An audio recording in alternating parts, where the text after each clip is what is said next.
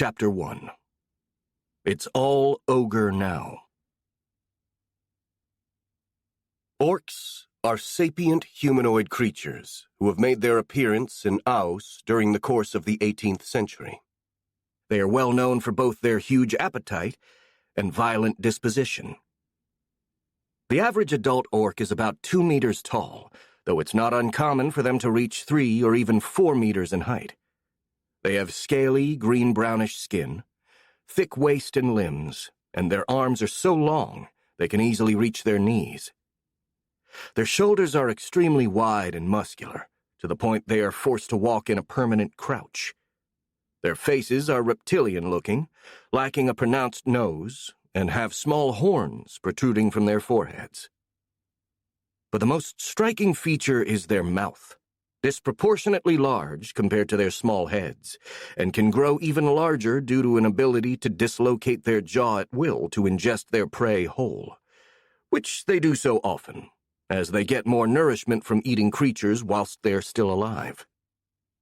Orcs are usually lazy and sluggish, generally active only when chasing a particularly appetizing prey, typically a sentient being, or when brawling with each other.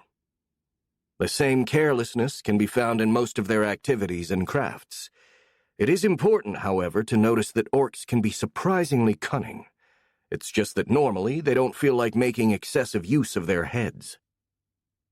On average, the orcs are organized into small tribes of a few dozen individuals, with a hierarchy established by raw fighting prowess, and the strongest one being the leader. The same trend applies to their mating rituals. All orcs are hermaphrodites, having both female and male organs inside of their cloaca.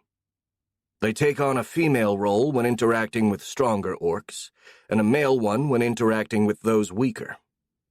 In fact, mating with a defeated opponent is actually how the orc leaders establish their supremacy.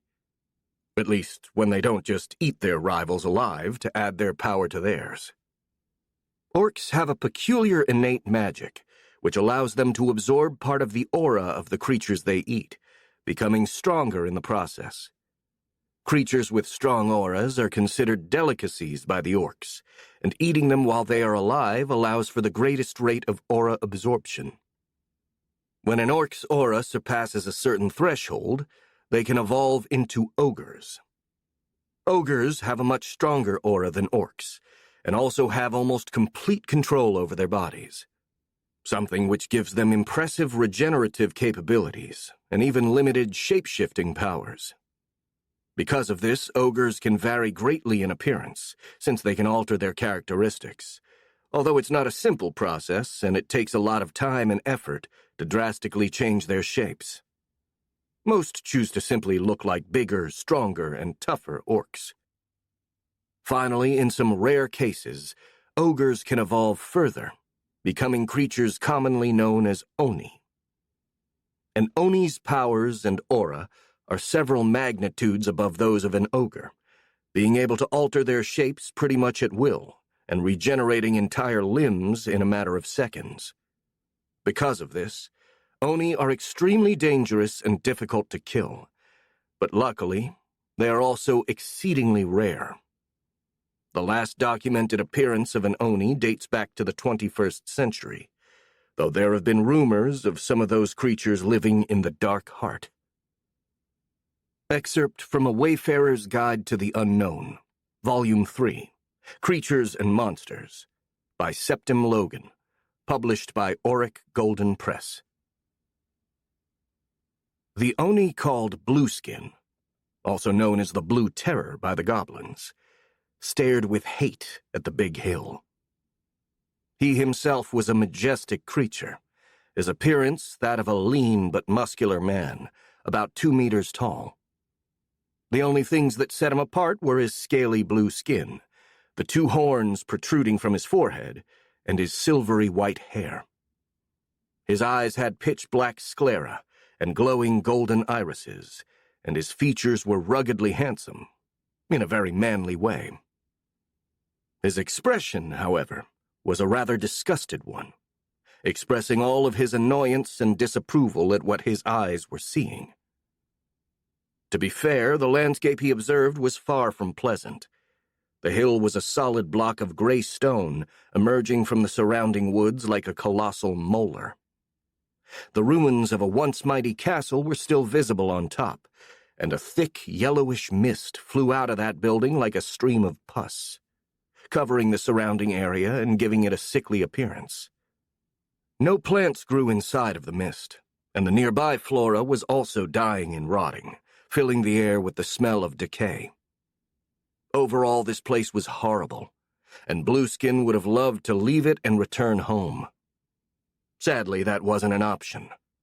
The ruins on top of the hill were the last stronghold of the Piraka, or Rubbies, as the orcs called them because of their rubbery skins, and the Oni needed to take it in order to put an end to the war against those creatures. He had arrived a week prior, leading a hand-picked force of 5,000 elite orc warriors and about 100 ogres. More than enough to make quick work of the defenders, or so he'd thought at the time. Unfortunately, he didn't even have the chance to put his estimate to the test. The main reason for this delay was that damn yellow mist. That stuff surrounded the entire hill, and as the scouts discovered at their expense, it was incredibly acidic. Anyone who tried to cross it died, puking out their lungs and then melting into a puddle in a matter of minutes.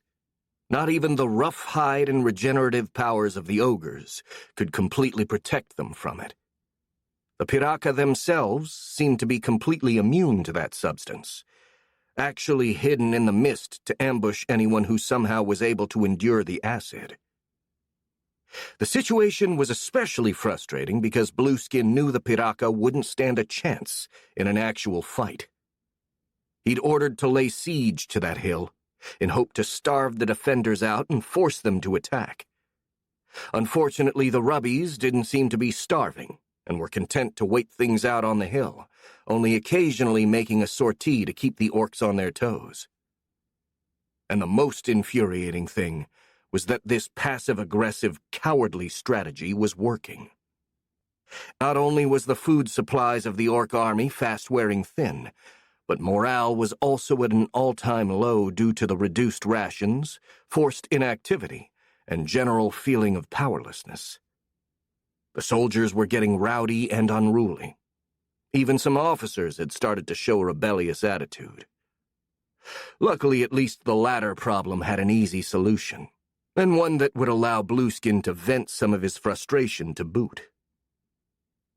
Blueskin turned around, finally paying attention to his lieutenants who'd gathered behind him. They were busy chatting and bickering with each other, with a couple disputes even looking to come to blows. But the Oni wasn't really listening, nor did he have any intention to. He'd called them here under the pretense of holding a strategy meeting, but in reality he cared nil for their suggestions.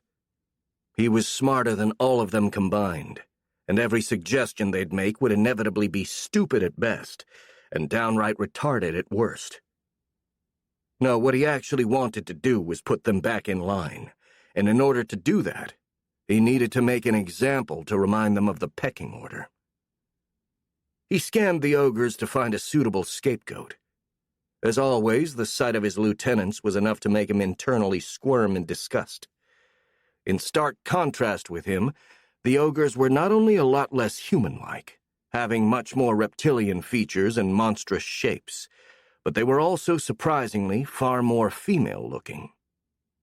That was actually Blueskin's fault, since back when he'd risen to power and had been expected to mate with his underlings to show his dominance, he had commanded his lieutenants to take a female appearance, which he would find more palatable. Sadly, that order backfired. These morons knew nothing about femininity, and weren't really putting much effort into looking appeasing for their chief. Besides, they cared a lot more about strength and power than appearance, and weren't willing to reduce their size and muscle mass.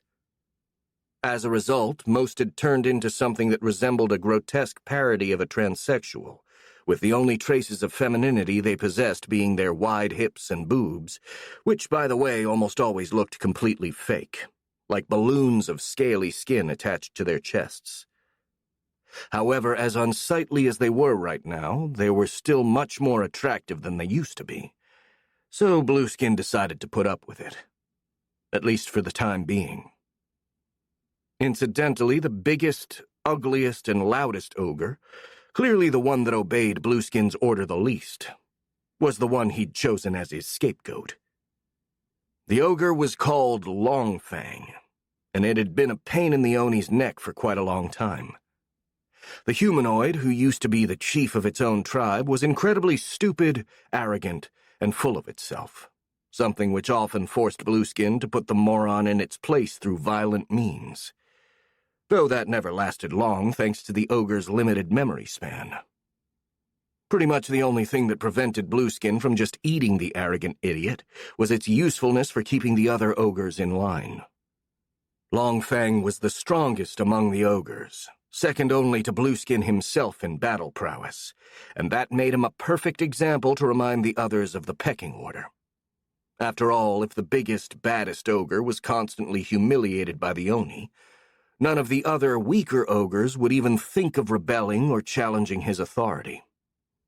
Right now, Longfang was busy complaining about Blueskin, something it really liked to do despite the potential, and oftentimes immediate, negative consequences. As usual, the Oni decided to let it prattle on, in order to pick up anything he could use as an excuse to beat it up.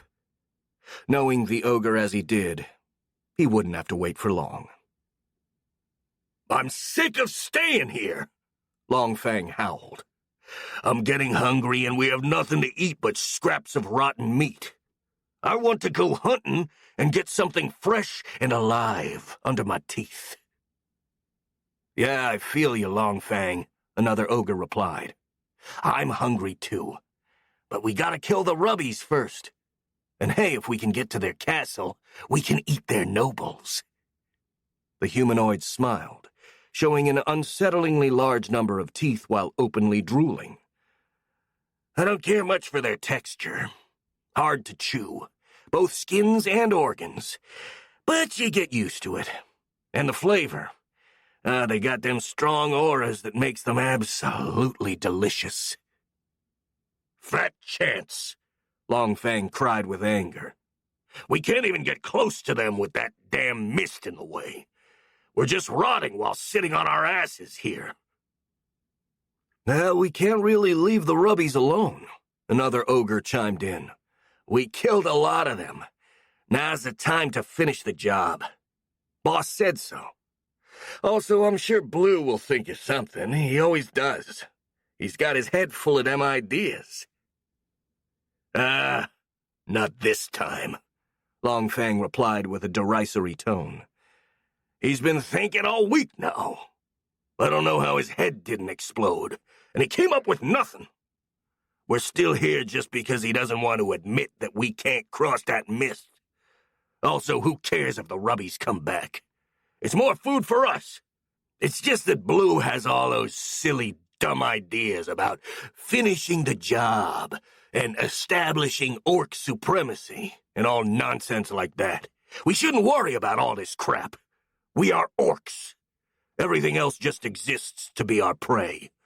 Let them multiply and come to us. We'll eat them just like we always did." A lot of ogres, while not openly voicing their agreement, were clearly being swayed by Longfang's words. So Blueskin decided it was time to intervene.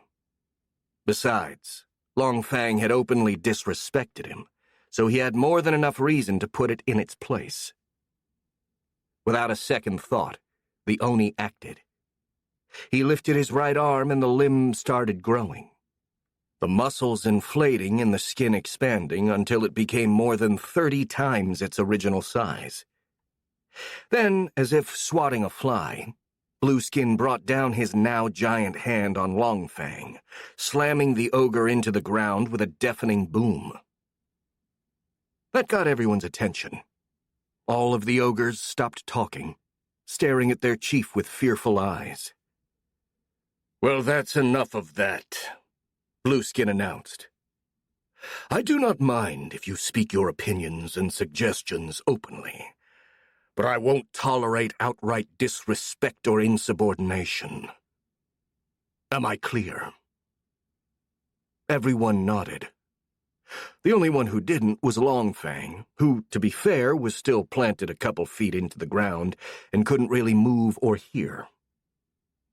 And another thing, the Oni continued. To answer all of you who want to leave this place, you may have had a point if it were another species, but the Rubbies are different. They are dangerous. If we leave them alone, they will come back to attack us when we are vulnerable, and even if we manage to beat them back, we're gonna be in the exact same situation as we are now. He opened his arms, as if to show the ogres where they were. And if that happens, we're gonna be stuck in this forest forever, and most of us will starve to death. Is this what you want? Or do you want to get outside of the forest, where more plentiful prey live? In the lands of the humans and beastmen, there is more food than you can eat in your lifetime, and so many delicacies that you can't even imagine. Do you want to keep eating the worm from the dirt here? Or do you want to go there?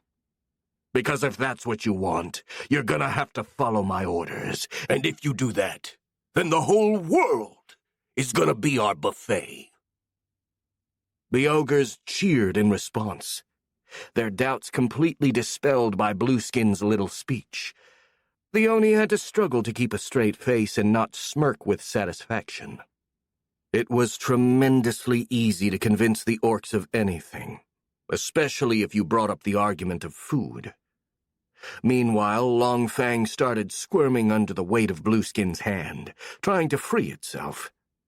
With calculated care, the Oni grabbed the ogre's head and lifted it up, as easily as if he were picking up a mouse. So, have you calmed down, Longfang? Blueskin asked with a smug smile.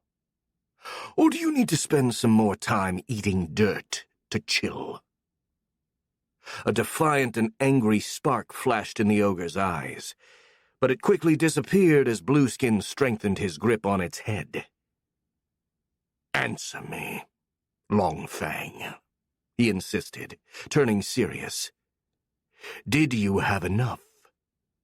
Or maybe this time you are actually volunteering yourself to be my snack. We both know that in my place you'd have eaten me long ago. Perhaps it's time I respond in kind. A glint of fear appeared in Longfang's eyes, drowning out the fire of rage and pride. I had enough, it replied with a pained grunt.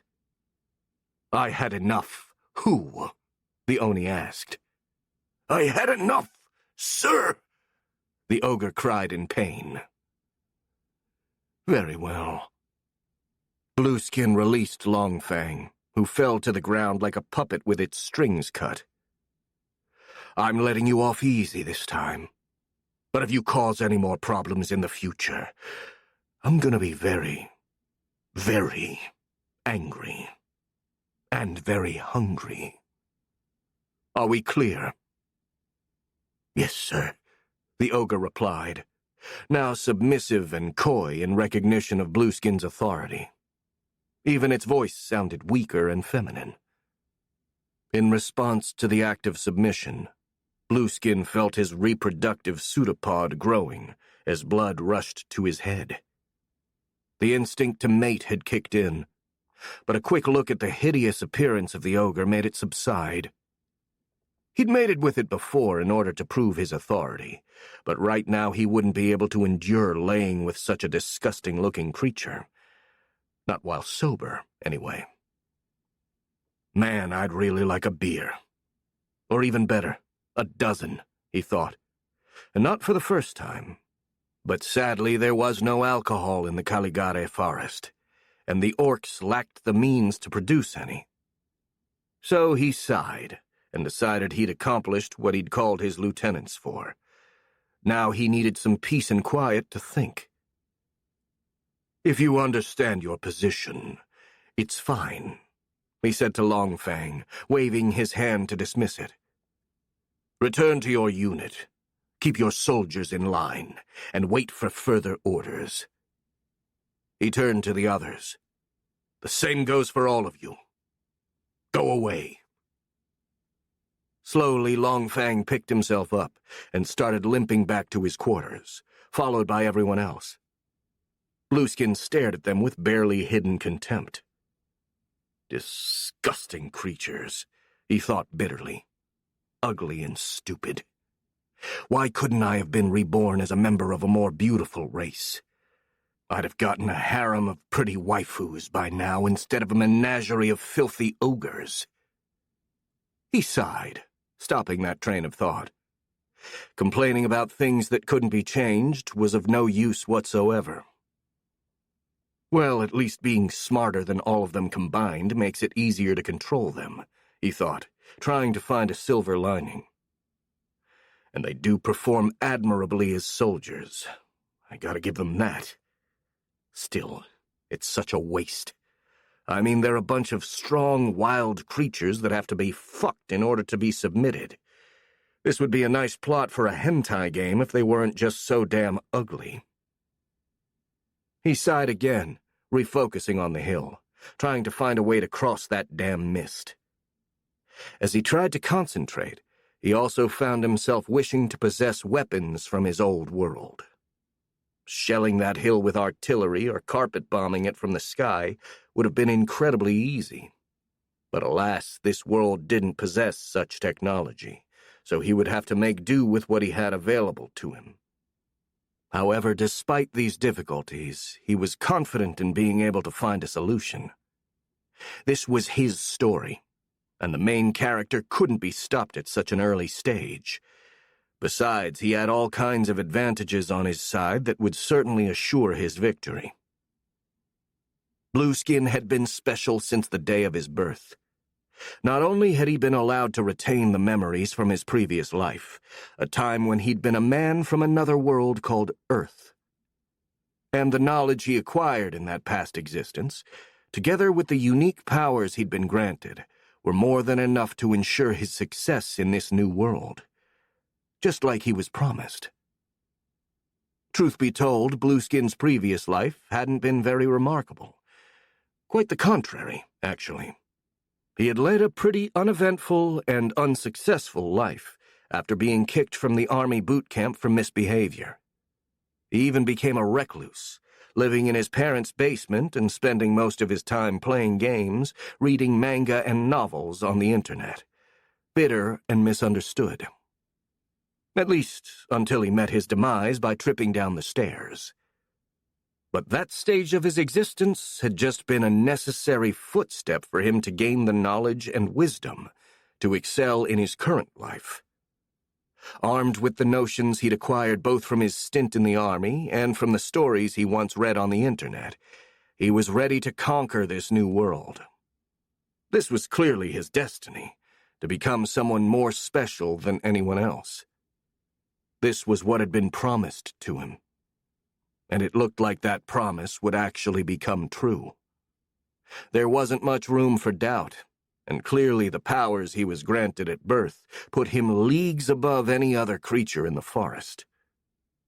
Apart from his blue skin, a physical sign of his uniqueness, he also had an improved version of the orc aura-absorbing skill. Not only did he gain more power from his prey, he also got some of their memories out of the meal. This gave him an unparalleled way of collecting information, something which allowed him to not only survive, but thrive in this new hostile world. With every opponent he defeated and consumed, he grew stronger and wiser, managing to evolve into an Oni after barely 2 years from his birth, while most orcs couldn't even become ogres after many decades. By now, there were very few things that could stand up to him in a fight. Using his overwhelming power, he'd quickly risen through the ranks of the orcs, first becoming the chief of his native tribe, and then starting a long campaign of unification, challenging and submitting every other orc tribe of the forest. Then he used the knowledge from his previous life to organize the orcs in a functioning military, turning them from a bunch of indolent, lazy beasts into something resembling an army of proper soldiers. And finally, he'd started to systematically conquer the northern part of the Caligari forest, either enslaving or outright killing any other race that threatened his rule. The goblins, trolls, and other tribal races were easy, but the Piraka and the Rantul had proved to be much more of a challenge, since, like the orcs, those species had also been united under a single leader. Still, the orcs were stronger than both of them combined. Those races were dealt a series of crushing defeats, and the orcs became even stronger in the process by eating the captured enemies alive, and establishing themselves at the top of the food chain in the Caligari forest. Quite ironically, it was right after that moment of triumph that problems started popping up.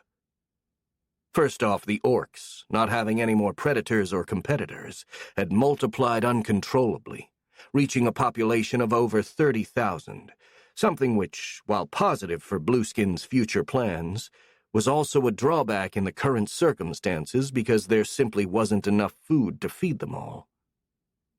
The resources of the forest had already been depleted, and most of the other sentient races, the main food source of the orcs, had either been hunted to extinction or fled.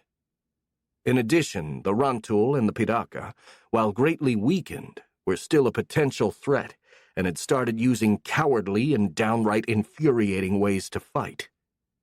They avoided straight-up engagements and relied on hit-and-run and guerrilla tactics. These attacks weren't really that damaging, but they were creating havoc and causing a loss of morale amongst the orcs, who were already unruly because of the lack of food. If allowed to continue, it was possible that not even Blueskin would be able to keep his forces in check, causing his army to crumble. Something had to be done, and Blueskin wasn't someone to stay still without acting.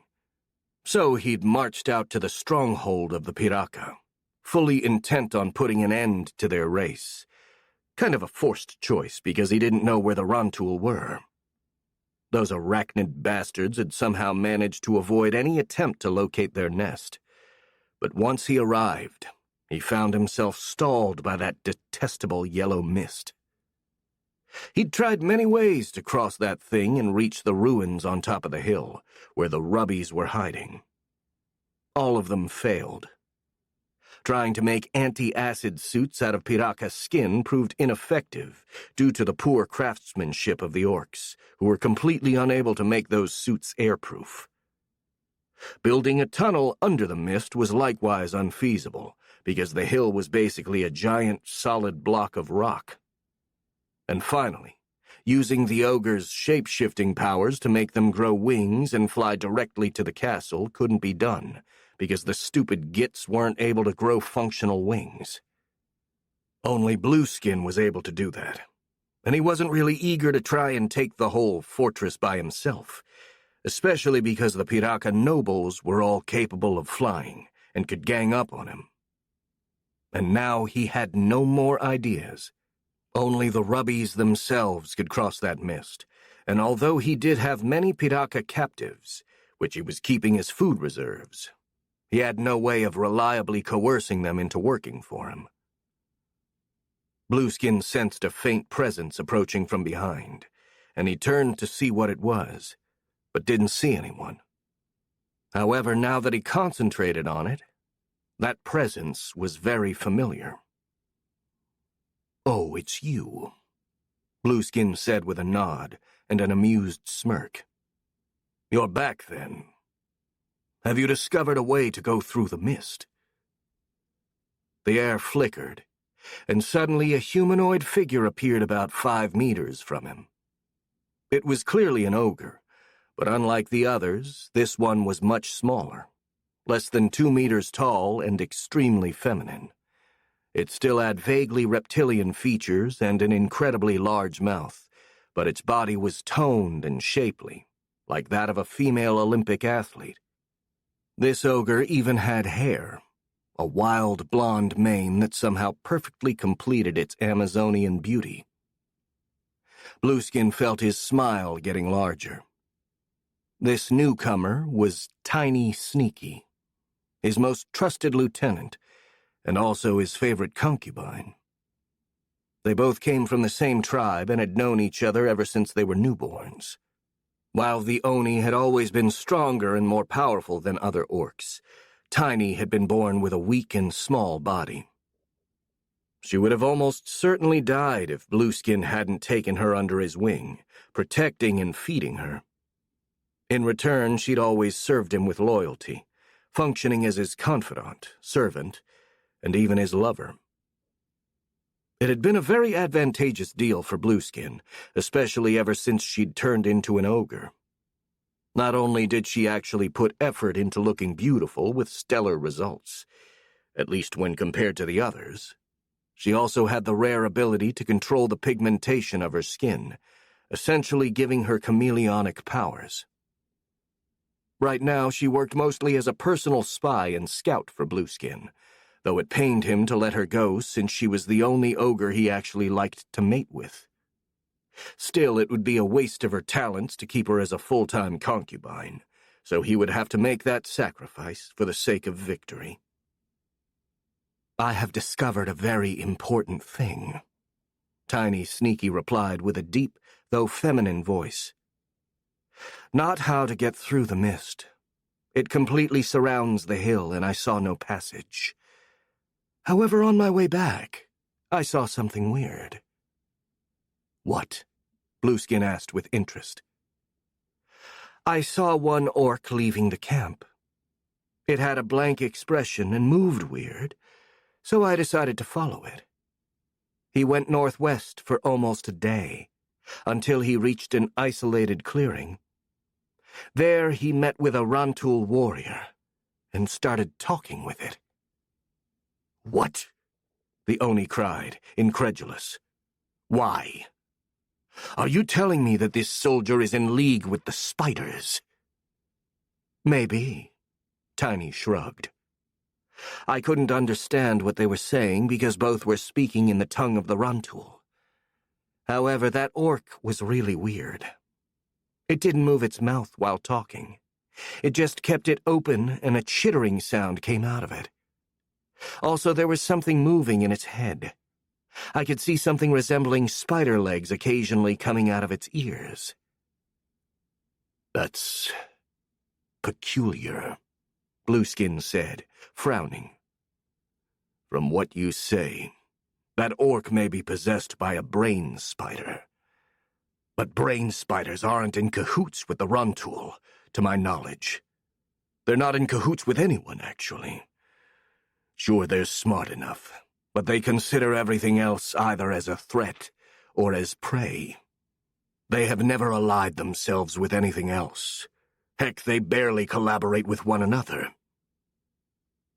"Well, this is what I saw." Tiny Sneaky shrugged again. The Oni remained silent for a moment, trying to process this new information. "This weird orc. What have you done with it?" he asked.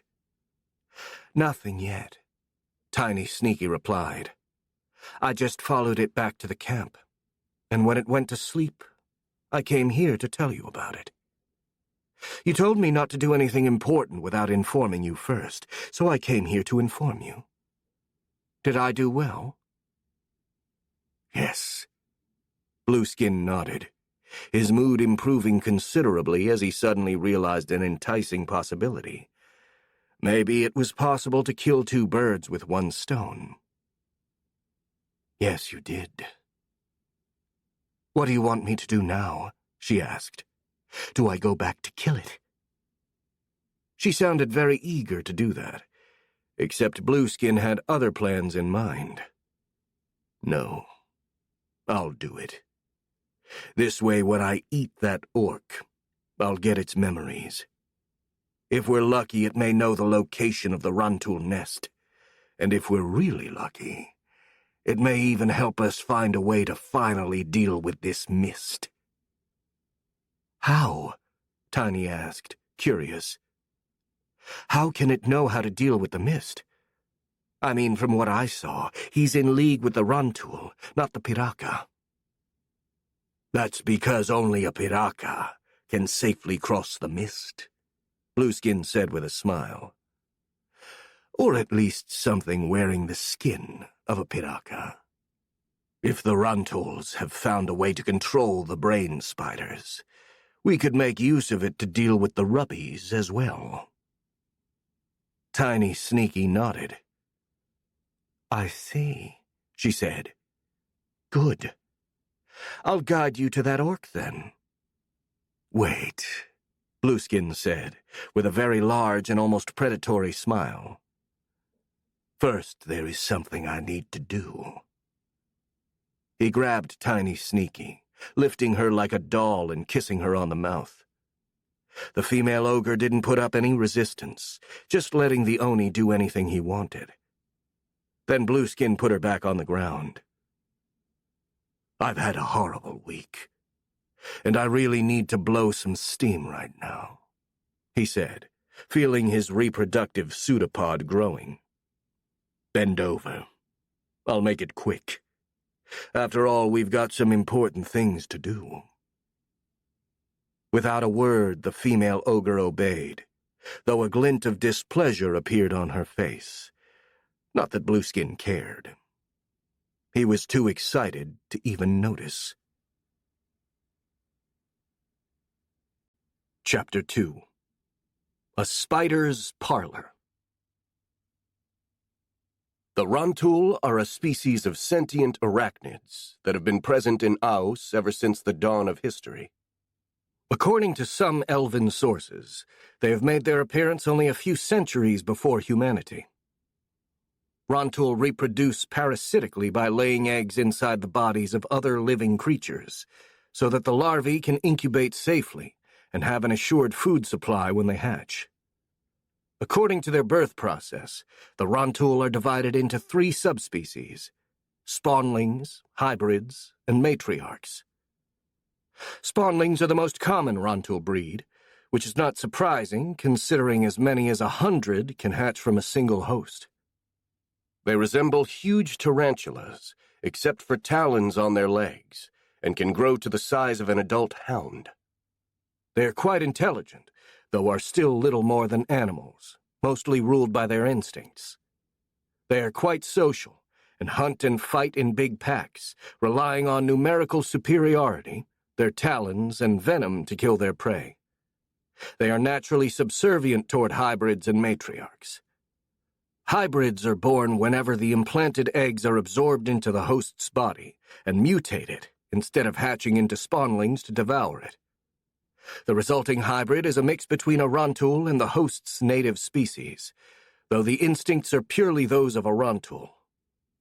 Any previous memory and personality are erased during the transformation, though some faint traces may remain as quirks in their behavior.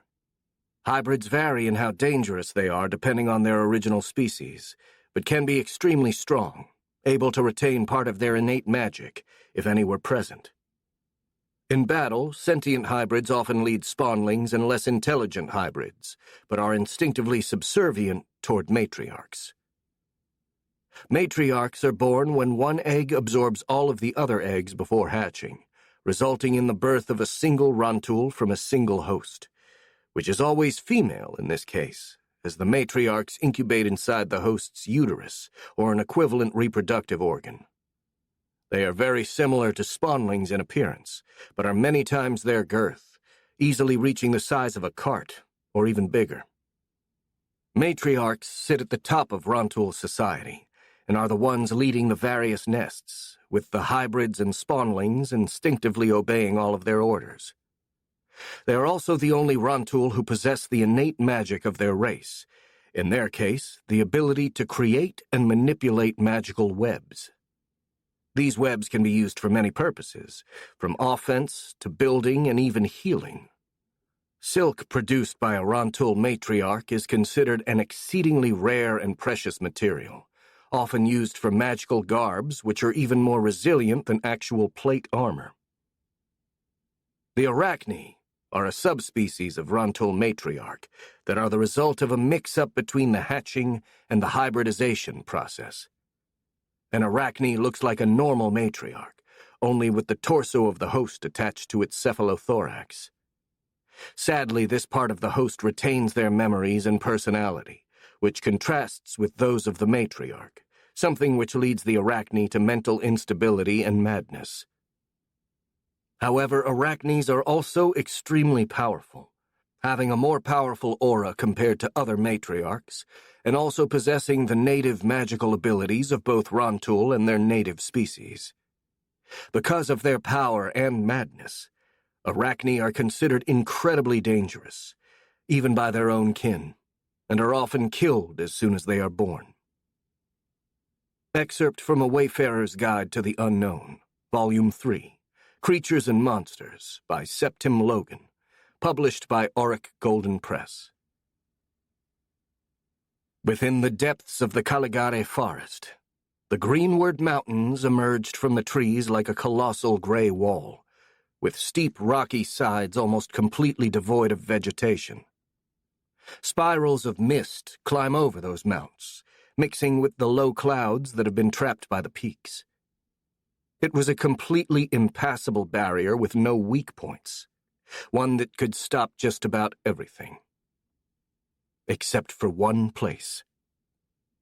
A narrow valley cut through the mountains, similar to a crack when compared to the humongous size of the nearby peaks.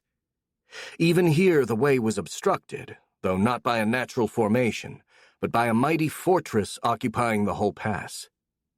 An ancient relic of some long-forgotten civilization that sought to create a wall between itself and the threats looming in the nearby dark heart. Untold centuries had passed from the time of its construction, yet the castle still stood, solid and immovable. Though its walls had been breached in many places, either by the passage of time or the deliberate assault of some enormous creature. Currently, the place was actually occupied and cared for. The surrounding area had been cleared of trees, and the wood used to make rudimentary reparations to the fortifications. From the crude quality of those works, and from the fact that a lot of big, fat, and scaly creatures were patrolling the surroundings, it was easy to deduce that the current inhabitants of the fortress were orcs. The name of the fortress was lost to the ages, and was now known simply as the Wall, and had become the headquarters of the United Orc Army. From her observation point, hidden on a small plateau a few hundred meters above the valley, Anaxi, the pale matriarch, sneered with contempt while spying on the orcs. Those savages toiling below her had no idea that their impending doom was almost literally waiting above their heads. In their carelessness, they could barely be bothered to keep watch on the side of the fortress facing the Dark Heart, and not even their leader thought of scouting the surrounding mountains for possible threats. This was a huge oversight, and one that would eventually cost the orcs their supremacy over the Caligare forest. Though it wasn't time for action yet. The seeds of anarchy and dissatisfaction had yet to bloom amongst the orc army, and facing them before their strength and unity waned would be folly. Still, judging from the information she'd acquired, Anaxi wouldn't have to wait for long. Having seen what she needed to, the matriarch started back to her home. The road, if it could be called such, was incredibly steep and filled with obstacles, from huge holes and crevices to sharp rocks and huge stones that obstructed the way. It was so difficult that even an expert mountaineer would have thought twice before taking such a path, which Anaxi crossed with incredible ease, going at a pace that any human would have struggled with even on an easy road. But Anaxi wasn't human, at least not entirely. Her upper torso was that of a human girl, and a really beautiful one at that. But the rest of her body was a colossal white-furred spider. This immediately identified her as an Arachne, a rare and greatly feared subspecies of Rontul matriarch. Luckily, Anaxi had no such problems with the typical conflict of two separate minds, their wills battling for dominance, which gave the Arachne their madness. She had only one will between the two minds, and therefore was perfectly sane. She enjoyed only the perks of her condition, which mostly meant better thought clarity and a greatly increased aura. Using her 8 powerful talon-tipped legs, she easily crossed the mountains, often walking over vertical surfaces without slowing a bit. While her spider head followed the path, her human one scanned the sky in search of possible threats, though she wasn't overly worried about that. Not only was she herself strong enough to be able to easily deal with most threats, even while so close to the Dark Heart, she also had Nero watching over her. Though she couldn't see the Death Stalker, she felt his reassuring presence nearby, ready to deal with any creature foolish enough to attack her. It wasn't long before she reached her base, located in a valley hidden between the peaks of the Greenward Mountains. It had been dug over the centuries by a small stream, and was about 10 kilometers long and 1 or 2 kilometers wide. The entire valley was filled by huge spruce trees, which formed a dark mass that no light could penetrate. Without slowing, Anoxie entered that small forest. She immediately felt the presence of invisible webs stretching from tree to tree, and she passed through them as if they didn't exist. Those webs were magical, after all, put there by herself or by one of the other matriarchs serving under her. They would only break at the passage of non-Rontul, causing a really loud, high-pitched noise in the process. It was a typical alarm system of her kin. As she walked deeper into the forest, the presence of the Rontul became more apparent. Huge webs, this time perfectly visible, had been spun from tree to tree, creating a labyrinthine structure that spanned the whole forest and formed something resembling a village with walls, ceilings, huts, and even roads made of webs and pieces of wood. Countless Rontul spawnlings crawled over everything, while bigger hybrids emerged from that chittering mass, some on 2 legs and some on 4, all moving with a definite purpose while carrying out their duties. Here and there bigger shapes could be seen, showing that Rontul matriarchs were present. The lesser Rontul all took notice of Anoxie's presence, parting respectfully to give her space to pass. Humanoid hybrids even bowed with deference, something which pleased the pale matriarch, though she didn't show anything on her face, and just kept moving until she reached a small clearing. A huge structure had been built at the center of the clearing, occupying most of it. It was made entirely out of thick, silvery webs, spun into a shape resembling that of an Eastern shrine. As soon as Anoxie approached, those webs started glowing, a magical reaction to her presence, and one of the walls opened like a curtain, letting the Arachne in. The inside of the building was one big room with the floor and the walls covered by gray silk tapestries. A few wooden boxes were scattered around, and the glow of the webs provided enough light to see. A huge hammock-like web dangled from the ceiling, and Anoxie jumped on it with relief, letting her legs rest after the long walk. Not that she was tired or anything. She just wanted to relax a bit. She looked around her current abode. It was relatively small, for sure, but also quite cozy, a refuge from all the stressful things that happen in the world. Anoxie liked it very much. Sadly, thinking about it also carried some measure of annoyance, not because of the place itself, but rather because of the memories connected to her past homes. This was the 4th nest Anoxie had to build, since the previous 2 had been burned down by the orcs. Thinking about that desecration filled her with murderous rage. The first nest had been lost as a result of a lost battle. A battle that started with the Rontul successfully ambushing the orcs with superior numbers and from an advantageous position. How they managed to lose was something that still boggled the matriarch's mind.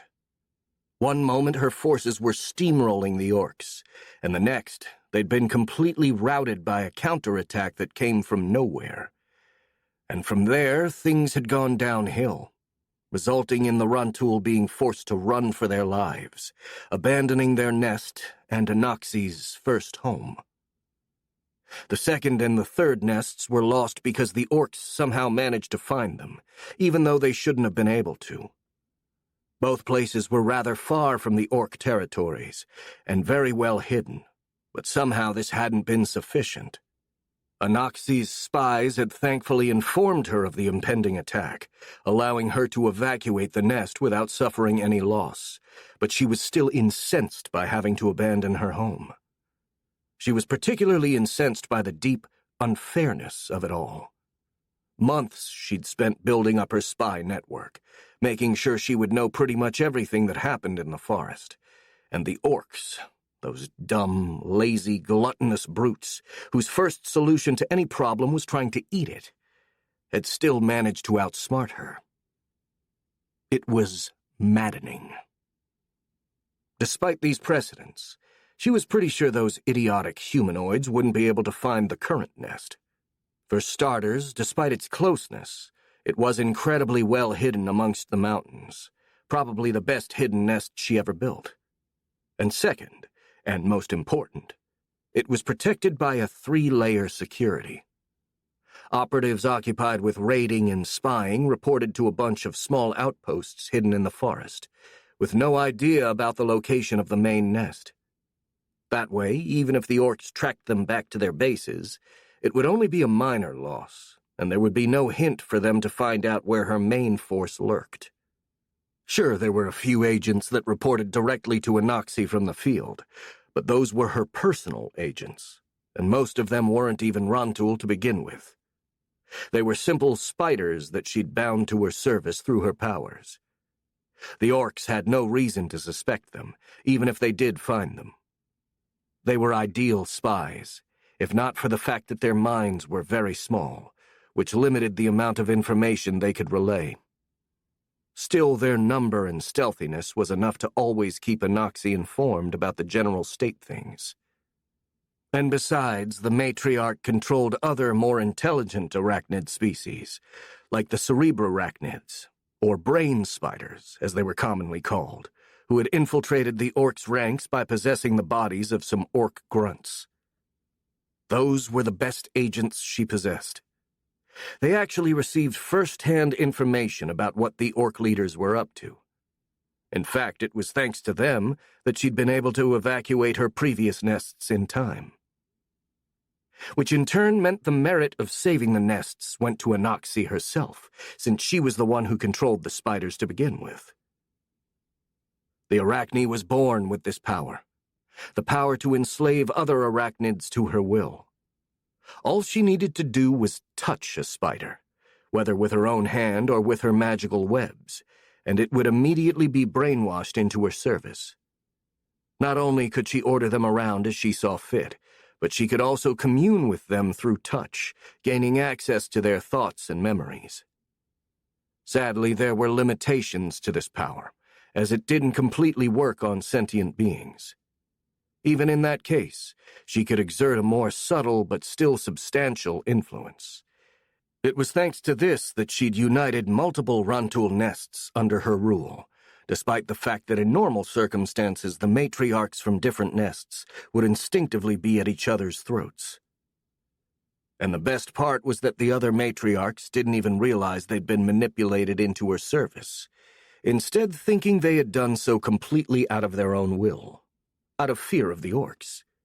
Which was true in a sense, as all that Anaxi had done was to magnify that fear, while simultaneously instilling into them the feeling that only she could save them. The Arachne smirked. Truly, in order to succeed, the first thing to do is to deceive the ones closest to you. She'd learned this lesson the hard way a lifetime ago. Quite literally, since it had happened in her previous life, back when she was just a normal human girl from a different world called Earth. She didn't really like thinking about it, though, since her previous existence had been painfully mediocre. Back when she was human, she wasn't beautiful, smart, or particularly talented in any field. She had been insignificant to the point that people often forgot she existed. At least until high school, when she finally had enough of being invisible to everyone and decided to make herself special in any way possible. She quickly discovered that despite her apparent lack of talents, she was actually very good at lying and manipulation, and had taken full advantage of this in order to finally stand out. Through lies and some good acting, she managed to get into the circles of popular girls, getting others to obey her and do her bidding. And if someone got uppity, well, she had many ways to frame them for something, and then blackmail them back into her service. In a way, even back then, she'd pretty much been like a spider, sitting comfortably in a web of lies, waiting for her prey to fall in. However, she'd made a mistake. She grew proud and confided all of her accomplishments to her best friend, or the one she thought was her best friend, a shy and meek girl named Rebecca. She just wanted to brag a little bit. The girl she'd confessed all her deeds to seemed completely harmless. She was a total doormat who followed Anoxie and her posse around like a lost puppy. Instead, the little traitor had the gall to tell everyone else about it, even presenting proofs she'd gathered during their friendship. The Arachne still fumed with rage at the memory. All of her hard work, undone by just one dirty little tattletale. That had been the end of Anoxie's social life. Everyone avoided her. No one wanted to talk to her. Even her parents forced her to have regular appointments with a damn shrink, treating her as if she was mentally ill or something. Back then, Anoxie, unable to have her way with other people, turned into something of a shut-in, finding solace on the internet. The web was full of people ready to fall for her lies, complete with total anonymity and unaccountability. She made a nice nest for herself on social medias, extorting praise, sympathy, and even the occasional money from her followers. She even started to play games and watch anime, first as part of her gaming girl persona, and then because she actually started liking them. She especially loved isekai stories, the ones where the main characters were reincarnated and got to restart their lives with the added bonus of powers and the knowledge from their previous existence. It had been quite a pleasant surprise when the exact same thing happened to her. After she'd died of an aneurysm in her sleep, she was reincarnated in this world as an Arachne, and had also been given the necessary powers to easily succeed in this new life. Being an Arachne alone gave her an unparalleled aura compared to the other Rantul matriarchs. Coupled with her ability to control all spiders and her knowledge from her previous world, she had been able to ascend to power incredibly fast, carving a nice little empire for herself in the depths of the woods, and starting the conquest of the whole Caligare forest. However, conquering the whole region wasn't her endgame plan. She didn't want to toil in the wilderness for the rest of her life. No. What she wanted was to enjoy the luxuries of civilization. But in order to do that, she first needed to consolidate her power over the forest. Humans and other civilized races lived beyond the borders of the Caligare forest, but she couldn't just waltz into their lands without a plan. They would certainly kill her, or at least capture and enslave her. That's what humans did with monsters, after all. And because of this, she needed to amass enough military might to force the humans to either accept her or be conquered. This was a good plan, if Anoxie could say so herself.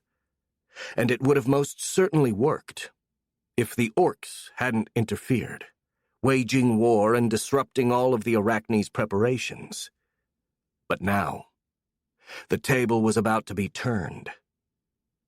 Not only were the orcs getting weaker, due to problems with supplies and internal strife, but her new nest was growing stronger than ever. Their closeness to the Dark Heart was quite the boon for her.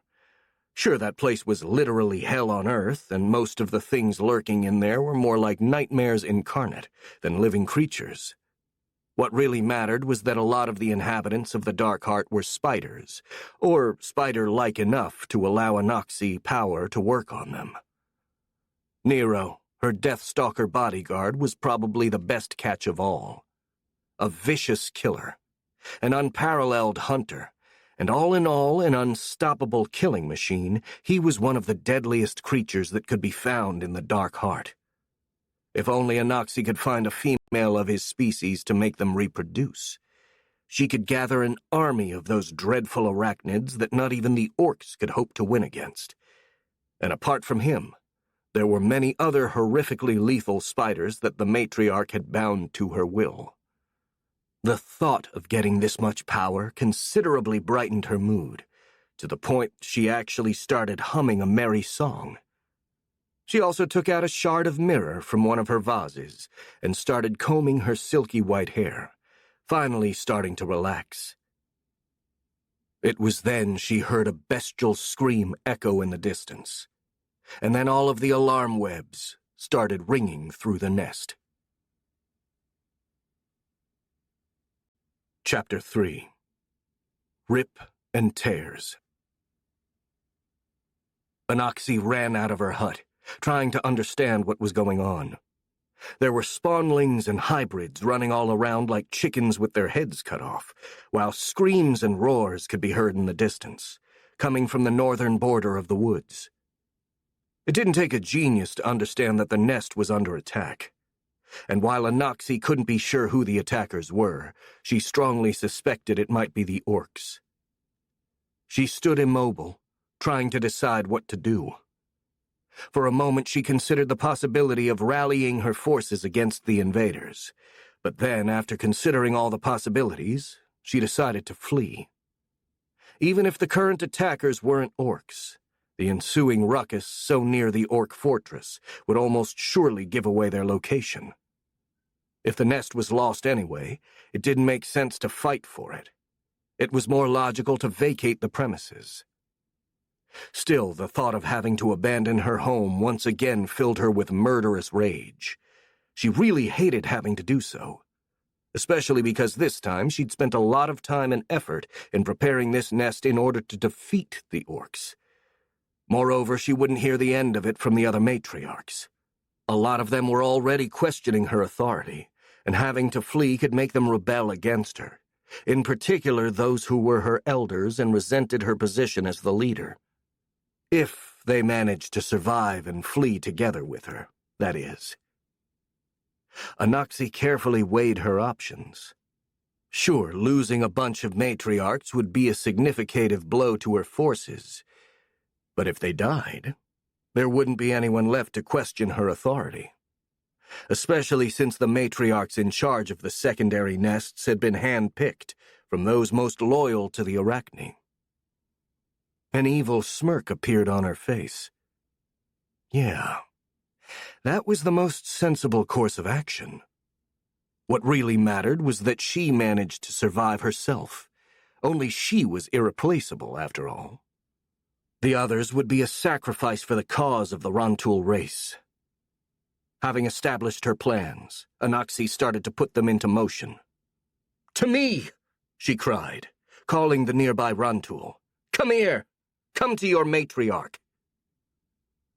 All of the nearby spawnlings and hybrids instinctively answered her call, gathering around her, waiting for orders. "You," she said, pointing at one of the hybrids. "Go search for every matriarch you can find. Tell them to go fight the invaders. We must defend the nest. Go!" The Rantul scuttled away, and as soon as he was out of sight, the Arachne addressed everyone else. "Take my things from my hut and follow me," she said. Without hesitation, they obeyed and started gathering her stuff. Anoxi couldn't help but smile. You could say whatever you wanted about the lesser Rantul, but they sure knew how to respect their superiors. As soon as the Arachne's possessions had been secured, the group marched south in order to flee the nest, with Anoxi herself leading the way. She kept a brisk pace, but proceeded with caution, occasionally stopping to check if there was anything dangerous around. The battle appeared limited to the northern border of the nest. It was during one of these pauses that she noticed a scent of smoke in the air, and as soon as she did, she also saw flames flickering through the trees in the distance. "They set the forest on fire!" she cried. stopping the rest of the Rontul in their tracks. "Get back! We can't go through here. We'll go to the west." And she was just about to resume walking when she heard the noise of something big approaching from the north, breaking the webs and branches on its path. And as soon as she turned, a horrible creature emerged from the trees. It had a vaguely humanoid shape, but there was nothing human about it. 3 meters tall, despite walking in a crouched position, with shoulders so wide it almost made him look hunchbacked. Despite its size, it moved swiftly, using its incredibly long and muscular arms as well as its legs to move about like a gorilla. All of its limbs ended in huge, sharp talons. The whole thing sort of looked like an obscenely jacked-up sloth monkey covered in green scales, a creature that Anoxie had never seen before. And yet she managed to discern its species, since its head, which consisted mostly of a huge maw filled with sharp teeth and 2 small, beady eyes filled with fury and hunger, was actually rather familiar to her. It was the head of an orc, and to her knowledge, there was only one subspecies of orc capable of altering their appearance almost at will. "An ogre!" Anoxie cried, as the creature threw itself at her, diving right through her minions, sending them flying or trampling them as if they were dead leaves. The Arachne lifted her hand, ready to defend herself. Before she could do anything, a humongous black spider, even bigger than Anoxie herself, emerged from the shadows and intercepted the ogre. Sharp, scythe-like limbs covered in dark chitin moved too fast for the eye to see, cutting the ogre's legs and causing it to fall. The humanoid roared in pain, but before it could do anything else, the arachnid swung its sharp limbs, chopping the ogre's head off. Now that the attacker was dead, the black spider turned to Anoxie, looking at her with 8 small red eyes to make sure she was fine. All of the other Rontul flinched and took a step back under that cold, emotionless stare, but Anoxie just smirked and waved her hand to reassure the creature. After all, that was Nero, her Deathstalker bodyguard, and she had nothing to fear from him. The spider was bound to her by her strongest magic, and his utmost priority was to defend her at any cost. Without a sound, the Deathstalker disappeared into the shadows, though the Arachne could still feel his reassuring presence nearby. However, one look at the mangled body of the ogre was enough to make her feel uneasy again. "So the ones who were attacking us are really the orcs," she thought. "This ogre here must have modified its body to climb the mountains in order to reach the nest undetected. Clever." She grimaced. "I still wonder how they found me. For now, it's better to focus on escaping." "Let's go," she shouted, taking the lead. "There is no time to lose. We have to get out of the nest." The group followed her to the west, keeping away from the flames spreading from the south, while simultaneously trying to not get too near the northern border. On their way out, they were attacked a second time by a group of 3 ogres, all sharing the same sloth gorilla-like appearance of the first. But this time, Anoxie had expected them and was on her guard, reacting swiftly, using her magic to defend herself. As soon as the humanoids appeared, she moved her hand and the surrounding webs started moving, as if they had a life of their own, throwing themselves at the attackers like a swarm of snakes and entangling them. This didn't actually stop the ogres, who tore apart the webs with their huge talons, but the distraction allowed Nero to take them by surprise and kill them with utmost ease. After that brief interruption, they reached the border of the nest without any further inconvenience, getting out of the woods and into a small rocky plateau that led straight into a deep ravine. That would have been a dead end for most races, but luckily all Rontul were perfectly capable of walking over vertical surfaces. Even better, the group could hide at the bottom of the ravine while getting away. After that, they would have no problem reaching one of the secondary nests. And then I'll make sure to make the orcs pay, Anaxi thought with rage. I'll go to the Dark Heart and find a partner for Nero and make them breed. When I come back, I'll have a whole army of Deathstalker with me. Let's see the orcs try to stop that. She led the group toward the border of the ravine beyond the woods, but when she was halfway there, she stopped. A sense of dread filled her head, coming from above her. And immediately after, something huge, winged, and clearly dangerous dropped from the sky, landing right in front of her. For a moment, the Arachne panicked, thinking the thing in front of her was a dragon, what with its colossal bat-like blue wings. Then she noticed the body they were attached to was actually humanoid. However, that did nothing to calm her. Quite the opposite, actually, because she recognized that creature. She'd seen him during a battle a few months before, and though it had been from a long distance, it was still unmistakable. It was Blueskin, the Oni who ruled over the orcs, and one of the most dangerous beings in the Caligari forest. A threatening aura oozed out of him like a miasma. The Arachne had to force herself to not flee, knowing well that having the Oni behind her was even worse than having him in front. But the other Runtul did not possess her self-control, especially since they were already panicked and confused. Obeying their animalistic instincts, they scattered back into the woods, dropping her belongings in order to run faster. "Greetings," the Oni said cheerfully in the language of the Runtul, while his wings atrophied and retreated inside his body. "I assume you are the one they call the Pale Matriarch, are you?" "Yes," Anaxi replied cautiously.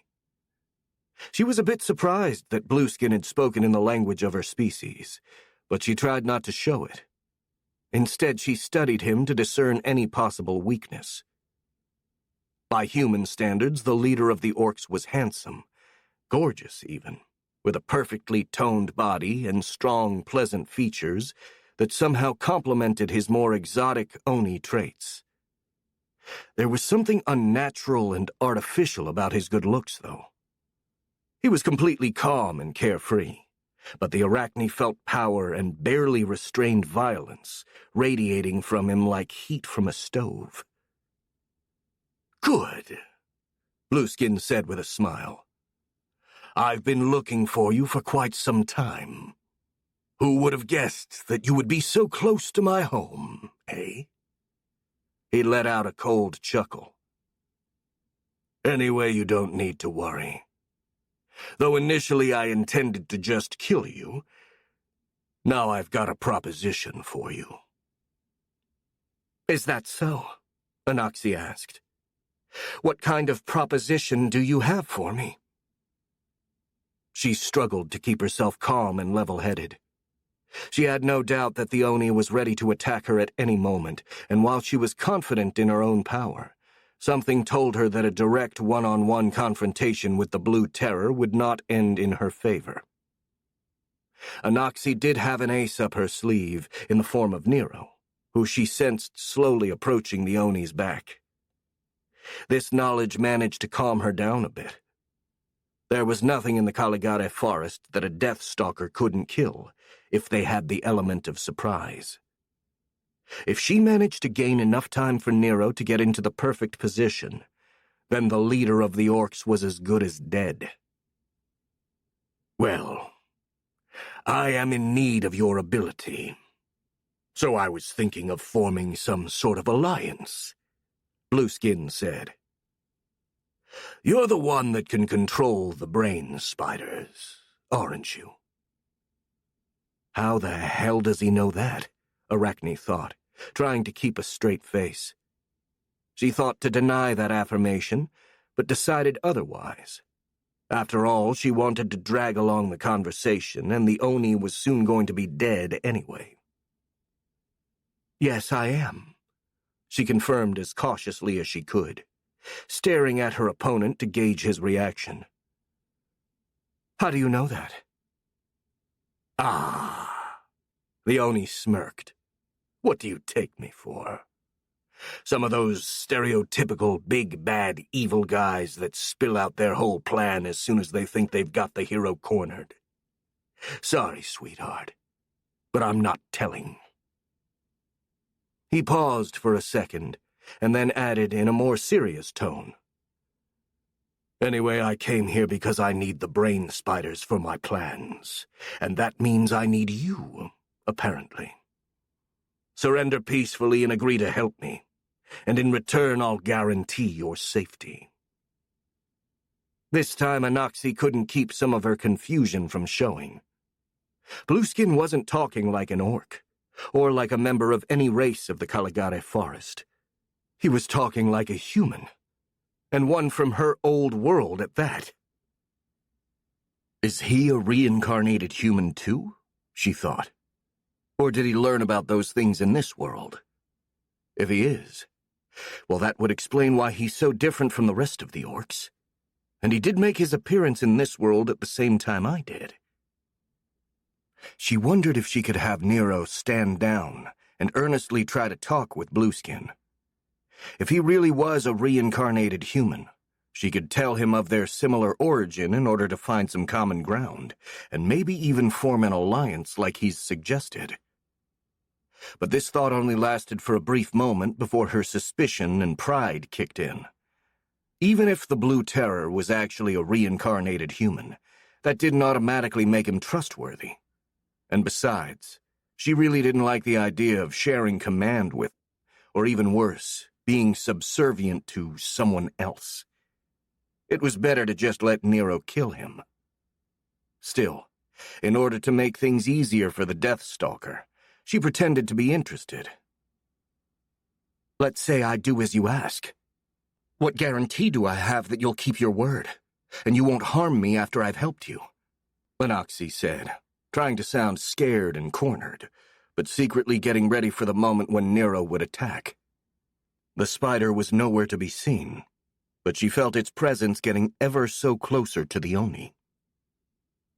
Well, you have my word, of course. Scout's honor.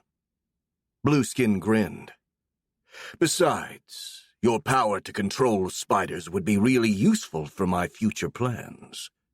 It's in my best interest to actually leave you unharmed. Nero reached the right position, just a few meters from the Oni, and was preparing to attack. Meanwhile, Anoxi kept talking, trying to further distract the Blue Terror. Those are not really solid guarantees, as far as I'm concerned, she said dryly. They should be, Blueskin replied, starting to sound annoyed. Listen here, honey. You got no choice. Either you surrender now, or I will... Nero threw himself against the Oni, moving almost too fast for the eye to see, and protruding his scythe-like limbs toward the Oni's neck. And yet, Blueskin managed to avoid the attack. Reacting to some kind of instinct or foresight, he jumped to the right, barely dodging the chitin blades aimed at his vital areas. A few attacks partially connected, biting deep into his flesh and causing the Oni's dark green blood to spray everywhere.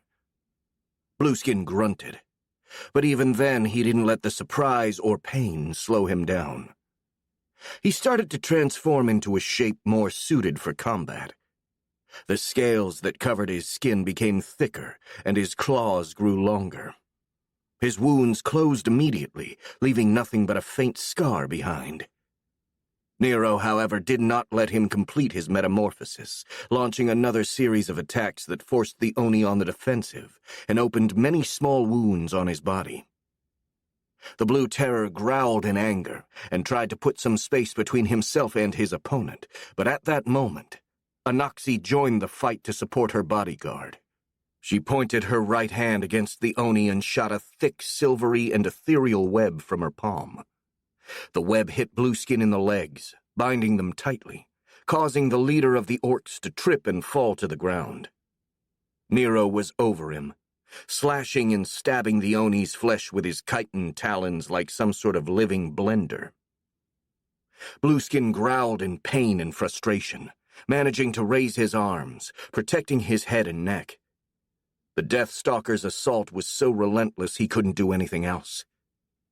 Then all of a sudden, the Oni opened his mouth, and his tongue, now long like that of a chameleon, and with a dark stinger on its tip, darted out like an arrow, piercing one of Nero's eyes. The spider shrieked, allowing Blueskin to grab one of the Deathstalker's legs and throw him a dozen meters away. The two opponents squared off, but this time it was the Oni who went on the offensive, growing 2 times his original size and trying to tear the spider apart with his now oversized claws. However, the Deathstalker was still the faster of the two, dodging the powerful but clumsy attacks of his opponent and retaliating with powerful slashes. Sadly, none of those attacks were enough to stop the Oni, who simply ignored and regenerated any wound he received and doubled his efforts to grab his enemy. From the looks of it, the Blue Terror held the advantage due to his supernatural toughness and regeneration, and it was only a matter of time before he managed to catch Nero and put an end to the fight. That is, unless something else intervened to tip the scale of the fight in the Deathstalker's favor. And that was exactly what Anoxi did. While they'd been on the ground, she had taken the time to conjure another web, spinning the ethereal threads into a long, thin whip. As soon as she saw her bodyguard in difficulty, she used her newly created weapon to attack the Oni. The whip slashed through the air with unnatural speed, letting out an eerie hiss. Blueskin howled in pain, as his right arm had been completely cut off. Nero capitalized on the distraction, renewing his relentless offense. Meanwhile, Anoxi cracked her whip at the Oni's head, and he narrowly managed to dodge, the whip slashing through a big boulder instead, cutting it neatly in two as if it were made of butter. Though it wasn't a complete waste, since Nero took advantage of the distraction to inflict numerous deep wounds on his opponent's torso. The Arachne found herself smiling with confidence and excitement. The Blue Terror had greatly underestimated her by coming to face her alone, and now he was about to pay with his life for that mistake. And after he'd been removed, dealing with the rest of the Orc army wouldn't be too hard. Things were finally going to get better after all. She prepared to crack her whip again, aiming at the Oni's legs, when something hit her from the side, throwing her off balance and causing her attack to miss completely. "What the?" She started to curse, but then she shrieked in pain as something cut deeply into one of her legs. She turned to face the attacker, but when she glanced in the direction from which she'd been assaulted, she saw nothing. Then something cut deeply in one of her hind legs, causing her to scream once again. For another few seconds, Anoxi tried to whirl on her mysterious enemy, but they kept circling behind her, taking advantage of her huge body to keep themselves in her blind spot. "Ah, so that's how you want to tango, huh?" the Arachne thought with fury. "Let's see if you can dance with this." She made a quick gesture, and a silvery sphere materialized over her head, before exploding in a circle that sprayed webs all around her, managing to hit and entangle her attacker. Anoxi, her face deformed by pure, unadulterated fury, finally had the time to face that mysterious assailant, and when she did, she found herself in front of one of the most peculiar creatures she'd seen in her time in the forest. Despite it being clearly an ogre, it was the most human and feminine one that the matriarch had ever come across, having shapely proportions, more delicate traits, and even being much smaller than the rest of its kin. The female-looking ogre held a short sword in its right hand and was currently trying to use it to cut the webs that entangled it. When Anoxi looked at that weapon, she realized it was covered in black blood. Her own blood. Feeling her mind fill with murderous fury, the matriarch created another ethereal whip to deliver the killing blow with. That damn ogre bitch dared to harm her. Nothing short of death would suffice as punishment for such an indignity. She would cut that detestable creature in two. Before she could actually do it, She felt a shrill shriek of pain coming from behind her, followed by a nauseating crunch. With a sense of dread replacing her anger, Anoxie turned around, and what she saw sent chills of terror and panic down her spine. While she was busy dealing with the female ogre, the fight between Nero and Blueskin had continued.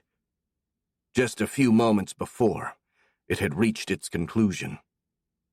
The Oni was covered head to toe in grievous wounds, in addition to his missing arm. But still he stood victorious, holding the headless corpse of the Deathstalker with his remaining hand, and loudly chewing something in his now oversized maw. From the bite marks on the spider's exoskeleton, it was pretty easy to deduce that his head must have been bit off by the Blue Terror. The Oni gulped down his meal and seemed to almost swell with energy, his wounds closing and his bloody stump starting to bubble and grow until it regenerated into a new arm. Burp. Blueskin belched and threw away the rest of Nero's body. Ah, that hit the spot. This spider's aura is really amazing. With a satisfied smirk, he turned to Anoxie. Thanks for the meal. The Oni's threatening aura, which had already been exceptional before, increased further, and was so strong, the Rontul matriarch actually found it difficult to breathe in front of that terrifying presence. Her instincts screamed at her to run away, but her body was paralyzed by fear. I'll tell you what, the Blue Terror continued cheerfully. To show you my gratitude for such a fine meal, I'll renew my offer, in spite of your uncooperative attitude. Surrender now and agree to serve me, and I'll spare your life. However, if you try anything funny again, well... His smile became unnaturally wide. I think I've still room for seconds. Anoxie trembled. For the first time since she'd been reborn in this new world, she actually felt helpless and vulnerable, all of her pride and ambition drowned in a sea of pure, abject terror. I surrender, she stuttered with a shrill voice. Please, don't kill me. I'll do anything you want. Anything. Just don't kill me. Very well. The leader of the orcs nodded. In that case, for starters, free Tiny Sneaky from your webs. Tiny Sneaky? The Arachne asked, a bit confused. My lieutenant, Blueskin explained with a sigh, pointing at the female-looking ogre still enveloped in Anoxie's ethereal webs. Her. And do not try anything funny, or you'll win a one-way ticket to the town of my stomach. Yes, I understand, the matriarch said, and at a wave of her hand, the webs that tied Tiny Sneaky disappeared. The ogre got up, nodded gratefully in Blueskin's direction, and put her short sword back in its sheath. Are you all right, Tiny? The Blue Terror asked. Yes, I am. That web was nothing. It just slowed me down. Speaking of slow, the Oni said, with some disappointment in his voice. What took you so long to intervene? I was almost starting to get worried for my life. I needed to get as close as possible to make sure I would actually hit her. Tiny Sneaky shrugged and gave Anoxie a hard stare. The pale matriarch is dangerous. If she'd caught me before I got close enough, she would have probably killed me. Fair enough, Blueskin nodded. Can't really fault you for being careful. He paused for a second, giving Anoxie a pensive stare. And speaking of careful...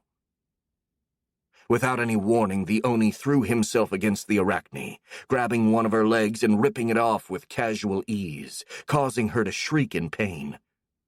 She tried to run away, But the Blue Terror was faster, and seized another of her legs, ripping it away as well. The Rontul matriarch howled, falling to the ground in shock as tears filled her eyes. "Wait! Wait!" she cried. "What are you doing? You said you wouldn't harm me if I did what you told me to do. You promised." "Nah, that was my first offer.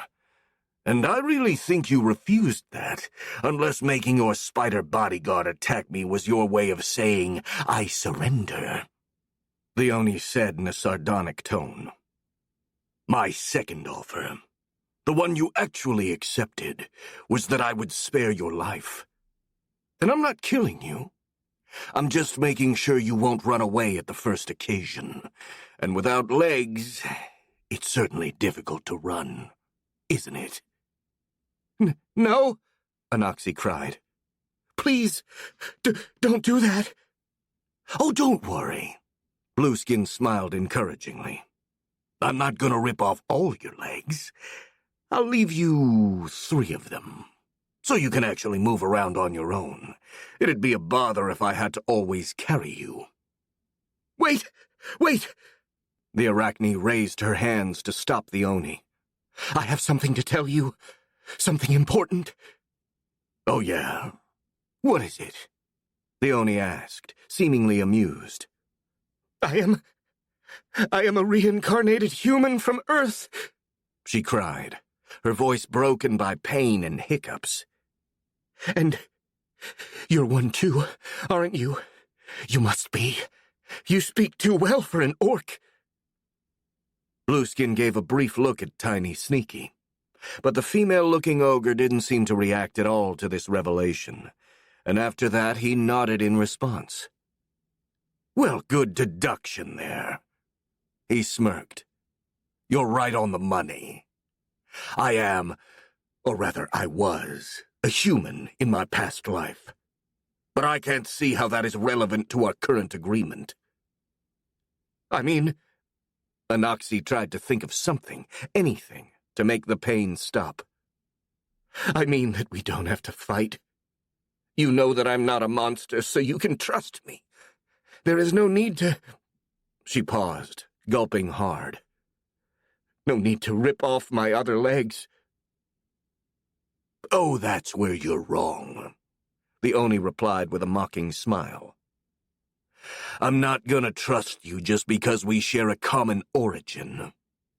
In fact, that makes me trust you even less. Besides, I already suspected that you and the Crimson Devil could be reincarnators like me. Exceptional members of their species, born and risen to power at about the same time. Doesn't take a genius to see the similarities. But thank you for confirming it anyway. As a token of my gratitude, I'll leave you another leg. At least with 4 you'll be able to walk more or less properly." "No, wait!" The matriarch tried to interrupt him, but this time the Blue Terror didn't stop. The desperate screams of the Arachne echoed around the mountains, while behind her, the Rontul nest burned to the ground. Chapter 4. Acid Advisors. The Piraka are one of the most peculiar species that inhabit the Caligare forest. Physically, they look like a mix between a bat, a vulture, and a fish with wrinkly, rubbery, pale blue skin. The Piraka lacks any sort of visible natural weapons, such as talons or teeth, and even their beaks are not sharp. Appearances can be deceiving, since they do possess a lethal hidden weapon. From their leech-like tongue, Pirakas can shoot a tremendously powerful acid, capable of melting any creature into a puddle of goo, which the Piraka can then drink. Since they lack teeth, this defensive method is also how they feed. They also store this goo inside of an internal pouch for later use, for either their personal consumption or regurgitating it inside of their colony's pond. The skin of all Piraka is outright immune to any acid, and it's commonly used to make acid-resistant clothing. Piraka are highly social creatures, and usually live in big colonies of hundreds of individuals. At the core of every colony is a huge pool of goo, called Piraka Pond, which is the center of all Piraka life. The pond isn't only a food reserve, it's also how the Piraka reproduces, as they spontaneously spawn from the goo. Finally, it's been rumored that the pond is also the focus of all Piraka magic, though no man alive has ever lived to confirm this. Piraka are divided into two subspecies, thralls and nobles. Piraka thralls are smaller and weaker, about half the size of an average adult human, and they have a somewhat limited intelligence and personality. On their own, they are timid and cowardly, only becoming aggressive in big numbers. They become far more determined when ordered around by a noble, since they seem to have a natural need to obey a noble's every order. A thrall's only natural weapon is their acidic spit, though they're known for also using simple items such as clubs or spears. The thralls are incapable of flight, but can utilize their flappy skins to glide over short distances. Piraka nobles are a rarer breed of Piraka, and are always the leaders of Piraka colonies. They are much larger than thralls, usually reaching 2 meters of height, and have far more wrinkly skin. They can control this excess skin at will, and even turn it into wings capable of flight, and drape it around their bodies like robes when not in use. Nobles are also vastly intelligent with a natural penchant for intrigue. In bigger colonies, they spend a lot of time plotting against each other, deciding their leaders based on their scheming ability. They also enjoy giving themselves complicated, overly long names and pretentious titles, while behaving in overly formal ways. Though their bestial, aggressive nature often shines through this civilized facade. Indeed, while they do like to pretend to be civilized, all Piraka are animalistic and violent, and ultimately their discussions inevitably end up in physical altercations. The nobles are also the only ones of their species capable of using their racial magic, which mostly consists in the manipulation of acid and life force. This magic is performed through rituals that involve a Piraka pond as both a focus and fuel for the spells, and the casting consumes the goo. As a consequence, the bigger the pond is, the greater is the magic capability of a Piraka colony. Though no one can guarantee for their truthfulness, there are rumors about a very rare subspecies called Piraka Emperor. According to these rumors, a Piraka Emperor is similar to a noble, only bigger, and possessing a crimson skin instead of pale blue, and it possesses exceptional powers that put it way ahead of the rest of its kin. In addition to that, the usually squabbling and traitorous nobles instinctively obey an emperor with the same zeal with which the thralls serve them. However, there are no official records of the existence of such a creature. Excerpt from A Wayfarer's Guide to the Unknown, Volume 3, Creatures and Monsters, by Septim Logan. Published by Auric Golden Press. The sun had set over the Caligare forest, and the last lights of the day were fading on the horizon, though the stronghold of the Piraka still bustled with activity. The thralls scurried all over the dark corridors of the ancient fortress, called Mount Fang by its current inhabitants. A few nobles were flying up in the sky, keeping guard against any possible attacks, though the barrier of acidic mist should have been enough to deter any such attempt. One couldn't be cautious enough when surrounded by an entire army of orcs. But the core of all the activity was the great hall of the fortress.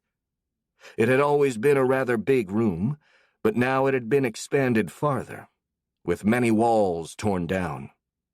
The floor had been almost completely removed, leaving only a huge crater which occupied all of the lower levels of the fortress. Inside of this huge hole was the colony's pond, a veritable small lake of bubbling goo which glowed with a sickly green light. Noxious fumes raised from that cauldron, flowing outside of the fortress and down the hill to fuel the barrier of acidic mist. Dozens of Piraka nobles stood on a platform, the only floor left on the room, discussing with each other, while a red-skinned Piraka of humongous proportions sat at the edge of that platform on a makeshift rudimentary throne made of bones and wood. Turemalak Nir Olotai, ruler of Mount Fang, sovereign of the skies, tyrant of the Caligare forest, emperor of the Piraka, and owner of many other titles, also known as the Crimson Devil by the other races, struggled not to let out a tired, exasperated sigh. As usual, the nobles of his court were busy bickering amongst themselves, and as their leader, he was expected to pay attention to their machinations. But that kind of pointless verbal skirmish simply bored him. He didn't really share his kin's love for political intrigue, as he much preferred actions to words. Sadly, he was expected to mediate his subjects' disputes, so he had to listen to the endless arguments of the Piraka nobles. His position usually put him above the consequences of whatever intrigue was going on in his court, so he could afford to just pretend to pay attention, and then pass a random judgment on whatever the subject of the day was. He'd gotten so good at this that all of the other nobles thought his deliberations had some Machiavellian, inscrutable scheme behind them, instead of seeing them for what they really were. This left him free to focus on schemes that were actually important, like the plans to conquer the Caligare forest and the lands beyond. However, things had changed over the last few months, and now he had to actually pay attention since many of his previously loyal subjects had started to subtly challenge his authority, something he had to be extremely wary of. One of those nobles in particular, Miriadone Ludumair Madroma, the so-called overseer of the acidic glade, was especially annoying because he acted as the unofficial spokesman for those who had gripes with Turemalak's rule. The Emperor wished to put the little twat in his place, which would be the bottom of the pond as far as he was concerned. Sadly, Miriadone was extremely careful not to go too far with his words, and Turemalak couldn't afford to kill him without a clear, plausible cause under the current circumstances. So for the time being, he tolerated the slimy little weasel talking rubbish in front of him, though he eagerly awaited the day when he'd make a faux pas and would have to face the consequences of his insolence. "We think it would be in the best interest of the whole colony. No, in the best interest of the whole Piraka race, to abandon this fortress and head back to our domains in the mountains," Miriadone was saying. "After all, staying here on Mount Fang serves no real practical purpose. We are free to leave any time we want, and then we'd be free to attack the orcs at our leisure." A lot of nobles nodded in agreement, more than Turemalak expected, something which made him furious. After all, he'd already explained why they had to remain on Mount Fang and endure the siege. Had they forgotten that already? Except he couldn't say that. Not right now. Doing so would make it seem as if he needed to justify himself to his subjects, something that would be seen as an unforgivable weakness, completely unbecoming of an emperor. However, there were still nobles loyal to him who were ready to fight back those complaints. "That would mean running away and surrendering the fortress to the orcs," cried Gulumag Keldrumakai, the monarch of the Misty Valley and Turemalak's staunchest supporter. "If we do that, we'd lose our pond and all the power we have amassed in it. It'd take months, if not years, to build it up again. And that would give the orcs free rein to expand farther and consolidate their power." Again, many nobles nodded and muttered in agreement, and even the Emperor subtly nodded with approval. At least someone still remembered his words. I agree that it seems like a waste to leave our pond behind, especially after all the trouble we went through in order to fill it, Miriadone conceded, albeit in a very condescending tone. But we have to face the fact that soon there won't be a pond left. It's already half of what it used to be before the siege, and maintaining the acid barrier keeps draining it at an alarming rate. I'd say that it'd be better to take whatever we can and start over somewhere else, before we're forced to leave by starvation. Did you hear what I told you before? Doing so would hand over the Caligare forest to the orcs on a silver platter, Gulumag cried with outrage.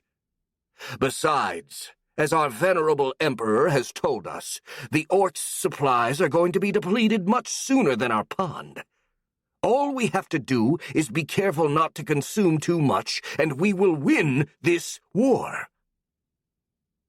These words caused mixed reactions amongst the nobles. Those most loyal to Turemalak cheered, but most seemed rather doubtful, though they didn't openly voice their concerns for fear of retaliation. Even Miriadone wasn't bold enough to directly criticize his emperor, and when he spoke again, he did so in a cautious tone, carefully choosing every word. If our emperor said it, then it must be the truth, he said, desperately trying to erase any trace of snark from his voice. But still, it's our duty to advise him to the best of our ability. And it is my humble opinion that while following our emperor will surely lead us to victory, we could benefit more from not fighting at all. He opened and closed his beak a few times, which was the Piraka equivalent of a snarky giggle. Let the orcs think they control the forest if they want to. After all, they can't possibly reach our nests in the mountains, while we can fly anywhere we please. And besides, more orcs would mean more prey for us to hunt, so building up our new pond would be easy. That way the orcs controlling the forest could be the best possible thing for us. These words caused Gulumag and his posse to start squawking with anger, calling Miriadone a traitor and other such names. However, there were also many who openly sided with the rebellious noble, an act of open defiance that would have been unthinkable just a few months prior, while the majority of those who remained neutral also seemed to seriously consider Miriadone's words. Turemalak realized the balance was slowly shifting against him, and those loyal to him. If he wanted to maintain control, he needed to do something, and he needed to do it now. Imperial protocol be damned. Without a word, he waved his hand and exerted his will, the pond bubbling in response. He closed his fist, and the goo exploded out of the pool like a geyser, rising almost to the roof, while the whole fortress shook as if hit by an earthquake. The nobles stopped squabbling, freezing in their place and cowering in fear in front of that display of power. While his subjects were still in awe, the emperor got up from his throne, giving a dramatic stare to his audience before speaking up. "That's enough," he said with a calm, ice-cold voice. "We are not abandoning Mount Fang. And if any of you make that suggestion again, I will personally drown that fool in the pond."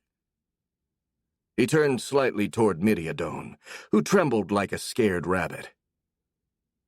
"In case you didn't notice, the orcs we're facing are different from the orcs you've faced in the past.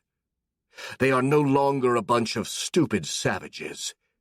They are a united and even somewhat organized force, one that has been systematically eliminating all possible threats over the past few years.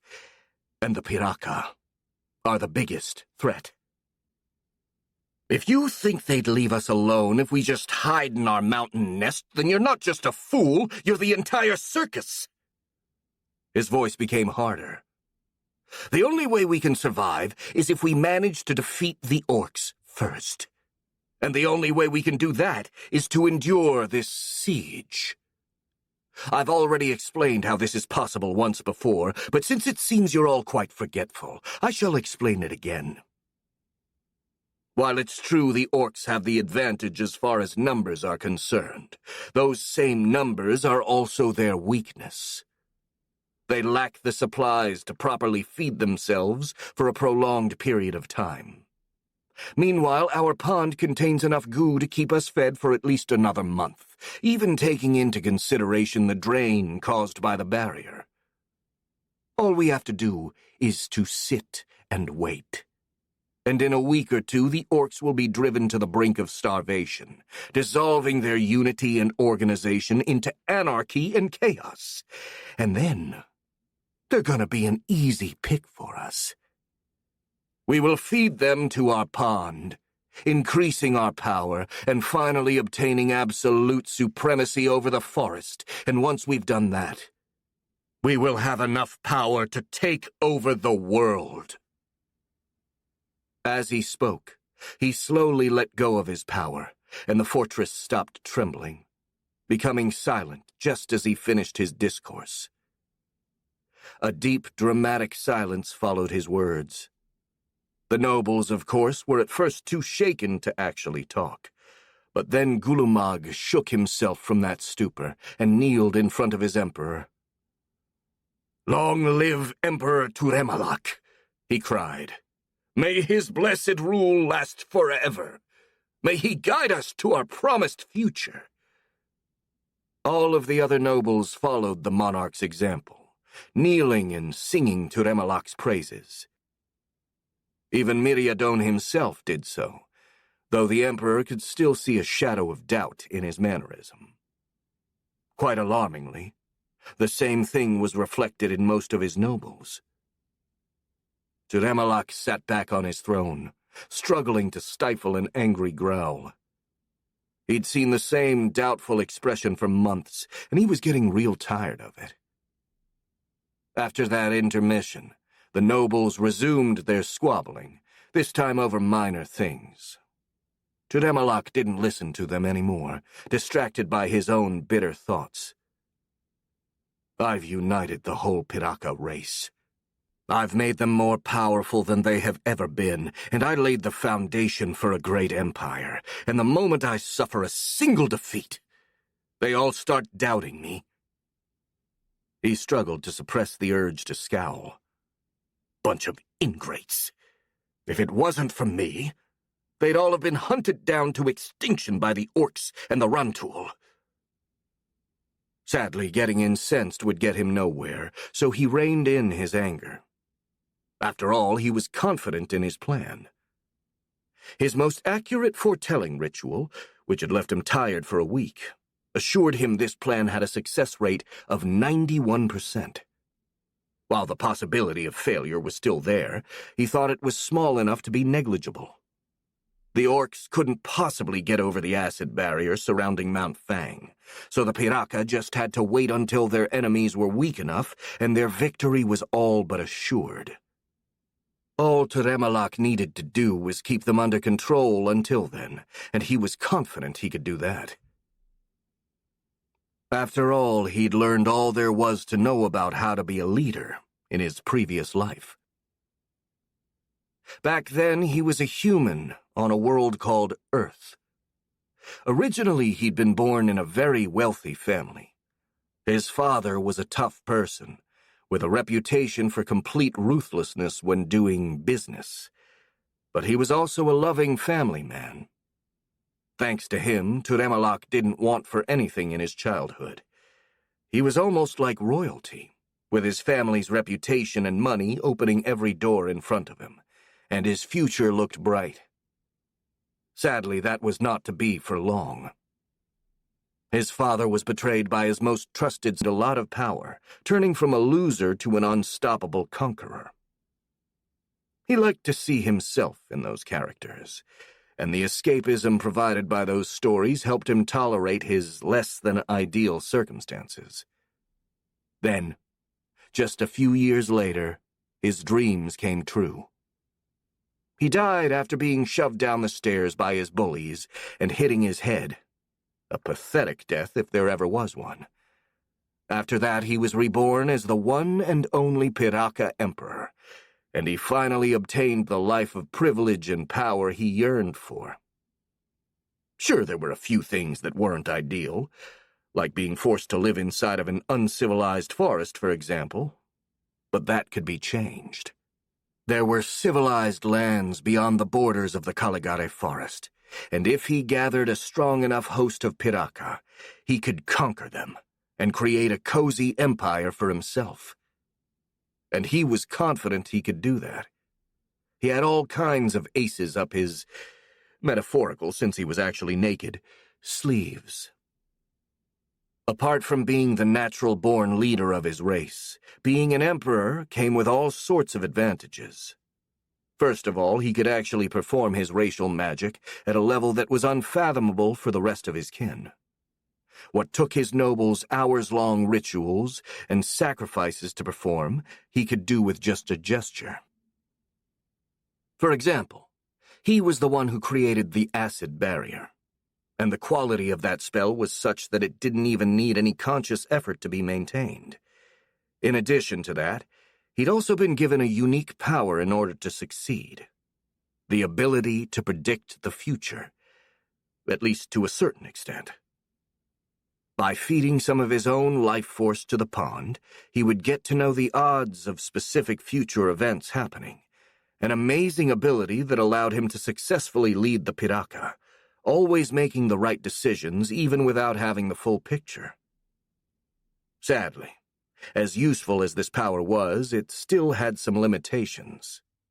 Since Turemalak had to sacrifice his own life energy in order to perform the foretelling, it always left him weak and vulnerable for a few days, so he tried to use it as little as possible.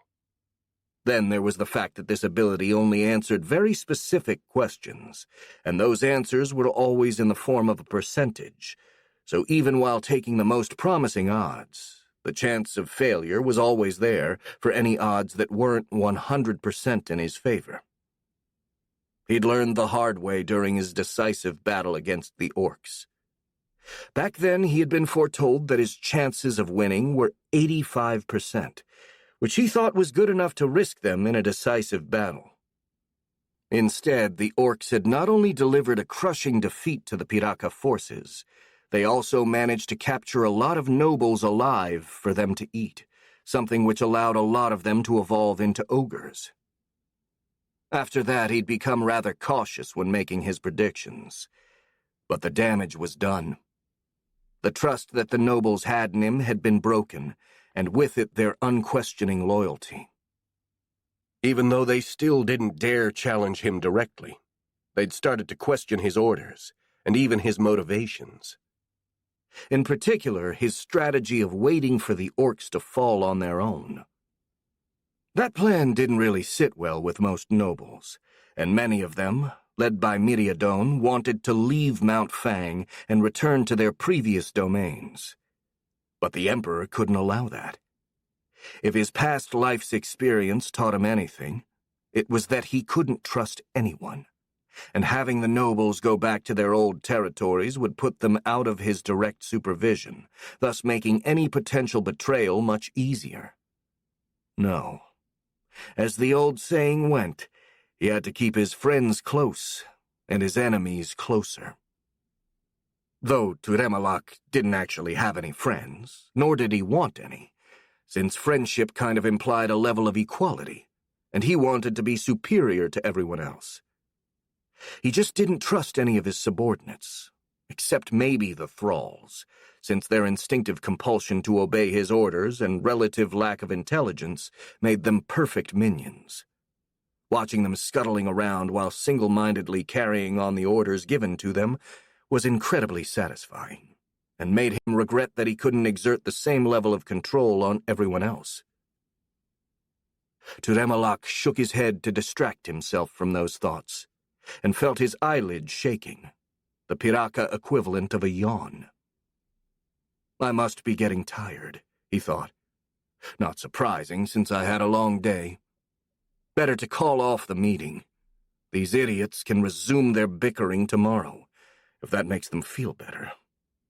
But still, That won't change the fact that I'm the only one actually making all the decisions." He raised his hand, getting ready to address everyone in the room and close the discussions for the night. Then all of a sudden, a series of explosions shook the castle to its foundation. Chapter 5. Nuke It. A few minutes before, while the Piraka nobles were discussing matters in the main hall, a few dozen thralls walked around in the corridors on the lower levels of the fortress. On its own, this wasn't anything out of the ordinary. There were hundreds of those creatures in the castle, and most were busy working. But while these Piraka seemed completely normal at first glance, a more thorough inspection would have revealed that there was something wrong about them. They all had unfocused eyes, blank expressions, and stiff puppet-like movements, which would be more than enough to clue in any sufficiently attentive onlooker that something was not right about them. However, there was no one paying enough attention to the thralls to notice these things. These weird Piraka stumbled around in the fortress in complete silence, yet another weird thing for their kind. Normally, whenever there wasn't a noble present, the thralls chatted endlessly with each other, complaining about pretty much everything. But these ones just kept on in utter silence. They went on until their wandering took them to the front of a long and narrow flight of stairs that had been dug into the very stone of the mountain. Without hesitation, the thralls took these stairs, which ended up in a small, empty room, with no way out except a balcony, which had been dug on the side of the mountain and faced over a 60-meter-tall cliff. There were signs of another passage that had been walled up rather recently, and not altogether skillfully either, since the stones were badly connected, and a tiny rivulet of green goo leaked from a few cracks. This was exactly the place the thralls had been looking for. One nodded to the others and opened its beak, retrieving a black spherical object kept hidden in its mouth, and put it against the leaking wall. The others imitated it, taking out identical objects from their beaks and piling them near the first one. 3 were stopped from doing so by one of their group, who put itself in front of them and started talking in a weird, high-pitched and chittering voice, unlike that of any Piraka. "You do not put the bombs here," he cried. "We have enough to destroy this wall already. Remember the other orders. If we have enough bombs, we must try to hurt the Crimson Devil. And we have more than enough bombs. So we try to kill the Crimson Devil like the lady ordered us." Those 3 thralls stopped in their tracks, and the one who had spoken, who seemed to act as their leader, continued to give orders. You, and you," he said. Go back to the big room and wait. When you hear the explosion, throw your bombs at the Crimson Devil." Yes, the 3 Piraka replied in unison, taking the stairs to go back to the upper levels of the fortress. The apparent leader of these thralls gestured for the others to wait, in order to give those 3 time enough to reach the main hall. However, despite its stoic appearance, inside of his head he was getting more and more impatient. "This meat suit is terribly uncomfortable," he thought with annoyance. "Piraka thralls are bad. Their heads are too small and cramped. My legs are getting numb in here. I need to stretch a bit." The Piraka thrall became tense and stiff, starting to move spastically in a seemingly painful manner, and then 8 long and incredibly thin spider legs emerged from its beak, flexing and stretching in the air. "Ah! That's better. The creature inside the thrall's head thought with relief. The thrall's body twitched a bit more as the legs retreated back inside, before starting to move normally once again. To anyone familiar with the creatures of the Caligare forest, it would have been perfectly clear that the unfortunate Piraka was the host of a cerebrarachnid, also known as brain spiders, a species of sentient, parasitic spiders that used other living things as living puppets by attaching themselves to their brains. It took some time for the brain spider to reattach itself properly to the nerves of the thrall, since he had to be extra careful not to trigger one of the many piraka reflexes that made those creatures regurgitate a copious amount of acid. If he made a single wrong move, he could find himself melted to a puddle, which was the main reason why brain spiders almost never took over a piraka. He'd only made an exception this time, because the pale lady ordered him to infiltrate the castle, and in order to do so, he needed to wear one of these uncomfortable meat suits. When he was finally back in control of the piraka's body, Cerebrarachnid waited another few minutes, just to be on the safe side, and only then decided it was time to light up the bombs.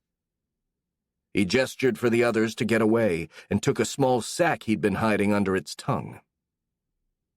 The sack, made of piraka skin, contained 2 flints and a small quantity of dark green powder.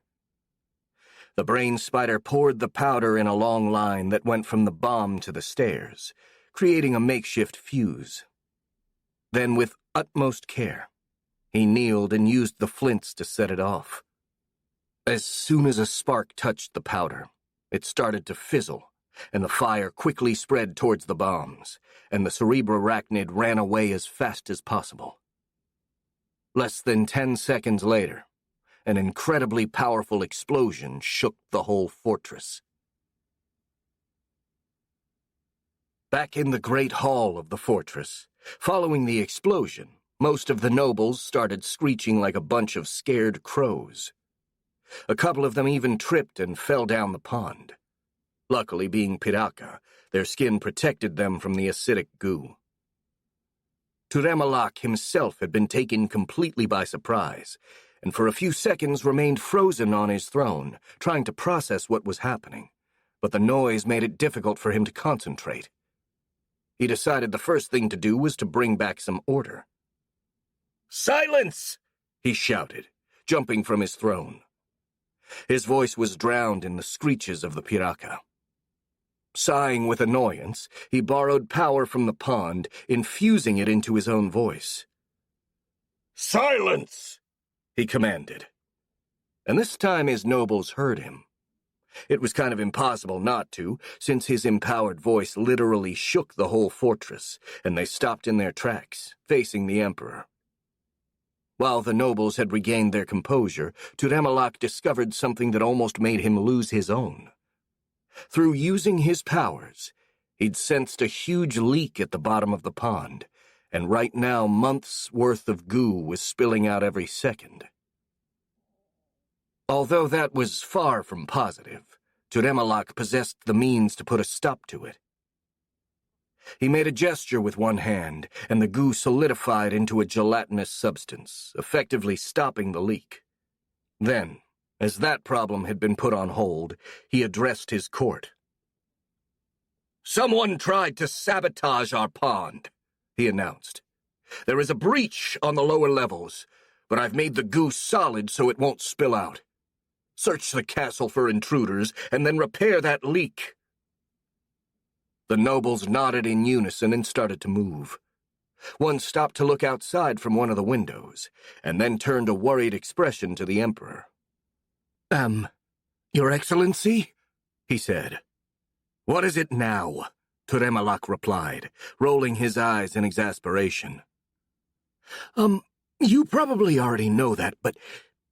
The noble hesitated. "You're aware that the mist barrier is dissipating, yes?" "What?" Turemalak shouted, and jumped off his throne to look from the window. And there, under the pale moonlight, he could clearly see that the acid barrier defending the fortress was indeed getting thinner and thinner. Apparently from the war cries coming from the orc camp, the orcs had noticed it too. "What the hell is that?" he cried.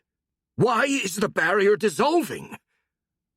Right after asking that question, he realized he was to blame.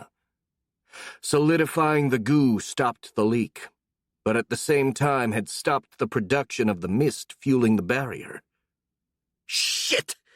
Get the thralls down to the lower levels. Now!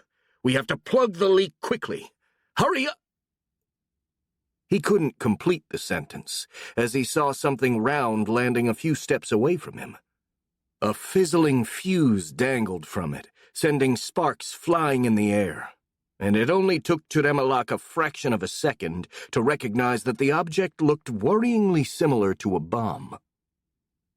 The Emperor instinctively dove for cover. Not a very regal thing to do, but he deemed survival to be more important than dignity at the moment. And half a second later, the bomb exploded, sending chips of stone flying everywhere. The hall filled with dark, sulfur-smelling smoke. Whatever semblance of order Turemalak had managed to impose over his court was shattered. Many of the nobles screeched in pain as pieces of stone hit and buried in their skin, while others were too confused and panicked to do anything else but drop on the ground or try to run away. In the midst of that chaos, the Emperor somehow managed to not lose control, since he was far too pissed to give in to panic. He raised his eyes, searching for the author of that vile attack, and caught sight of a couple of figures moving along a balcony right above his throne, tinkering with something while clearly trying to be stealthy. These two mysterious individuals then raised their hands and threw two more bombs. But this time Turemalak was ready. While the bombs flew in the air, the Emperor gestured and two tentacles of glowing goo emerged from the pond, darting in front of him and grabbing the bombs before they could touch the ground. The bombs dissolved in the acid before they could explode, and with another gesture, Turemalak sent the tentacles toward the attackers. One of them managed to dodge, jumping away from a window and disappearing into the night. But the other wasn't quite as quick, and the gooey tentacle coiled itself around its prey and dragged it back, kicking and screaming, to the hall where the Emperor could identify it. The attacker was a thrall. Turemalak stared at the unfortunate creature in disbelief, staying completely still while trying to process this information. Then a terrible suspicion started to take form in his mind, and with it came a terrible boiling rage that rose until he couldn't contain it anymore. "Treason!" he screamed with absolute fury, and with another flicker of his hand, the goo started moving. The Piraka were immune to the acid of the pond, but the Emperor had spent a significant part of his free time devising creative ways to circumvent this resistance, just in case he needed to put down one of his subjects. Now, at the peak of his rage, he decided to employ one of the most gruesome ones he'd come up with. Tendrils of goo started to force themselves into the mouth of the thrall, turning into a veritable stream that poured directly into the creature's gullet.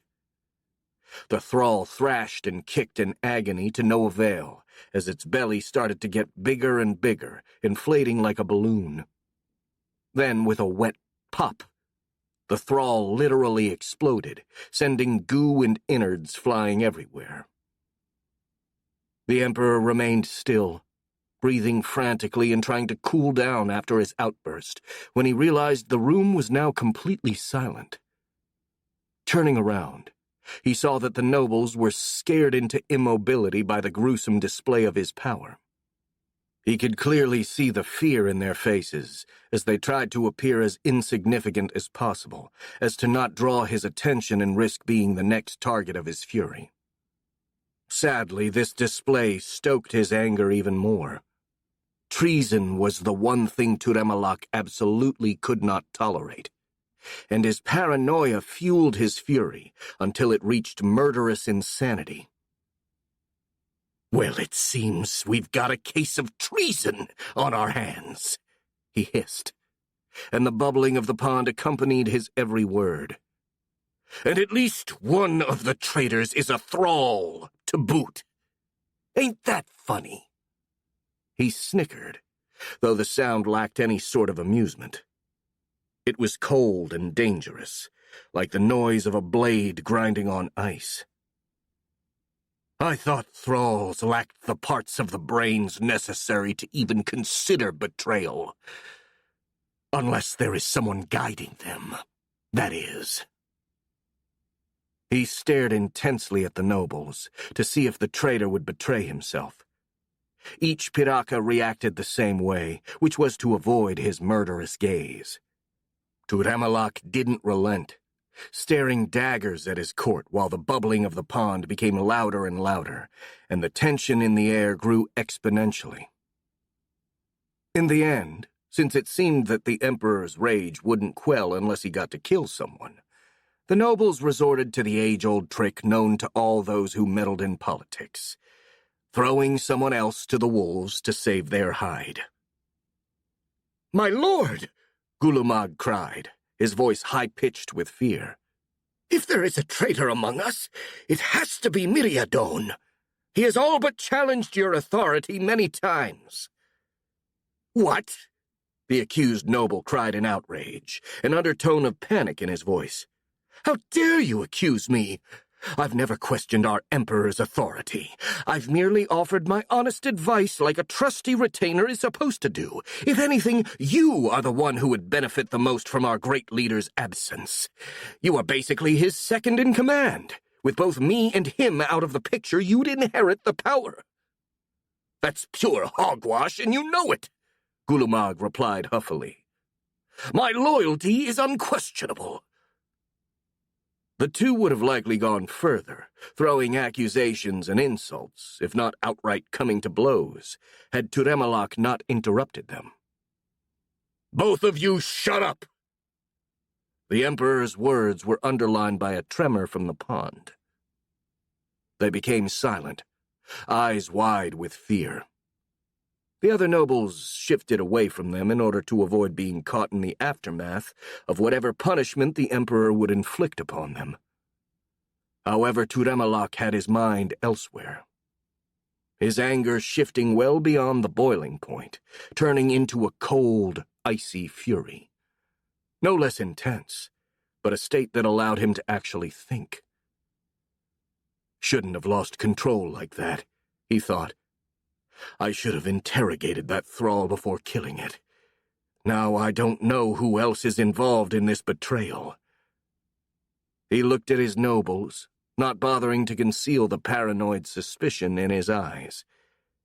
It could be any of them. Despite all of their prattle about loyalty to their emperor and all that crap, they had no qualms about betraying me as soon as it was convenient. The only thing they needed was an opportunity to do so. A grim resolution started to form inside his mind. And if I can't trust them, I'm better off without them. This batch was flawed anyway. Better to start over elsewhere and forget about this whole fiasco.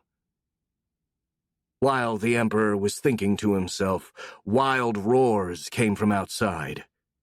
A quick glance from a window revealed that the barrier had completely dissipated, and the orc army was advancing on the fortress like a tide of pure violence. The nobles noticed, and a look of alarm flashed in their eyes. But still, no one dared to move, as their fear of Turemalak remained greater than their fear of the invaders. Talk about shitty situations, the Emperor thought. It never rains, it pours. Still, he had to repress a wicked smirk as a fiendish idea surfaced in his mind. Maybe there is a way to make the best out of this mess. This is the perfect occasion to kill two birds with one stone. He turned to his court, looking as if he'd completely let go of his anger, addressing the nobles with a commanding and charismatic tone. Well, we'll think about the alleged traitor in our midst at a more opportune time, he said solemnly. For now we have a more pressing matter at hand. Defeating the orcs. He made a theatrical gesture toward the window. And I have a plan to do just that, though I require everyone's cooperation to execute it. The Piraka nobles collectively blinked in surprise, more than a bit taken aback by that sudden change in their ruler's mood. It took a few moments for them to recover enough to start speaking again. "Of course, my lord," Gulumag said. "How can we be of service?" "I'm going to summon the power of the pond to destroy the orc army," Turemalak explained. "But in order for it to work, I'm going to need you all to stay here and focus your power on the pond in order to empower the spell." Midiadone mumbled. "Sorry to ask you this, my lord, but if you knew of such a spell, why didn't you use it before?" "Because it's going to use up pretty much every single drop of goo in the pond," the Emperor replied. "Oh," the noble sounded surprised. "And isn't that a problem? How are we supposed to hold this fortress with an empty pond? I mean, even if we managed to destroy this army, the orcs are so numerous they could simply send another one against us." "That's simple. We won't hold this fortress," he explained. "Holding the fortress with a leaking pond is simply not possible. So it's better to return to our nests in the mountains, as you suggested. And since we can't take the pond with us, it's better to use it to exterminate this orc army than to let it go to waste." Midiadone's face was full of incredulous shock, but Turemalak just laughed. "Ah, don't look so surprised, Midiadone," he said cheerfully. "What kind of ruler would I be if I refused to listen to reason because of stubborn pride? Anyway, the orcs are getting awfully close, so we'd better hurry with the ritual, and then we'll be on our way."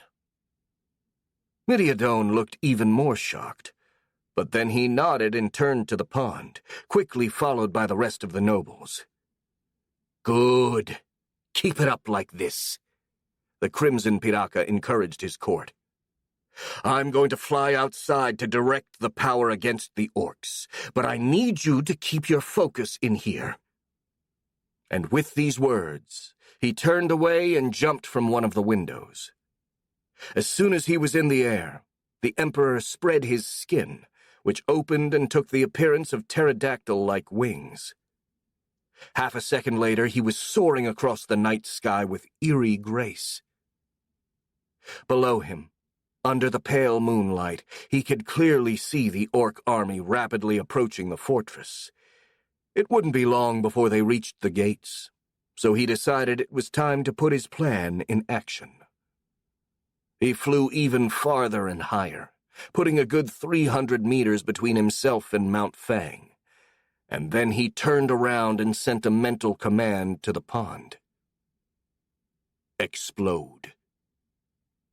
As soon as he finished this thought, a huge explosion blew up the upper levels of the fortress as a geyser of green mist erupted from below. The shockwave of the explosion hit the Emperor like a hammer, almost knocking him from the sky, but he managed to regain control and remain airborne. When he turned toward the origin of the explosion, he smirked with malevolent satisfaction. The upper levels of the fortress that had been his headquarters were completely destroyed, and a huge mushroom-like cloud of green mist rose from the ruins. The cloud didn't stay up in the air for long, as it soon descended at incredible speed.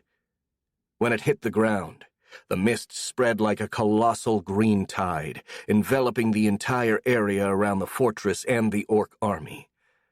In a radius of a few miles, all trees lost their leaves and started disintegrating, devoured by a supernaturally strong acid. Blood-curdling screams echoed in the night for almost a minute before fading into silence. Turemalak gave a long, satisfied stare to that spectacle before turning away, cackling like a madman. "What a bunch of idiots!" he said in the midst of those bursts of laughter. Buttering them up with a few sweet words was all it took to convince them to stand still right in the middle of the explosion. I mean, how much more obvious could it be? If I'd handed them a lit bomb and said, "Here, can you hold this for a minute? Don't worry, I'll be back," would they have fallen for it too? He laughed again with derision. Serves them right for their betrayal. I'll make a new batch as soon as I create a new pond, and this time I'll be sure to make them loyal. And I got to kill a bunch of orcs. All in all, I'd say this has been a productive night. With some luck, the Blue Terror was leading the attack, and now the leader of the orcs is nothing more than a puddle. If that's the case, rebuilding my empire will be a breeze. Feeling positive about the future, the Emperor headed south, flying toward the mountains and the abandoned nests of his kind, all while making plans and revisiting his strategies. When the dead zone of the pervasive mist was behind him, and he was lost in his thoughts, something huge and dark appeared right above him. Diving beside him like a hawk hunting down a smaller bird, Turemalak screeched in pain as huge talons tore through his left wing. He tumbled, leaving a trail of blood in the air behind him. The Emperor crashed into a bunch of branches on the way down, and when he finally hit the ground, he was covered in bruises and cuts. There he remained, paralyzed by shock and pain. Then he heard something heavy land near him, and a terrifyingly deep and familiar voice spoke to him. "Oh, you're still alive," the attacker said in a nonchalant tone. "That's good. I don't really need to take you alive, you know. But it's nice to still have that option available." Turemalak forced himself to look up, and as soon as he did, his heart skipped a beat. In front of him, smiling from ear to ear, was the Oni known as the Blue Terror. The leader of the orcs was bigger and quite different looking from what the Emperor remembered, though that didn't really mean much since ogres in general, and Onis in particular, were skilled shapeshifters. What struck him the most was the creature's aura. Last time they'd met, the Crimson Piraka perceived the Blue Terror as being his equal. But now the aura of power that surrounded the Oni was at least twice his own. If the Crimson Piraka had any hair on the back of his neck, they would have been standing up. The Oni wasn't doing anything threatening. It looked relaxed, bored even, but its sheer presence was enough of a threat by itself. He desperately tried to think of a way to get out of this situation, but sadly he couldn't find any. He didn't think he could fly with his wing injured, and he didn't like his chances of running away on the ground or trying to fight the Oni. The only solution he could think of was to try and bet everything on a single attack. After all, he still had his acid, which was more powerful than that of any other Piraka, and if he managed to hit the leader of the orcs, he could very well kill it in one hit. But if he missed... "Before you do something stupid, I think it's better if you listen to me," the Blue Terror said, interrupting Turemalak's planning. "At least, that's if you want to live." The Piraka Emperor blinked in surprise. He didn't know what the Blue Terror wanted to talk about, since if their roles had been reversed, he would have killed his opponent without wasting a single breath. He decided to play along to buy some time. Every second he gained was another chance to find a way out of this predicament. "What do you mean, if I want to live?" he asked, keeping his guard up, ready to spit acid on the Oni at the first sign of aggressiveness. "Aren't you going to kill me?" "Well, I'd love to do that," the Blue Terror replied. "In fact, that was my original plan. But some recent developments have made me reevaluate the value of cooperating with others. For example, I wouldn't have been able to take your fortress down if I didn't have help." "Ah, so that's how it is," Turemalak thought. "Then someone really had betrayed me." "Whose help?" he asked, trying to conceal his surge of rage. "Was it one of my nobles who betrayed me?" "No, actually," The Oni smiled. The one who helped was the Pale Lady.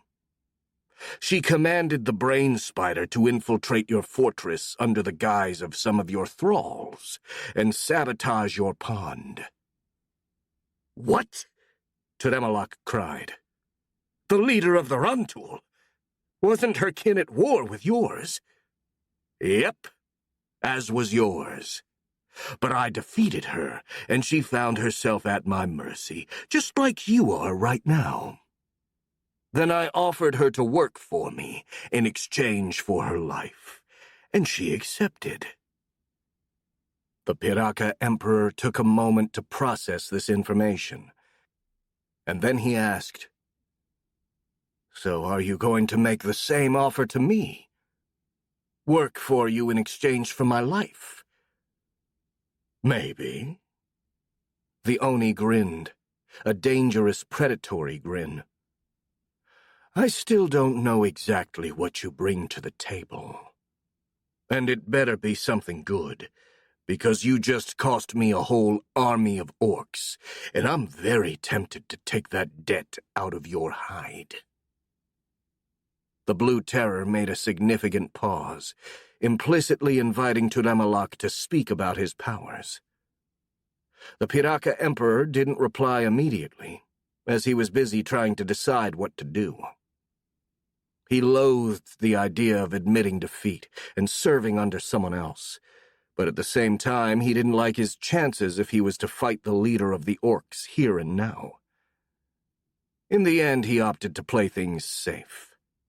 Sure, working for the Blue Terror might be unpleasant, but it was better than dying. Besides, that would put him in the best position to take his revenge on the Oni, should the occasion arise. He just had to play things safe. His thoughts were interrupted by a sudden, excruciating pain in his right eye, which stopped working entirely. He screeched in agony, and with his left eye, saw the Blue Terror holding a rather large eyeball in his hand. With horror, Turemalak realized that eyeball was his. "I didn't even see him move," he thought with shock. "You're taking too long to answer," the Oni said coldly. "I'd try to be quick if I were you. Otherwise, I might decide to rip out your other eye." "No, I'll speak. I'll work for you. Just stop. Don't hurt me." "That's good. But I've still yet to hear about your powers." "I can use the pond to cast spells," Turemalak explained. "I can summon its power to do things like the barrier, or the explosion, even heal wounds. I can do all this and more if I have enough goo." "Good, but not good enough. Letting you have too much goo would be dangerous. It could give you wrong ideas about what you can and cannot do. Is there anything useful you can do without the goo? Or at least without too much of it?" I... The Piraka Emperor stammered, his pride reeling at the thought of spilling his secrets to someone else. However, fear and pain were excellent motivators to get over it. "I can read the future in the goo. It doesn't take too much either, compared to the other spells." Read the future. This time the Blue Terror sounded interested, not to mention more than a little surprised, but also suspicious. That's an interesting power. But if that's the case, how did you manage to lose? How did you foresee what I was going to do, I wonder? The reading has limits," Turemalak said. "It only answers specific questions, and the answer has to be in the form of a percentage. I asked about my chances of defeating you a few months ago, and I was told that I was 61% likely to win." The Oni stared at the Piraka with a pensive face. Turemalak felt himself getting more and more uneasy as time went on. But then the Blue Terror smiled with satisfaction. Well, you don't look as if you're lying. And if you told the truth, this power of yours seems useful enough, he said. I guess it's better to spare you, for now. Then he added with a deadly cold voice, however, do not think, even for a second, that you can try to betray me and live. If you try anything funny, or if it turns out that you lied about anything, you're finished. Understood? Turemalak gulped. Yes. Yes, I understand. Good.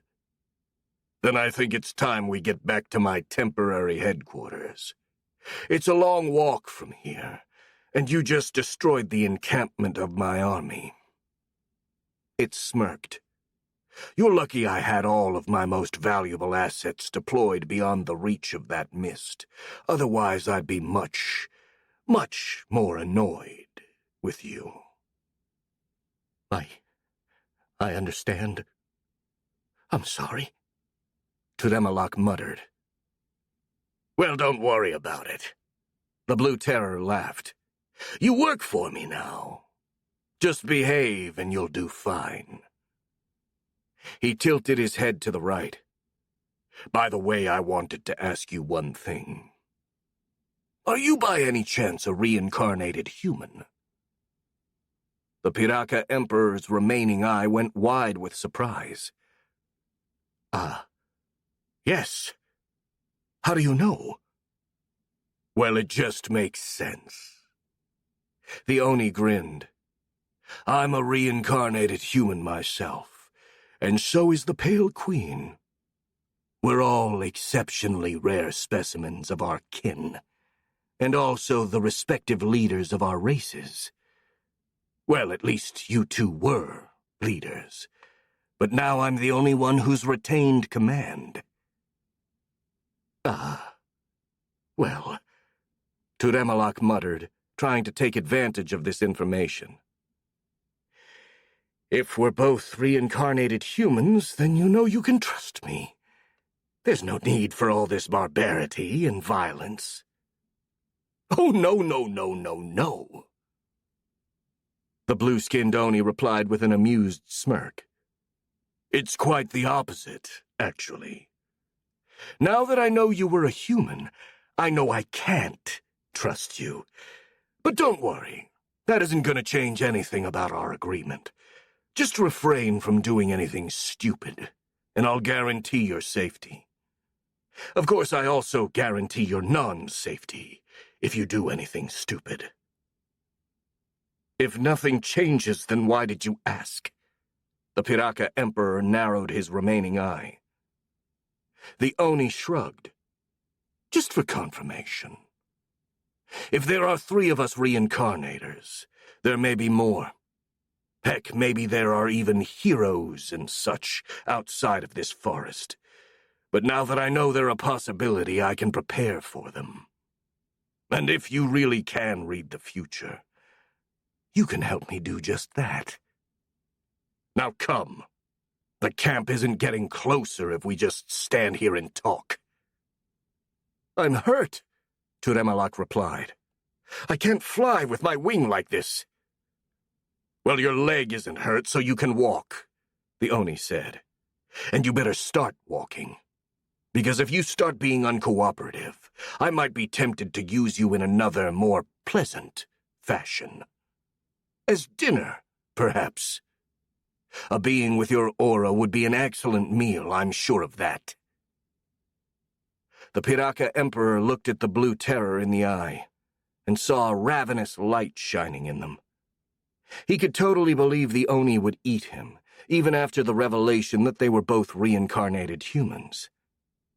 So without further complaints, he got to his feet and started following the Oni to his camp. Chapter 6. Hive, Sweet Hive. The sun shone bright in the sky, melting the last remnants of snow from the now green fields mottled with flowers. Countless birds flocked in the sky, seemingly celebrating the end of the winter with their singing. There was, however, a place untouched by the arrival of spring. A long strip of land, about 15 kilometers long and 8 kilometers wide, was entirely covered in a gray, translucent substance. It encroached everything, drowning the vegetation under a living, all-devouring blanket, and turning what had once been a bucolic countryside into an alien and disturbing landscape. To Marcus, however, this view inspired nothing but a deep sense of contentment, to the point that he actually went for some sightseeing whenever he was feeling a little down and needed to cheer himself up. Flying on top of his Wyvern drone, he could see his lands as clearly as an incredibly detailed map. Though the chilly air made him shiver even under his coat, his mood improved considerably. For the first time ever since he was born in this world, he felt safe and at home. His hive had grown to the point that he didn't need to fear his neighbors anymore. He possessed the military might to easily overwhelm the goblins, and probably even the forces of Horde, though he wished he would never need to do that. What started as a bunch of broodmother eggs and a few hundred surviving drones from the battle against the goblins had become a hive of just over 30,000 drones, each an improved model that vastly outperformed the previous generations. 7,821 worker drones were currently the most active, as he could see them walking back and forth from the borders of his territories in order to collect mold wax. Sure, picking up the stuff closer to their base would have been easier, but without being regularly trimmed, the mold wax would have expanded well past the borders of the Vex territories. Hell, at the rate it had been growing, it would have already engulfed half the province of Horde. However, the upside of this abnormal growth rate was that his drones didn't risk starving anytime soon, even if their numbers grew to 3 times their current ones. Then there were 11,115 warrior drones, 6,321 flyers, 988 heavies, and about 4,000 other miscellaneous drones. Most of those forces were currently in hibernation, a trick which had spontaneously popped inside of Marcus's mind a few months before, when he'd worried about how to feed his troops during the winter. Apparently, as his instincts suggested, Vex drones could be given the command to go into hibernation, and if they were surrounded by a cocoon of mold wax, they could remain in that state almost indefinitely. The Vex Queen was kind of irked that his instincts hadn't informed him of this ability sooner, though admittedly he couldn't have used it before, since in the forest he needed all of his drones on active duty. That seemed to be a trend with his instinctual knowledge, to withhold information until he could actually make use of it. He hadn't been aware of the brood mothers until he'd gathered enough supplies to actually feed one, for example. And as far as he was concerned, that was a huge pain in the ass. After all, knowing about his abilities beforehand would help him plan ahead. But as things were now, he couldn't pry whatever secrets the Vex part of his mind was holding, no matter how hard he tried. So he'd have to just proceed as usual and hope nothing vital was being hidden from him. Besides, he had more urgent things to think about.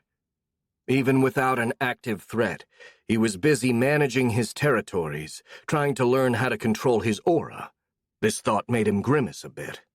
And most importantly, increasing the number of drones in order to prepare for the alleged orc army that would soon invade Horde.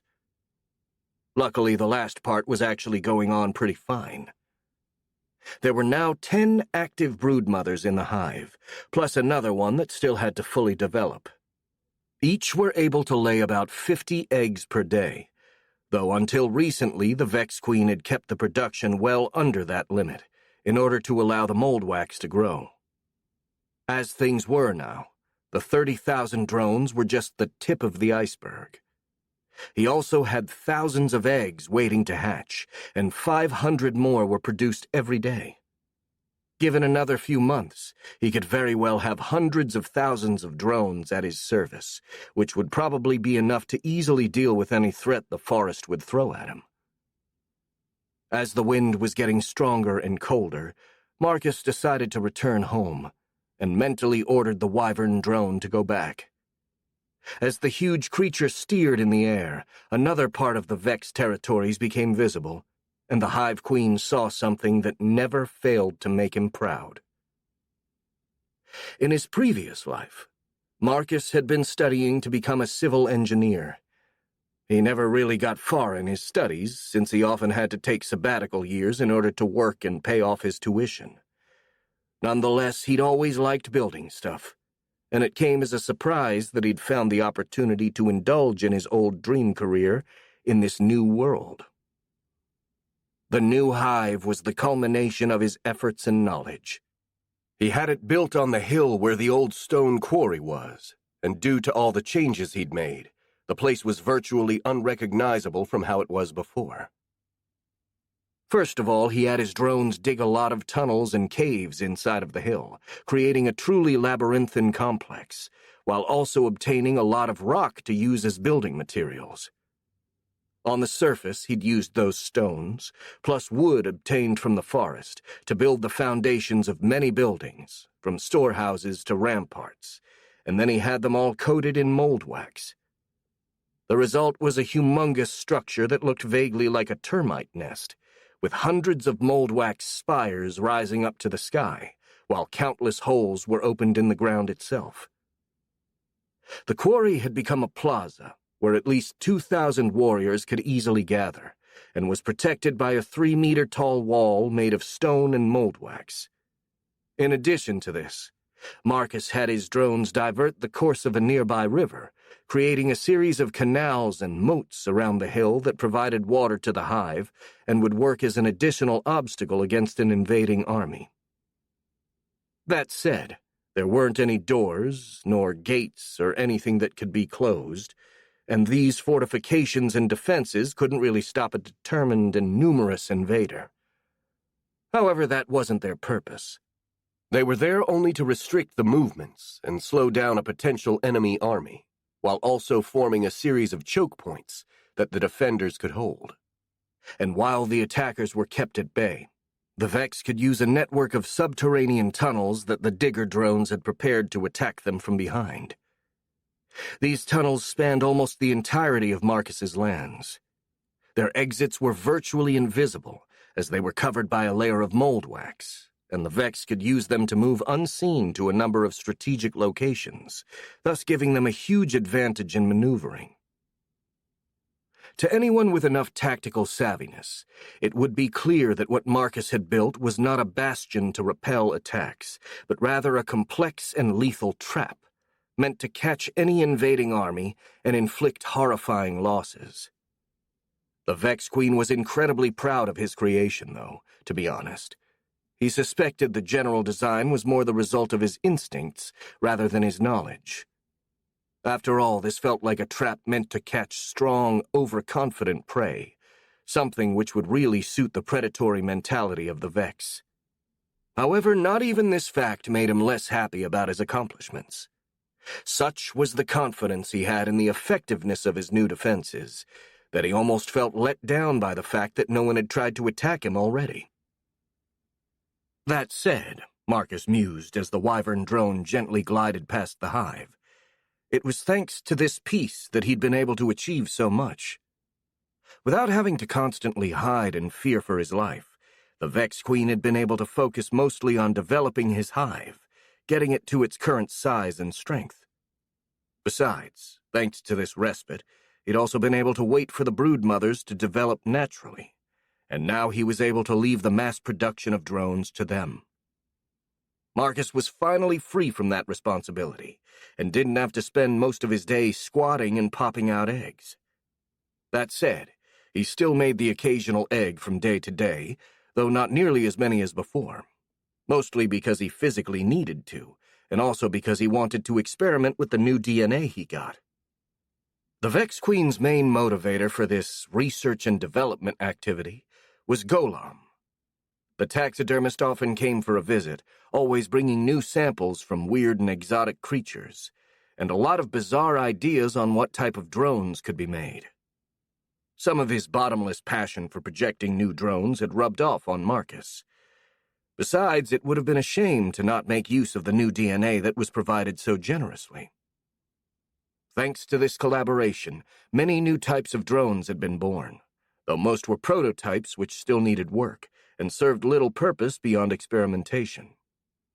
The Flying Warrior, for example, seemed like a good idea on paper, but in practice it was nearly useless. It was too clumsy to fly properly, and too weak and light to be an effective fighter on the ground. However, in the midst of those failures and half-baked ideas were also a few genuinely useful drones, which warranted a mass production in the future. The first of those successes was an improved version of the Spitter drone. First, he'd incorporated the DNA of the Piraka and of a few other creatures in the original design, thus creating a hybrid he decided to call the Artillery drone. These drones were much bigger than a Spitter and looked more similar to bloated lizards with extremely thick and muscular necks, rather than frogs. They were also more effective as a living artillery piece, having an effective range of 150 meters and a much greater reserve of acidic venom to use as ammo. Another interesting creation was the Dreadnought drone, a huge, hulking creature that resembled a mix between a beetle, a rhino, and a pillbug. The Dreadnought was by far the biggest drone Marcus had ever made, being almost 4 meters tall and 6 meters long, with a colossal horn in the front, and its body entirely protected by extremely thick chitin armor. The main purpose of this creature was to act as a living battering ram, since it was deceptively fast for its size, and its sheer mass made it basically unstoppable once it gained enough momentum. However, the most successful type of drone so far was without a doubt the Wyvern drone. This drone, based mostly on the genetic material and appearance of a wyvern, looked like a huge bat-like creature with a vaguely reptilian head, plus the horn and the chitin armor typical of the Vex. It was absolutely huge, with a wingspan of over 18 meters. The Wyvern drone could not only fly at an impressive speed over huge distances, it was also strong enough to effortlessly carry 2 adult humans on its back. Besides, riding one while it glided in the sky was simply amazing.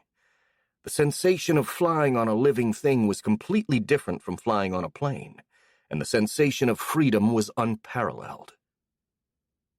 Ever since his first cautious flight on top of his first Wyvern, Marcus had taken a liking to it, to the point that patrolling his territories from above had become one of his favorite hobbies. Even most importantly, it was an incredibly fast method of travel, as the Wyverns were capable of flying from Stonebarrow to Bretholtz and back in barely 3 hours, where it would take at least half a day to make the same trip on horseback. Initially, the only drawback of this type of drone was that they couldn't be given any further orders once outside of Marcus's telepathic range, thus limiting their use for anyone who wasn't the Hive Queen. But he'd come up with a way to circumvent this limitation. By programming the Wyverns to instinctively respond in specific ways to certain stimuli, like turning left when they were patted twice on the left side of their neck, he'd been able to create a method for anyone who knew the right commands to ride the drones, even without his presence. Golem himself tested this method by flying to Bretholtz while Marcus waited for him in Stonebarrow. Judging by the fact that the taxidermist had managed to come back in one piece, this method worked rather well. The real surprise had come later. As soon as the Marquis learned about this new rideable drone type, he'd asked Marcus for some of them, apparently in order to improve his scout's ability to patrol the forest. The Vex Queen obliged, of course, since it was in his own interest to help his allies. What he hadn't expected was that the Wyvern drones had gotten so popular that not even a month after, he received requests for hundreds of them coming from all over the kingdom of Medelan, and even from abroad. Numerous people were willing to pay a conspicuous sum for a single specimen. Apparently, as he'd been explained by Hoggs later, tameable creatures that could carry a person while flying were pretty rare, and valuable in this world. The Wyvern drones not only fit the bill, but were also much more reliable and docile than most flying animals. The prospect of such a profit was really quite enticing, especially for someone like Marcus who knew how it felt to be broke. As a result, he decided to make a broodmother to mass-produce Wyvern drones. Sadly, this broodmother had yet to mature fully, so for now the number of Wyvern drones was limited to 7, with 5 working for the Marquis and 2 staying with Marcus, just in case he and his friends in Stonebarrow needed to get away. All in all, the future looked pretty promising for the Vex Queen. He had the means to gain a lot of money, he had a place to call home, friends who kept him company, and last but not least, no one was currently trying to kill him. The only negative note was the threat of the future orc invasion.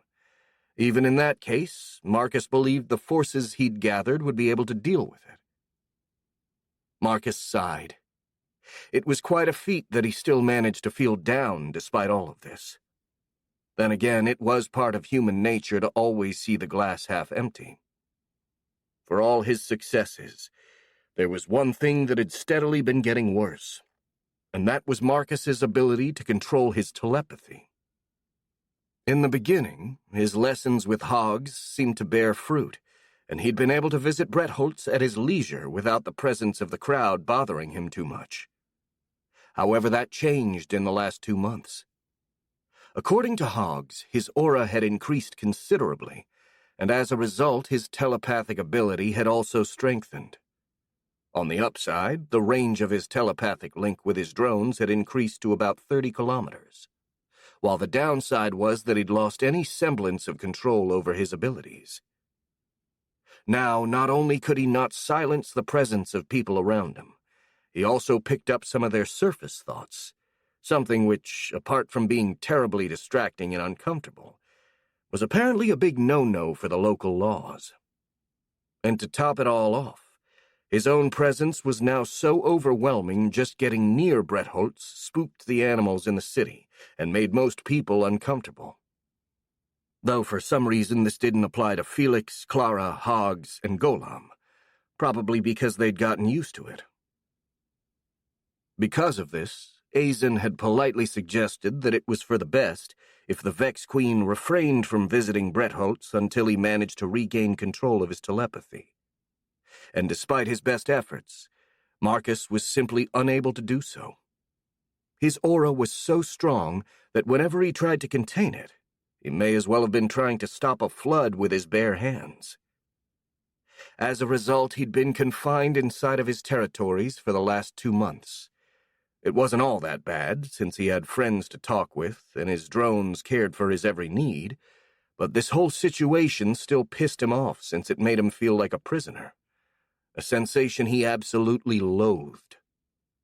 At least flying on the Wyvern drone and seeing his domains helped, as it cheered him up and distracted him from his predicament, which was the reason why Marcus took any occasion he could to leave Stonebarrow and go on patrol. Well, one of the reasons, at least. While he was lost in his thoughts, the Wyvern drone arrived above Stonebarrow and slowly started to descend toward the village, flying in a descending spiral. "Well, break time is over," Marcus said. "It's time to get back to work." Chapter 7. Be careful who you call ugly in middle school. The village of Stonebarrow was a lone island of green in the middle of a gray sea of mold wax. Marcus decided to keep the place as he'd found it, surrounded by a few trees, for the sake of his friends, who may have otherwise found the landscape unsettling. That said, there had been a few modifications here and there. A huge stable was built near the central square, in which Marcus kept his Wyvern drones, and a few other houses had also been converted from residential buildings into storehouses. Then, a bit away from the village, there was the place Felix used for his magical training, a small parcel of land which had been completely razed to the ground, with the earth itself scorched and blackened. The Vex Queen smirked. It had been a good call to not have Felix try out his powers indoors during the first months. Otherwise, he'd have burned down the house. The Wyvern drone landed just in front of the old inn in which Marcus and the others had taken up residence. With practiced and elegant movements, the Vex Queen jumped off his steed, landing gracefully on the dirt road, and headed for the inn. He could feel two presences inside, one exceptionally strong and burning almost like a flame, and the other feeble and stealthy, almost imperceptible next to the other. Felix and Hogs are inside, he thought with a smirk, as he entered the building. A wave of heat hit his face as soon as he opened the door. The inside of the inn was unnaturally warm, especially when compared to the chilly air outside. But that didn't really come as a surprise, since it had been this way for at least a month. The main hall of the inn had been converted into a living room, using furniture taken from other homes. There were only a couple of dining tables remaining. The rest of the room was occupied by various sofas, bookcases, and smoking tables, while many carpets covering the stone floor gave the room a cozy, warm feeling, emphasized by the lit fireplace, in which a bright flame danced wildly. The only thing that suggested this had once been an inn was the bar counter, which was now covered mostly in books and writing material. And sitting there on a couple of stools were Hogs and Felix, each holding a mug of beer and chatting with each other, though they immediately turned when Marcus entered. "Oh, hi, Marcus," Felix greeted, raising his mug. "Nice to see you, Sir Marcus," Hogs said a bit more formally.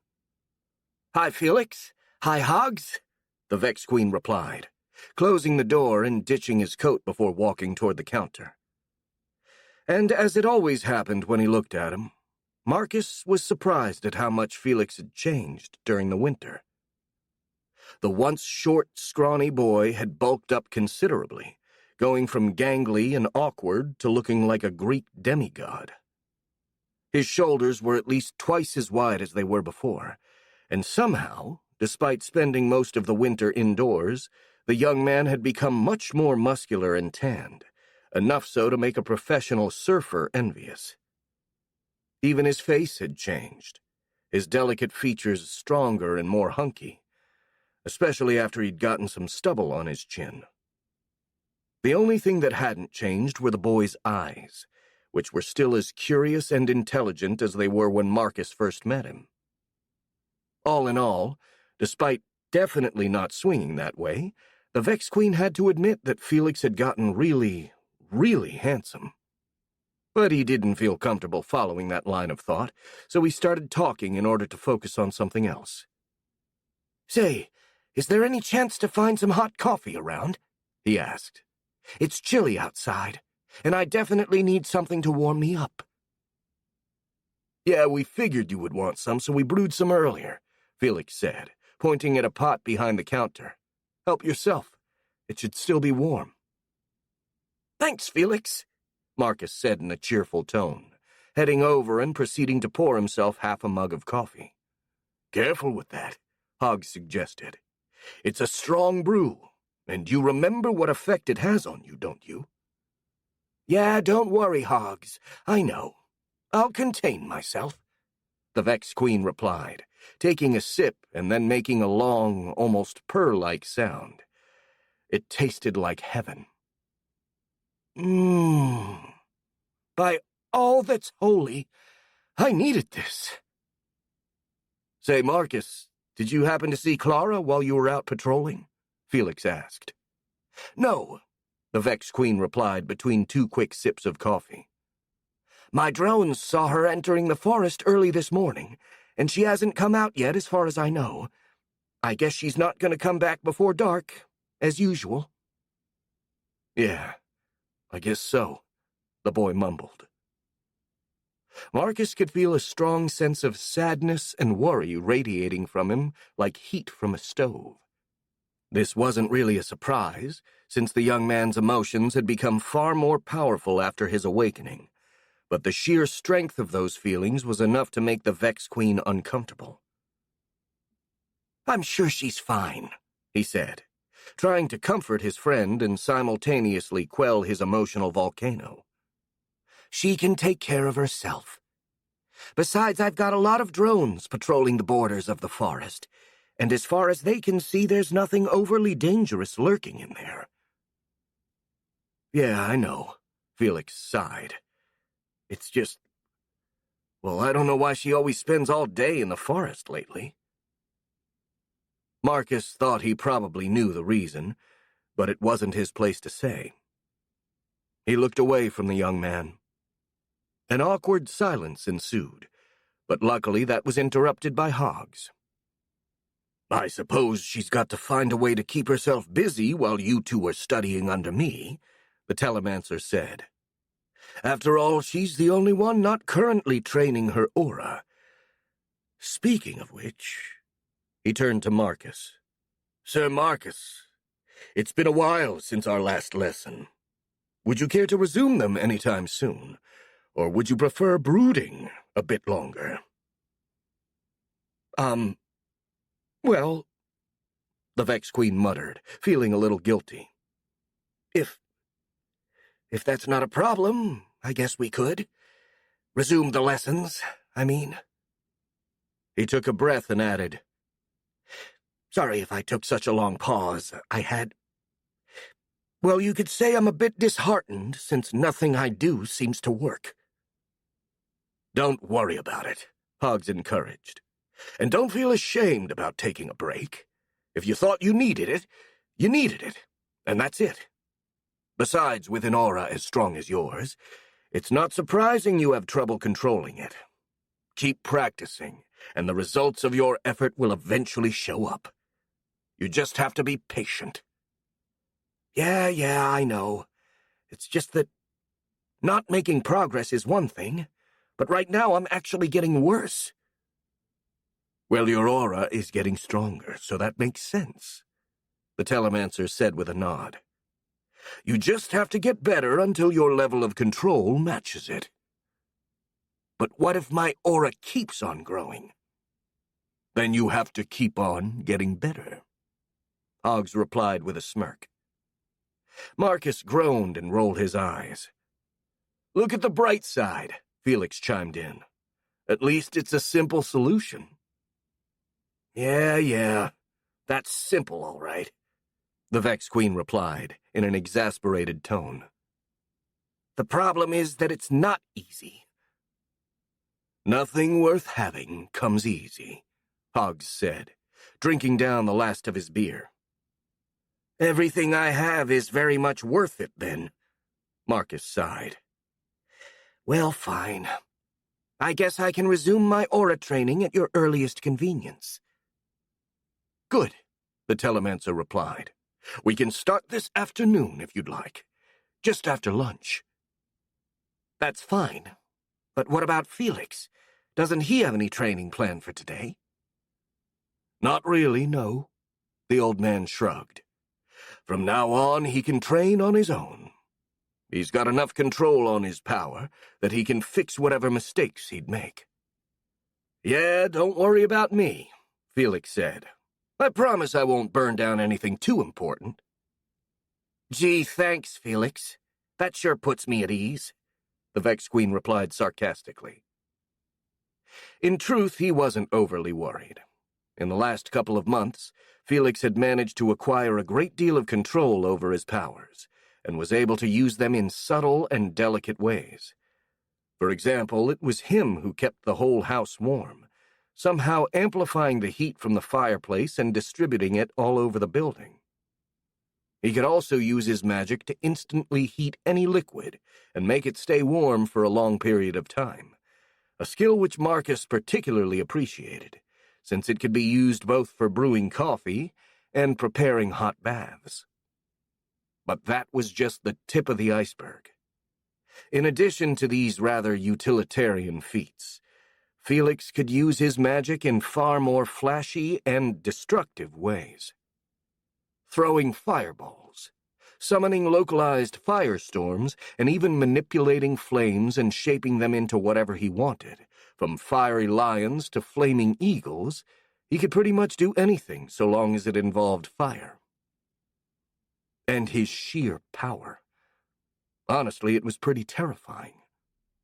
The young man could be a living engine of destruction if he wanted to. And Marcus had no doubt that it'd take hundreds of drones to take him down in an open battle if he were to turn against him.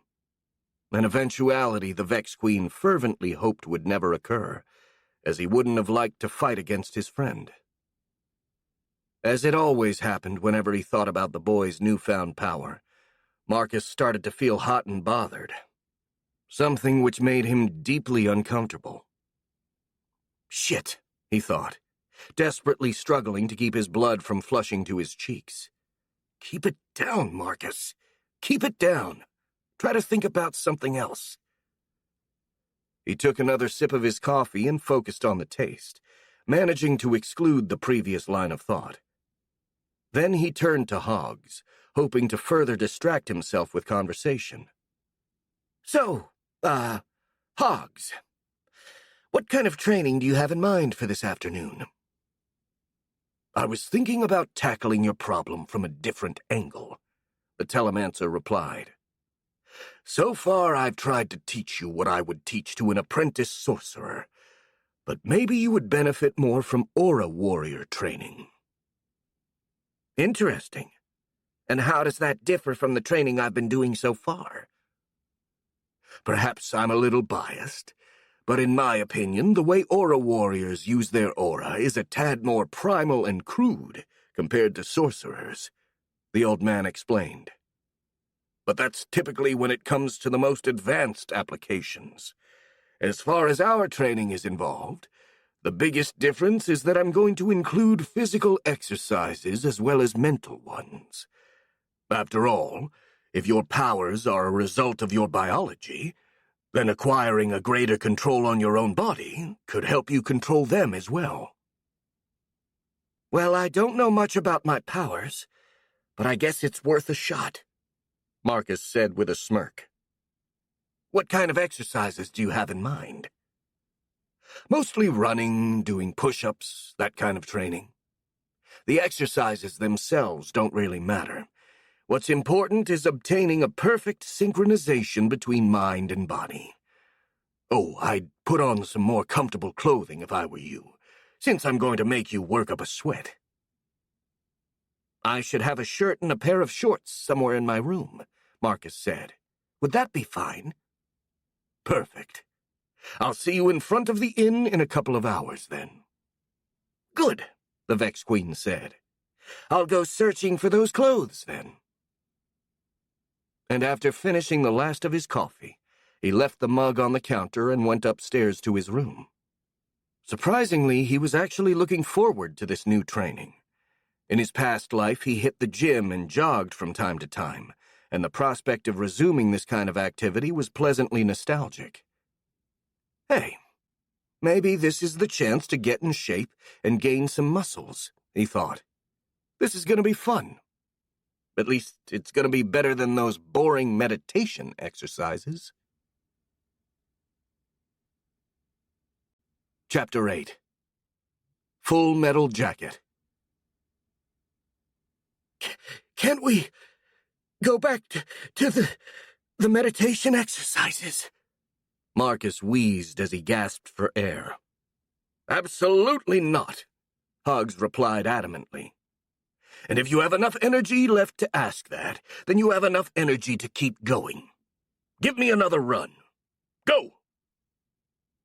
The Vex Queen groaned and rolled his eyes, but a crackling sound and a few sparks coming from a wand that the Telemancer held was enough to make him run away without any further complaint. Keep your knees higher, Hogs shouted, and go faster. I want to find your breaking point, and we're never going to get there if you keep this snail pace. Marcus didn't reply, mostly because he couldn't spare the breath to do so, but in his mind he silently cursed at the old man, the electrical wand, and most importantly himself, for agreeing to do this training to begin with.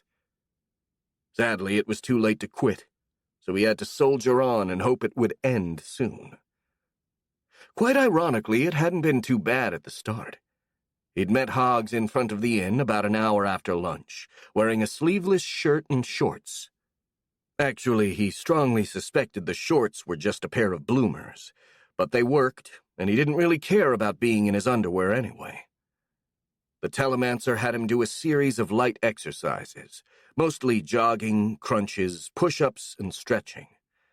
Despite his lack of exercise, Marcus managed to perform all these gymnastics without breaking a sweat, showing a surprising amount of stamina. Sadly, that was when things took a turn for the worse. As it turned out, Hoggs had given him those light exercises mostly to see how much punishment he could take, and after the Vex Queen breezed through them, the telemancer decided to turn the difficulty up by several orders of magnitude. The usually meek, polite, and almost grandfatherly old man had turned into something akin to a Marine drill instructor. He started giving Marcus increasingly difficult tasks, shouting whenever he slowed down even for a fraction of a second. He even brought out that fiendish little wand that he used to prod the Vex Queen with miniature lightning bolts whenever he was too tired to listen to his verbal orders. The absolute worst thing about this situation was that Marcus knew he could quit any time he wanted to. After all, it wasn't as if Hoggs had any authority over him, but couldn't bring himself to do so no matter how much he wanted to. His own stubborn pride kept him going, even while the rest of his being screamed at him to stop. These exercises were now a personal challenge, something he had to overcome not as an individual and not as the Hive Queen, and this realization prevented him from admitting defeat, no matter how tired he felt. He simply ignored the pain and fatigue, gritted his teeth, and soldiered on. That said, stubbornness alone couldn't keep him going for long after he hit his physical limits, and he'd already reached them a while ago. His movements became increasingly clumsy as he started to wobble around like a drunkard, until he finally lost his footing and tripped over his own legs.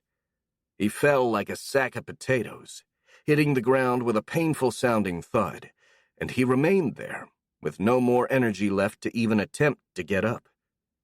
He couldn't even hear Hoggs's shouting, as the sound of his heart thumped in his ears like a drum.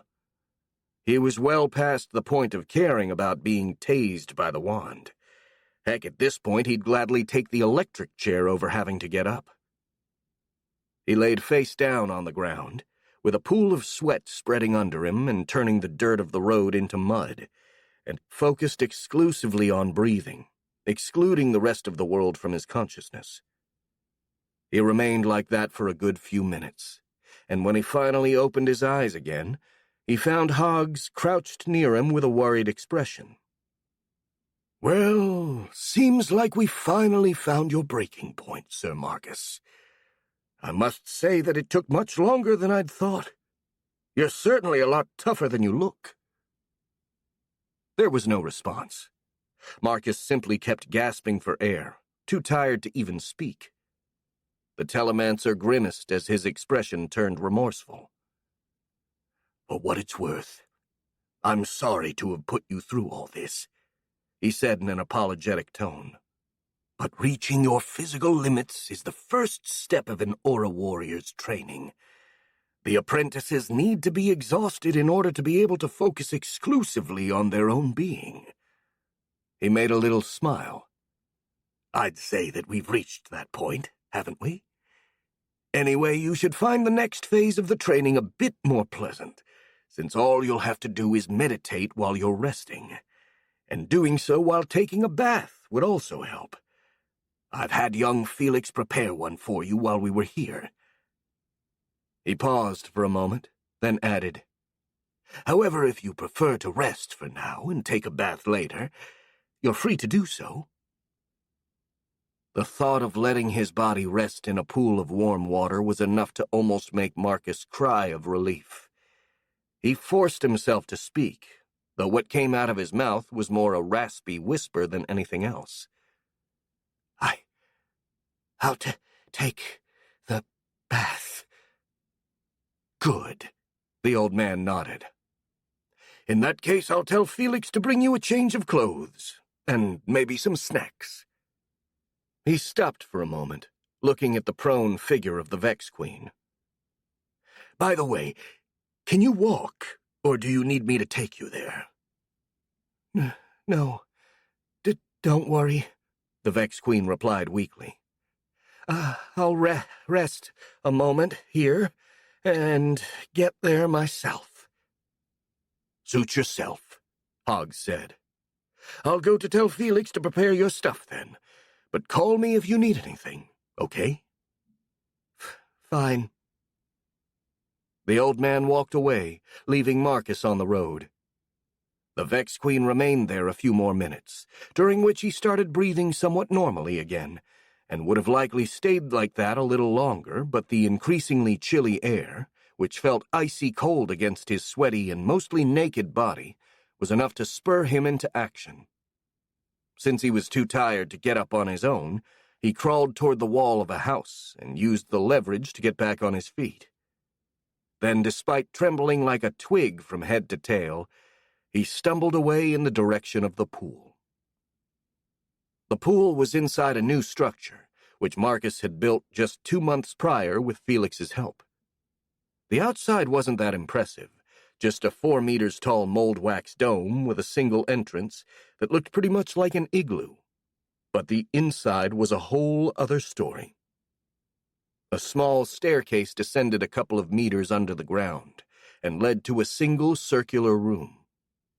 This room was occupied almost entirely by a huge pool made of some sort of glazed ceramic, which was actually simple clay that Felix's fire magic had baked into this shiny porcelain-like substance.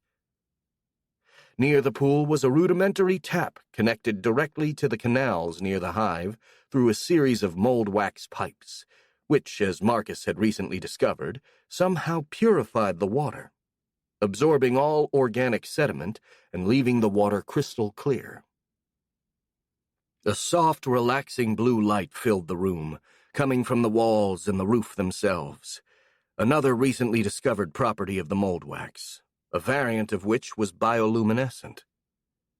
The whole place felt like some sort of luxury resort and had been Marcus's favorite refuge ever since he'd built it.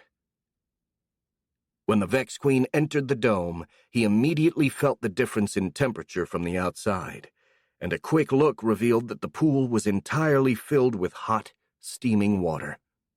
Meanwhile, on a stool near the wall, there were also some clean clothes, a piece of soap, and even a glass of water and a plate of beef jerky. Marcus smiled at Felix's and Hogg's thoughtfulness, and discarded his dirty clothes before cautiously entering the pool. The water was very hot, but not to the point of burning, and also had a pleasantly sparkling feel to it, something which always happened after Felix used his power to warm up a liquid. And Felix's magic keeping whatever had been heated warm for a few hours was also extremely convenient in this scenario, specifically for someone who liked to take long baths like Marcus. The Vex Queen smiled even more, and let his tired, naked body fall into the pool. An incredibly pleasurable sensation flushed through his muscles as the water surrounded him. Ah, he thought with immense satisfaction, feeling his dirt and fatigue being washed away. That's the stuff. These hot baths are probably the best thing that happened to me ever since I've been born in this world. He focused exclusively on the pleasure and the relief the bath gave him, excluding absolutely everything else and emptying his mind of all that wasn't in the present moment. His worries about the future, his past regrets, his troubles and joys all disappeared as his consciousness drifted away, and he got lost inside a warm, cozy limbo, floating on the water like a dead body. He didn't know how long he stayed like that, as he'd completely lost track of time. It could have been a minute, an hour, a day, a year. He had no idea, and he really didn't care. Though he felt that something was missing, but was too tired and relaxed to try and pin down what it was. Only after another while, he suddenly realized he didn't feel the presence of the drones in his mind. "What?" Marcus cried in surprise and tried to get up, but he slipped and fell to the bottom of the pool. He resurfaced, spitting water and coughing. He tried to get his thoughts together, and as he did so, the presence of his hive reappeared inside his mind, as if it had never left. However, this accident had left the Vex Queen puzzled and confused, and he sat on the border of the pool, trying to figure out what happened. As he did so, he also took a couple of strips of beef jerky to chew on. Did the mental link really disappear for a moment, or did I imagine it? He pondered about that for a good minute, and a theory started to form inside of his mind. Maybe that's the result of the training I just did, he mused. I mean, Hoggs said it himself, didn't he? That the training was meant to make me focus on my own being while excluding everything else? Maybe that's what happened. But if that's the case, what effects did that have on the hive? Did my drones feel something while I was disconnected from them? He mentally checked the memories of his drones for any blackout or something like that, finding nothing. For his drones, the mental link with him had never faltered. Huh. That's peculiar. He tried to analyze the information he possessed, and then came up with another theory. Maybe what was disconnected was the conscious part of my brain, but my subconscious was still directing the hive as it always does, like when I'm asleep. He tried to think about all the possible ramifications of this process, and then smiled. Well, that's possible, I guess. The only way to be sure is to use the scientific method and try to replicate this phenomenon. His smile widened. Which means I have to stay here a bit longer, and keep bathing as long as it takes. Well, sign me up, then. He slid right back in the pool and started floating, trying his best to relax and focus only on his being. Quite ironically, it was much more difficult to do so now that he was consciously trying to. He had to struggle to exclude idle thoughts from bothering him, and the link with his drones made this even harder. He kept on trying, and eventually the warm embrace of the water, coupled with his physical exhaustion, started to affect him, slowly purging him of his conscious thoughts. In about half an hour, his mind started to drift away once again, leaving him in a small world made of warm water and soft blue light. Chapter 9. Naked Socializing. The sun was about to set when Clara arrived in Stone Barrow. The girl was in a terrible mood. Not only was she tired and dirty, but she'd also failed to catch anything during her hunting expedition. And to make things worse, she doubted that she'd have any more luck in the future, since the border of the forest was basically empty of any possible prey, as most animals had fled deeper inside of the forest due to the presence of the Vex. She sighed and shook her head. As annoying as that was, she couldn't really blame Marcus for wanting to secure the borders with the forest. And besides, she didn't really need to hunt anyway, since the Vex drones had provided them enough venison to last for a year, and she earned more as Marcus's maid than as a hunter anyway. The only thing that bugged her was that her main excuse for staying away from the village was now a pretty hollow one. She traversed the village with a quick stride, heading straight for the inn, but hesitated when she reached the door. Many conflicting feelings surged inside her chest, slowing her hand as she reached for the door handle. She forced herself to ignore them as she finally opened the door. The main hall of the inn was dimly lit, the only source of light being the fireplace. Clara could clearly see that there was no one inside, save for Marcus's dog thing, Cooper, who was sleeping on a carpet. Good, the girl thought with relief as she closed the door behind her. I don't have to talk to anyone then. Now if I can grab something to eat and head to my room before anyone sees me... Clara, is that you? An old, familiar voice said. Hoggs suddenly appeared from behind the kitchen's door, carrying a tray with a sandwich and a cup of coffee on it. Clara felt a bit annoyed at having been interrupted on her way to her room, but still it would have been worse if Felix or Marcus had been the ones to see her, and maybe she could still avoid them if she managed to dismiss the telemancer quickly enough. That meant she wouldn't have dinner, but she'd rather skip a meal than meet her friends right now. "Good evening, Hoggs," she said while mimicking a stifled yawn. "Sorry if I don't stay here to talk, but I'm absolutely beat. I think I'll go directly to bed, if that's not a problem." "Oh, don't worry," Hoggs nodded. "You're not the only one who's tired tonight. I had training with Marcus today, and we were both exhausted afterward. She went to take a bath a few hours ago, and I've not seen her since. Though to be fair, I took a long nap, so she probably came back while I was sleeping. And as for young Felix, he trained on his own and was also pretty tired. I saw him about half an hour ago when I awoke, and he also said he was going straight to bed." "Oh," the girl said in a surprised tone. She also felt pretty hungry, so she quickly reevaluated her plans. "Well, maybe I'll grab a bite before going to sleep then. Hunting all day in the forest is hard work." She went to the kitchen, and Hoggs followed her to the door. "Did you manage to catch anything?" the old man asked. "Not really," Clara replied, making herself a sandwich. "There's no prey along the border of the forest. I think the Vex scared them all away." "Oh dear," the telemancer said. "I guess that's bad news for hunters like you." "Well, he's keeping his territories safe, so it's not like I can blame him. Besides, the forest is big. I could always hunt deeper in the woods if need be." "Wouldn't that be dangerous?" "Yeah, but I know what I'm doing," Clara replied, retrieving some ham and slicing into it. "I've been hunting in the forest ever since I was a kid, and I've got my grandpa's maps to show me the safe routes." "I don't doubt that," Hoggs nodded. "Old Carl was quite the notorious guide and explorer. I'd love to consult his notes and maps in the future."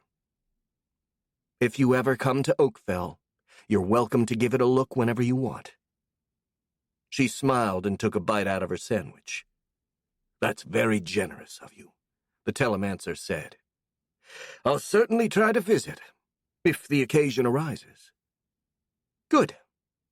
Clara quickly finished her sandwich and drank a cup of water and some milk. She then grabbed an apple. "Well, I think I'll go to bed now. Good night, Hoggs." "Good night, Clara. Oh, and by the way, wouldn't you like to take a bath before going to bed? No offense, but you seem a little ruffled, if I may." "None taken. But... well, Felix is asleep, and I don't want to wake him up just to heat up some water." "Oh, he already heated up the pool this afternoon," the telemancer said. "That's why he was so tired. Marcus went there to take a bath a few hours ago, but the water should still be warm." Clara thought about it. While she was tired and wanted to go to bed, she was also really dirty, and a bath was exactly what she needed. "Well, I guess it'd be a shame to let that hot water go to waste. I'll go grab a change of clothes and then head to the pool. Thanks for the tip, Hoggs." "You're welcome," the old man replied with a smile. "I'm also going to bed, so I guess we'll see each other tomorrow. Good night, Clara." "Good night, Hoggs." She went upstairs to get some clean clothes and a towel before heading out to the pool. By then, the sun had completely set, and only a faint glow on the horizon remained. Still, Clara was confident to find the way back even in complete darkness, so she hurried to the dome that housed the pool. As soon as she opened the door, a wave of warmth and steam hit her face, suggesting that the water was indeed still hot, so she entered and descended the short staircase. The air was so filled with steam that it was kind of hard to see, even with the soft glow coming from the ceiling. But the atmosphere was rather relaxing. She started taking off her clothes. She was down to her underwear when something emerged from the water of the pool, making her scream in surprise. Marcus had made an interesting discovery. While he was floating and meditating, at a certain point, for no reason at all, he let himself sink to the bottom of the pool and remained there for as long as he could hold his breath. Surprisingly, that took quite a long time, and the feeling of being completely submerged was particularly pleasant, so he decided that he should stay underwater, resurfacing at the edge of the pool only for a moment in order to take a breath before going back. It was during one of those moments that he heard a scream coming from behind him, something which caught him completely by surprise, causing him to lose his grip and fall back into the water. He immediately emerged, coughing and spitting, and when he turned to the source of the scream, he saw a half-naked Clara looking at him with a startled expression. What followed was a deeply awkward silence, as the Vex Queen and the girl stared at each other, before Marcus managed to force himself to talk. "Oh, hi, Clara," he mumbled. "Sorry, I did not hear you coming inside." "It's fine," Clara replied, trying to cover her body as best as she could. "Maybe I should have knocked or something." "Well, I probably wouldn't have heard it, since I was underwater," Marcus said. "I guess you're here to take a bath, aren't you? I'll leave you the pool in that case. I've been in here long enough, I think." He stopped for a moment and then asked, "By the way, what time is it?" "It's night," the girl answered cautiously. "The sun went down maybe half an hour ago. Oh, and if you still want to bathe, you can continue. I can go back to the inn." No, don't worry," the Vex Queen said, already climbing out of the pool. "I've been in here for hours. It's only fair that I let you have your turn. Just give me a minute to get dressed." He rose from the pool, dripping water everywhere, and padded over to the stool where his towel was waiting. As he started to wipe himself, Clara studied him and raised an eyebrow. I think you should wait for your hair to dry a bit before going back to the inn," she said. "It's pretty chilly outside." "Don't worry. I've never caught a cold ever since I've been born in this world.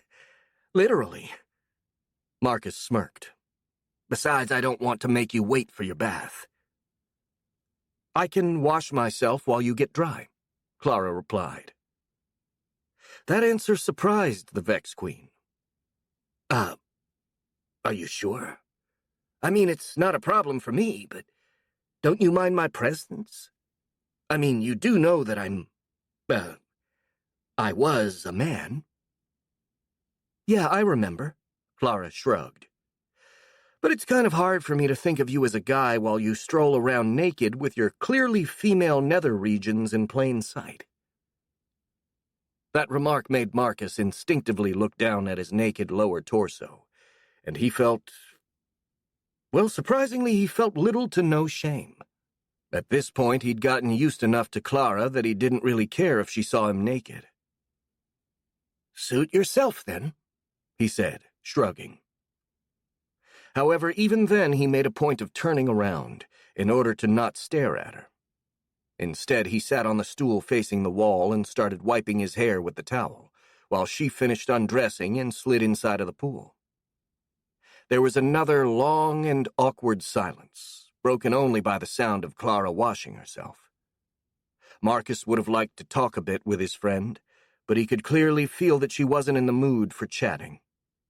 In fact, he could feel her surface emotions as clear as the day, and he consequently wondered why he hadn't sensed her while he was on the bottom of the pool. That's probably a side effect of the training, he thought. If I'm restraining my aura, then it's kind of logical that my psychic powers would be restrained as well. He mused about this for a minute, then decided it was probably a good thing. After all, being able to control his powers was kind of the point of the training. He still had a long way to go, though, as right now he couldn't seem to exert any control over his aura. Information from his drones flowed right into his mind, and he was painfully aware of Clara's presence behind him. The girl was basically a walking cloud of frustration, worry, and depression. She'd been this way ever since Felix recovered from his Jinni awakening. This made things quite awkward for Marcus, who could clearly sense her emotions thanks to his powers, but didn't know whether or not to talk to her about it. After all, he kind of felt like he was eavesdropping on people's thoughts, even though he didn't do it on purpose, and he wasn't really comfortable addressing this issue. But right now, it was the perfect occasion to have a conversation with her, since they were alone and he felt relaxed and refreshed enough to endure whatever emotion she could throw at him. "So," he said in a cautious tone, "do you mind if we talk a bit, Clara?" "Sure," she replied in a neutral voice, but the Vex Queen could clearly sense a hint of annoyance coming from her. "Do you have something in particular you want to talk about?" "Well," Marcus said, taking a breath through his teeth. "It's just, you know I can sense emotions, right? I don't do that on purpose, it just happens, but I can sense what everyone around me feels most of the time." "Yeah, I know that," Clara answered in the same neutral voice. "And your point is?" "Well, I can sense your emotions as well." He paused for a second and then asked, "Do you want to talk about it?" The girl didn't reply right away. Instead, she took a deep breath, and Marcus could clearly feel a surge of frustration coming from her. "Yes, I know you can sense my emotions, Marcus. That's actually the reason why I've been trying to avoid you lately. I didn't really want to talk about it." "Then I won't pry further," the Vex Queen promptly said. "No, it's fine. I mean, I've been brooding and running away for weeks, and it's not like that solved anything." She sighed. "Maybe it's time to talk about it. At least you know exactly what I'm feeling thanks to your powers, so maybe you could give me some tips on how to get better." "Well, I'll do what I can," Marcus replied. "But I can't promise you anything. After all, I'm not He stopped, trying to think of the imperial word for therapist, before giving up and expressing the concept in a different way. "I'm not someone whose job is to give advice to help people. I can only use my own experience as a reference, and it's not as if I'm much older than you. Mentally, at least. Physically, I'm barely a year old." "Ah," Clara said in a sarcastic tone. "Guess that makes me really pathetic. Asking for advice from a little girl." "Well, you take what you can get." Then Marcus grimaced and added, "Also, please don't call me little girl ever again. I could stand being called ma'am from time to time, but little girl literally makes my skin crawl." "Okay, fine," Clara chuckled. "I won't call you that again." "Good." The Vex Queen nodded. "Now, getting back to the point, do you have any problems with Felix? I can sense that you get particularly—" He searched for a suitable word. "Agitated whenever you and him are together." The girl remained silent, and Marcus could clearly feel a whole maelstrom of emotions coming from her. "I don't know for sure," she answered, her voice tense. I don't think I actually have a problem with Felix. I mean, he's my friend, and I care about him. It's just—" She took a deep breath. "It's just that I don't feel comfortable anymore when I'm near him." That doesn't really surprise me, considering just how much you're attracted to him," Marcus said with a smirk. "Especially if this is your first crush." What? Clara cried. No! I mean, Felix is my friend. I'm not attracted to him or anything. Clara, please, the Vex Queen said. Even if you deny it, I can feel it clearly. You literally radiate amorous feelings when you're with him. And to be fair, that's understandable. I mean, I can tell he's handsome, even though I'm not into guys myself. Please stop, Clara begged. It's already hard for me to talk without you teasing me about it. Okay, sorry. It wasn't my intention to tease you. I'll try to choose my words more carefully. Thanks. She let out another long, tired sigh. Anyway, I admit that I may have had some thoughts about Felix, but that's not the problem, or at least not the whole problem. And what is it then? The real problem is that everything in my life is changing too fast, and I can't keep up with it, Clara said, her voice broken as if she were on the verge of crying. First, my grandpa went mad and disappeared into the forest. Then all of my friends and neighbors, except for Felix, turned against me when I was about to lose my home to a loan shark. Then there's been this whole thing with the goblins. And now, as the icing of the cake, Felix has changed. It's just that I can't take this anymore. I want things to go back to how they were. I want Felix to keep being my friend. I want to see my grandpa. I just want my life back. She broke down into sobbing, leaving Marcus in a very awkward situation. On one hand, his first instinct was to go and hug her, to try and console her.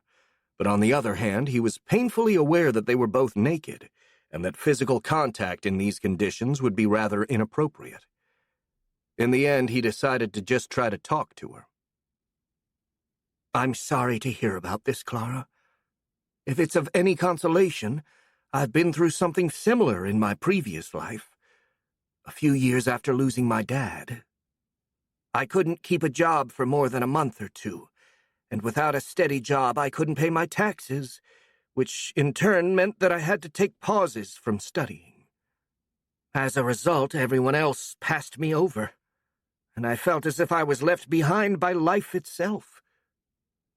He made a sad smirk. I tried to catch up as best as I could by giving up everything else in my life. And then I was killed, and all of my sacrifices were for naught. He looked over his shoulders, just enough to barely see Clara's silhouette behind him. You could say that I was so focused on the future that I lost sight of the present. And I think you're making a similar mistake. You're so focused on what you've lost that you're forgetting what you have. You're still alive. Felix is still alive. And you two still care a lot about each other. I'd say this is enough to be a little positive about the future, isn't it? And besides, you've also solved your money problems, haven't you? So it's not as if everything is going bad. There was a moment of silence, as Clara slowly processed what Marcus had told her. Well, when you put it like that, I guess you're right. But knowing this doesn't automatically make everything all right. I know. The Vex Queen completed for her. That's also normal. You need time to adjust to any change, and the greater it is, the harder it is to accept. He pointed at himself. Trust me. I know what I'm talking about. Even though my circumstances have improved greatly, I doubt I'll manage to completely accept the changes in my life anytime soon. He turned and smirked sarcastically to her. But then again, what else would you expect from a man who lost his penis?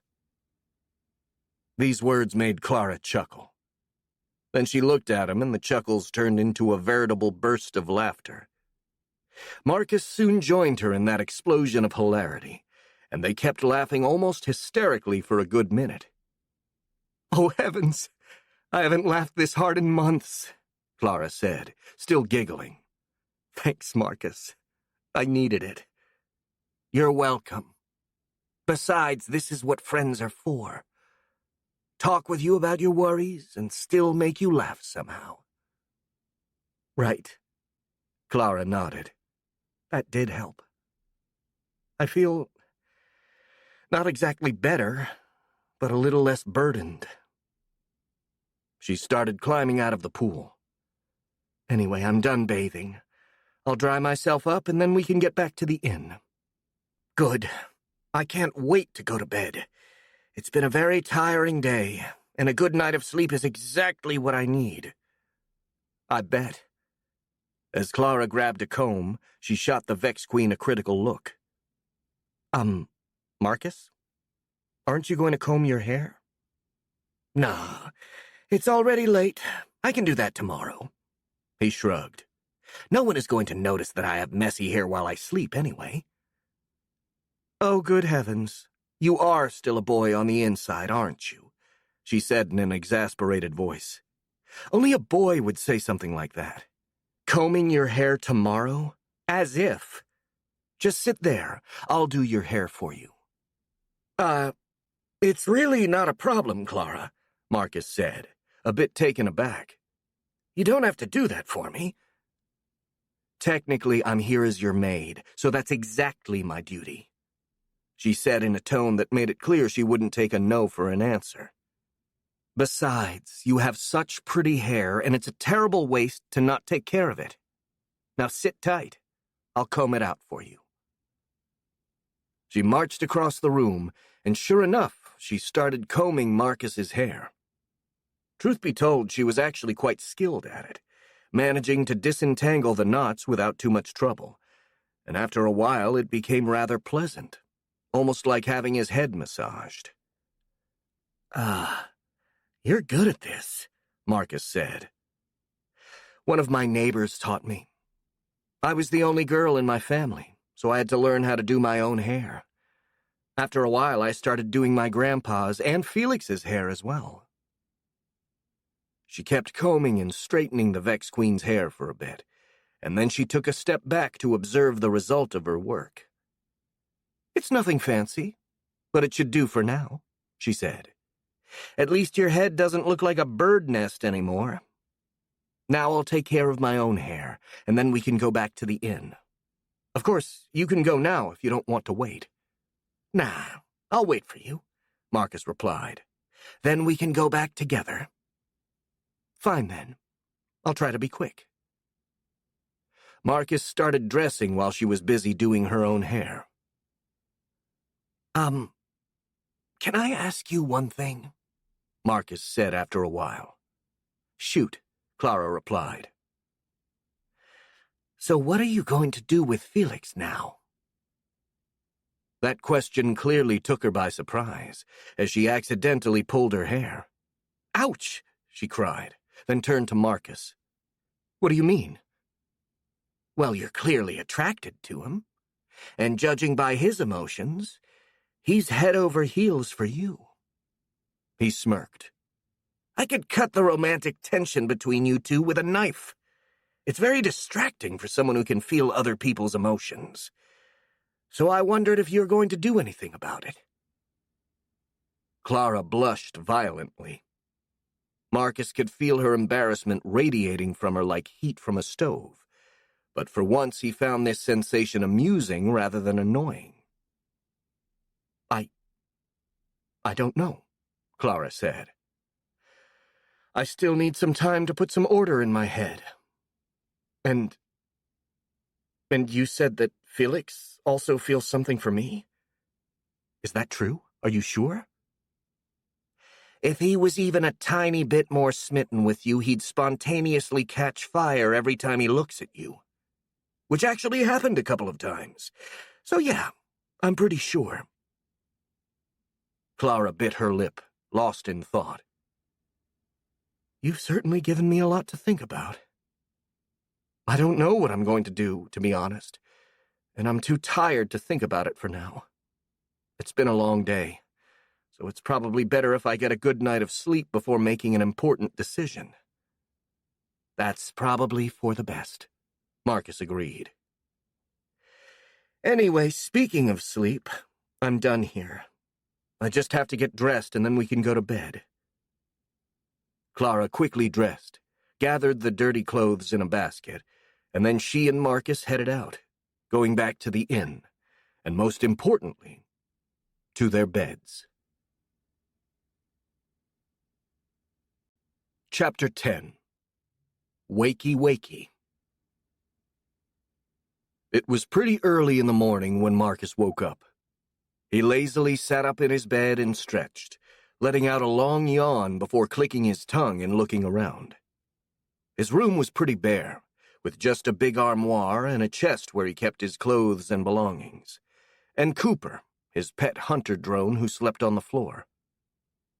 Thick, dark curtains covered the only window, but through the eyes of his drones, the Vex Queen could see that the sun was already high in the sky. For a moment he wondered whether or not to stay in bed, but decided otherwise, mostly because he was hungry, and crawled out of the sheets.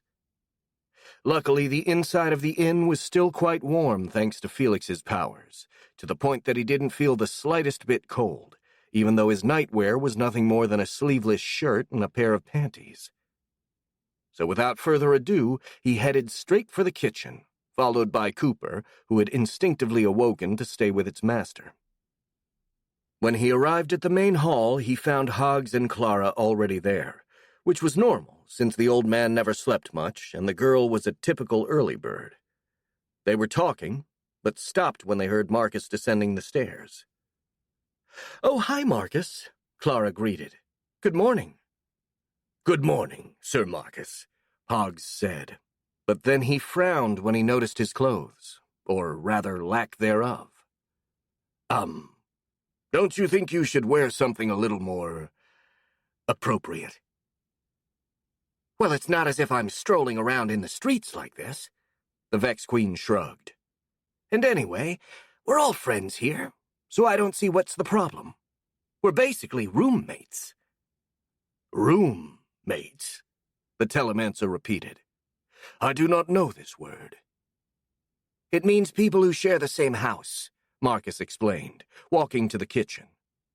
He prepared a plate of raw vegetables and meat, and poured himself a small mug of lukewarm coffee, the last of what remained in the pot, and headed back to the main hall where he sat at the counter and started wolfing down his breakfast with a voracious appetite, occasionally passing a scrap of food to Cooper, who'd sat on the floor next to him.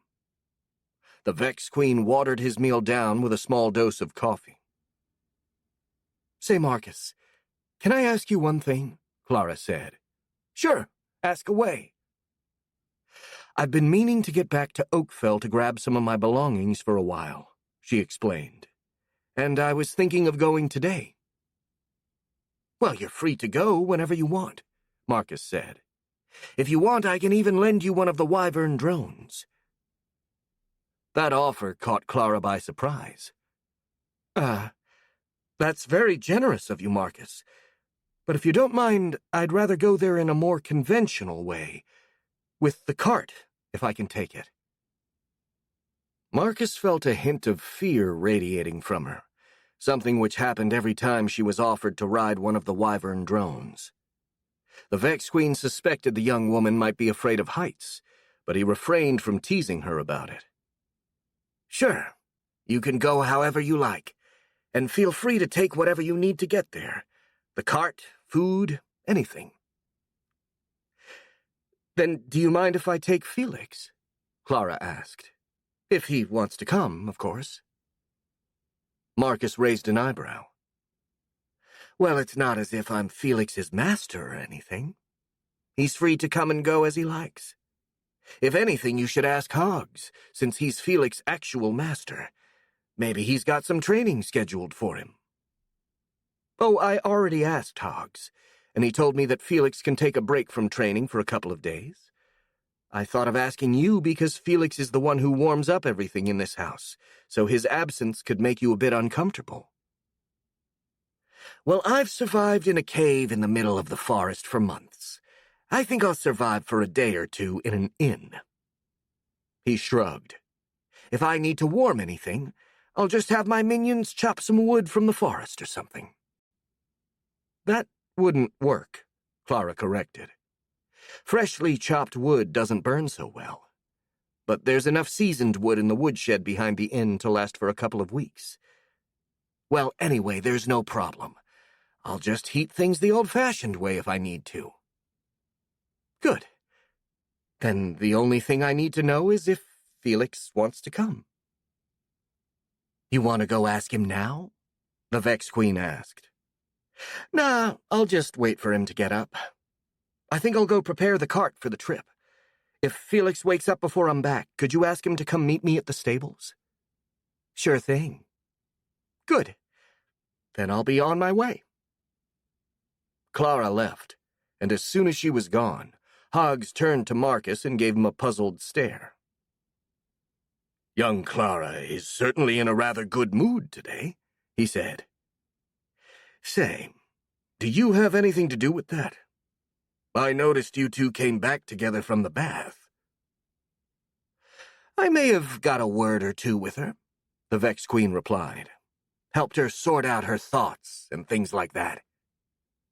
Oh, that explains it, the old man nodded.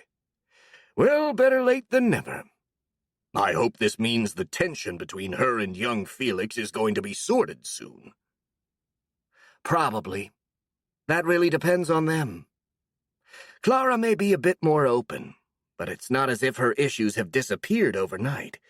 She's just willing to face them now. And as for Felix, it depends on how he'll react. I mean, he could be offended and decide not to accompany Clara out of spite, for all we know. And turn down a trip with the girl he's got a crush on? Ha!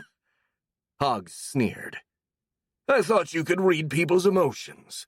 Only a blind man couldn't see that young Felix is completely smitten. Well, yeah, I know. I can sense Felix's emotions, but it's not as if I can tell exactly how he'll react. If life taught me something, it's that you must not take anything for granted. That's true, the Telemancer agreed. But I still find it highly improbable that young Felix may react differently from what I expect. We're going to have our answer pretty soon, won't we? Marcus replied with a smirk. Let's see what happens when he wakes up, shall we? Very well, Sir Marcus.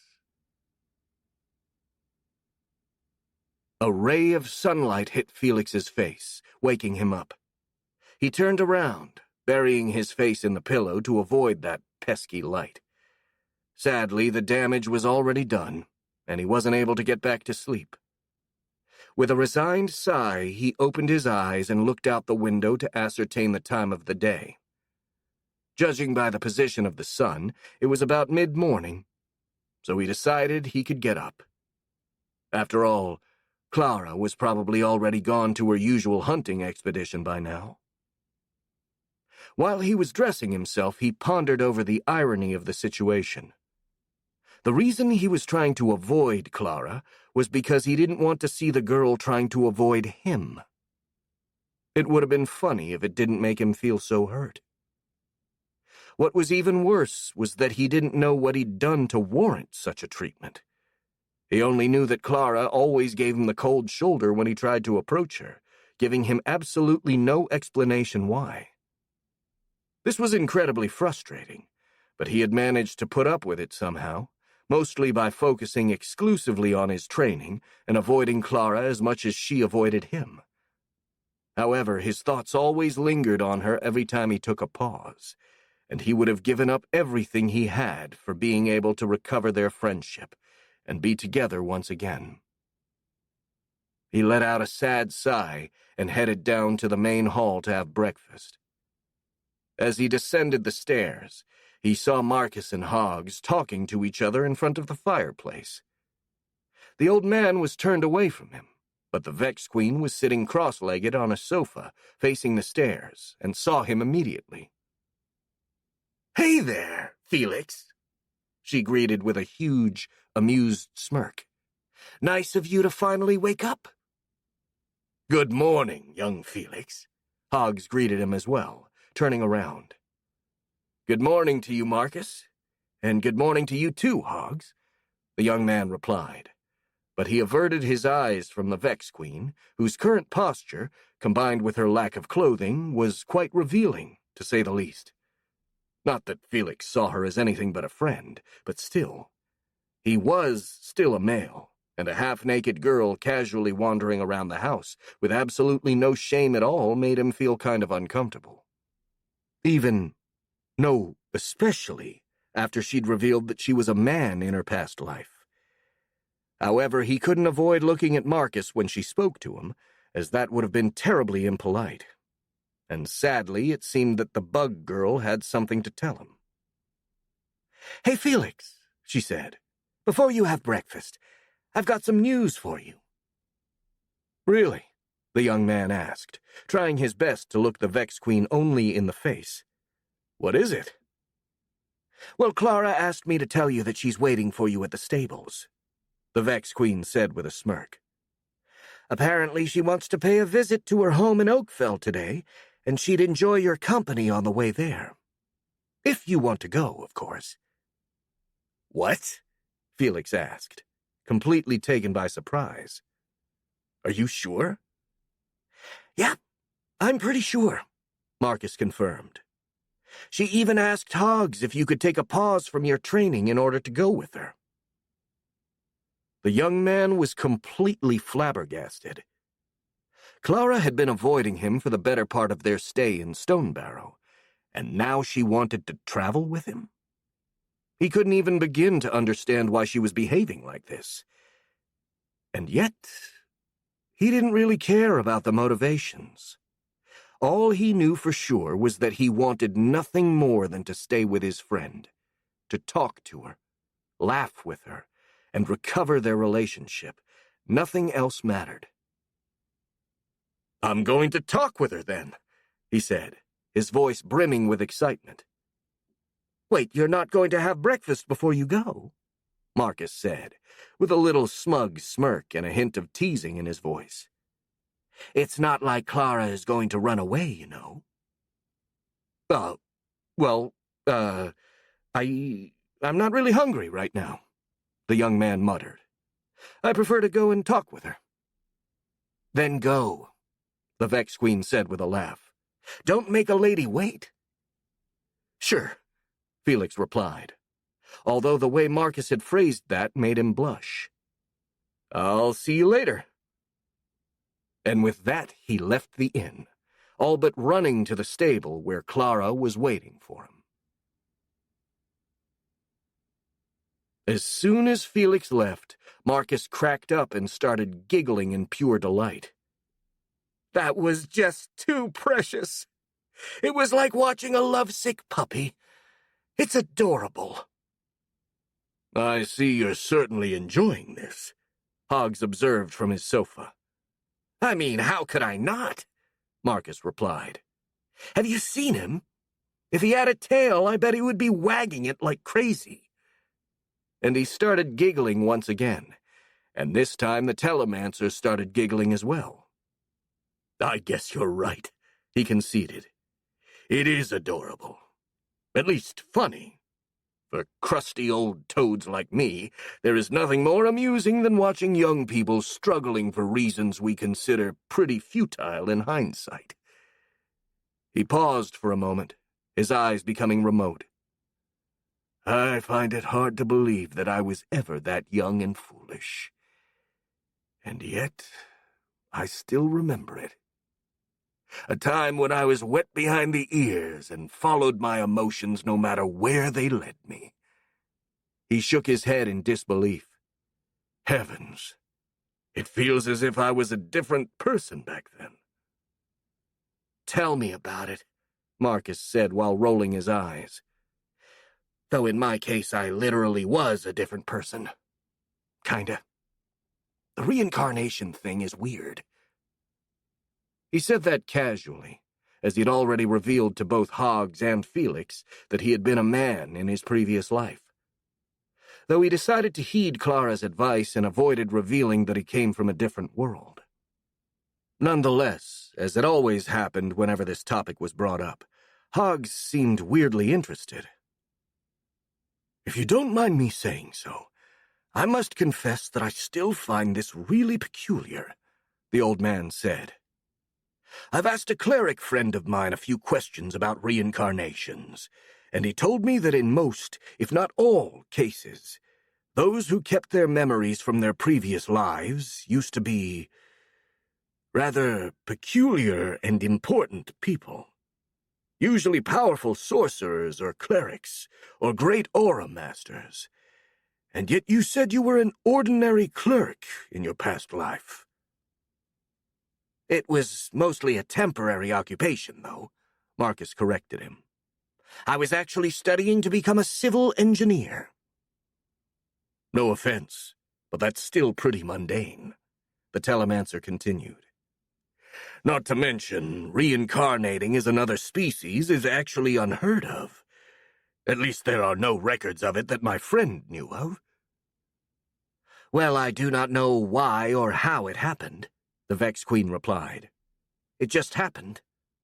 I died as a man and woke up as, well, this weird lizard bug girl thingy. I already told you this. He shot Hoggs a suspicious glare. By the way, why are you so obsessed with this? You're always asking questions about it. Just curiosity, nothing else. After all, it's pretty rare to meet people that have lived twice. Ah, you've lived more than twice as long as me for what matters. I died pretty young, and I've lived in this world for just about a year, so in total I'm no older than 26 or 27, even counting my past life. Didn't I tell you that? Yes, you did, the old man conceded, and then he added with a smirk. And I believe you. Actually, going by your behavior, I would have believed you if you'd told me you were still a teenager. What? Marcus cried. What do you mean by that? Well, I do not know of many adults that wander around in their underwear in front of other people, Hoggs replied sarcastically. The Vex Queen was about to protest, but then he looked down at his current outfit, and the retort he was about to say died before it could get out. Touché, Marcus said. Is there a reason for this not-so-subtle criticism directed at my manners, by the way? Well, for starters, it's fun, Hoggs explained with a smirk. But more seriously, it may cause you some problems in the long run. You may not have noticed, but you're supposed to be a knight now, and there are certain expectations that come with that title. I understand, Marcus replied. I don't like it, but I do understand. Well, I guess I'll try to behave a little better in the future. And for starters, I'm going to go dress myself. About that, the telemancer said. You may want to wear something light. After all, today's a perfect day for some training. What? Training? Already? Marcus asked. Isn't it better to let my body rest for a day? Not really. Hoggs shook his head. Besides, do you really feel the need to rest? For a moment, the Vex Queen felt tempted to answer yes. But sadly, he didn't feel tired at all. Hell, he actually felt better than usual. So, cursing his own honesty, he answered truthfully. No, I'm not tired. Thought so, the telemancer said. I've seen trainees who were actually too tired to go on. They could barely move because of the pain in their muscles, but you are clearly completely fine.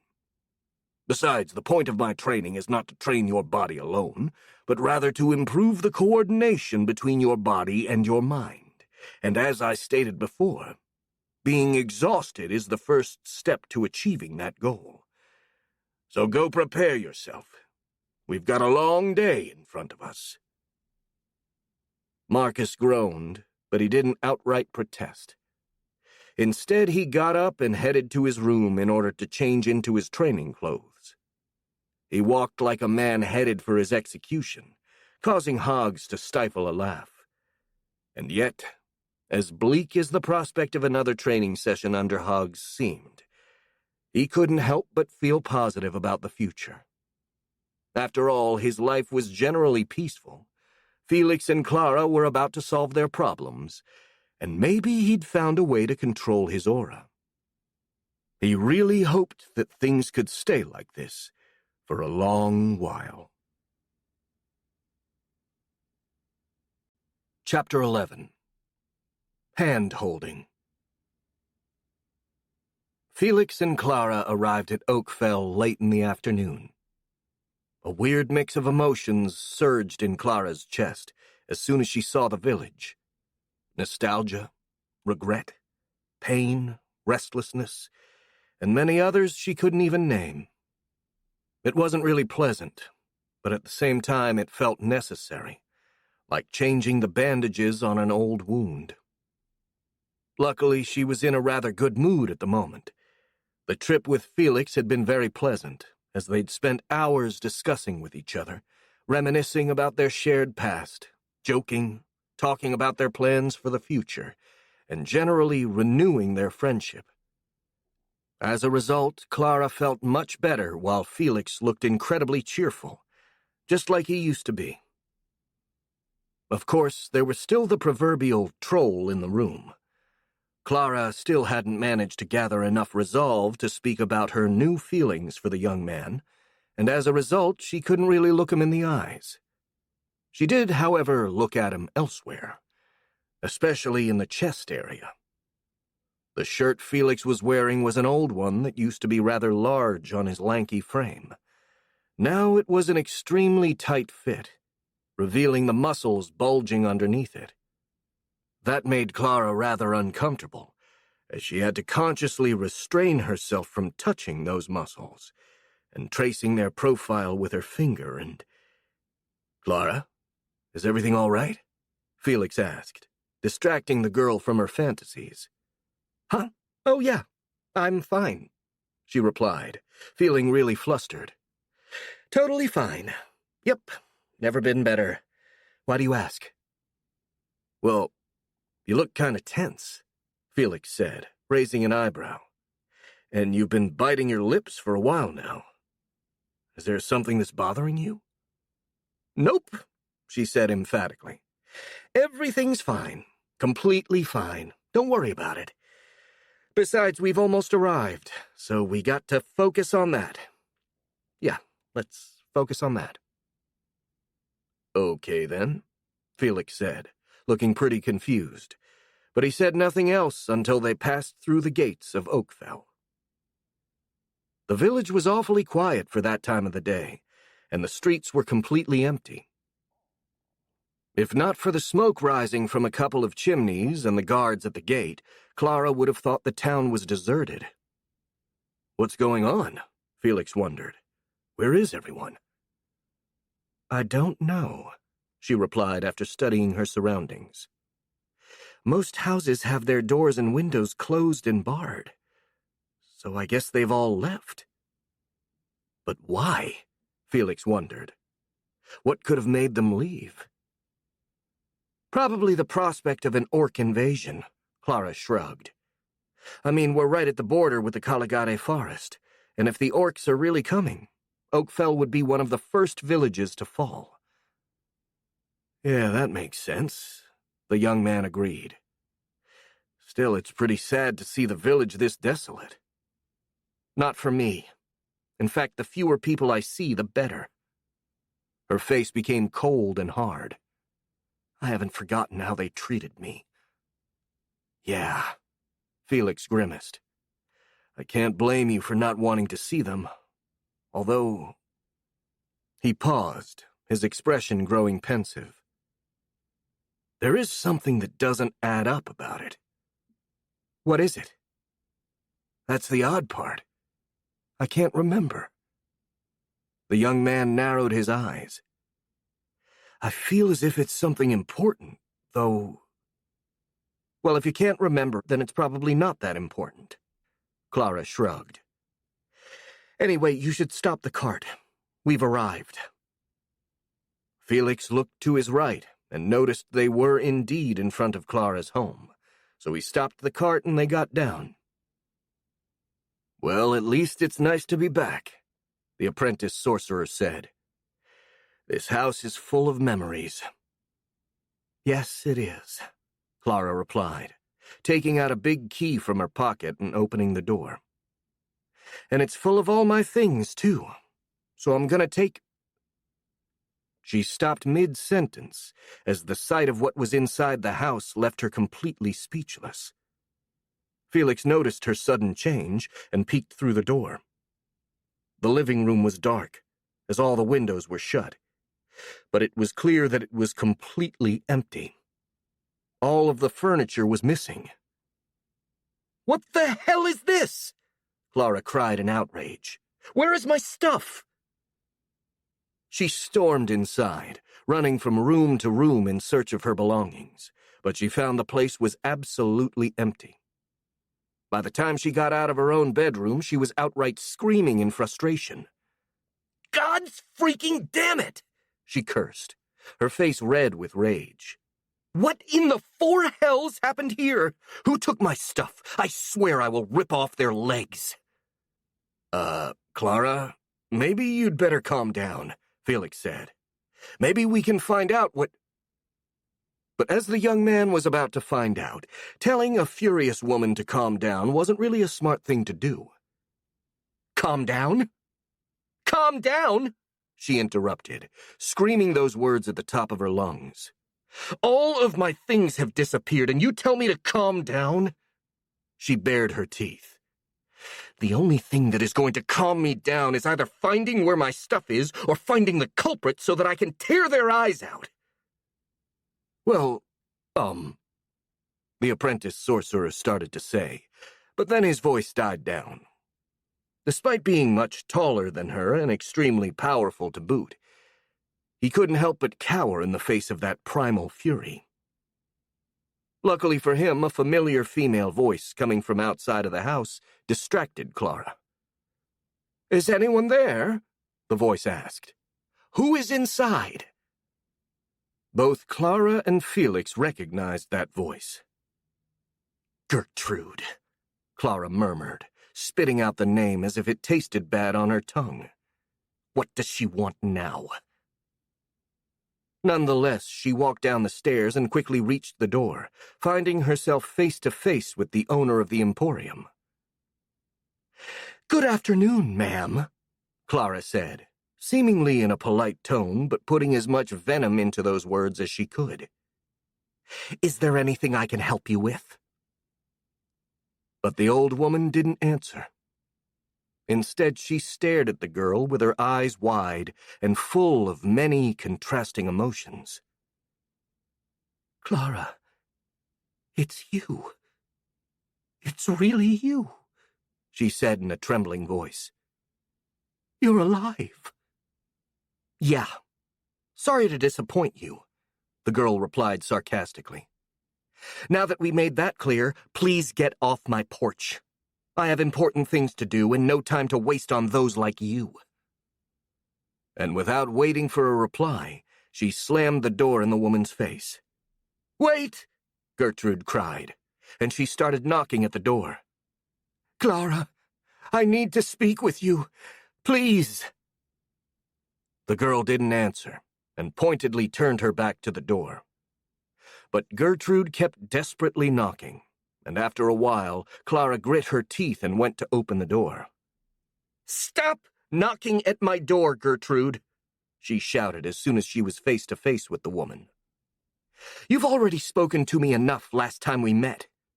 Remember when you tried to rip me off and then kicked me out of your store? Now get out of my face before I make you." "Clara, please," the old woman said with a broken voice.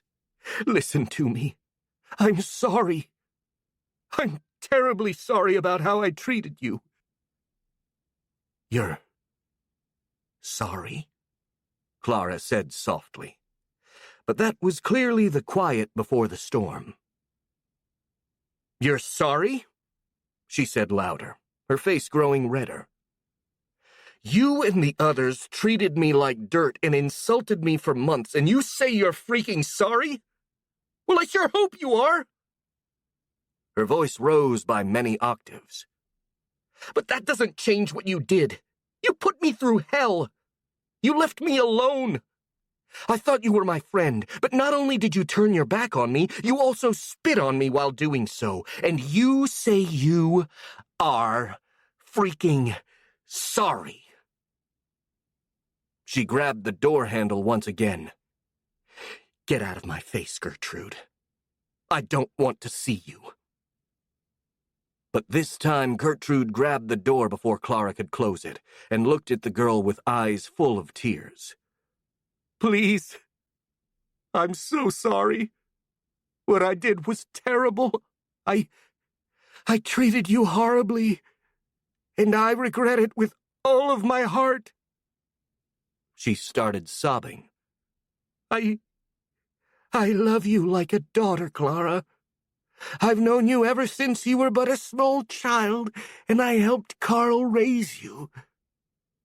So much for that motherly love, Clara cried. You accused me of getting Ulrich killed and kicked me out of your store. If this is how you loved Ulrich as well, it's no surprise that he ran off to the forest. No one would want to live with a mother like you. Gertrude winced at those words, and even Felix was surprised, as that was really a low blow for Clara's standards, even after everything the villagers had put her through. But maybe she just had enough after her furniture had disappeared. Clara, the young man said, I get it that you're still angry about what happened, but you shouldn't let your rage control you. What if I want to let my anger control me then? Clara replied in a defiant tone. Gertrude and the other bastards all have it coming. Yes, I agree on that, Felix nodded. They definitely have it coming, after what they did to you. But lowering yourself to their level isn't going to do you any good. Clara repressed the scathing reply that naturally came to her lips. She looked her friend in the eye, took a deep breath, and turned to Gertrude, who was pale as a ghost and looked incredibly distressed. Get out, Gertrude, she said coldly. I'm sorry to have said those things about Ulrich, but I want nothing to do with you anymore. Get out of my house and never come back. I understand, the old lady replied, barely restraining herself from bursting into tears. I'm going to tell you just one thing before I go, then. There is no excuse for how I treated you. I should have protected you, and I didn't. But despite that, I want you to know that I'm terribly sorry. I don't know why I acted the way I did, but I didn't mean anything I said to you back then. I love you dearly, Clara, and that's going to be true even if you don't want to see me ever again. Clara stared at Gertrude coldly for a long moment. So what happened about all those things you said? The girl asked. Am I supposed to ignore how you accused me to be responsible for Ulrich's death? How you kicked me out of your emporium? And can I ever trust you again? I don't expect you to forgive me or trust me. And I can't blame you either. I don't know if I'm going to trust myself after what happened. I had an inexplicable urge to hate you and treat you poorly back then, and I couldn't resist it. Tears started rolling down her cheeks. I don't know what caused it. All that I know is that other people were also affected. I talked with a few others, and they also felt the same unfounded hate toward you. Those words made Felix narrow his eyes, as a glint of recognition flashed in his eyes, but Clara was just too angry to care. Sharing the same guilt with others doesn't make you any less guilty yourself, Gertrude, she said in an icy tone. I'm not ready to forgive you for the way you treated me. I don't know if I ever will. She sighed. But I'm not going to let this grudge interfere with my life either. I understand, Gertrude conceded. We shunned you and abandoned you when you needed us the most. We deserve nothing but your scorn and contempt. I'll leave you alone and pray that you'll be able to forgive me one day. She was about to turn away and leave, but stopped and turned back. Oh, and another thing. I've got some of your belongings in my warehouse, if you want to have it. What? Clara asked in a suspicious voice. You have my stuff? How? Did you and the others raid my house when I was away?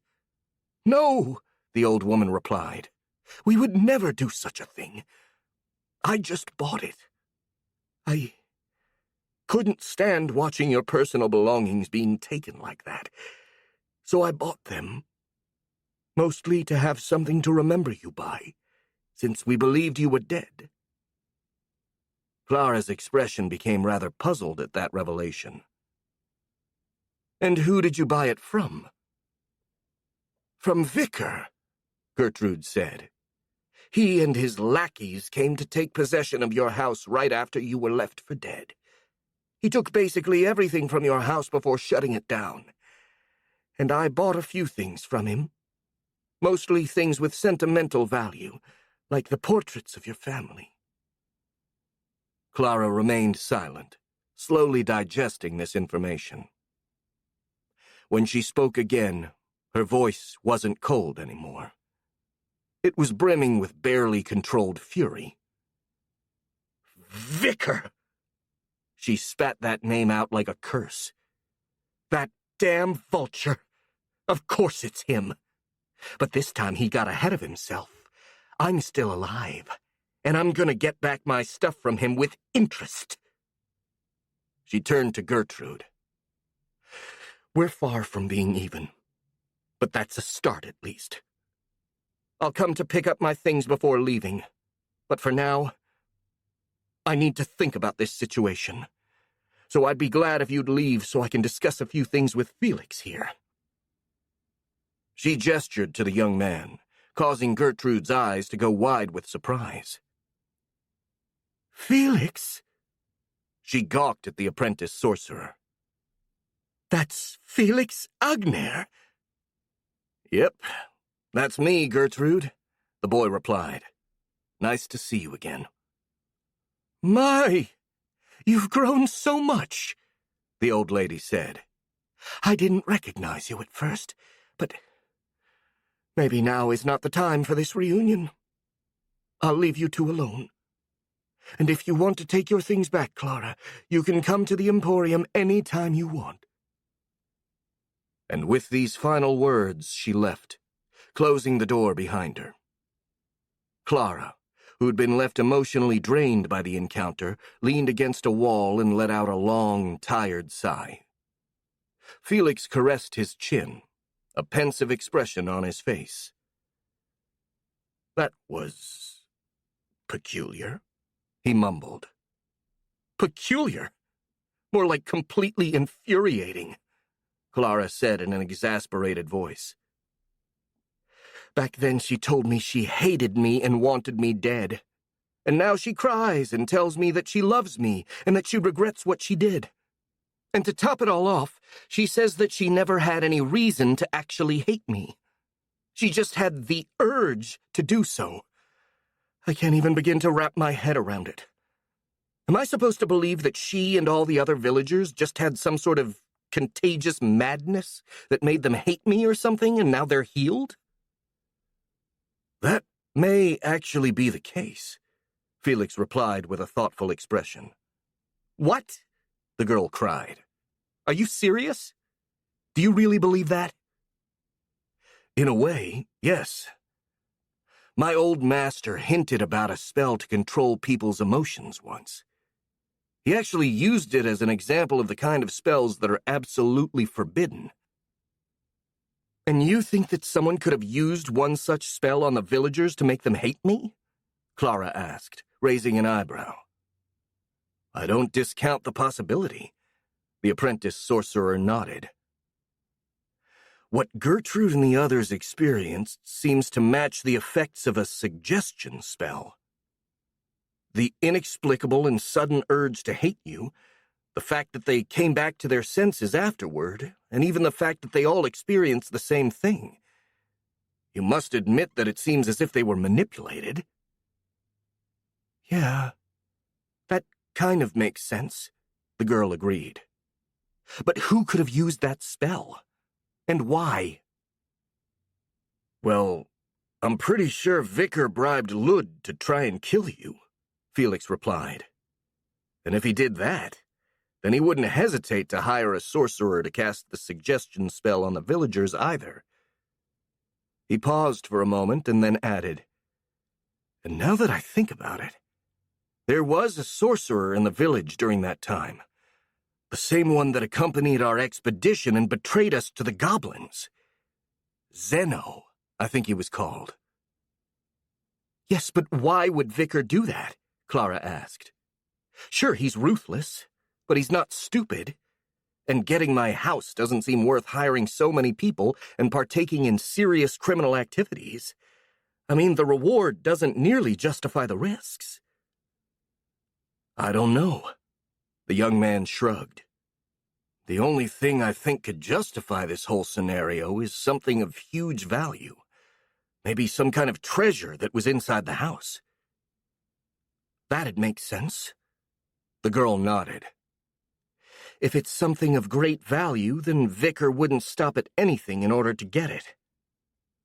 But in that case, why didn't he just kill me and steal the bloody thing? No idea. We'd have to ask Vicar personally. Well, that's exactly what I'm going to do, Clara said in a hard voice.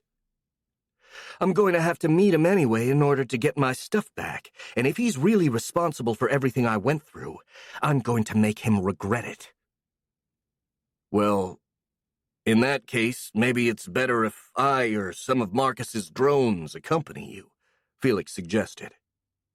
You know, since Vicar is always accompanied by that Minotaur bodyguard of his. Not that I doubt your ability to defend yourself, but that guy seems really strong. After all, she had seen Felix training, and she didn't think anything short of an aura master could give him pause. Well, if that bullman tries to do anything to you, I'm going to turn him into roast beef, the apprentice sorcerer said with a confident smirk, and a small sphere of fire materialized in his hand to underline that concept. Whoa, careful with that, Clara said, suddenly alarmed. I don't want you burning my house down by accident. Don't worry, the boy said, and with a quick gesture the fireball disappeared. I've had 6 months to learn how to control my powers, so your house is safe. Yeah, Clara said, not completely convinced, but then she realized something. By the way, speaking of the past 6 months, why didn't you tell me about the suggestion spell before? We could have already denounced Vicar by now. Well, Felix mumbled, suddenly looking distressed. I don't know.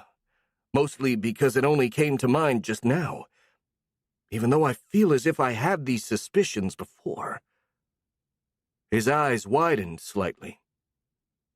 It was during the battle in Bretholz, when I went to defend the barricades. I met old man Kruger in there, and we spoke about how the people in Bretholz felt sorry for how they treated you. He asked me to tell you about it before he... Felix stopped talking, a fiery rage suddenly flashing in his eyes, and in response to this, small wisps of smoke started rising from his clothes, while sparks materialized all around him. Felix! Clara cried, scared by that sudden manifestation of power. The young man winced, and the sparks disappeared. He then took a series of deep breaths before turning to his friend with a guilty expression on his face. Sorry, Clara. I almost lost control for a moment, he said in an apologetic tone. Are you all right? The girl asked, still worried. Yeah. I just remembered Kruger's death. Felix replied. Sorry to have made you remember that, Clara said. Don't worry, it's not your fault, the apprentice sorcerer reassured her. Somehow I had completely forgotten about it. I was just a little overwhelmed when that memory resurfaced. However, despite that reassurance, he still looked a little shaken, so Clara decided to take initiative and try to calm him down. Well, I'd say it's better if we sit down and rest a bit then. The trip has been quite long, and we've both faced our share of distress. Fine. But where are we going to sit? The young man said with a dry smirk. Last time I checked, you have no chairs. Not a problem, Clara replied, sitting on the floor with her back leaning on the wall. We'll just have to sit on the floor. Come here. Let's rest a bit.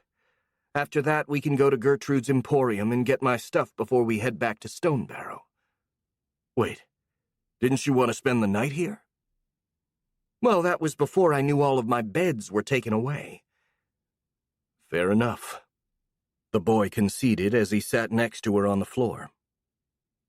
They remained silent for a minute or two, just taking solace in each other's presence. Then Clara suddenly spoke. You know, I'd have thought that coming back to Oakfell would have brought us back to the way we used to be. But now that we're here, I can't help but feel that things are never going to be the same. That's life, sadly, Felix replied.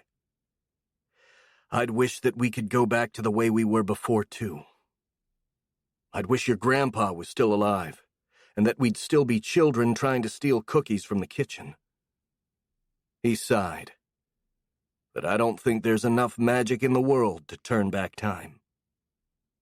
So we've got to deal with the changes, somehow. I know.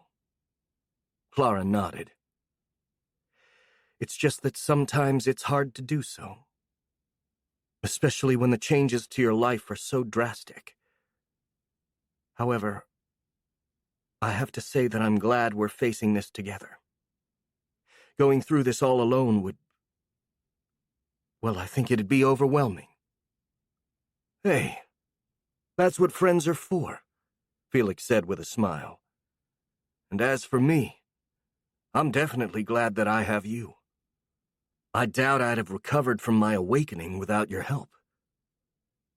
As you said, that's what friends are for. She returned his smile. They didn't speak further, but slowly and timidly, Clara grabbed Felix's hand, and the two remained sitting on the floor for another few minutes, holding each other's hand. Chapter 12. First Contact. For the 1000th time, Jones, the telemancer, wished he'd found a better excuse to avoid the current mission. He had thought drinking a whole bottle of snake vine oil would have been enough, but sadly Father Hiram, the Marquis's chaplain, had proven to be a better healer than he thought. Jones had been quickly cured of his accidental poisoning and sent to liaison with the rest of the guards in the new Ashwood Hills outpost, which happened to be located within the ruins of the monastery where the Vex had set up their nest. Once he'd arrived, Jones had discovered that the mission was even worse than the rumors suggested. It wasn't just having to live in the middle of a forest, far from the comfort of his house in Bretholtz, that made it unbearable. Nor was it the fact that he didn't have a warm meal or a decent bath in weeks, or even the threat of an upcoming orc invasion looming on the horizon. No, what really ticked him off was having to endure all the above while being surrounded by huge, creepy, insect-like creatures. He tried to tell himself that the Vex were technically allies, and that it was their presence that kept this part of the forest relatively safe, but to no avail. Something about those creatures made his skin crawl. It wasn't just their appearance, but rather the way they moved and behaved. More like puppets than actual living beings, with an uncanny, instinctive coordination that gave the impression they were part of a single, complex organism. And to top it all off, having to live in the middle of their mold-wax-encrusted hive made Jones feel as if he was sitting in the maw of a huge predatory creature, a feeling that deeply disturbed him and made him all the more eager to get back to Brettholtz. The only good things that Jones could find about his current situation was that his tour of duty was almost over, and the wyvern-like Vex drones that the Marquis had given them would make the trip back much quicker and safer than traveling on foot. Also, despite all of his complaining, Jones had to admit that as unpleasant as his stay had been, nothing really dangerous had happened. The Vex kept the other animals of the forest at bay, and there was no trace of these theoretical orcs the Marquis feared. So all in all, the Telemancer could consider himself lucky. He just had to endure for a couple more days, and then he could be back in his comfy bed in Brettholtz. As it often happened, his expectations for the future were about to be completely demolished. It was evening, and Jones was having dinner, which was just dry meat and bread since they couldn't risk lighting a fire, with the other guards in the mold-wax-covered cloister where they'd set up their camps. All of a sudden, the Vex all around them let out alarmed screeches and started running frantically outside of their nest. Obviously, this alerted the Brettholtz guards, who grabbed their weapons and cautiously headed toward the edge of the ruins in order to see what the ruckus was all about. Jones, on the other hand, decided that whatever was going on was above his pay grade, and instead approached the wyvern-like Vex drones that were tied to a pole at the center of the cloister, in order to quickly escape in case the situation got dicey. "I'm not a combatant.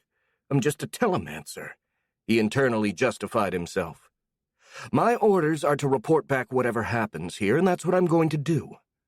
If I see an orc or any other monstrosity entering the cloister, I'll take this wyvern thingy and get out of here. I mean, it's my duty to survive in order to warn the Marquis about whatever danger is approaching." However, nothing happened, and Jones just stood next to the wyvern drones for a few minutes until one of the guards entered the cloister and called for him. "Jones!" the guard shouted. "Come here! There's something you need to see." "What is it?" the Telemancer asked, reluctant to leave his only safe means of escape. "Can't you just tell me?" "Sorry, but per regulations, you need to personally confirm contact with the enemy," the guard replied. "You're the one who needs to make the report, after all." "Contact with the enemy?" Jones cried in a panicked tone. "Do you mean the orcs? They're here?"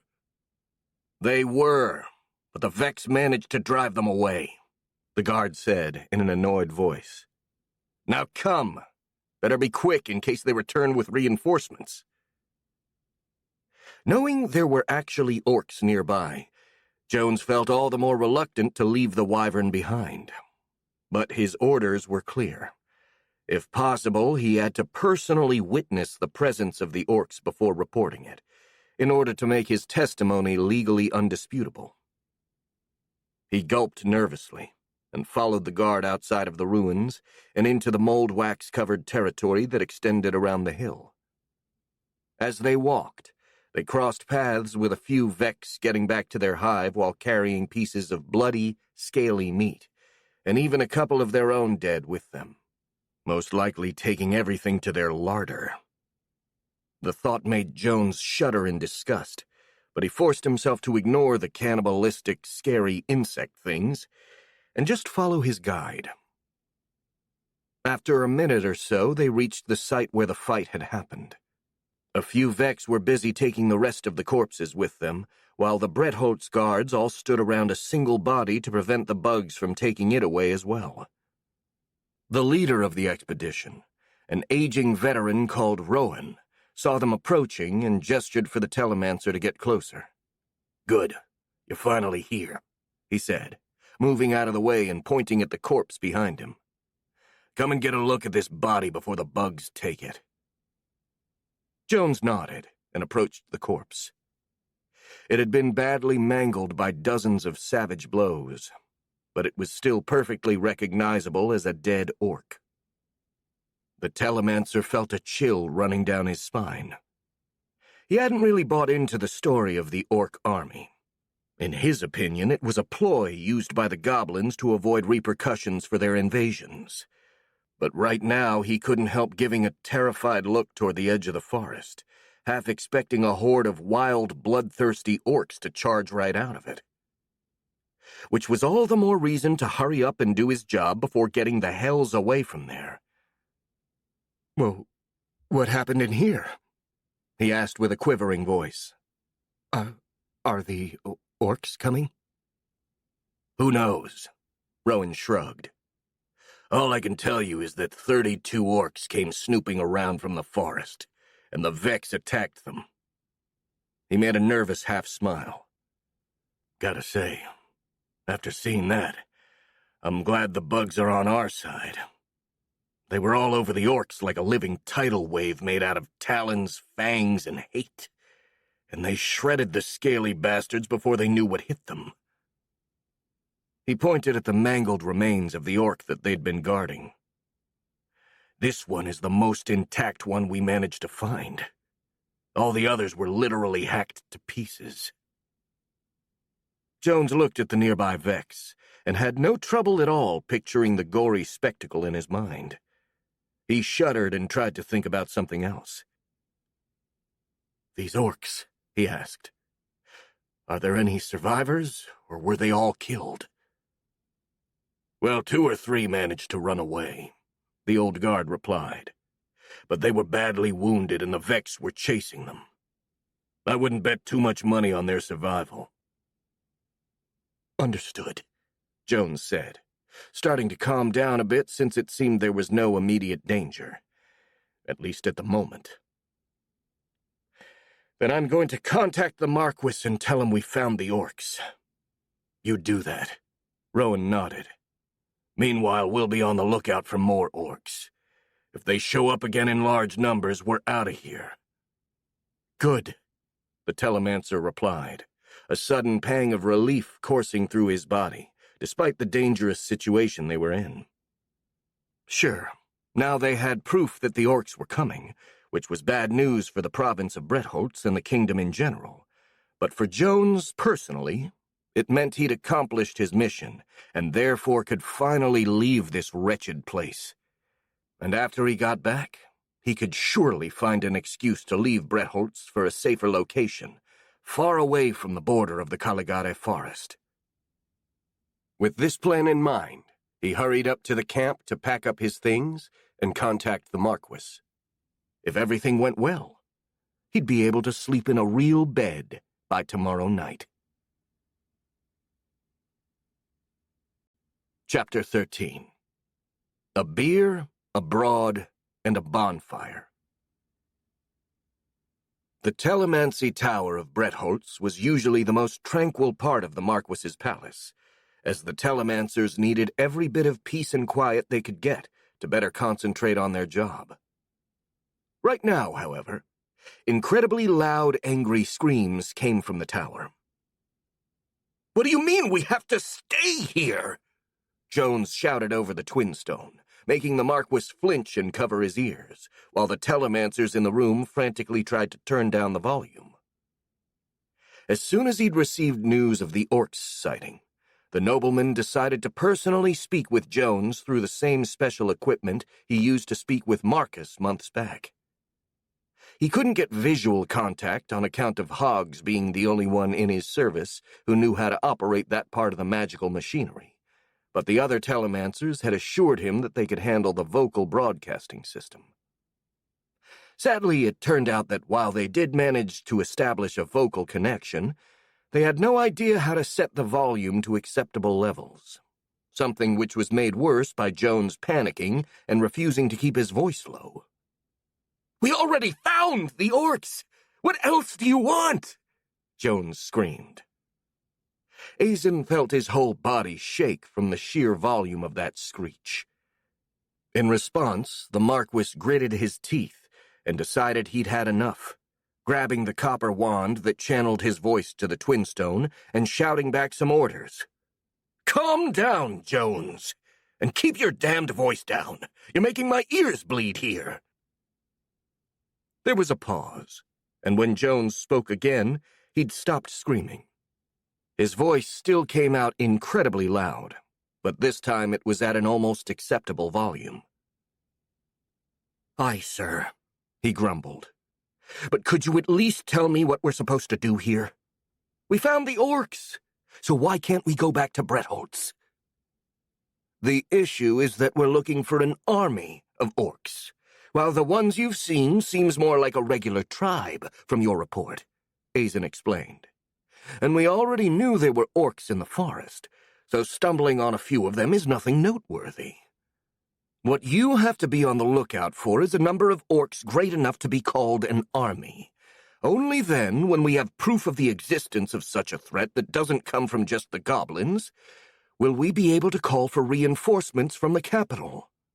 Do you understand?"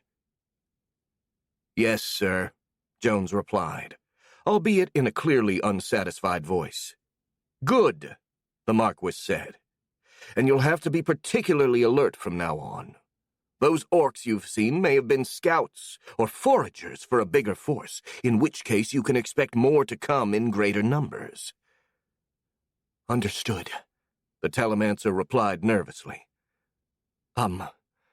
Just out of curiosity, you're still going to send my replacement in 2 days, right?" "Yes," Azen said. "But I'll send him not as a replacement, but as reinforcement." "What? What do you mean?" "I mean that you're staying there for a while longer," the nobleman explained. "Since you were the first to make contact with the orcs, it's likely that they are coming your way, so I'm sending you more people to keep better watch on your area." "What?" Jones shouted, making Azen's ears hurt once again. "My mission was to stay here for 2 weeks. Why are you changing it?" "Calm the hells down, Jones," Azen shouted angrily. "It's not up to you to question my orders. You just have to follow them. I need more people in our outpost, and I've only got 1 Vex Wyvern to spare for transportation. Having you make the trip back here would leave some of the other guards with no means of escape, which would basically be a death sentence. You either obey my orders, or you explain to your comrades there that you're willing to let them die for your convenience." "Aye, sir," the Telemancer replied in a more subsided tone, although he still sounded far from happy. "I'll obey and relay your orders to the others." "Good. You do that," Azen said. "And keep me informed in case anything else happens." After this exchange, the call ended, and the Marquis started heading back to his office, followed by his bodyguard. However, as soon as he got down from the telemancy tower, he found himself face to face with one of his servants, who was accompanied by none other than Trak, the Goblin General. "Excuse me, my lord," the servant said. "Mr. Trak requested an audience with you. I told him that you were currently occupied in the telemancy tower, but he said that he'd wait for you to be done." The Marquis mentally groaned, as he had hoped to be done with his duties for the day. However, whatever Trak had come to discuss was certainly rather important. "Very well. I can spare some time for him," he said. "Let's go to my office, shall we, General Trak?" "Of course, your lordship," the goblin replied politely. "After you." They started walking, seemingly without any animosity or hostility, though the Marquis's bodyguard put himself between his liege and the short, gray humanoid. During the winter, Trak had become a familiar figure in the palace of the Marquis, paying visits whenever he and his kin came to trade in town. It started a few months back, when the leader of the goblins had asked the Marquis for the permission to sell and buy some goods in the market of Bretholtz. The nobleman had decided to allow it, albeit under strict surveillance. That turned out to be a really good call. Trade had been languishing after the goblin invasion, further increasing the toll on the province's finances, but Trak's arrival changed that. It turned out that the goblins had brought a veritable trove of rare and valuable materials from the forest, and in addition to that, the goblin general proved himself to be a very skilled haggler. During his first visit to the market, he brought some truly impressive wares and sold them at outrageously low prices to various merchants, while buying various common goods like building materials and raw metal at nearly twice the normal price. Word quickly got out about this, and a week later, when the goblins came back to Bretholtz, many more merchants were there to partake in the chance to take advantage of the goblins' inexperience. Sadly for those merchants, this had all been part of Truck's plan.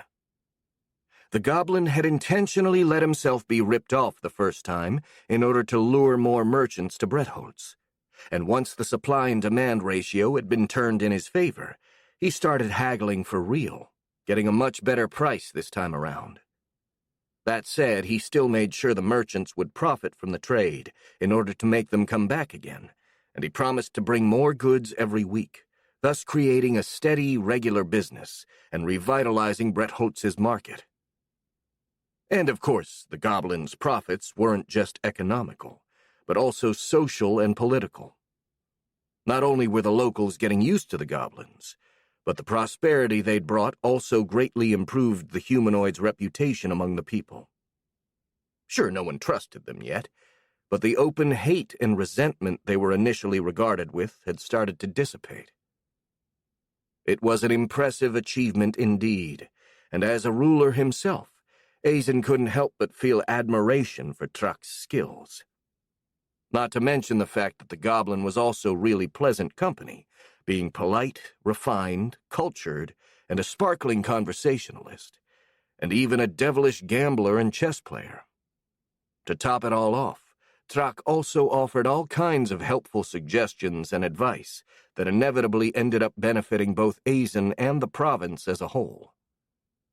All things considered, it wasn't a surprise that the Marquis always found some time to spare for Truck, though he still didn't trust him entirely. Once they reached the Marquis's office, as usual, they sat at different ends of the room, with the desk between them and the bodyguard standing right next to his liege. "So what brings you here, Truck?" the nobleman asked. "May I offer you some wine or anything else while we talk?" "I sincerely thank you, Marquis Aizen, but I fear we don't have much time to waste on such pleasantries." The goblin politely declined. "If you don't mind, I'd like to get straight to the point." "By all means." Truck made a small pause, seemingly gathering his argument before talking. "Originally, I came here to ask for your permission to build some warehouses outside of the walls, mostly to store my goods. This way we'd increase the efficiency of trading with the rest of the kingdom." "That's a sound proposition," the Marquis nodded. "However, while I was waiting for you, I couldn't really help but eavesdrop a few words from your telemancy call." He chuckled. "Though to be fair, I wouldn't be surprised if the whole city heard it. You should really turn down the volume if you want some privacy, dear Marquis." "I wanted to do that," Aizen replied in a vaguely annoyed tone. "But sadly my chief telemancer is occupied elsewhere, and as it turns out, he's the only one who can properly control the vocal system."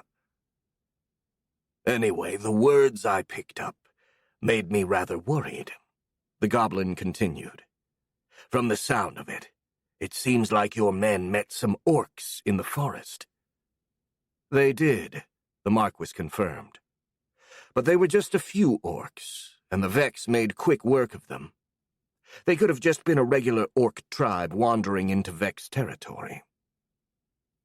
"That's unlikely," Truck corrected him. "When my people left the forest, most, if not all, orc tribes were already under Blueskin's control. Moreover, it's rare for orcs to show up so far north, since they usually stay in the southern part of the forest, where there is more prey.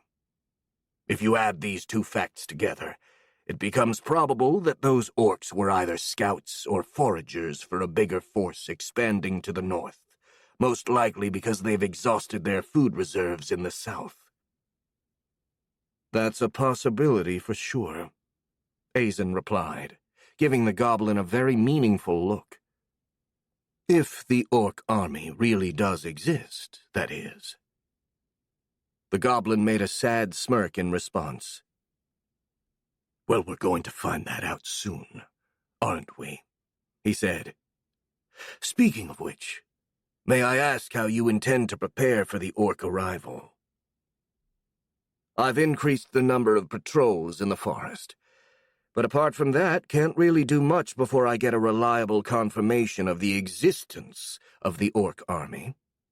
The capital won't send me reinforcements until then, and my province is too worn down after the conflict with your people to mount a significant defense. Fair enough, Truck nodded. However, there is a problem with this course of action. If the orcs reach Bretholz before the reinforcements from Renhofen, your province is going to be razed to the ground. I'm well aware of that, the nobleman replied with a sigh. But sadly, there is nothing I can do about it. I'm not in the good graces of the Council of Nobles, and they are the ones controlling the regular army. Understood, the goblin said. If things are like this, then I'd like to ask for your permission to take the matter of the defense in my hands. What do you mean? Azen asked, a bit suspicious.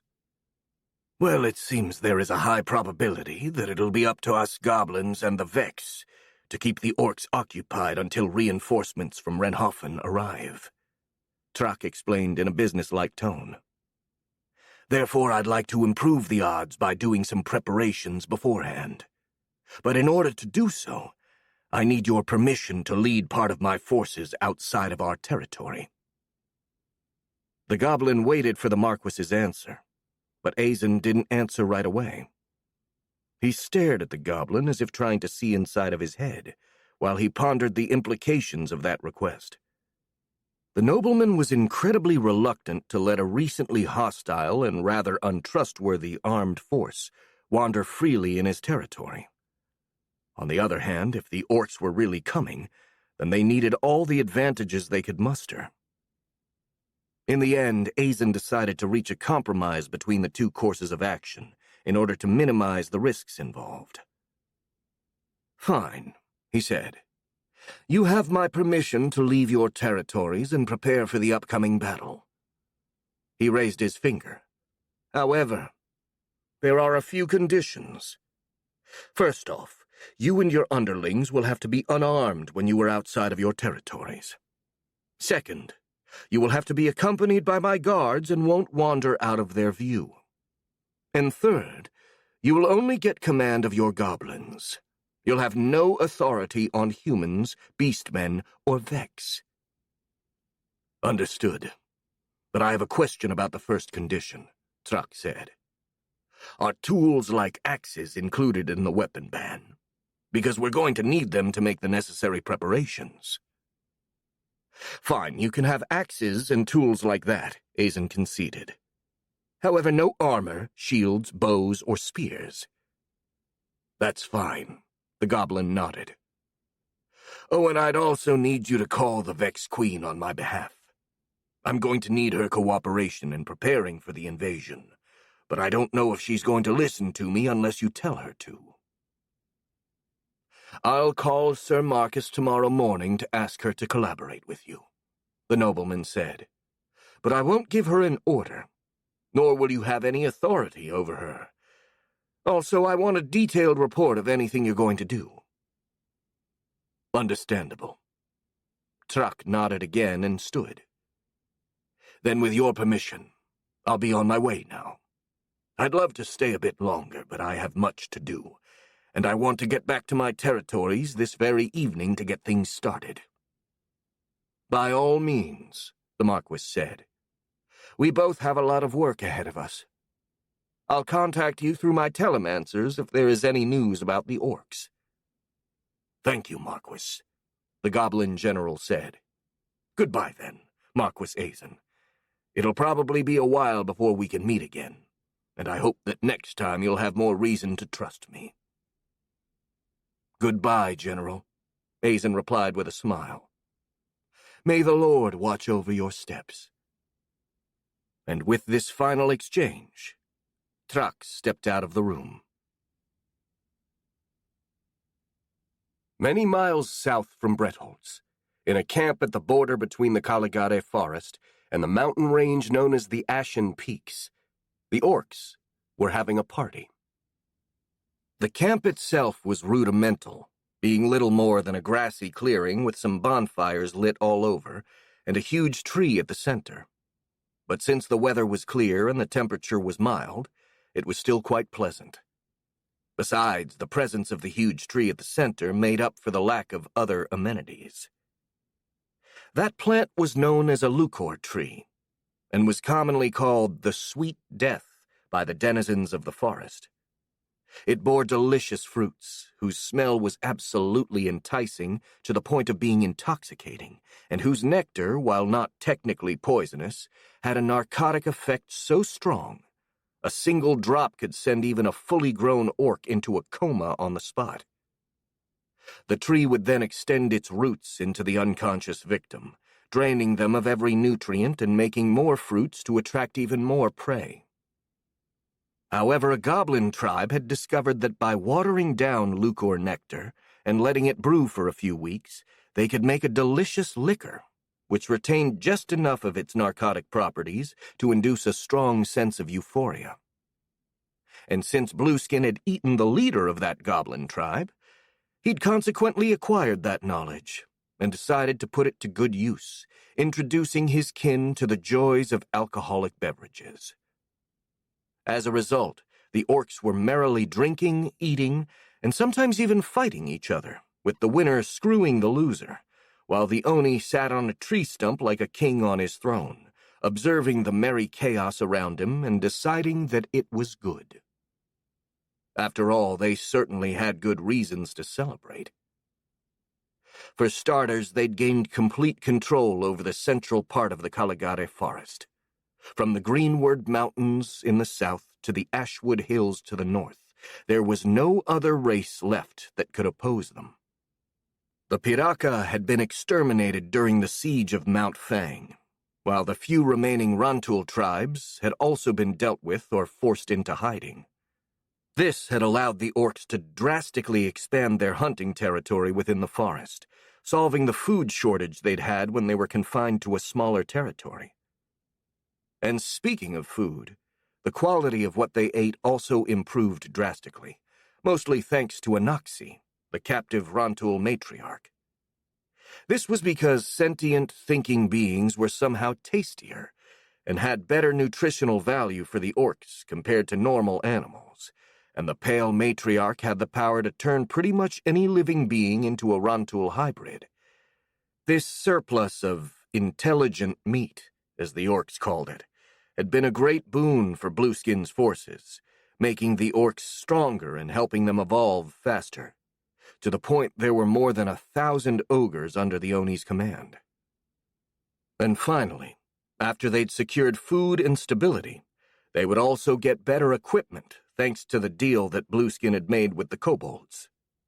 The kobolds were a reclusive race of humanoid lizard ferret dog thingies that lived in caves under the Ashen Peaks. They were also the single most advanced race of the Caligare Forest, at least technologically speaking.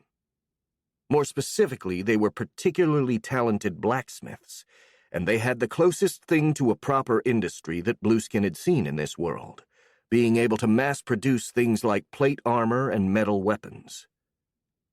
However, despite their technological proficiency, the orcs still surpassed them in power by a large margin, and they knew it perfectly well.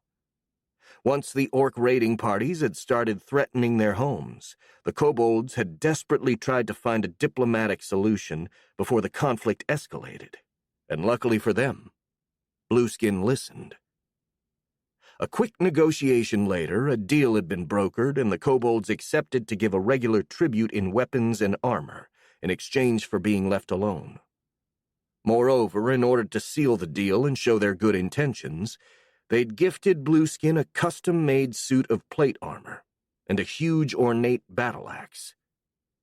The axe was certainly a cool and useful weapon, which he'd started to always keep at his side, but the armor had been rather disappointing.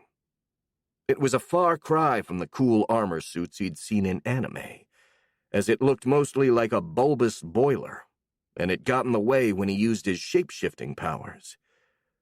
Nonetheless, for all his complaining, he was glad to have it. A ridiculous armor was better than no armor at all. Besides, it was actually quite resilient and comfortable to wear. Hell, it even had a roomy enough codpiece to hide and protect any random boner he could get during a battle, which was a feature he'd been glad for in the last few weeks. Blueskin sighed. His current sexual frustration was the only sour note in an otherwise perfect symphony, mostly because he didn't have any way to vent it out. Sure, there were a lot of ogres he could fuck if he wanted to, but they looked absolutely hideous.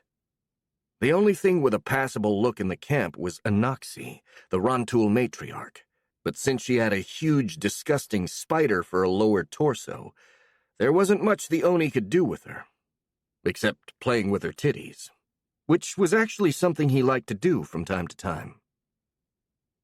He sighed again. He wished Tiny Sneaky were with him, but for some reason the cute little ogre was always away on various self-imposed missions, like keeping tabs on the expansion of new territories or exploring dangerous locations. This was a commendable sense of duty, and Blueskin had to agree that the missions she went on were very important, but he still wished she stayed with him more often. Well, maybe I could order her to do that next time I see her, he thought, taking a sip of Lucor liquor out of a bowl. I mean, tending to my needs should be her top priority, now that there isn't any pressing threat. In fact, running around doing whatever she pleases is terribly irresponsible of her. He then kept chugging his drink while complaining in his head for a while. He was so absorbed in this activity, not to mention slightly drunk, that he didn't notice the furtive figure that approached him. "Blueskin," a weirdly high-pitched ogre voice said. "We need to talk." The Oni spun around and found himself face to face with none other than Tiny Sneaky. "Tiny," Blueskin cried, "you're back. Now this is a pleasant surprise." He got up in order to hug the feminine ogre, but Tiny Sneaky took a few steps back, getting out of his range. "I have something important to tell you," she said. "I need you to listen to me now." "Can't I listen while we celebrate a little?" the Oni asked with a lustful smile. "You've been away for so long, and I really needed you."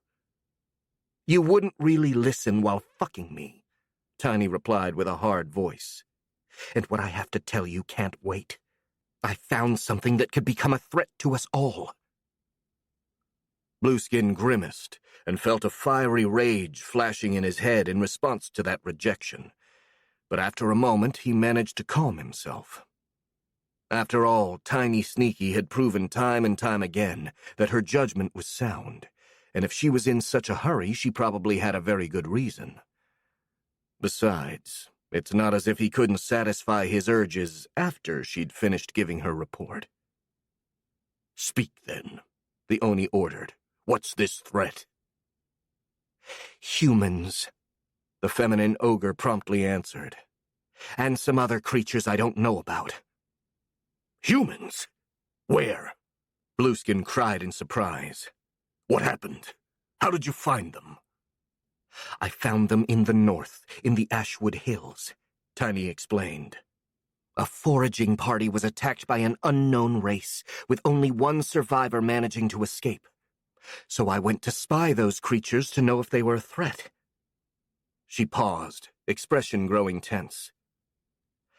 "I found their nest in some old ruins covered in some weird gray stuff, and they certainly looked dangerous. They're similar to bugs, and there are hundreds of them in there. They are also very aggressive and hunt down everything that passes near their nest. Fine. You've discovered a dangerous race. Blueskin spoke with an annoyed tone. There are probably dozens of such races in the forest.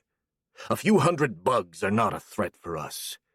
And most importantly, how does this have anything to do with humans? I was getting there, the ogre said. While I was spying on those bugs, I also saw humans coming in and out of the bug's nest. And what were these humans doing in there? The Oni asked. From what I could see, they were patrolling the area, Tiny Sneaky replied. At least that is what they did outside of the nest. I don't know what they were doing inside because the bugs guarded the place too well to approach unnoticed. Even for me. How did the humans and the bugs interact with each other? Blueskin asked. Did the humans give the bugs orders or something? No, actually. The ogre shrugged. They just ignored each other, from what I could tell. So, you're basically saying that you found a bunch of humans living with some overgrown bugs and patrolling their surroundings. Blueskin frowned. That doesn't seem as threatening as you made it out to be. Or is there anything else you're leaving out? Well, Tiny Sneaky muttered defensively. I can't be sure, but I don't think the humans actually live there. It felt more like when you assign orcs to guard our borders, and they make a temporary camp for themselves. She stopped for a moment, trying to find the right word. An outpost? Blueskin suggested. Yes, an outpost. The ogre nodded. The humans there all acted like hunters without actually hunting. Scouts, I think you called them. And I heard nothing to make me think there was a village or anything like that in the nest, so it must have been an outpost to guard the human borders. Fine. Let's say that it was a military outpost, the Oni said. I still don't see how that could be a threat to us. Well, if it is an outpost, doesn't it mean that it must be near the human lands? Tiny asked. I mean, our outposts are all near our territories, and I can't think of a reason why the humans should make theirs far from their lands. And if that is true, then our northernmost forces are getting near the human lands, Blueskin said, as the dangers of the situation dawned on him. Shit! If our foragers invade any human settlement during their raids, they could start a war while we're still unprepared. Sobered up by this realization, the Oni started thinking out loud, trying to come up with a proper course of action. We've got to send runners to our tribes in the north to tell them to stop venturing any farther. Then we've got to investigate these humans. Ideally, we should capture some of them alive, so I can get information from them. He paused for a moment. But before everything else, I should consult my personal oracle. He turned and gestured to Tiny Sneaky to follow him. Let's go, Tiny. The ogre followed her leader, and they made their way through the orc camp, ignoring the partying orcs, and occasionally shoving away the ones that were too slow to get out of their way in time. They headed straight for the border of the camp, where two figures were chained to a tree and guarded by 4 ogres. Those prisoners were Anoxi and Turemalak, once leaders of their respective races and proud enemies of the orcs. Now they looked nothing like their proud past selves. The past months of captivity had thoroughly purged them of any semblance of arrogance, reducing them to battered, dirty, and broken shells of themselves. The Crimson Devil was the one that looked the worst. He was skeletally thin, and his once crimson skin had faded to a pale, sickly pink. Moreover, his skin wings had been torn to shreds in order to make sure he couldn't fly away, and only pathetic flaps of skin and cartilage dangled from his arms. He was sitting on the ground, looking utterly miserable. The Arachne was definitely in much better shape physically, as she'd managed to regenerate her missing limbs, and was seemingly well-fed as well. But she also gave the impression of being utterly broken inside. Both her human and spider parts were huddled onto themselves, shaking like a leaf, and her human eyes were staring into the distance with a blank expression. Blueskin couldn't help but smirk when he saw their terrified forms when they noticed him approaching. It was always incredibly satisfying to see his enemies cower in fear before him.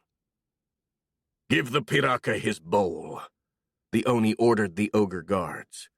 "I need a prediction on an important matter." "No, please," Turemalak cried in panic. "I've already made 2 predictions today, and I'm too tired for another. Just let me rest for tonight. I beg you." However, the only effect these desperate pleas obtained was to make Blueskin slap Turemalak hard in the face, sending the Piraka to the ground, screaming in pain. "I'm not asking if you feel like reading the future. I'm bloody ordering you to do it, filth," the Oni said in a hard voice. "Unless, of course, you're telling me that you really can't make the prediction that I require of you. In which case maybe you'd be more useful to me as a meal than as an oracle." There was a ravenous light in Blueskin's eyes that made it clear he wasn't bluffing, and that convinced Turemalak that he better do as he was told. I'll do it, sir," he said. "I can still be useful. Please don't eat me." "Attaboy," the Oni laughed. "I'd hate having to eat you right now. You're just skin and bones. I really got to fatten you up a bit, just in case I need a snack in the future." While he was talking, an ogre guard brought a huge sealed pot in front of Turemalak, and then lifted the lid, revealing that it was almost completely full of glowing Piraka goo. The Crimson Devil let out a tired sigh and slowly picked himself up and kneeled in front of the pot, putting his hands inside of the goo. "What is it you wish to know?" he asked in a resigned tone. "Ask your question." "I want to know about the human outpost in the north," Blueskin replied. "I want to know if an attack led by my subordinates would manage to catch a human alive." The Piraka Emperor nodded, closed his bulbous eyes, and opened his beak. Then the goo in the pot started boiling, and some of it turned into a greenish steam that flew directly into Turemalak's mouth. The Crimson Devil stood motionless for a moment, and then he spoke in a solemn voice. "The odds that an attack led by one of your subordinates would manage to catch a human alive are 7.3%, he announced. "That's not enough," the Oni said. "What if I personally led the attack? What would the odds be then?"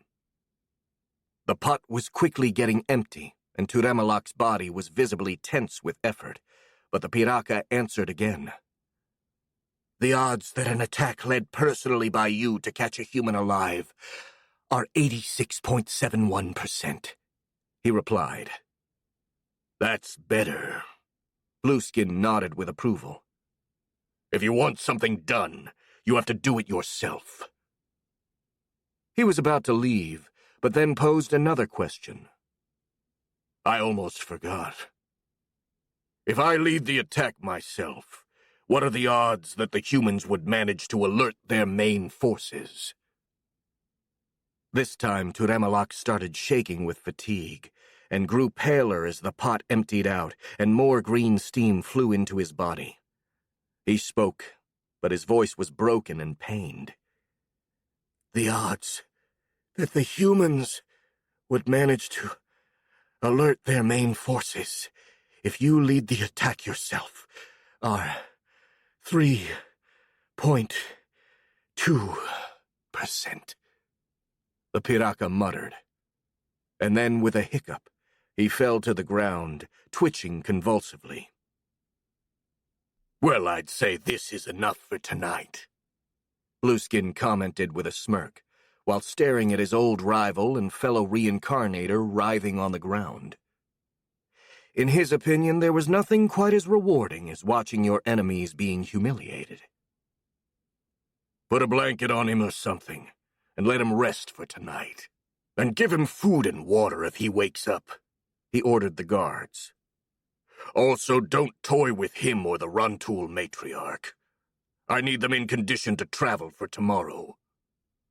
Yes, sir, the guards replied as one, leaving the Oni satisfied with their performance. He doubted the orcs and ogres would ever be intellectuals, but at least he was managing to forge them into passable soldiers.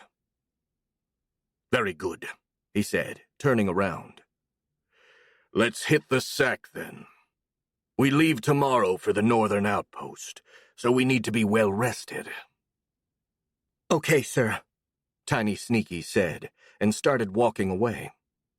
Wait a second, Tiny, Blueskin called to her. Where do you think you're going? The feminine ogre froze for a moment, before turning around with a cautious expression on her face. I was going to sleep, like you said. Well, your bed isn't that way, the Oni said with a lustful smile. You're sleeping with me tonight. Sir, I don't know if this is the right moment to— Oh, screw it, Blueskin interrupted her. I decide when it's the right moment. And I want you now. You've been blueballing me for weeks, and it's time for you to take care of my needs. Tiny Sneaky didn't reply right away. For a moment, a fiery, angry light flashed in her eyes, but it died quickly, and the ogre took a submissive pose. Of course, sir, she said in a resigned tone. As you order. Chapter 14. Grating Greetings. It was a beautiful spring morning. The sun shone brightly in the sky without a single cloud in sight, and the chill of winter had finally disappeared. It was a perfect day for a picnic, or pretty much any outdoor activity. Sadly, Marcus was a tad too worried to really enjoy the weather.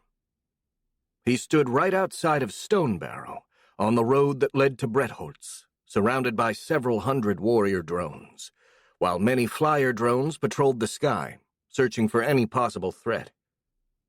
Meanwhile, many more drones were hiding in underground tunnels, ready to climb up at the first sign of trouble. Maybe this level of security was a bit too much for what was coming, but Marcus wanted to be as safe as possible, and it wasn't as if those drones had anything better to do. Besides, it never hurt to discuss from a position of strength, and he needed every possible advantage in the upcoming discussion, since it was Trak he'd be speaking with. The previous evening, the Marquis had sent him a message through Hogs, telling him that orcs had been sighted near his old hive, and that the Goblin General would arrive in the morning to discuss strategy. He hadn't given an order to Marcus, but simply asked him to listen to the Goblin and discuss strategy with him, since the Vex and the Goblins were the first line of defense against the orcs, and would have to hold until reinforcements from the capital would arrive, which could take a while. This didn't really make the Vex Queen very happy.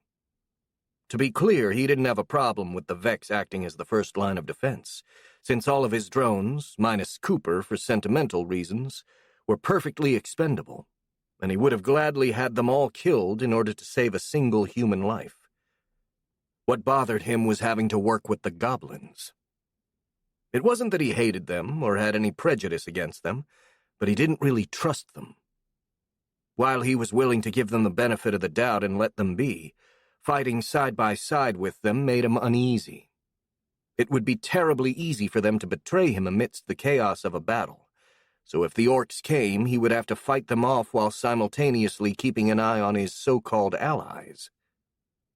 And though he was confident that he could pull this off, mostly thanks to his own telepathy and the current might of his forces, it would still be a huge pain in the ass. And the cherry on top was he had to discuss strategy with Truck, who was a devious little bugger used to scheming and plotting, while Marcus was, self-admittedly, very bad at those things. He utterly sucked at concealing his emotions, something which made him a terrible poker player in his previous life. Consequently, his current enthusiasm was about at the same level as the one he'd feel about discovering that the medic performing his prostate exam had huge, calloused, and cold hands. However, just like a medical exam, it had to be done. So he just gritted his teeth and focused on not making too much of a fool of himself while speaking. He looked at his companions in order to find some moral support. Hoggs appeared as calm and confident as ever, and did provide a modicum of comfort. The bald old man looked just like an old tree that had weathered countless storms, and would keep doing so for a long time. Guess that's the advantage of old age, Marcus thought. You've been through so much shit that nothing phases you anymore. Then there were Felix and Clara. The Vex Queen had initially worried about their presence, considering the boy's literally volatile temper, but Hoggs had said the apprentice sorcerer was capable of controlling himself now, and Felix insisted that he wanted to watch the discussion. So Marcus had relented, on the condition that Clara was also there to keep an eye on him. Now they were both there, the boy with a serious expression, while the girl stood close to him holding his hand. That sight actually made Marcus smirk despite everything. Apparently they'd had a rough time during their trip to Oakfell, but had also grown closer than ever before. They were rarely apart these days, and the emotions they broadcasted were a constant source of amusement for the Vex Queen. After all, there wasn't anything quite as wholesome as an awkward, intense first love between teenagers. He was still smirking when he turned to see 3 horseback figures that were riding toward them. The person on the right was an old, but still rather beautiful woman, who wore chainmail armor. Marcus recognized her as Belinda, the leader of the group of knights called the Order of the Rose.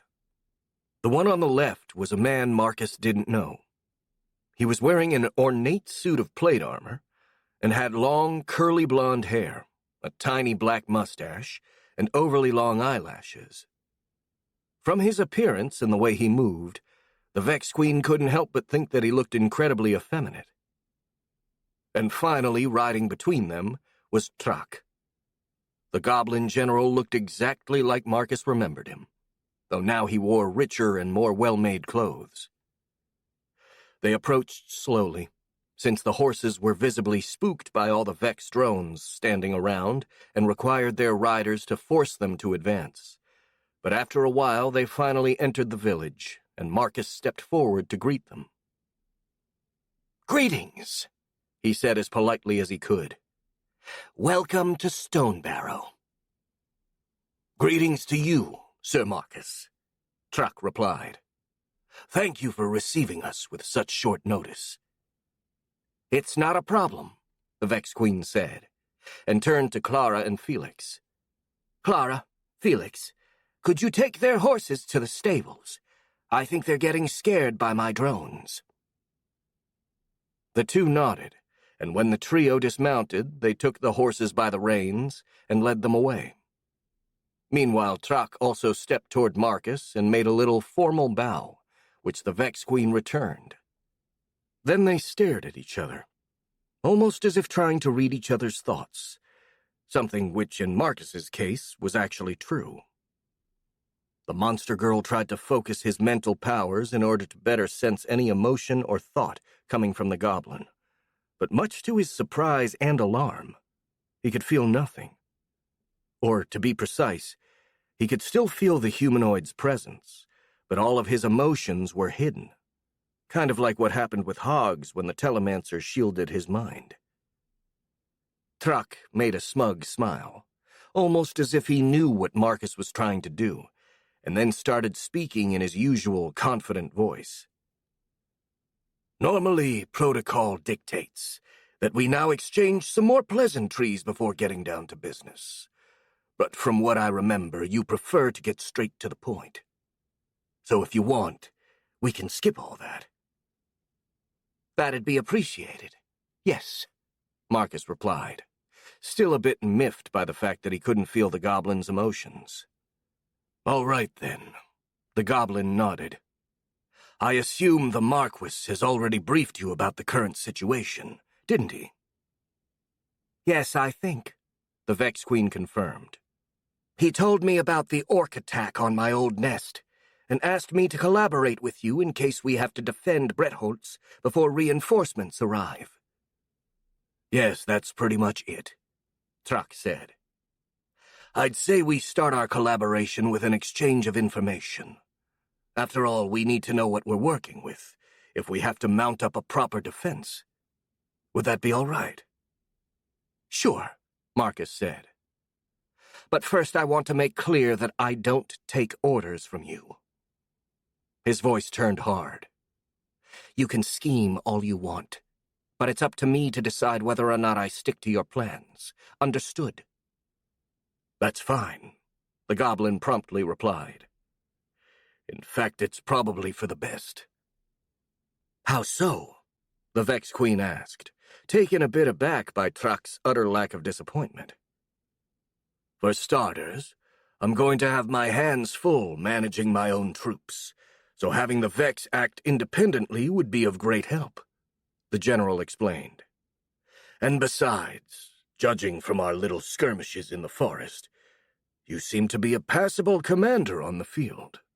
That is, if it was you who commanded the Vex, who waged war against my kin in the Ashwood Hills. Yeah, that was me, Marcus confirmed.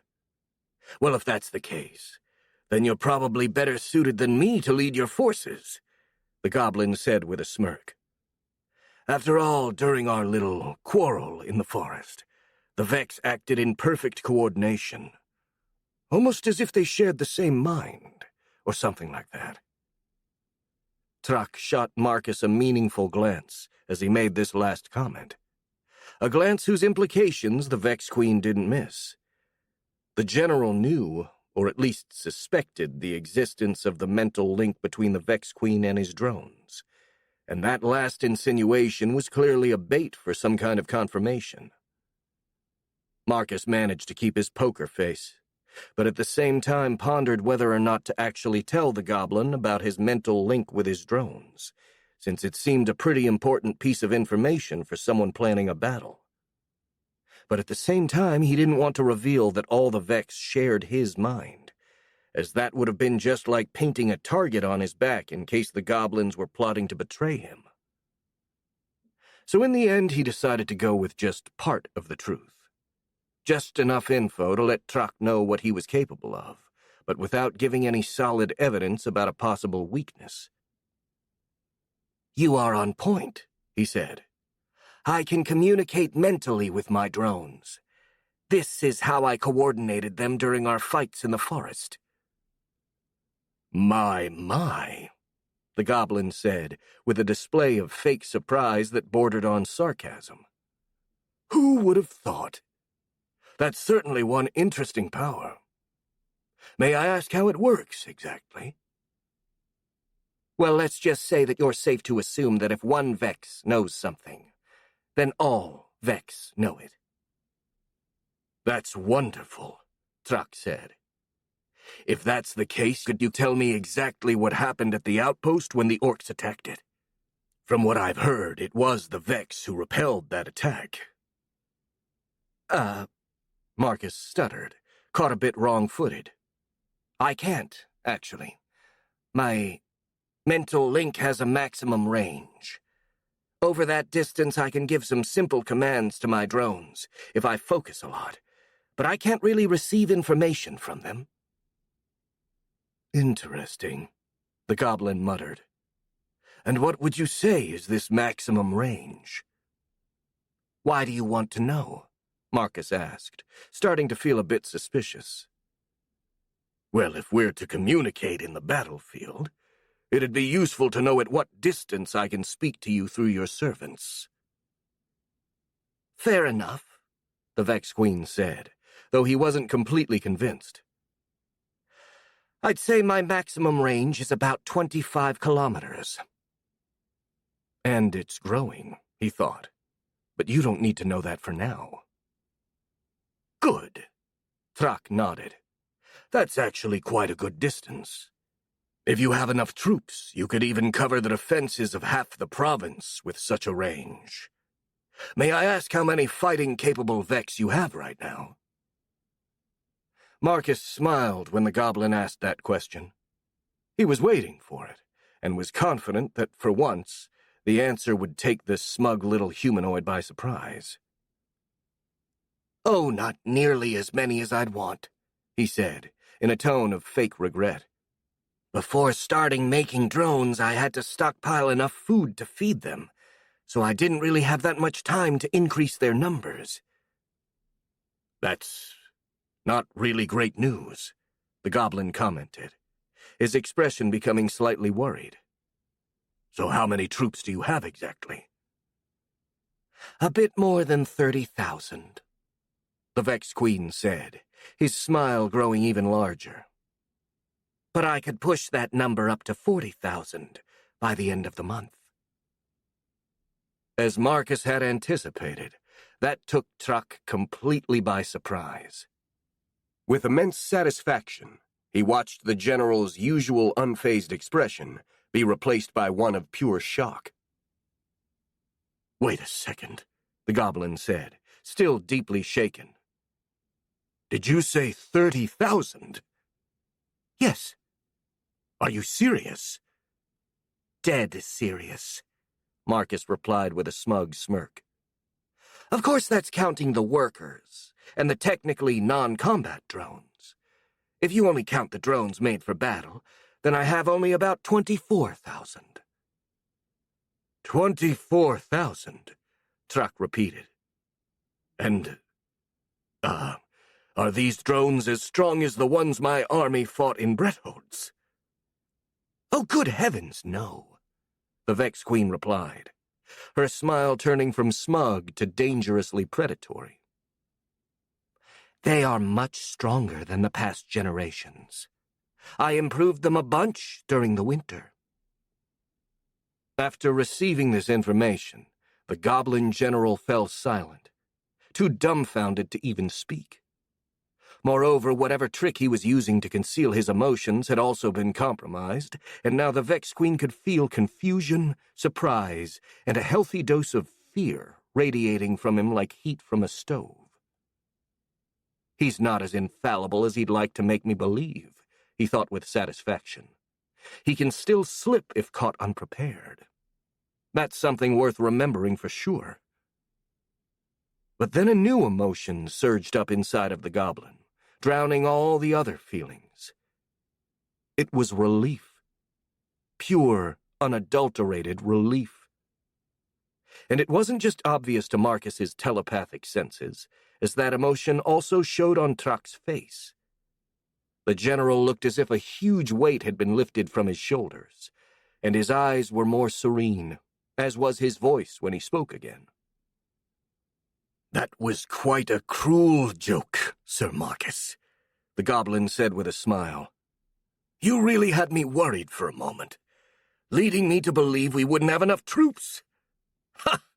I have to admit, though, that it was well played. I completely fell for it. Wait, the Vex Queen muttered, feeling a bit wrong-footed by Thrak's reaction. You mean, you're happy that I have so many drones? Yes, the goblin answered. Why wouldn't I be? After all, we're allies now.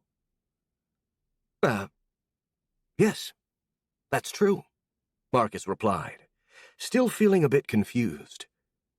He couldn't question that logic, but at the same time he felt there was something wrong. Then it dawned on him that Thrak being relieved to hear about how many Vex there were meant he truly considered them allies, which in turn meant the goblin most likely wasn't planning to betray him. This came as a surprise for Marcus, who realized he'd always subconsciously expected that the goblins would turn on him. All those talks about giving them the benefit of the doubt had been some self-delusion, because in reality he was giving them rope for them to hang themselves with. And he didn't really like that. Preparing for the worst is one thing, but lying to myself about it is not, he thought while grimacing. That's the first step on the path of hypocrisy, and that's the one thing I don't want in my life. I mean, if I'm not honest with myself, then with who could I be? Sir Marcus? Ma'am? Is everything all right? Someone called him, distracting him from his thoughts, and the Vex Queen noted that Trak was staring at him with a worried expression. Oh, yes, I'm fine, Marcus replied hastily. I just realized something and got lost in my thoughts as a result. Anyway, let's continue our discussion. Now that you know about my forces, could you tell me about yours? Absolutely, Trak nodded. For now, I have about 20,000 goblins capable of fighting, but only less than 10,000 are strong enough to fight against the orcs. Why not use the others, too? The Vex Queen asked. Even if they can't fight an orc individually, they should be able to help us a bit with their numbers. That's because they'd help the orcs more than they'd help us, the general explained. The orcs get stronger by eating sentient creatures, and the weakest of my troops would basically be an all-you-can-eat buffet. Speaking of which, I'd also advise you to only select your strongest troops to fight against the orcs in melee. Though it's fine if you take as many of those flying things you have, though you'd have to make sure they don't get close enough for the orcs to eat them. Thanks for the suggestion. I will do that, Marcus replied, though he wasn't really sure whether or not his drones counted as sentient. However, he felt it was better to err on the side of caution in this case. Anything else you can tell me? Plenty, Trak said. Then he rummaged in his bag and took out a big piece of folded paper. I've taken the liberty of bringing a map of the Bretholtz province with me, in order to better plan our defense with you. Do you have a table or a board where we could open this map? There is a table in my house, the Vex Queen said, pointing at the inn. We can discuss the rest of our strategy there. And maybe we can also have something to drink while we're talking. Would you care for some tea? Or maybe coffee? A tea is perfect for me, the goblin nodded. Good, Marcus said. He then turned to the two knights. And how about you two? Is there anything you need? A cup of tea is always welcome, Belinda said. But talking about coffee, I hope you're not going to drink it yourself, are you? You know the effect it has on you. Marcus blushed as the woman brought out that embarrassing incident when he had gotten drunk on coffee and propositioned Yazin while getting naked.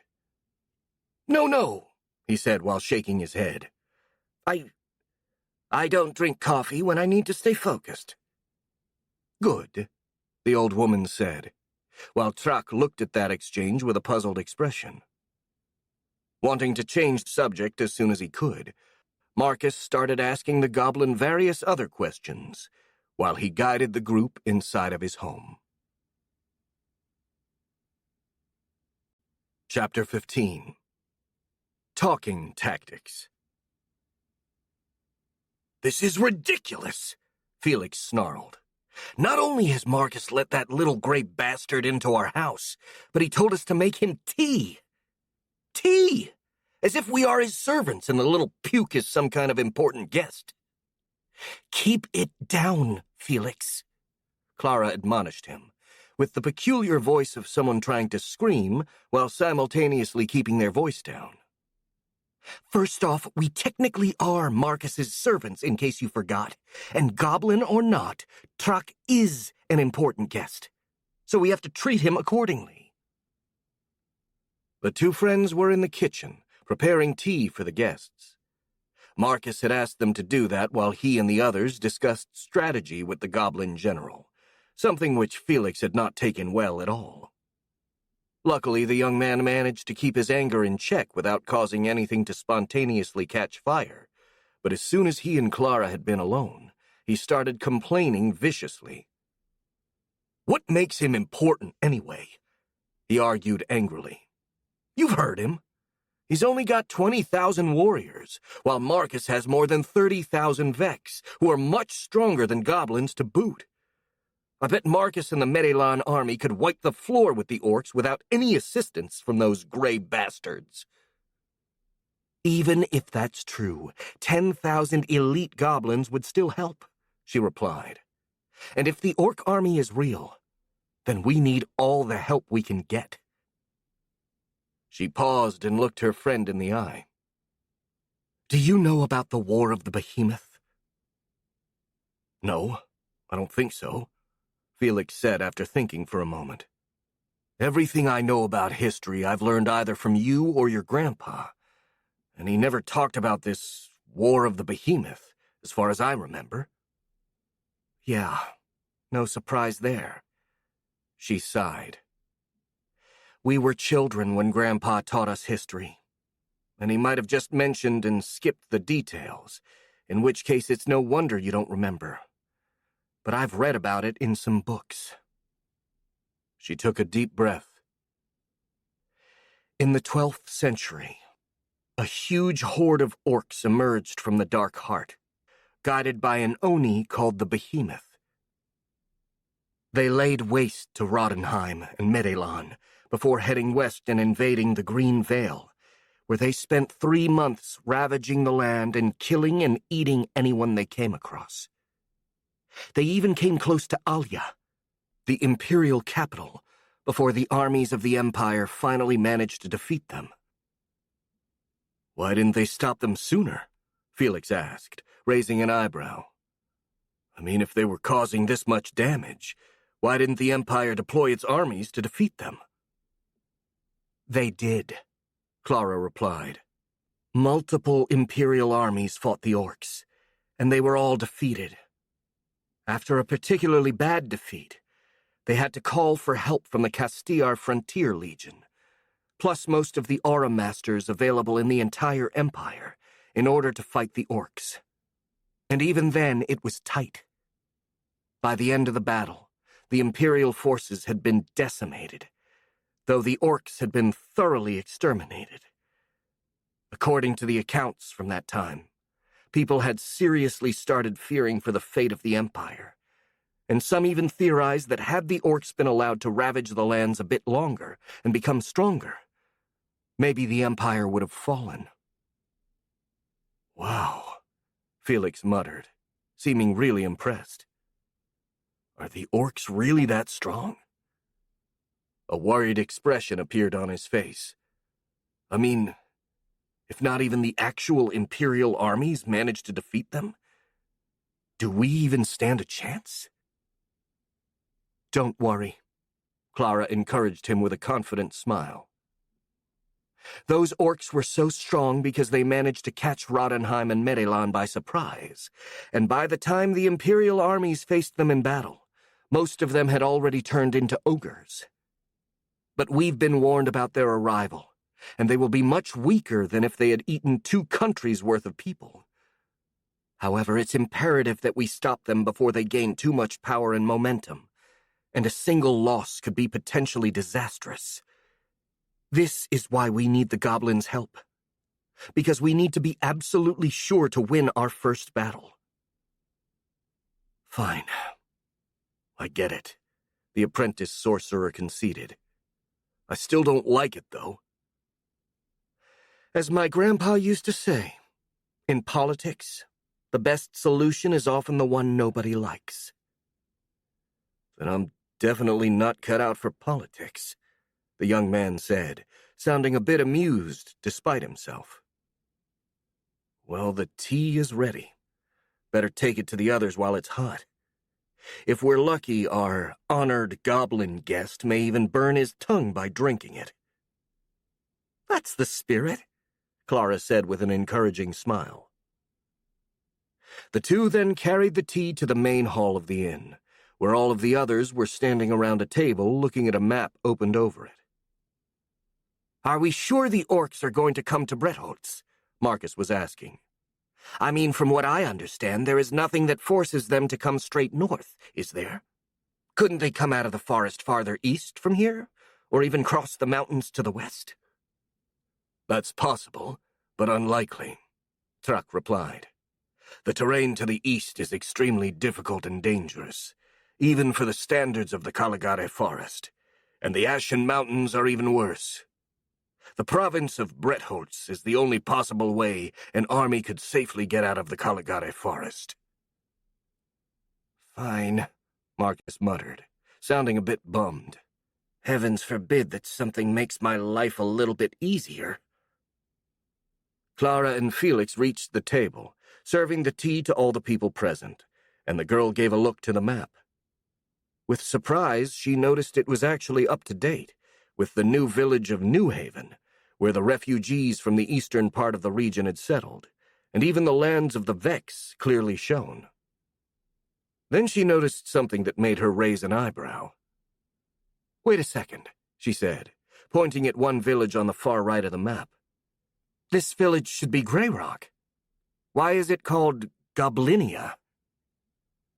Everyone turned to the Goblin General, who sighed in response. Oh, it's rather silly, actually. When my people moved over there, some insisted that we needed to give it a new name, since it was to be our home.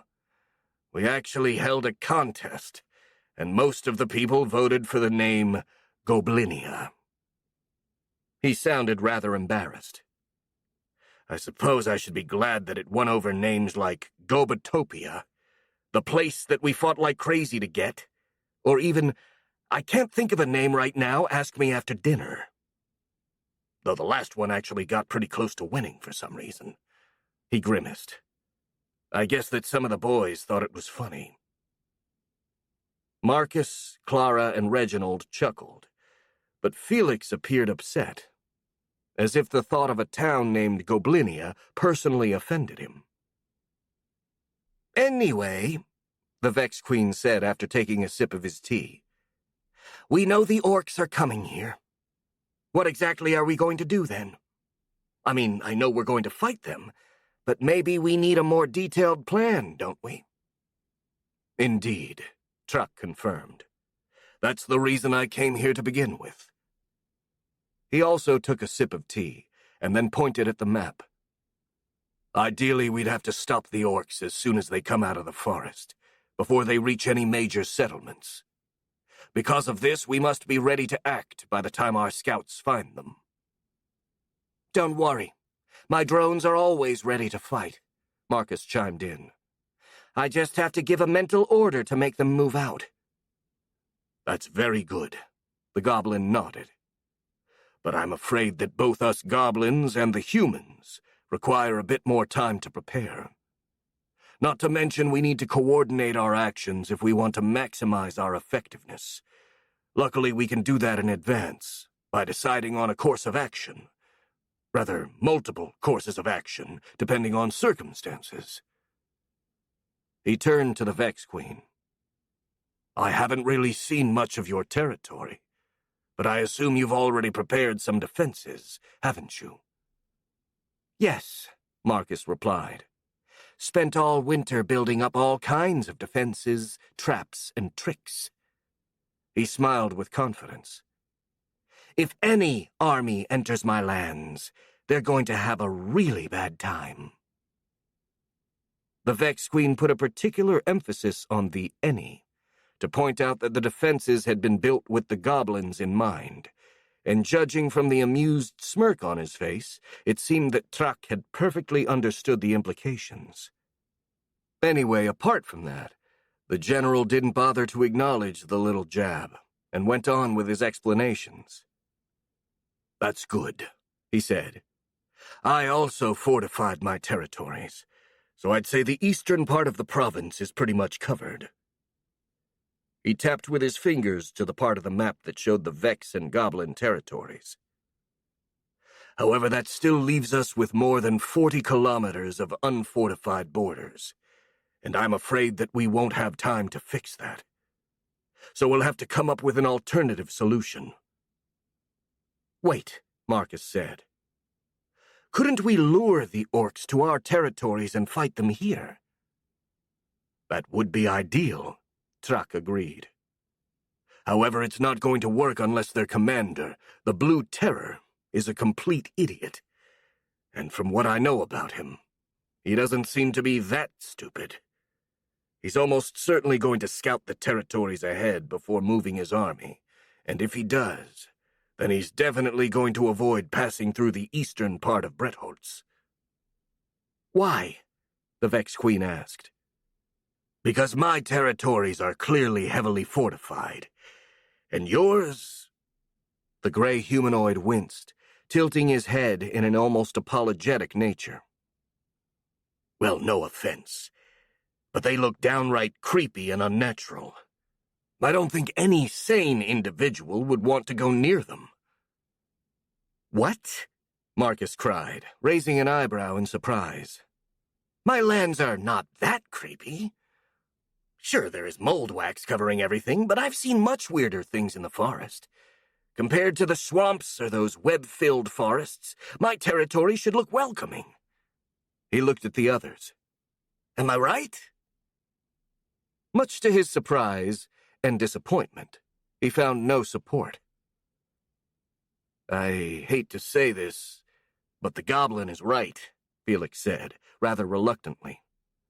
Your territory definitely has a creepy feeling to it, and it's not just because of its appearance.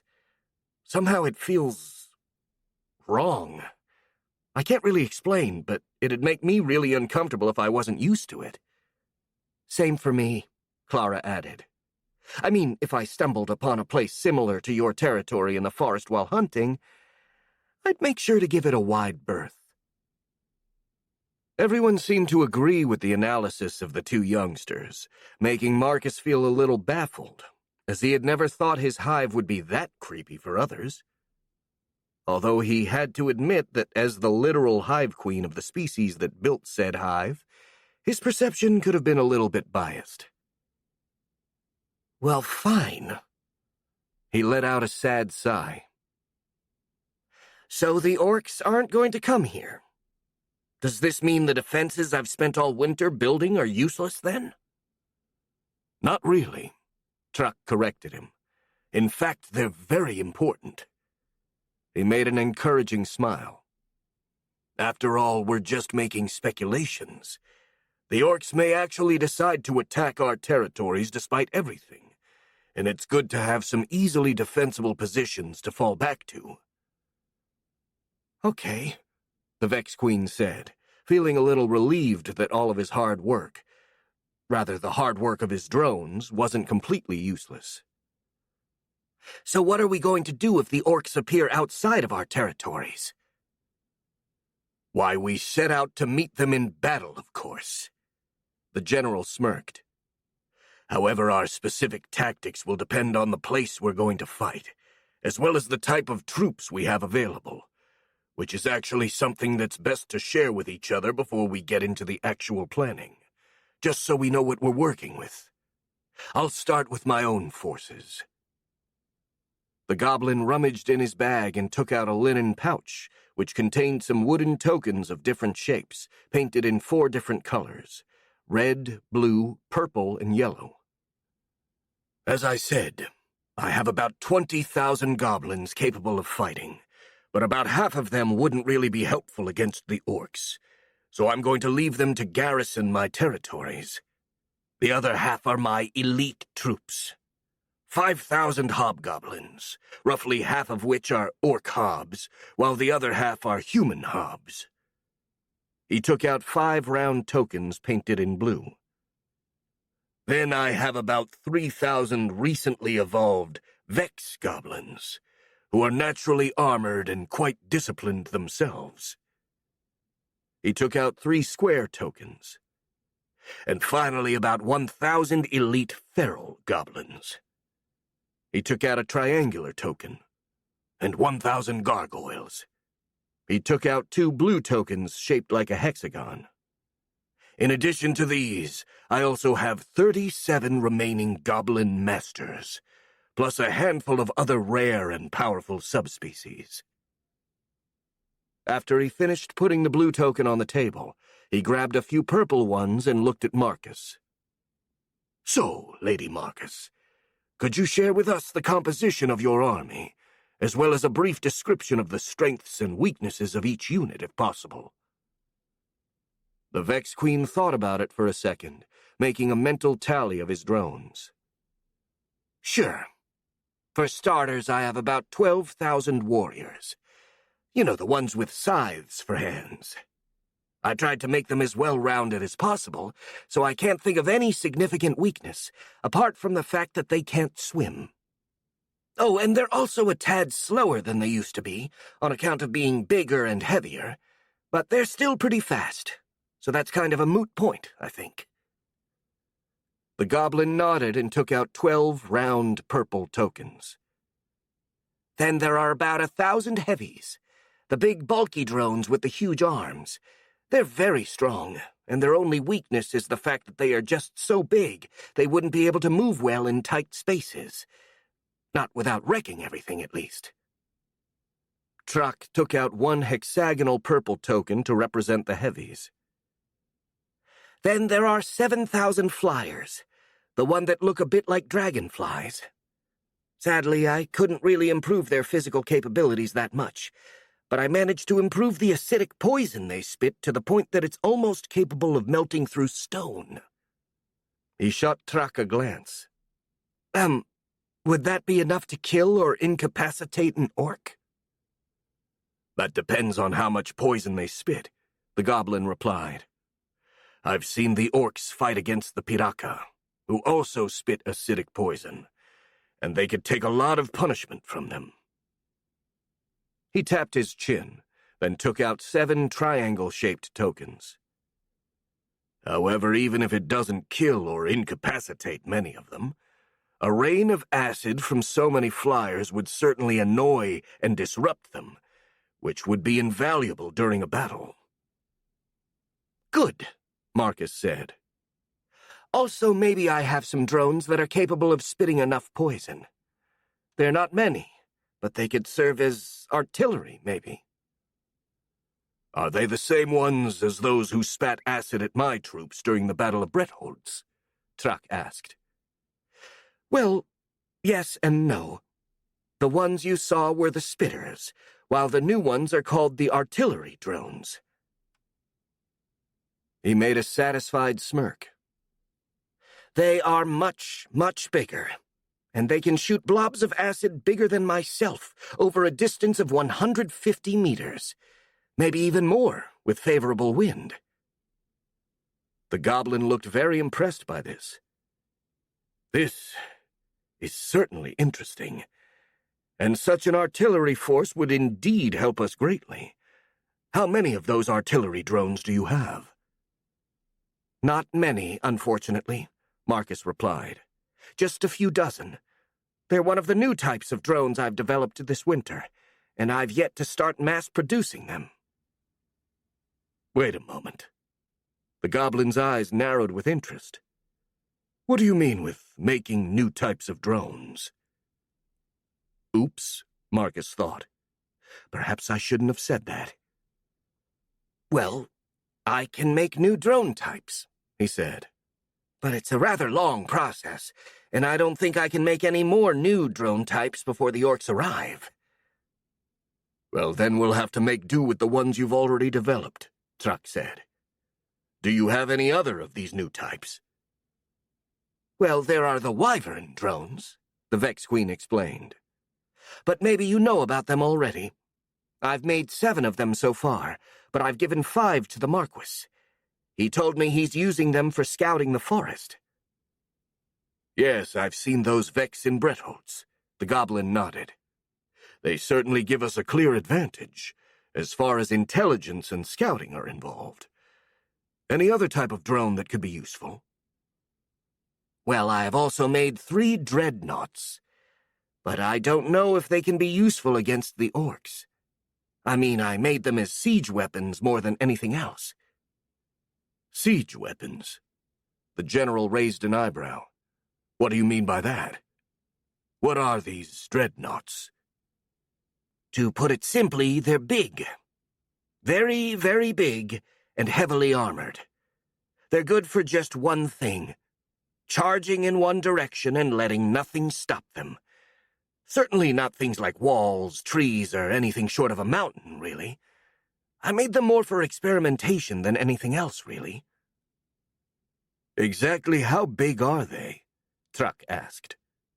Oh, the first one is just 4 meters tall and 6 meters long. But after that, I kinda wanted to see how big I could make them, so the other two are bigger. The biggest is about 5 meters tall and 10 meters long. That's pretty big, the goblin commented. I think we can find a use for them. Just making them charge at the enemy lines should cause enough havoc for our forces to take advantage of it. Anything else? Sadly, no, Marcus replied. I have about 10,000 workers and 1,000 hunters, but they're not really suited for an open battle, so maybe it's best to leave them here to guard my territories. Yes, that's for the best. The goblin then turned to Belinda. Lady Belinda, I've heard from the Marquis that he's made you his representative in this meeting. Could you tell us about the forces of Bretholtz? Sadly, I don't have much to say, at least compared to you two, the old woman said. The militia of Bretholtz is not cut out for fighting against the orcs, and the Merilan army won't come to our aid until we have undeniable proof of the existence of the orc army.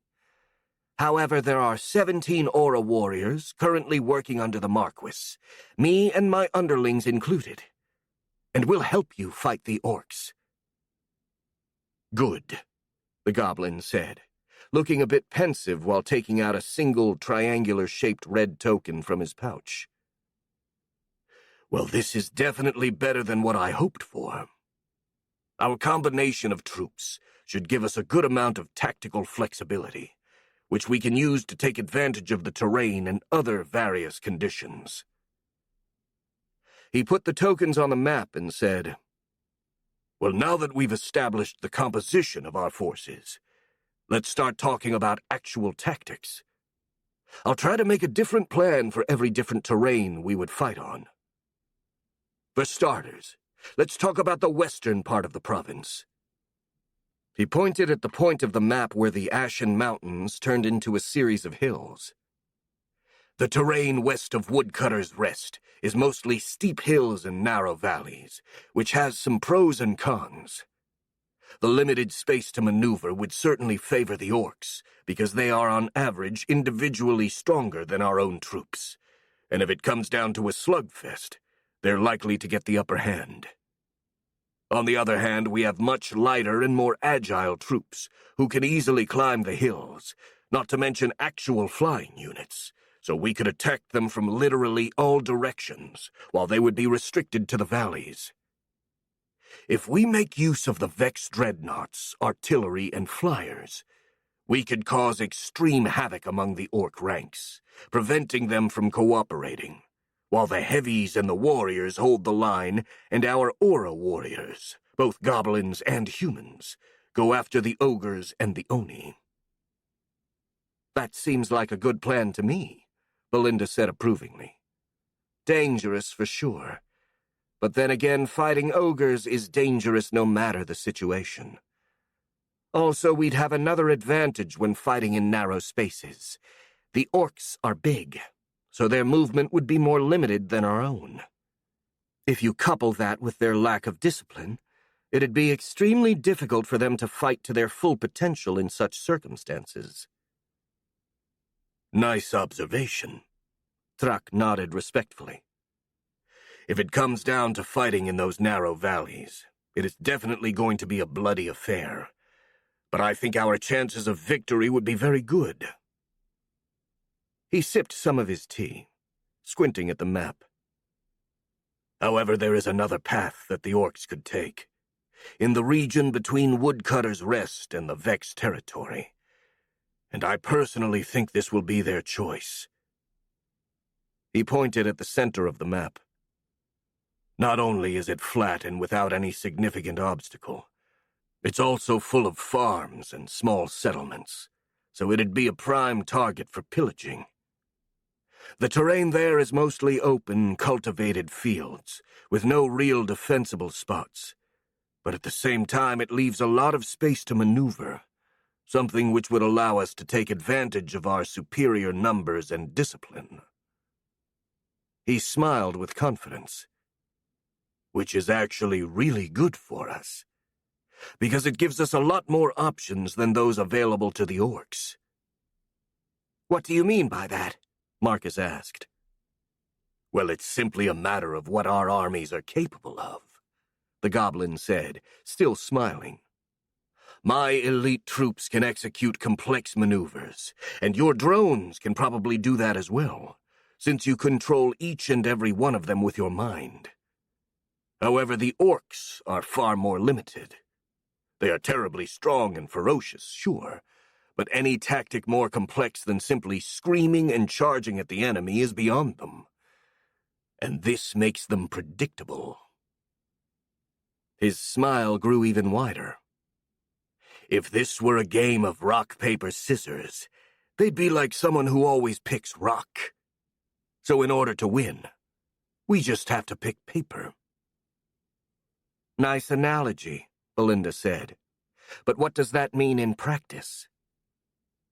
In practice, we have to avoid clashing with them head-on, as that would be like picking rock against rock, the goblin explained. Instead, we have to weather their attack and curb their momentum before enveloping them.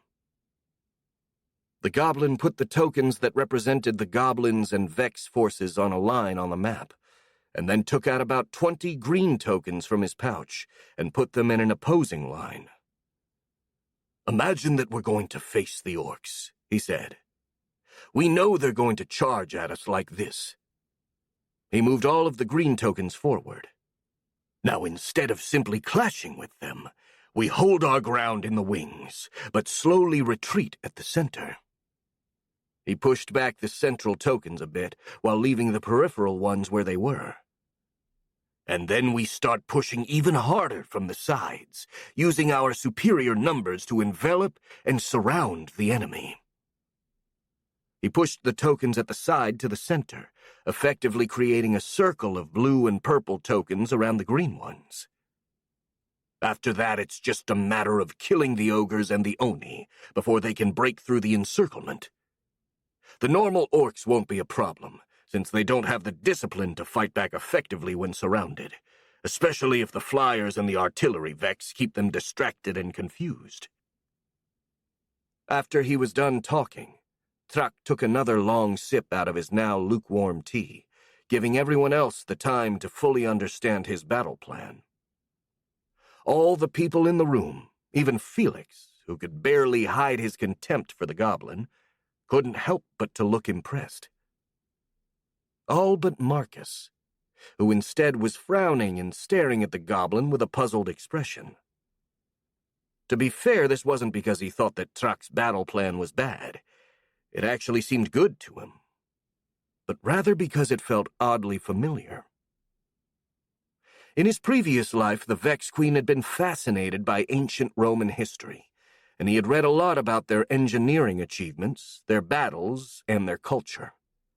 And the battle plan Thrak had proposed was almost identical to the one Hannibal had employed during the Battle of Cannae. How does he know about it? Marcus wondered. Did he hear about it somewhere?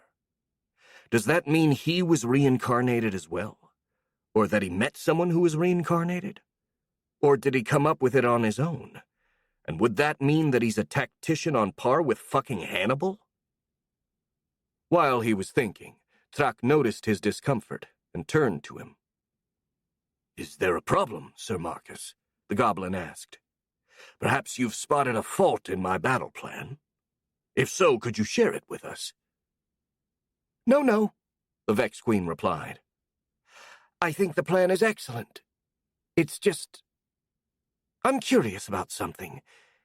Did you come up with this tactic yourself, or did you learn it from somewhere else?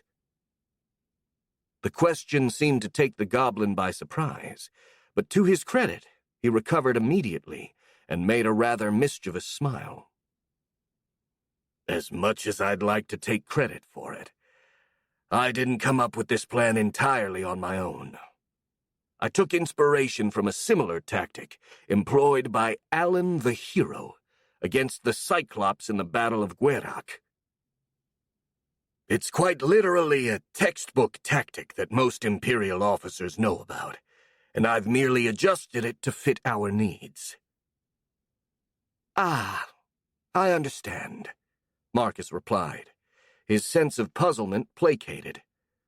However, now he was curious about this so-called Alan the Hero, and made a mental note to ask Clara about it later.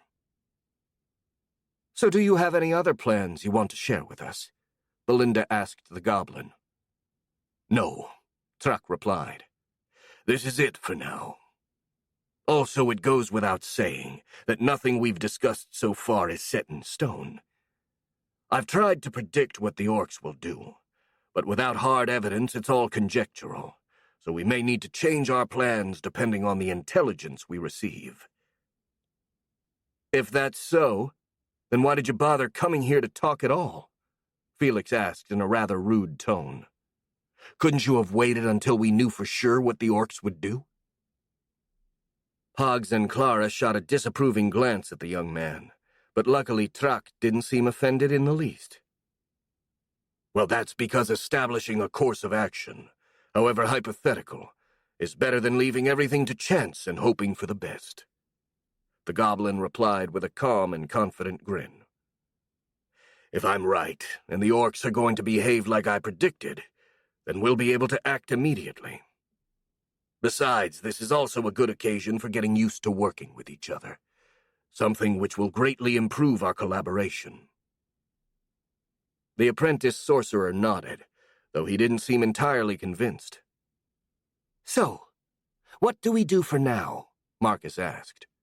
Do we have to move our forces somewhere to wait for the orcs to come? That would be premature, Truck replied.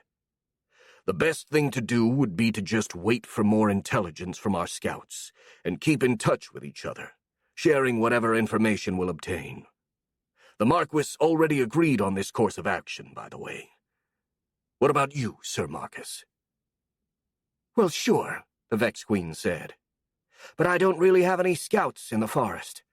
As I told you before, my mental link with my drones has a maximum range of 25 kilometers. Fair enough. It doesn't really matter anyway. Between me and the Marquis, we have enough scouts in the forest to spot anything worth noticing. You already have scouts in the forest? Belinda asked, raising an eyebrow. Weren't your people prohibited from leaving your territories without being accompanied by someone? No. We were prohibited from trespassing in other Medelan territories without being accompanied by someone. The general corrected her with a smug grin. The treaty we signed said nothing about entering the Caligare forest, which is technically not part of the kingdom. That's sophism, the old woman protested. It's not respecting the spirit of the treaty. I disagree on that last point, Track said in a severe tone. The spirit of our treaty was to collaborate with each other to defeat the orcs, and that's exactly what we're doing. He visibly relaxed a bit. Besides, my people know the depths of the forest much better than the Marquis's scouts, so it made no sense to not make use of their skills. And some of the scouts I've sent are really skilled. In fact, I fully expect to have more detailed intelligence about the orcs by the end of the week. You sound really confident, Marcus observed. Are your scouts really that good? Oh, yes, they are, the goblin assured him. One of them is, at least. Who? No one you know about, and most likely someone you'll never see, though he's seen you many times in the past. Truck replied with a smug grin. He's my personal agent, and I've sent him in the forest to keep an eye on the Blue Terror himself. That sounds difficult, Marcus said. After all, the Blue Terror is the leader of the orcs, so he'll probably spend most of his time surrounded by his underlings. Oh, don't worry. Arag is definitely skilled enough to pull that off, the goblin reassured him. He's one of the sneakiest things to have ever crawled out of the Caligare forest. Something like sneaking in the orc camp unseen should be child's play for him. Chapter 16. A Trip Down Memory Lane. Had he been any less of a professional, Arag would have started to silently curse in his mind. However, he knew all too well that even feeling too hard would make him slightly less stealthy, as some beings were somehow capable of picking up hostility, fear, and anger. So he just took a deep breath and tried to keep his emotions as neutral as possible. The Blue Terror was on the move. The Oni was coming to the north, bringing a large host of at least 500 orcs and 72 ogres in tow. Arag had followed them for a few days, and by now it was clear they were heading straight for the human Vex outpost in the Ashwood Hills, which left the spider goblin with the unenviable task of deciding what to do. Technically, his mission was just to keep an eye on the Blue Terror's movements and report back to Truck if he was going to attack Bretholtz. But as always, the general had implicitly given him almost complete autonomy regarding everything else. It was entirely up to him to decide the fate of the outpost. He had to decide quickly, though, as the orcs were just 2 days of march away. And as if things weren't bad enough, he couldn't even spare too much time for thinking, since he had to actually focus on staying hidden all the time. That had come as a surprise, as Arag hadn't expected the usually unfocused and dumb orcs and ogres to be able to spot him under any circumstance. But against all odds, there were 2 individuals among the Oni's retinue that actually posed a danger to him.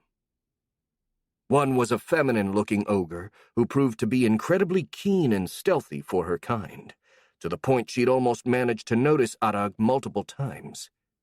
Luckily, she often left the group to explore the territory ahead, or she was too busy mating with the Blue Terror to really pay attention to her surroundings. The other one was much more worrying for multiple reasons. The orcs were carrying 2 prisoners. One was a thin, tall Piraka noble with pale red skin, while the other was an albino Arachne. From their appearance, Arag recognized them as the Crimson Devil and the Pale Matriarch, respectively the leaders of the Piraka and the Rantul. They were both battered and bruised, and were always kept in shackles, and looked after by at least 2 ogres. The Arachne was also the source of Arag's worry. Somehow she seemed weirdly aware of his presence, turning in his direction even though she couldn't possibly see or hear him.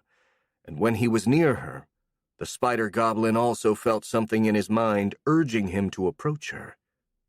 Luckily, that mental compulsion was rather feeble, and Arag could easily shrug it off. Still, it made him incredibly uncomfortable. The only thing that kept the goblin from considering this mission compromised and running away was the fact that for some reason, the Rantul didn't seem willing to inform the orcs about his presence, and she actually seemed rather hostile to her captors whenever they weren't looking at her. Still, there was no telling if or when she would be spilling the beans, even if just to make the orcs stop beating her for a moment, and Arag tried to avoid getting near her as much as possible. This made his job of keeping an eye on the Blue Terror rather hard, as the Oni often kept his prisoners near him. The spider goblin managed all the same, and he kept following the group through the forest. The orcs kept walking until sunset. They didn't really have a marching order, but they were tough enough to pass through most terrains with ease, while also carrying huge baskets full of food and supplies on their backs. After they stopped, they set up a rudimentary camp, cleaning their resting spots from undergrowth and lighting a few bonfires. They also put a few guards around the camp, But they weren't really on their toes, as there were very few things in the forest brave or foolish enough to attack such a large number of orcs. This stop gave Arag enough time to slip away and think in peace for a bit. He scuttled away, heading into the thick of the forest like a faint apparition, until he deemed to be far enough to be relatively safe, and then he went hunting. Not even 2 minutes later, he had already caught a couple of small animals and started devouring them raw while thinking about his next move.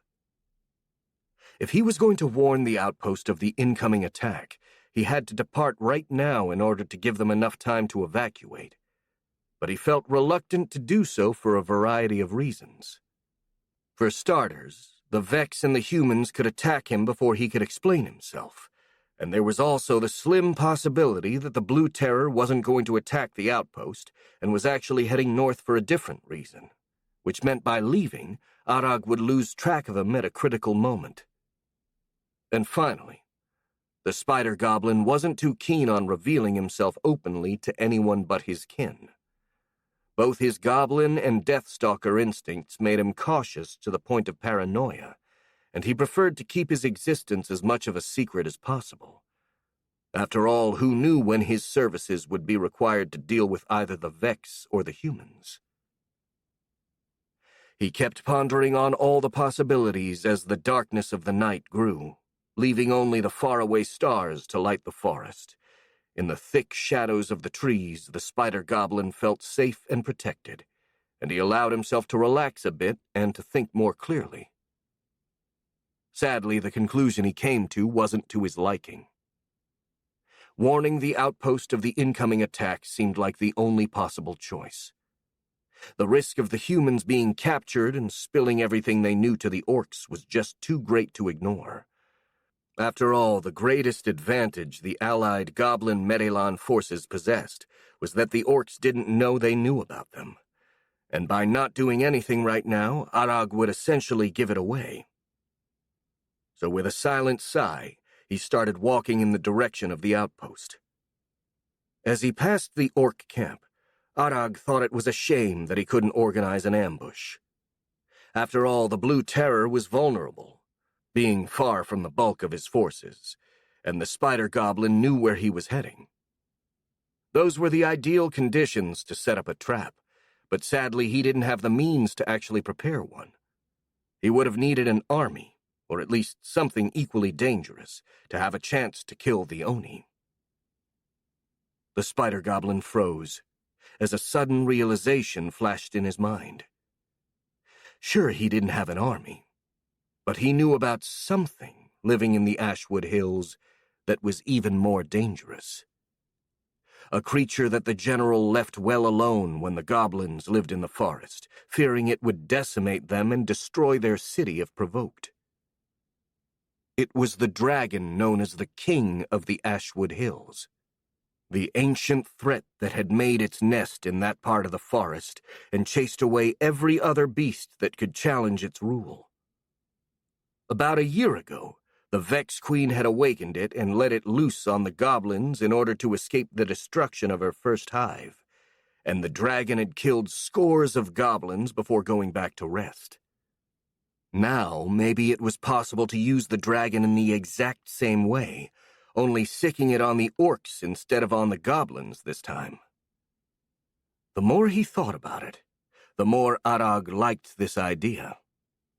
From what he knew about the King of the Ashwood Hills, it appeared to target the strongest foes first, which he considered potential rivals for his territory, and the Blue Terror was certainly strong enough to warrant its attention.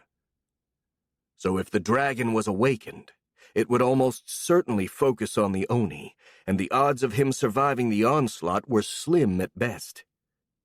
The Blue Terror was a terrifyingly strong foe, sure, but the king was simply in a different league. And with him dead, the orcs will have lost their leader, the one who kept them together as a unified force, and consequently the threat they posed would be neutralized, pretty much like a snake with its head cut off.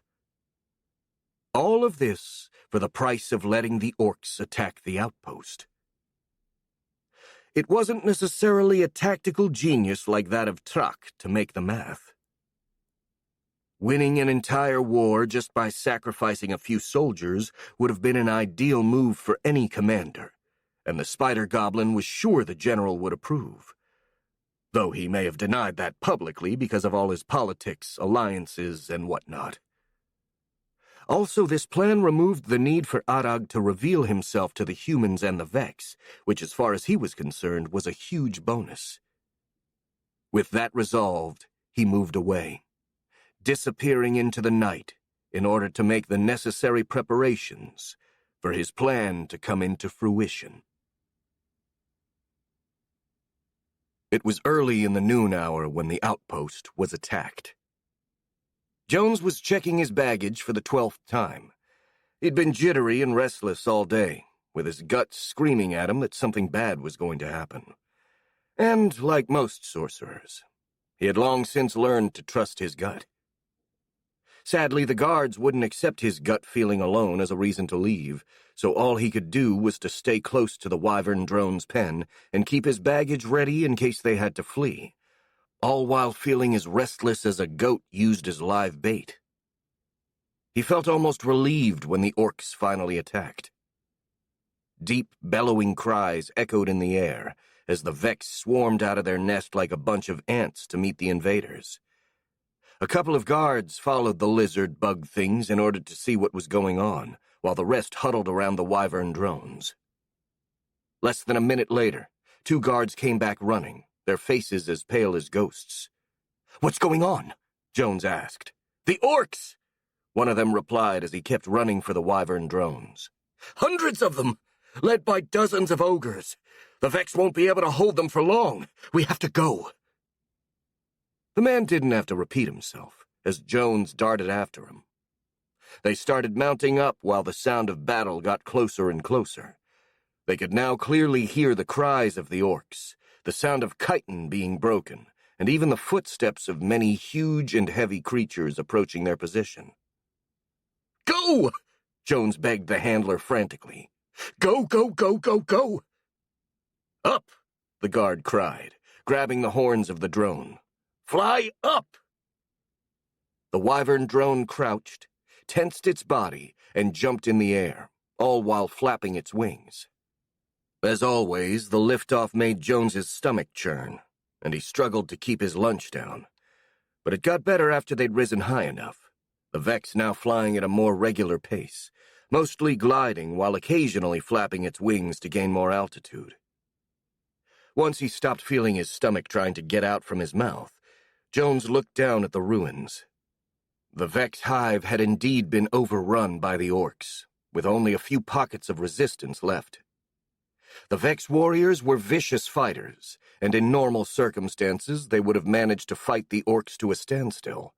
But there was an unusually large number of ogres leading their lesser kin in battle, and their presence had turned what would have otherwise been a fairly even battle into a slaughter. The ogres were not only faster, stronger, and more ferocious than the orcs, but many also wore armor and wielded metal weapons. The Vex warriors simply couldn't stop them. As a result, with the armored ogres leading them, the orcs cut through the lizard bug creatures like a red-hot knife through butter. The equipment of the ogres surprised Jones. As far as he knew, the orcs had close to no knowledge of metalworking, and most of their tools were crude and shoddy, made of stone and wood, while these armors and weapons were not only rather well made, they also looked custom-made for the ogres. Well, that's certainly something to report to the Marquis, the Telemancer thought. And after that, I think I'm going to resign from my service with him and get back to the capital. He smirked. I think that I can ask for my old job back at the post office. The pay is not that great, but at least they won't ask me to stay in the forest and wait for a damn orc invasion. Hey, what is that? The guard that was handling the wyvern cried, while pointing at something in front of them, interrupting Jones's thoughts. The Telemancer looked ahead and saw something with huge blue wings flying toward them. Whatever it was approaching very fast, and Jones felt an awful sensation taking form in his stomach. I don't know, but I think it's better if we avoid that," he replied. The man nodded and turned to the other wyvern drone, gesturing something to the guards who were riding it. A few moments later, the two flying Vex turned in opposite directions. "What are you doing?" Jones asked. "We're splitting up," the guard replied. "If that thing is hostile, at least one of us will have a better chance of escaping this way." The sorcerer couldn't really argue with that reasoning. Instead, he just silently prayed that the blue thing would decide to go after the other wyvern drone first, which was exactly what happened.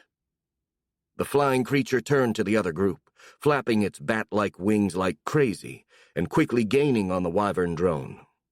Then, as it reached them, it grabbed the flying Vex and ripped off its wings, letting both it and its riders fall to their death. Both Jones and the guard turned pale, though the Telemancer also felt a sudden surge of relief. After all, now they could escape thanks to the sacrifice of their companions. That sense of relief quickly disappeared when the creature turned back and started chasing them. "Shit!" the Telemancer cried, and he turned to the guard who was handling the wyvern drone. "Go faster! Faster!" "I can't," the man replied, in the controlled tone of someone trying not to piss themselves in fear.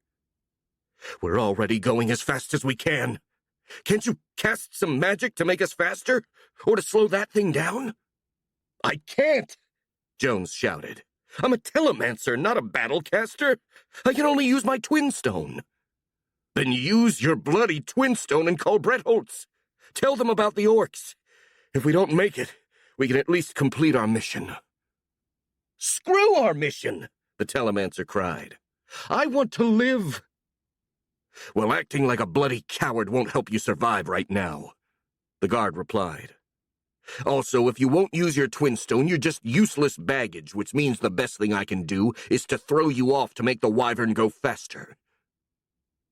The tone in the man's voice made it clear that he was dead serious, so Jones shut up and grabbed his twin stone from his purse. However, he was far too scared to properly focus, and he couldn't establish the link no matter how hard he tried. "God damn it!" he cursed. "Damn it! Damn it! Damn it!" Then, while he was distracted, their pursuer reached them. Before Jones even realized it, the blue creature had ripped off one of the wyvern drone's wings, and he and the guard were falling to the ground. The Telemancer screamed at the top of his lungs as gravity mercilessly pulled him down. He closed his eyes, waiting for the painful impact with the earth to happen. And then something grabbed him, interrupting his drop and saving him from the fall, though the grip around his body was still strong enough to be painful. Jones opened his eyes and saw himself being held in the hands of a huge humanoid creature with blue skin. Due to the shock he just experienced, it took him a few moments to realize that this was the same creature that pursued them, and it was probably the Oni that the goblins had told the Marquis about. The humanoid landed a few seconds later, breaking a few branches on his way down, and then he let go of Jones, letting the Telemancer fall on the ground. Jones tried to scuttle away, but the Oni grabbed him again and lifted him up so that he could stare into his eyes. "Calm down," the blue humanoid ordered, speaking in perfect Imperial, but the Telemancer was too terrified to comply. The sheer aura of the Oni would have been enough to make him panic even in the best conditions, and right now he couldn't even talk properly, instead whining and trembling like a newborn. The humanoid clicked his tongue in annoyance and narrowed his eyes. "I told you to calm down," he repeated, this time with an even harsher voice, but this just caused Jones to shake harder. "Fine," the Oni said, rolling his eyes. "You had your chance and you wasted it. If you won't do as you're told, then I'll find another way to make use of you." And with a sickening clicking noise, the Oni opened his mouth to an impossible degree. "Wait!" the Telemancer cried. But at this point it was too late. The last thing Jones saw were teeth closing on his head. Blueskin chewed loudly, still holding the beheaded corpse of the telemancer in his hands. As he consumed his meal, he idly thought about how easy it had been for him to kill those humans. It shouldn't have been a surprise, as he'd trained to be a soldier ready to kill even in his previous life. But for some reason, he thought his first human kill should have been more intense, one way or the other. Instead, he'd felt nothing, pretty much like every other time he'd killed an animal in this new world.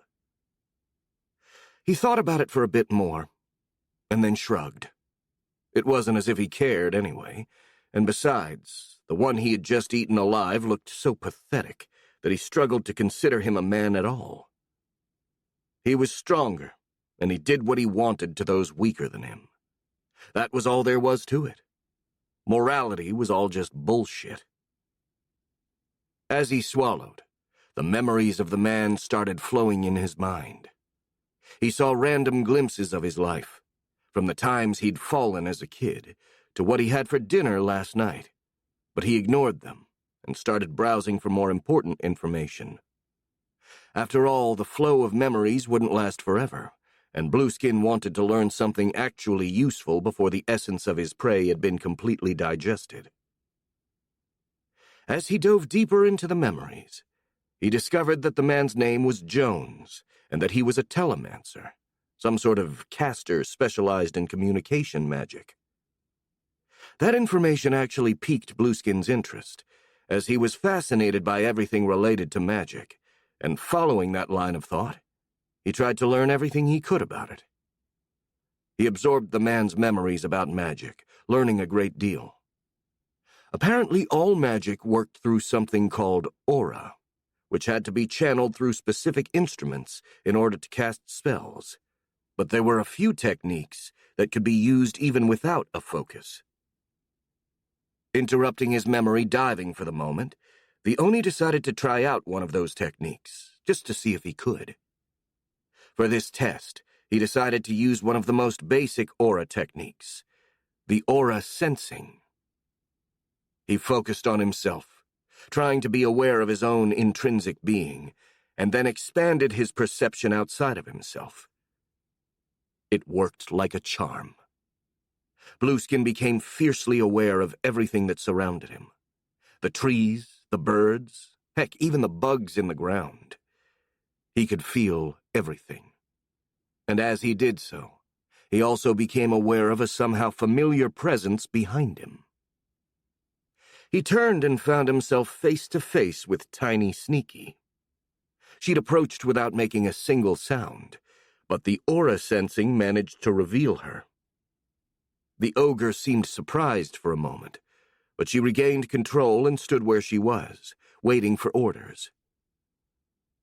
"What news do you bring, Tiny?" Blueskin asked after a moment, a huge, satisfied grin on his face. "We have taken the ruins," she replied. "All of the bug things have been killed, but the boys told me they taste bad. Also, there is that gray stuff that covers everything. We don't know what it is, but it also tastes bad. What do we do now?" The Oni raised an eyebrow. It was very unusual for an orc to find something unpalatable, so those bugs had to have a really foul taste. "Well, leave those bodies where they are, then." The Oni shrugged. "If we can't eat them, they're useless. As for what to do next, I'll tell you after I've finished absorbing the memories of this human." "As you wish," the ogre said. "I'll go tell the others, then." She then left, leaving the Oni to finish his meal. Blueskin took another bite out of Jones's corpse as he went back to browse his memories. This time he tried to learn as much as he could about the world outside of the forest, and a flux of information started flowing in his brain. The telemancer hailed from a kingdom called Medellon, which was part of a union of different nations called the Dionysian Empire. Images of medieval-looking cities, weirdly dressed people, and all sorts of stuff flashed in Blueskin's mind, causing him to smile with satisfaction. It all looked just like he imagined a fantasy world would look, and this made him happy. As he kept browsing, he stumbled across some memories that were very vivid, which meant they were relatively recent. He saw a medium-sized city attacked by an army of goblins and defended by a mix of humans, beastmen, and those weird bug creatures, which were apparently called Vex. He saw the goblins being repelled multiple times before surrendering and negotiating with the humans, a negotiation made possible by the looming threat of the orcs and the Oni who led them.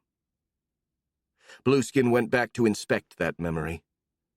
Just like the first time, he saw the goblins had informed the humans about his existence, and then used the threat he posed as a bargaining chip to negotiate an alliance. The Oni cursed.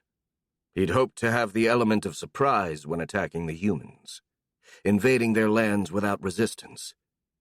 As it appeared now, the goblins had ruined that, and the campaign he'd planned had gotten significantly more difficult because of it. "Those dirty little gray bastards," he snarled. "They think they can stop me just because they know I'm coming. They're in for a surprise, then. I'll show them.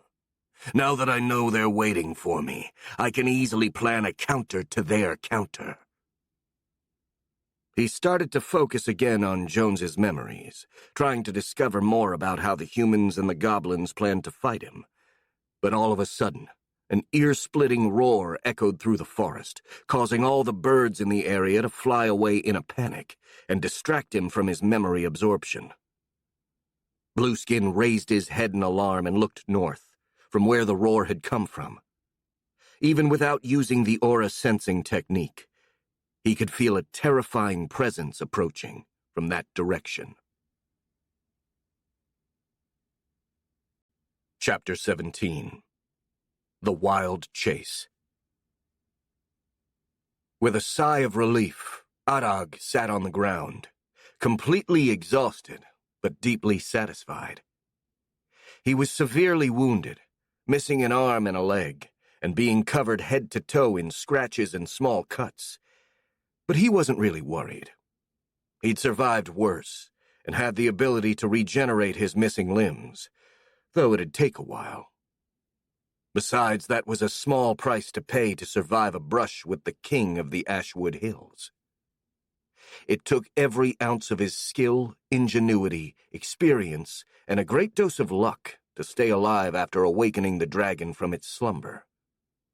Even then, the main reason he hadn't been killed immediately was the fact that the dragon didn't really try that hard to catch him, since it was half asleep, and the goblin was barely a nuisance anyway. And then, just when Arag was at his limit, something caught the beast's attention. It had suddenly stopped chasing the spider goblin, and with an angry roar started in the direction of the outpost. There was only one possible reason why the king would behave like this. It had sensed a potential rival trespassing in its territory, and as far as Arag knew, the only creature nearby who was powerful enough to be considered a threat by the dragon was the Oni.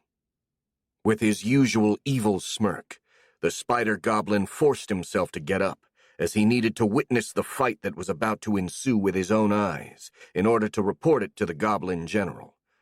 Though this was more out of professional perfectionism than anything else, because right now, the only possible outcome was the death of the Blue Terror. Blueskin was scared. He had no memory of ever being this scared. Sure, he'd feared for his life a few times since being reborn in the forest, but he always managed to stave away any doubt by reminding himself that this was his story. That he was the main character, and the main character would always win in the end. But right now he was too scared to even process these thoughts. He felt as if his brain had been disconnected from his body, leaving him like a puppet with its strings cut. He remained paralyzed like that for a few seconds, before beginning to realize there was something wrong with the fear he was experiencing. It somehow felt superficial, as if it didn't come from him, but was imposed from the outside. This realization cleared his thoughts a little, though not enough to actually free himself of his terror or allow him to move.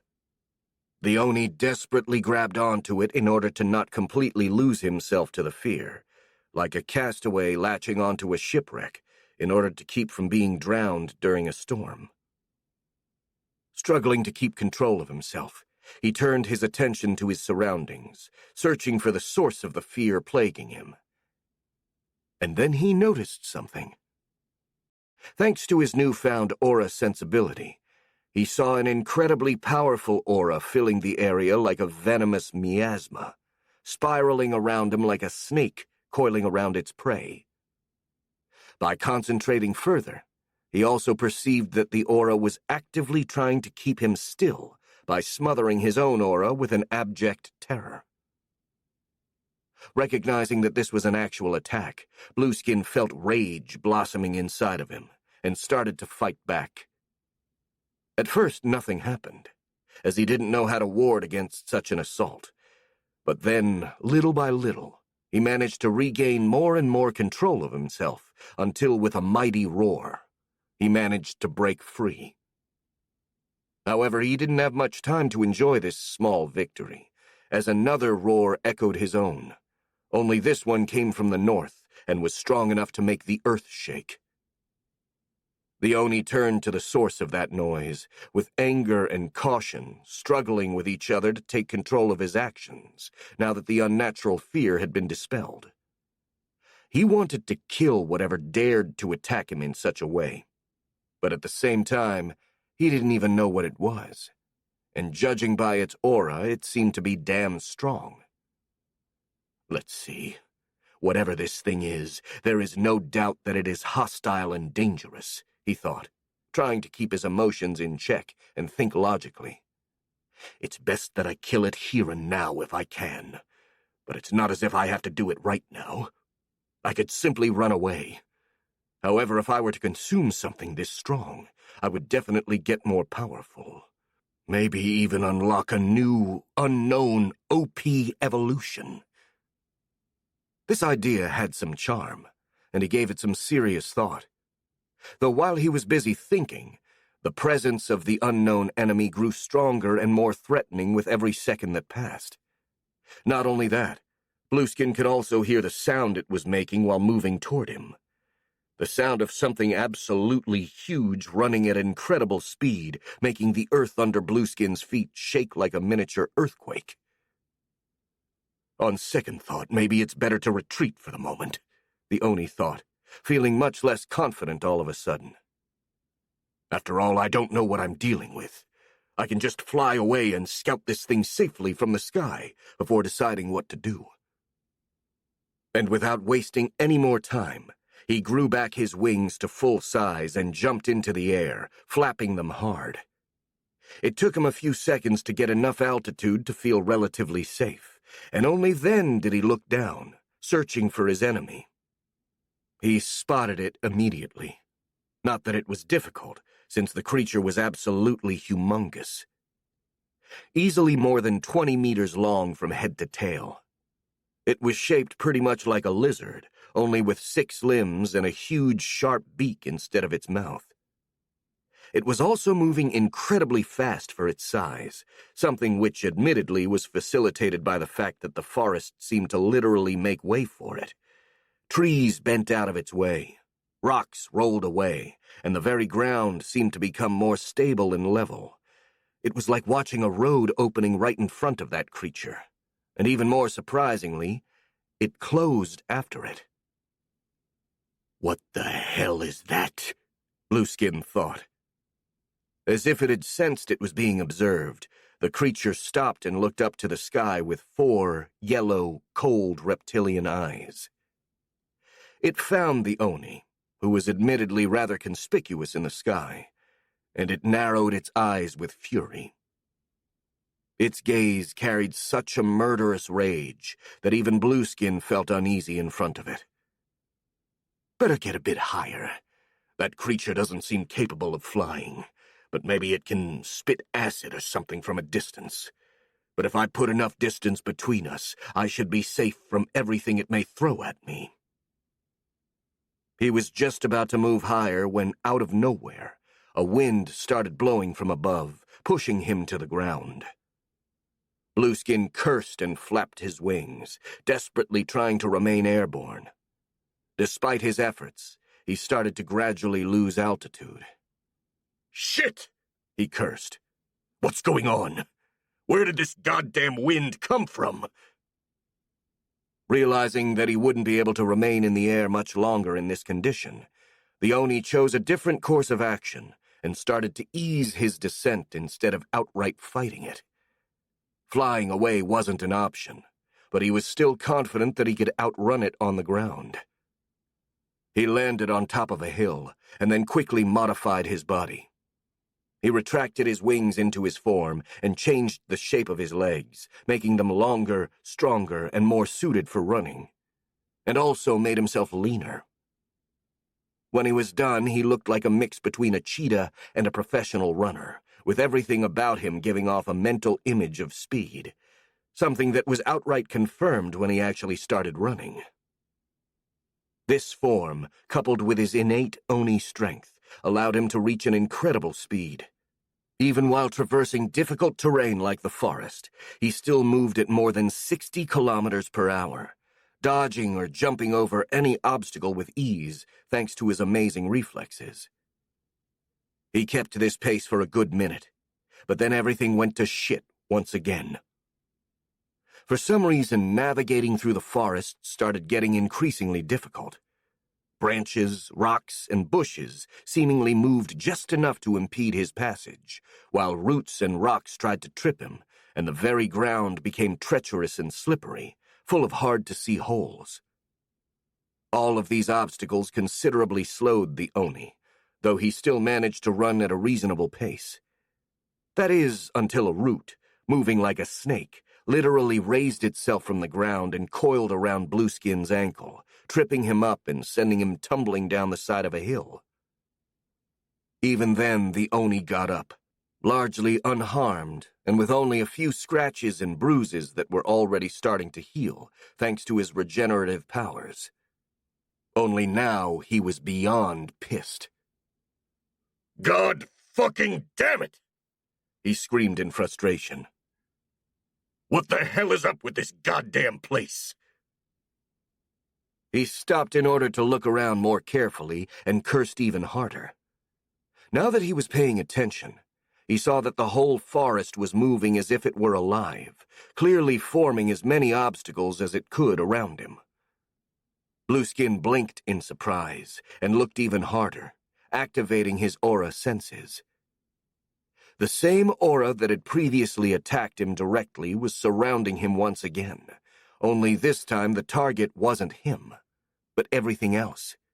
It covered everything in the forest like a mist, permeating the air, the trees, and the ground, somehow animating them. Judging by how the forest impeded his passage while it helped the lizard, this was probably the latter's doing, and the fact that the creature was capable of exerting such a control at a distance made the Oni dread what it could do up close. Sadly, it seemed that he wouldn't have a choice, as escape was proving to be impossible. He cursed again, a chill running down his spine. He really didn't want to face that lizard thing right now, alone and unprepared. He would have at least wanted an army with him in order to deal with it. Wait a second. I do have an army with me. Why didn't I think of it before? He was shocked by his own forgetfulness, but then he dismissed it. Never mind. It was probably the aura of that lizard affecting me. What's important is that I reach my army and prepare them to fight that thing. If I can kill it and eat it, its aura should give me a very good boon. And if it seems like we're going to lose, I can always leave my army behind to distract it while I fly away. He nodded with satisfaction, feeling some of his confidence return. However, as he looked around, he noticed that he'd actually gotten pretty far from the ruins where his forces were awaiting him. And with a sense of dread, he also realized that he had to hurry, or the lizard would catch him before he could reach them. So without wasting any more time, he started running again, struggling desperately against the terrain and the plants which tried to stop him. Chapter 18. Don't look an angry dragon in the mouth. By the time Blueskin reached the ruins, his pursuer had almost reached him. He had been slowed down considerably when he ended up in a patch of particularly nasty brambles with huge thorns that tried to tie him up as he passed through. The Oni had taken quite a while to free himself, and when he'd finally emerged from the forest, he was covered in bruises and small cuts, with dozens of thorny branches still coiled around his legs. However, he had made it, and there were no more plants in front of him now, just that waxy gray stuff that covered everything around the ruins. As he cautiously stepped foot on that substance, fearing how it would animate like the forest in the ground, he was surprised to find it perfectly still. Not only that, but as he entered deeper into that alien-looking territory, the terrifying presence of the dragon got significantly weaker. Interesting. Seems like the lizard's powers do not extend to this gray stuff. I can certainly use this to my advantage. He looked up and saw a large group of orcs and ogres staring at him with surprised expressions. As he looked, Tiny Sneaky emerged from their ranks and approached him. "What is happening, boss?" she asked. "We heard noises coming from the forest, and there is fear in the air." "An enemy is coming," the Oni said. "Prepare for combat immediately. Put the troops in combat formation. We don't have much time." "But what kind of enemy is coming, boss?" Tiny Sneaky asked. "Is it the humans? Or more of those bug things?" "No," Blueskin replied. "It's just a single huge lizard. But it's strong." He stared at his lieutenant with annoyance.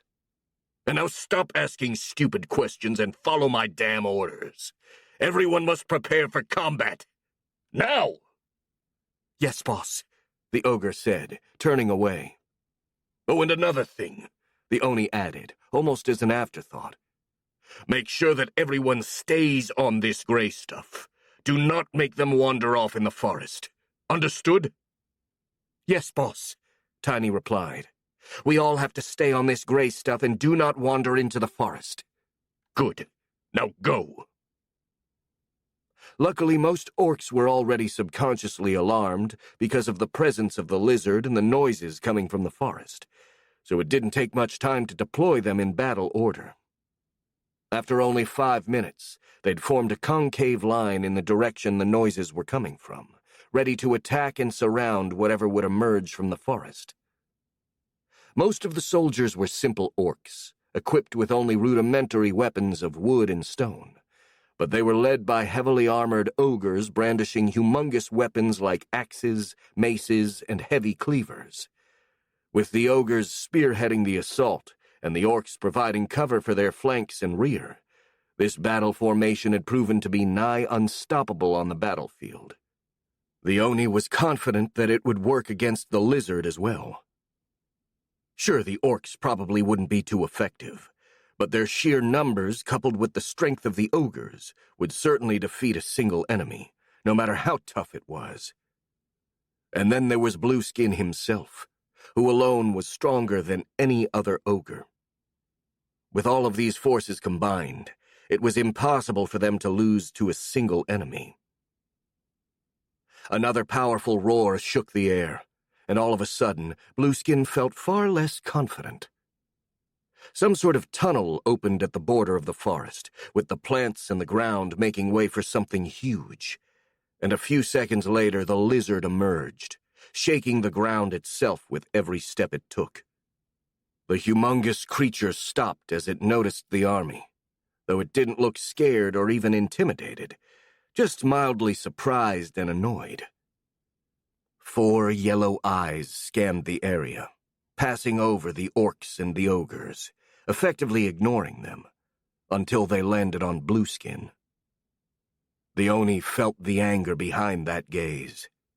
It was the fury of someone who'd found out that thieves had trespassed on their property, killed their dog, and pissed on their bed. The lizard thing was pissed, and it was coming for him. The terrifying aura of the creature surrounded Blueskin, trying to paralyze him once again, but it was much more feeble and unstable than before, and the Oni easily shrugged it off. The air and the mold wax on the ground also remained completely still, something which apparently confirmed Blueskin's suspicion that the gray stuff blocked the creature's powers. In response to that failure, the reptile let out an annoyed growl and stepped forward, entering the clearing covered in mold wax. As the beast approached, the orcs grew more and more uneasy, until finally one of them snapped and charged at the enemy while screaming, quickly followed by the others. "Idiots!" Blueskin cried. "Don't break formation! Stay in line!" But it was too late. The orcs were too excited and bloodthirsty to pay attention to him, and more charged at the lizard, with even some ogres joining in the reckless attack. Then, as the army got close to it, the lizard attacked. The huge creature leapt over 10 meters, diving right through the orcs' forces and sending them flying, as if they were a pile of dead leaves. The reptile didn't even directly attack the orcs. It just ignored them, while trampling anyone unfortunate enough to be in its way. The orcs couldn't do anything to stop it, as their blows harmlessly bounced off its thick scales. Then the first of the ogres reached the enemy. The ogre in question was Smasher, one of Blueskin's strongest subordinates. He was a hulking behemoth clad in plate armor, which made him look even bulkier, and was armed with a colossal spiked mace that looked like it could smash boulders like candies. Smasher charged straight at the lizard, raising his mace up in the air to strike at the reptile's head. Before he could deliver his blow, the creature jumped forward with incredible speed, opening its maw to an incredible extent, and bit the ogre at the waist. The reptile's beak cut through both the metal armor and Smasher's tough muscles as if they were made of paper, and as the mouth closed like a bear trap, it split the ogre warrior in two. Seeing this display of power, the other ogres became more cautious. Two of them, Big Jaw and One Eye, tried to flank the creature, each attacking from a different direction and aiming at its seemingly vulnerable sides. But once again it was in vain. Without even looking, the lizard moved its long tail like some sort of whip, cracking it down on Big Jaw with a loud snapping sound. The ogre's torso literally exploded, sending his upper and lower halves flying in different directions. At the same time, the beast turned its head on One Eye, opening its mouth and making a weird gagging sound. Not even a second later, it puked a stream of greenish bile, hitting One Eye in the chest and pushing him on the ground. The ogre then started screaming as smoke rose from his body. Those cries quickly turned into a disgustingly wet gurgle as he melted into a puddle. Similar fates befell all the ogres who tried to stop the lizard, which continued to advance. As all attempts to stop it seemed useless, the orcs' attack faltered as fear spread amongst their ranks, and finally the army started routing, with orcs running away in every direction. "Cowards!" Blueskin howled angrily. "Get back in line! Fight! Fight the lizard or I'll fucking bite your heads off, you sons of bitches!" No one was listening to him, and more orcs started fleeing from the fight, followed by some ogres. This allowed the lizard to advance even faster, making a beeline for the Oni with murderous intent in its 4 eyes. "Shit," the Oni thought. "I gotta get out of here. That beast can't use its power over this clearing, so maybe I can get airborne in here, get very high, and hope that the powers of that creature have a limited range." Not having a better plan, The Oni started growing his wings as fast as he could, leaping in the air. He didn't make it very far. As soon as he was about to take altitude, the lizard dashed at incredible speed, and when it was directly under him, leapt with its beak open. The humongous body flew into the air for a good 10 meters, and the tip of the creature's beak closed on Blueskin's left wing, who felt a sharp pain before being dragged down by the huge weight of the creature. The Oni and the reptile landed with a deafening boom, and the latter immediately tore off the former's wing to make sure he couldn't escape. Blueskin cried as he felt the sharp beak severing his flesh and bones, but he forced himself to work through the pain and get up. Standing still, even for one moment, would spell his own doom. And he was right. The lizard, after ensuring its target couldn't fly away, pounced at him. The Oni jumped to the right, barely dodging the humongous mass that would have otherwise crushed him, and shape-shifted into his default combat form. His muscles bulged, his nails turned into vicious talons, and he himself grew 3 times his previous size in barely a second. Despite this, however, he was still ridiculously small compared to the reptile charging at him again. What ensued in the following minutes was something akin to a corrida, with the lizard blindly throwing itself against Blueskin, while he tried to dodge and counterattack at the same time. Luckily for the Oni, he was far more agile than his opponent, and had no trouble avoiding its attacks, but unfortunately his own attacks failed to deal any significant damage. The lizard's scales were so tough, Blueskin's overgrown talons bounced off them harmlessly, while the creature's sheer mass absorbed the strength of the blows, making them ineffective. In fact, the only thing the Oni achieved was making the reptile more pissed. "God damn it," Blueskin thought. "Where are the others? Why aren't they helping me?" He took a quick look around, and what he saw made him quite disheartened. Most of his army had run off, and only a handful of orcs and ogres were still present, observing the fight in silence from a safe distance. "Help me!" Blueskin called, while dodging yet another attack from the reptile. "Attack this damn lizard! That's an order, damn you!" After hearing this, the group looked even more uncomfortable, and despite having received a direct order, they didn't move, something which infuriated Blueskin. "Useless fucking cowards," he cursed in his head. "I'll deal with them later. I'll make them wish they had never been born." Right now, however, he had more pressing concerns than coming up with suitable punishments for his underlings, mostly trying not to be killed. The lizard had stopped blindly charging at him and was doing something else. Turning its body to 45 degrees, it started moving its tail like a whip, bringing it down on its enemy with a resounding crack. Blueskin dodged to the left as the ground where he'd stood a moment before exploded, sending fragments of mold wax flying everywhere. He kept dodging, with some difficulty, as the creature's tail moved so fast that even the Oni struggled to follow it. Luckily, each attack was heavily telegraphed, and all Blueskin had to do was time his dodges. The only downside was that he couldn't counterattack anymore, but since he wasn't doing any damage anyway, it wasn't really a problem. He just hoped the reptile would tire before he did. The Oni kept up his pace, jumping left and right to avoid the whip-like tail of the lizard, until, when he jumped backward to avoid another strike, he hit something big behind him. He quickly turned, and with horror, saw that he had his back against a mold wax-covered wall. The reptile, with all of its seemingly random charges and tail attacks, had herded him toward the ruins at the center of the clearing, where he wouldn't have enough space to dodge. The lizard pounced, opening its jaw to finally bite its enemy down. And this time, Blueskin knew he wouldn't be able to get out of the way.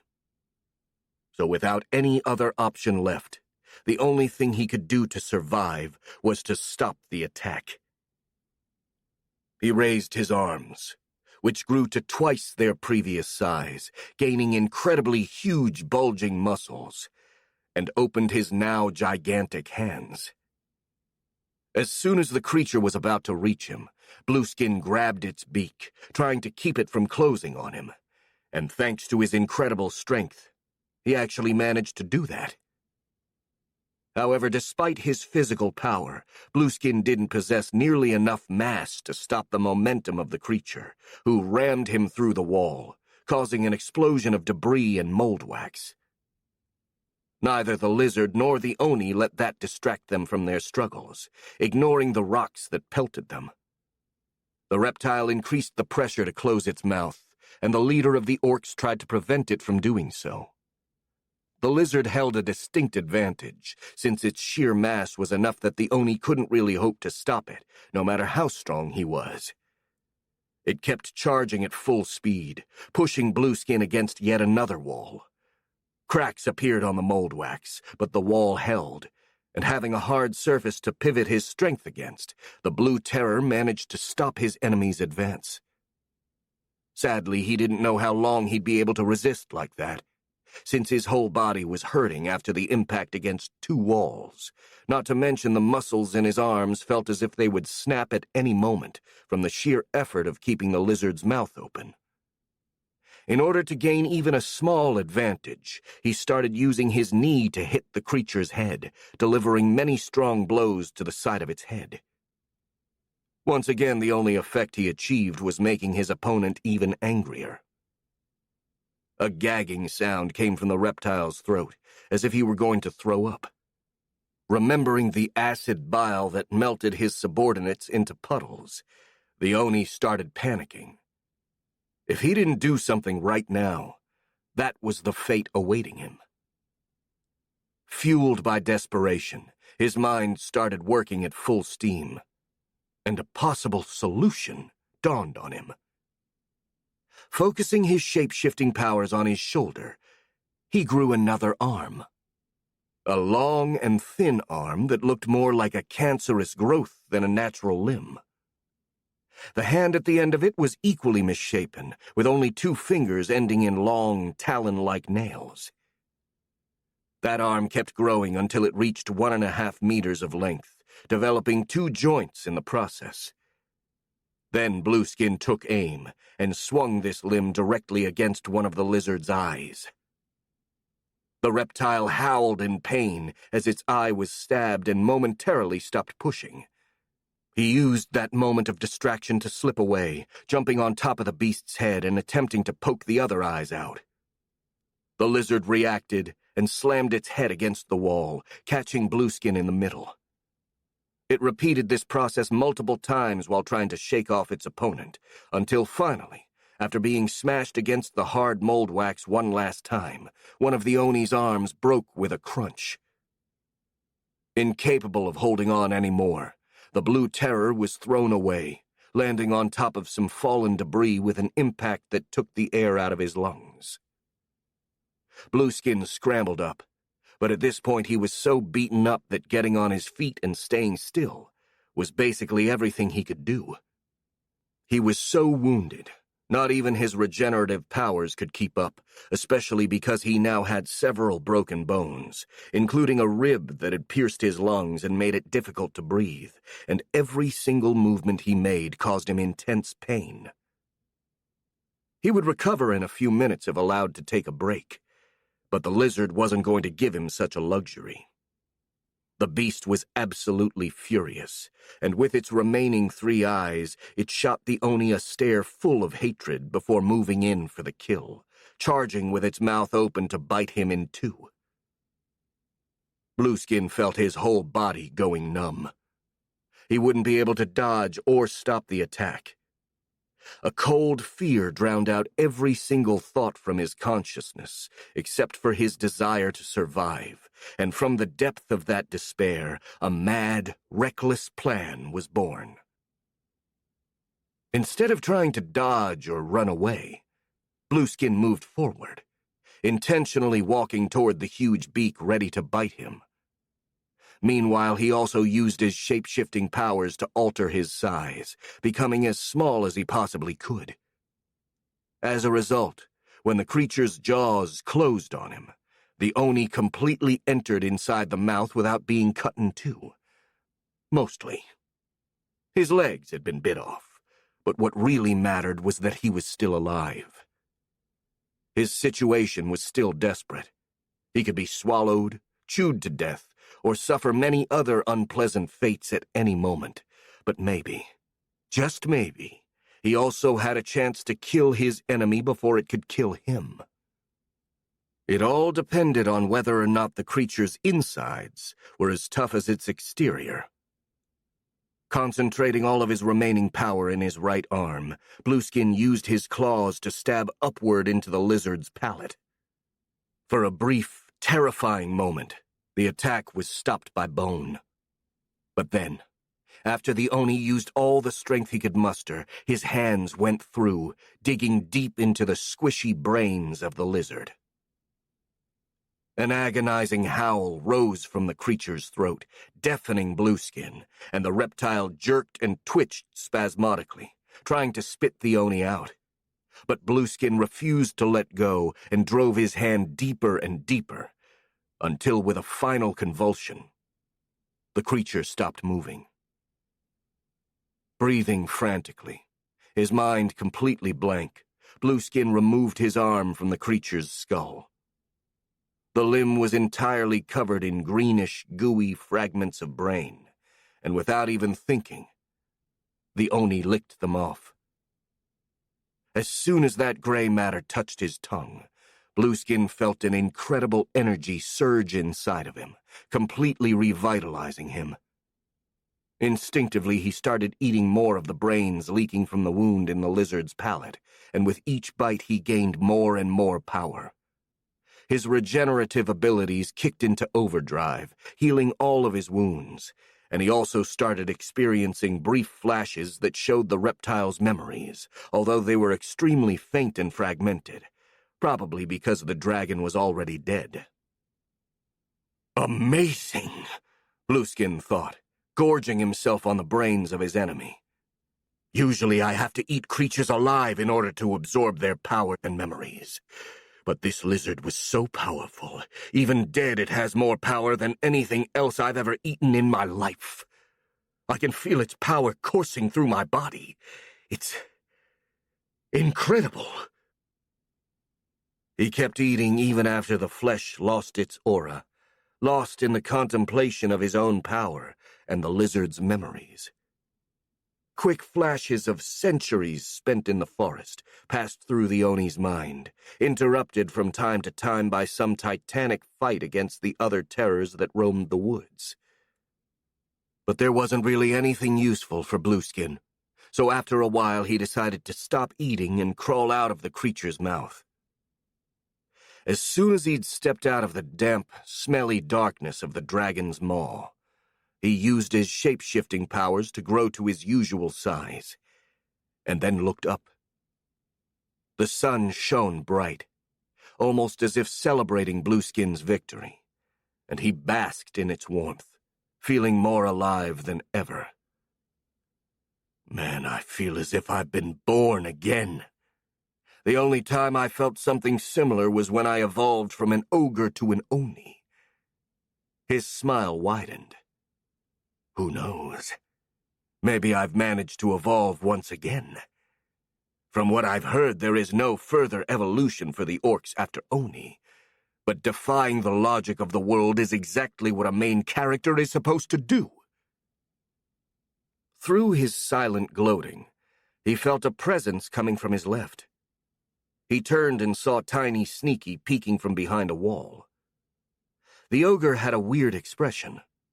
Surprised, shocked, and even a tad disappointed. As soon as she realized that Blueskin was staring at her, she regained control of herself. "Are you all right, boss?" she asked, cautiously stepping out in the open. "Yes," the Oni replied harshly. "No thanks to you." None of you cowardly bastards came to help me, not even when I asked for help. He narrowed his eyes threateningly. That almost seems like treason to me. That thinly veiled menace actually made Tiny Sneaky flinch, as she knew far too well how her boss dealt with those he was displeased with. I tried to help you, boss, she stuttered, making herself as small as possible in a gesture of submission. I stayed hidden near the lizard and waited for an opening to attack, but I didn't find one, and there was nothing else I could have done. Really? The Oni asked in a dubious tone. Nothing at all. Couldn't you have, distracted the lizard somehow? No, I couldn't, Tiny protested, becoming very incensed. You saw how the lizard ignored the blows of the orcs, and I'm barely any stronger than them despite being an ogre. This form you made me take. She pointed at her own cleavage and curves. It's just not good for fighting. It's weak and vulnerable. I have to sneak around and use surprise attacks to actually win fights, and if I can't do that, then I'm useless. Blueskin raised an eyebrow, surprised by his underling's reaction. It was really unusual for her to get this emotional, and he pondered what could have caused this outburst. Oh, I get it, he thought. She was worried about me. She's basically cursing her own powerlessness because she couldn't do anything to help me. That's a classic isekai trope. And she's probably a tsundere, so she can't actually spit out that she loves me. How cute. Well, you do have a point, he conceded in a magnanimous tone. After all, it is kind of my fault that you're weaker than other ogres. Thanks, boss, she said stiffly, and then her tone grew hopeful. But I could take a stronger form if you let me. That way I would be more useful to you. Nah. I already have a mass of hideous, dumb muscles in my army. You're the only one who looks good, the Oni replied with a chuckle. Besides, I've gotten much stronger after eating that lizard, so you don't have to worry about me. Right now, I doubt there's anything in the forest I couldn't beat. A brief flash of disappointment and anger appeared on Tiny Sneaky's face after hearing those words, but it disappeared before Blueskin could even see it. That is good, boss, she said in a neutral tone. So, what do we do now? This question gave the Oni pause. In the excitement of the fight, he had completely forgotten about his plans. Now he could focus on them again. Well, I've discovered many things from the human I ate, he said, though he was more thinking out loud than actually explaining things to Tiny. They know about us. The goblins have made an alliance with the humans specifically to fight against us. We have to change our plans and adapt them to the current circumstances. I need to get back to our HQ and organize our forces from there. An angry, dangerous-looking smile spread across his lips. But first, I'm going to chew some of those cowards who stood still while I was fighting the lizard. He gestured toward Tiny. Come. We've got some work to do. And he walked away from the ruins and the corpse of the reptile, followed by Tiny, who, while the Oni had his back turned on her, stared at him with open hostility. Arag's heart sank. From his hiding place at the border of the clearing, he'd assisted at the fight between the Oni and the dragon, and for a while he actually thought his plan was going to work. The king of the Ashwood Hills had easily overpowered and outmaneuvered the Blue Terror, and when they'd entered the ruins, the Spider Goblin had taken for granted that the Oni's fate was sealed. He'd been so very wrong. An incredibly loud, agonizing howl had risen in the ruins, and after a few minutes of silence, two figures emerged from the mold-wax-covered walls. One was the feminine-looking ogre, and the other was the Blue Terror himself, who looked not only completely unharmed, but gave the impression of being much, much stronger than before. Even at that distance, Arag could clearly feel the aura of power that surrounded the blue-skinned humanoid. As unlikely as it was, the Oni proved victorious. Not only that, but he'd also absorbed the power of the dragon, which meant the goblin's gamble had not just failed. It actually backfired in a spectacular way. Forcing his emotions down, the spider goblin tried to decide what he should do next. The goblin general needed to be informed about what happened at the outpost as soon as possible, but in order to do so, he would have to personally go back to report to him, meaning he would have to stop surveilling the Oni at a critical moment. Arag pondered for a while, and then, with a sigh, decided to make a compromise between the two options. He would follow the Blue Terror a little longer in order to have an idea of where he was headed, and then he would get back to report to Truck. Even though it was perfectly possible that the general would punish him harshly for his actions. Not that it really mattered. He'd made a gamble and he lost, so he would have to live or die with the consequence of his failure. Such was life. Having decided what to do, he set aside all of his worries and went back to work. Chapter 19. Hardcore Pawn. The Wyvern drone approached from the sky northwest. Despite the fact that Marcus knew pretty much exactly when the drone would arrive, it was his own consciousness that was driving it after all. He'd been waiting for it for the past hour, sitting on a bench under a tree and enjoying the breeze and sun.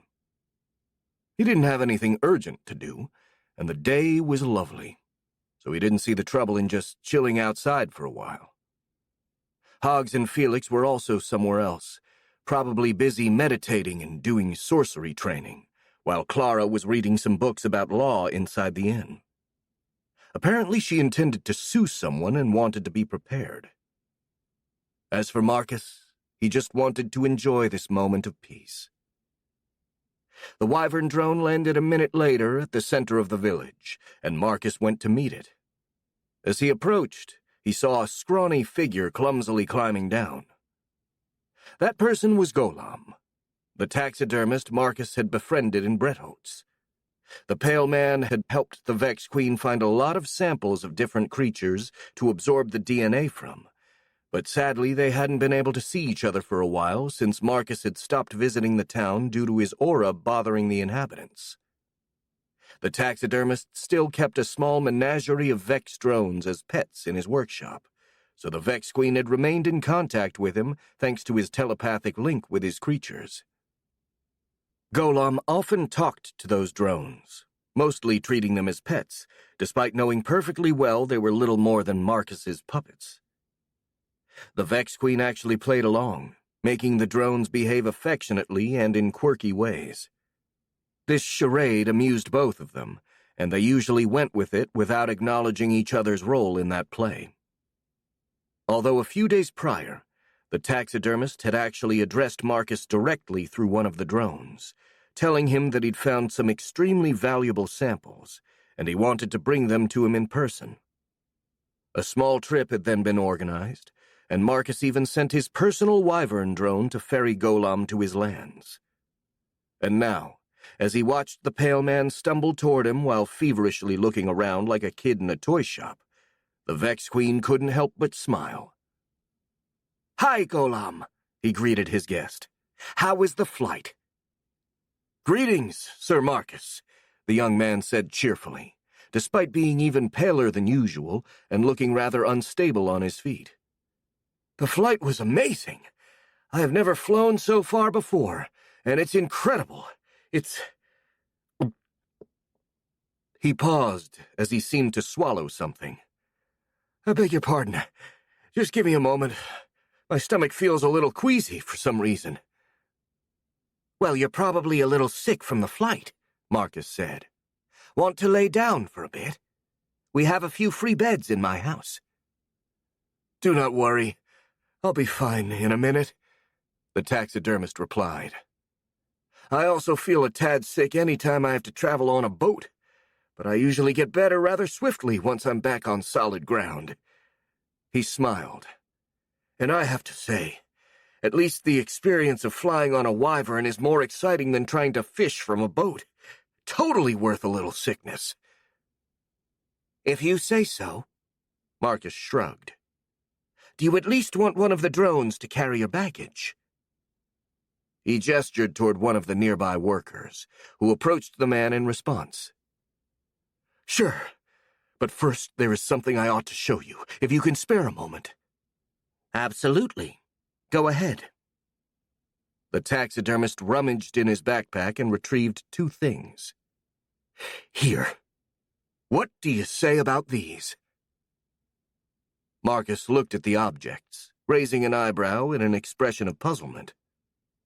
One was a glass jar filled with greenish liquid with what looked like a severed tentacle floating inside, while the other looked like a patch of scaly skin framed in glass and wood.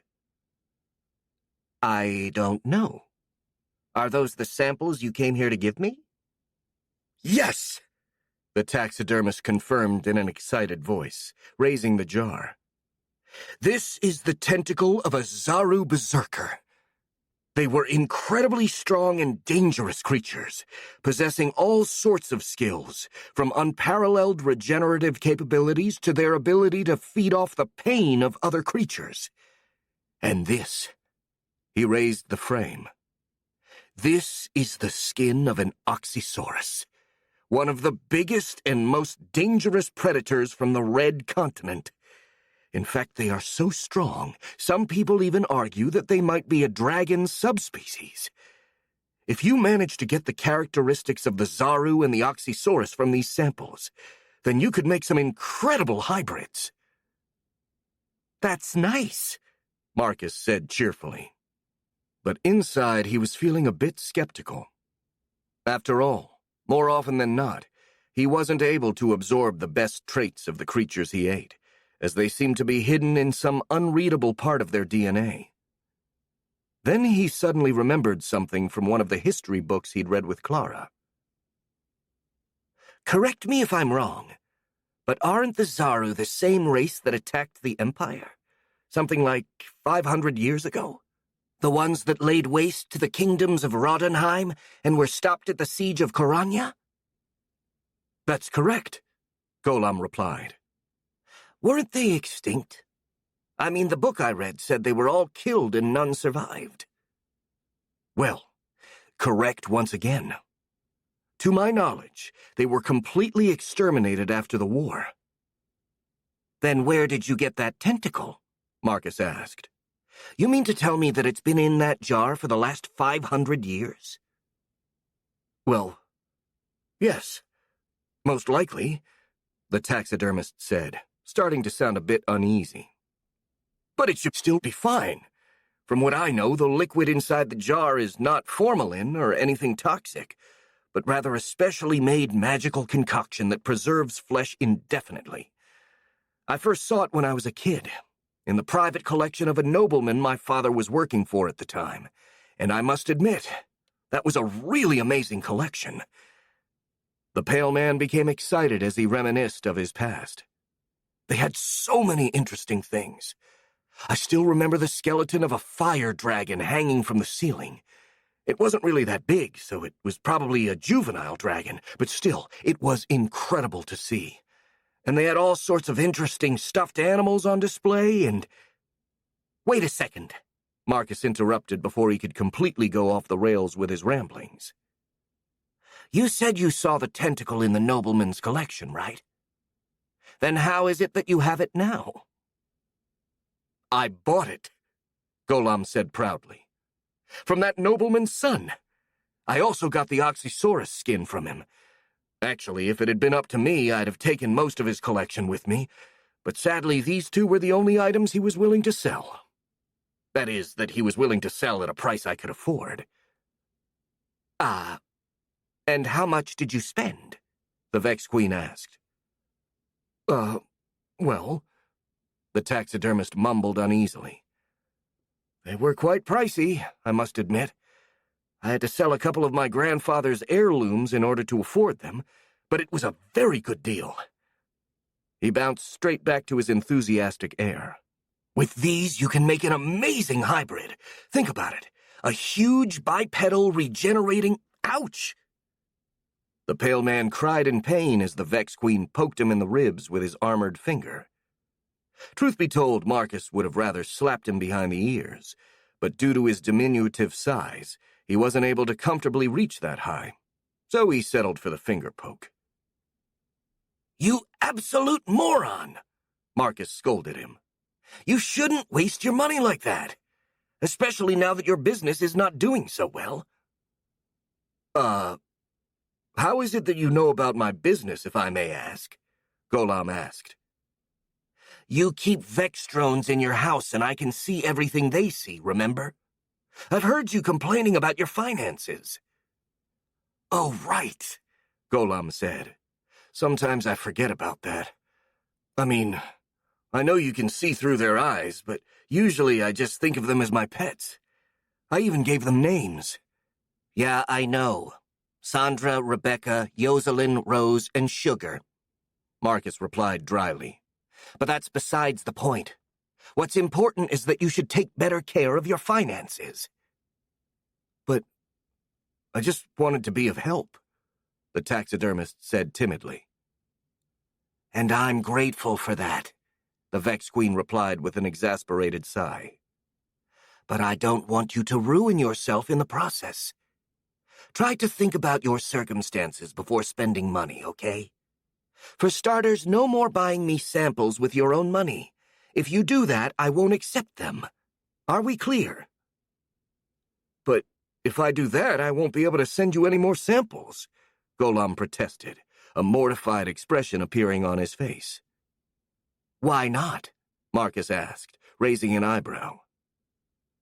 Oh, because I've already given you all of the samples I had lying in my workshop, and due to the conflict with the goblins, there haven't been many hunting expeditions lately, so it's unlikely that I'll be able to get any new specimens in the near future, unless I buy them from someone else, of course. Well, I see no problem with waiting for a while. The Vex Queen shrugged. It's not as if I'm in a hurry. I can wait for when you'll be able to get some samples for free. But I don't know when that will be, Golem objected. It could be months or even years before I can get a decent new sample by chance, and I don't know if I'll be able to wait. So please, let me keep helping you. His eyes were pleading, brows scrunched up with determination. I still know many people who may have good samples for you.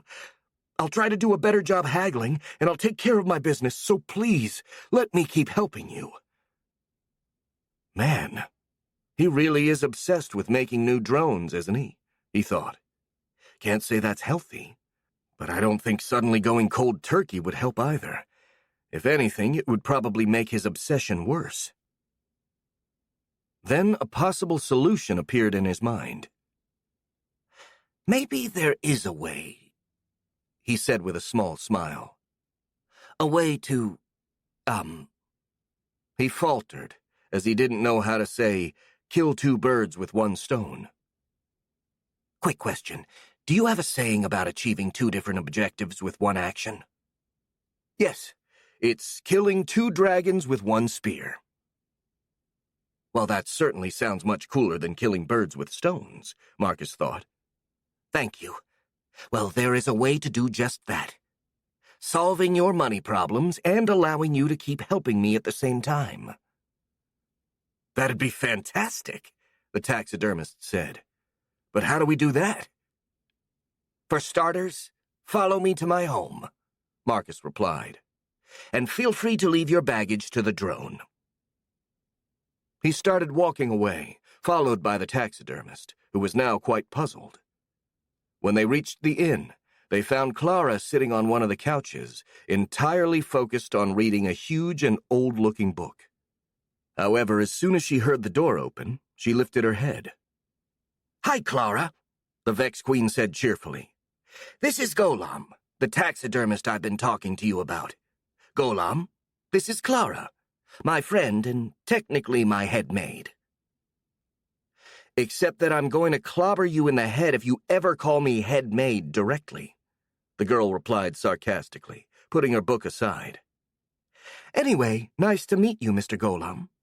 Marcus often speaks about you." The taxidermist stuttered, his pale complexion suddenly turning red. I am... Nice to meet you, ma'am." Both Marcus and Clara were rather confused when they looked at the man, something which made him blush even more. The Vex Queen had to stifle a smirk as he felt waves of embarrassment and awkwardness coming from the taxidermist's mind. Well, it seems like Golam is the shy type around girls, he thought with amusement, but chose not to tease the taxidermist about it. At least for now. "I wanted to ask you something, Golam," he said, "and I need Clara to be present, because I'm still not good with money. So how much did you pay for the tentacle and the skin?" Golam hesitated, suddenly looking more uneasy than embarrassed. But then, as Marcus kept staring inquisitively, he finally caved. "I bought them for 32 royals. But that's actually a very good price. Lord Gelmore sold me the Zaru tentacle for just 25 royals, which is half of its worth for collectors, and the Oxysaurus skin was given to me for just 7, which is basically nothing." Marcus nodded and turned to Clara, who had raised an eyebrow when hearing about the price. "What do you say, Clara? Is 32 royals a lot?" "Well, it depends on what you're buying," she replied. "But 32 royals is generally a lot of money. Back when I was a trapper, I barely made 6 or 7 royals per month when I was really lucky, and I usually wasn't." Marcus tried to whistle in a display of surprise, but sadly his slightly jagged lips weren't suited for that task, and the sound that came out wasn't even remotely what he'd intended it to be, more similar to a snort than a whistle. He just sighed and turned back to Golam. "Okay, now wait here a minute. I'll go get something and I'll be back." And with these words, he left Golam and Clara in the hall and ran upstairs to his room. From one of his chests, he took out a purse which made a metallic jingle as he lifted it. He then went back downstairs and opened the purse on the bar counter, causing a shower of golden coins to flow out. "Clara, these golden coins here are the royals, right?" "Well, yes," Clara said, as both she and Golam stared at the coins almost as if hypnotized. "Thank you." The Vex Queen counted a number of coins, dropping them back into the bag, and then handed the bag to Golam. "Here, take this. This should be 50 royals." Golam muttered, utterly confused. "Why are you giving this to me?" "I'm paying you for the samples you got me," Marcus replied with a smile. 32 royals for the cost of the skin and the tentacle, and 18 as a bonus for your hard work." "But I can't accept this," the taxidermist protested, trying to give the purse back to Marcus. "I just want to help you. I don't want to be paid for it." "I know, and I'm grateful to you for that," the Vex Queen replied, lifting his hand to stop the pale man. "But I don't want you to pay for my stuff either. And let's be honest here. If your business keeps stagnating, you won't be able to take care of your drones, nor would you be able to get me more samples. So in order to solve both problems, I want to offer you a job as my personal agent." "Your personal agent?" Golam asked. "Yes. That way you'll get the money you need to find me even more samples, as well as paying for your living expenses and feeding your drones." The taxidermist thought about it for a few moments, clearly fascinated with the idea. But when he spoke, he sounded somewhat conflicted. I don't know. I mean, it doesn't feel right to accept money in exchange for something I do as a hobby. If it helps, you can think of it as a side job, Marcus replied. And you can still give me any sample you manage to get for free as a gift. However, if you have to pay for it, I'll cover the expenses, plus a little extra fee for your time. He smiled. This way you'll be able to profit from helping me create new drones. That doesn't sound so bad, Golam conceded. But what about you? Are you sure you can afford it? I'm pretty sure I can, the Vex Queen replied with a confident smile. I've still got most of the money I got for saving Brettholz, and since my hive is more or less self-sufficient and I don't even have to pay taxes for now, I'd say that I can afford to buy some things. Besides, the Marquis told me that there are a lot of nobles who are eager to pay a hefty sum for one of my wyvern drones. So once the wyvern broodmother reaches maturity and starts making eggs, I'll probably have a nice source of income. Well, if it's like that, then I accept, the taxidermist said with a timid smile, tucking the purse away in his pocket. Thank you for that, Sir Marcus. As I said, it's not a problem, Marcus replied. And drop the honorific, please. We're friends here, and we don't need to... The Vex Queen screeched and collapsed to the floor as a sudden pain filled her head. It wasn't really that intense, as it was more like the echo of a feeling rather than the real thing. It was filled with such an instinctive dread that she felt herself being rocked down to her very core. For a brief, agonizing moment, all she wanted to do was hide in a deep hole underground, as blurred but still terrifying images flashed in her mind. But then he heard a familiar voice calling out for him, and it somehow managed to shake him out of that panic attack. He turned his head and saw that Clara had knelt beside him, looking alarmed. "Marcus," she cried. "What's happening? Are you all right?" "Yes," he answered weakly, still trying to get a hold of himself. "It's just, I think one of my broodmothers has been killed." "What?" The girl raised an eyebrow and looked out of the window. "You mean here?" "No, I don't think so," Marcus replied. "I think it was in...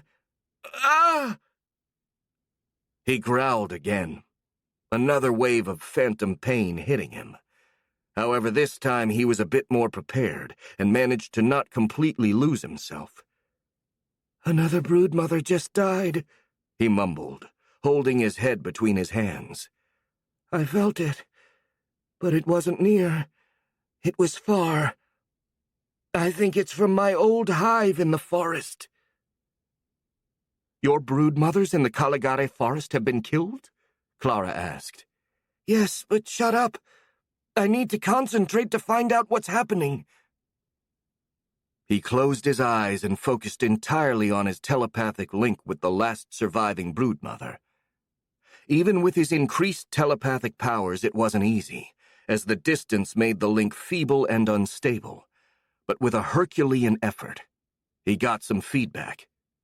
Through the eyes of the broodmother, he saw the darkness of the mold wax-covered cellars of his old hive. The corpses of the other two broodmothers were on the ground, broken and battered, and 3 figures were approaching the final Vex drone.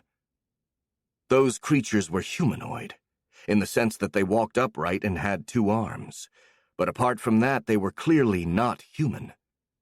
They were huge and round, with scaly skin and a skin tone that varied from green to yellow. Their heads were small compared to the rest of their bodies, with a nearly non-existent neck, but their mouths were huge and filled with sharp teeth. Finally, they had 2 small horns protruding from above their eyes, where the eyebrows should have been. As Marcus watched, one of these creatures lifted a huge, crude hammer made of stone and wood and dropped it on the broodmother's head. As soon as that happened, the Vex Queen lost the mental link, and another wave of pain flashed through his body, though this time he was ready for it and managed to shrug it off almost immediately. Still, the experience had been incredibly upsetting, and he remained on the floor for a while longer, breathing frantically and trying to take control of his instincts. Then after a few seconds, he got up, his jaw tight and eyes narrowed. Clara and Golam, meanwhile, just stared in absolute silence. Clara, the Vex Queen said, correct me if I'm wrong, but aren't orcs big, vaguely humanoid creatures with round bodies, scaly skin, and huge mouths? Yes. At least, this is what I've heard. I've never seen an orc with my own eyes before. I did, once, Golam chimed in. I mean, it wasn't alive, but it was an orc nonetheless. I even worked on stuffing it together with my paw. It matched your description. Okay, Marcus said with the utmost seriousness. Then we'd better find Hoggs as soon as possible, and make him call Marquis Azen. I need to tell him that the orcs have attacked the outpost. And as far as I can tell, there are no survivors. Chapter 20. Head Start. Are you absolutely certain about this, Sir Marcus? Azen's ethereal head asked. Well, yes, Marcus replied, trying his best to stay serious. Despite the current situation, the sight of the Marquis's floating head was hilarious. I saw the orcs killing the broodmothers with my own, with their eyes, actually, but I saw it nonetheless. After he'd explained what happened to Felix and Hoggs, the telemancer had immediately contacted Bretholtz, reporting everything to the Marquis.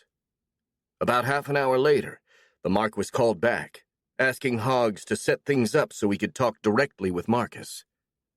The telemancer had connected a few strange-looking devices to his twin stone before casting his spell.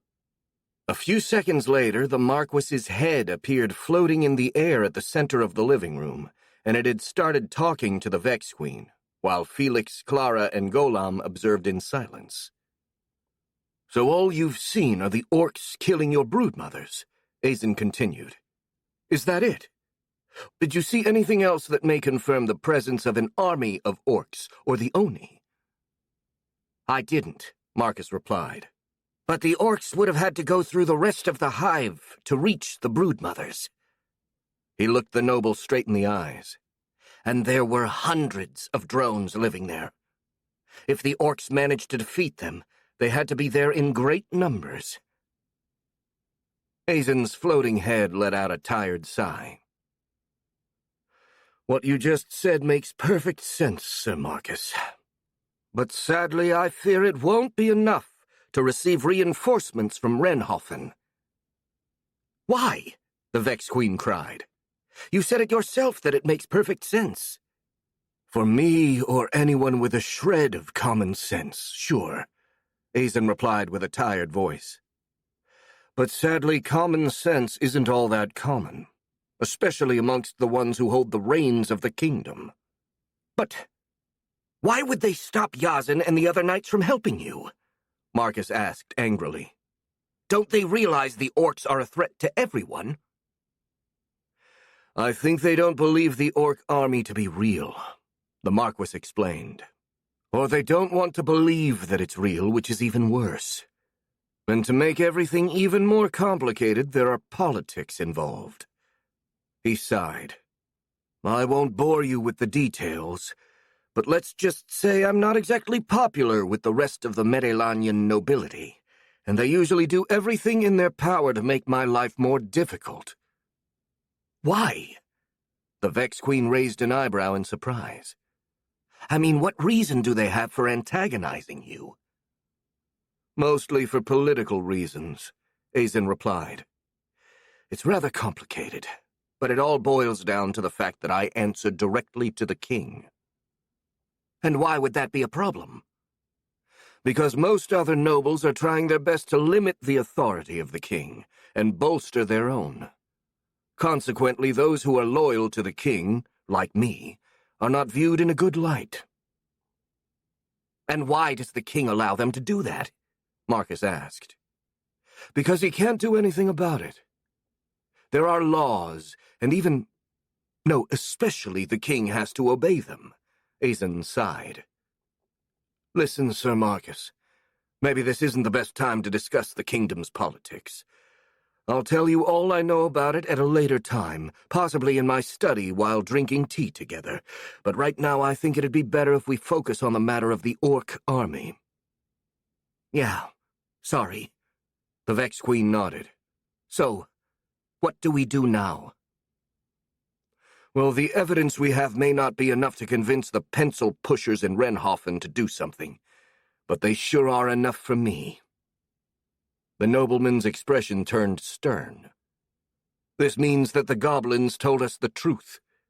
And in that case, the best thing we can do is gather our forces and stick to the plan we already devised. Are your drones ready for battle? Yes. I have about 40,000 ready to fight right now, and I may have a few hundred more by the end of the week. Good. I'll contact Trak later and tell him to prepare for the arrival of the Orc army as well. Although I suspect he may already have done that. That goblin always seems to be 2 steps ahead of me. He made a small smile as he said that. And as for myself, I'll call all the Aura Masters currently in my service back to Bretholtz, and I'll keep them here, ready to be deployed as soon as the Orcs make their appearance. The nobleman sighed, his voice turning grim. Speaking of my subordinates, I've also tried to contact the scouts that were deployed at the outpost, but to no avail. You said that you can't feel any of the drones you left in the Ashwood Hills. Does that include the wyverns they were riding? Yes, Marcus said in an equally serious voice. If any of my drones were still alive, I'd be able to feel it, but I can't sense any of them.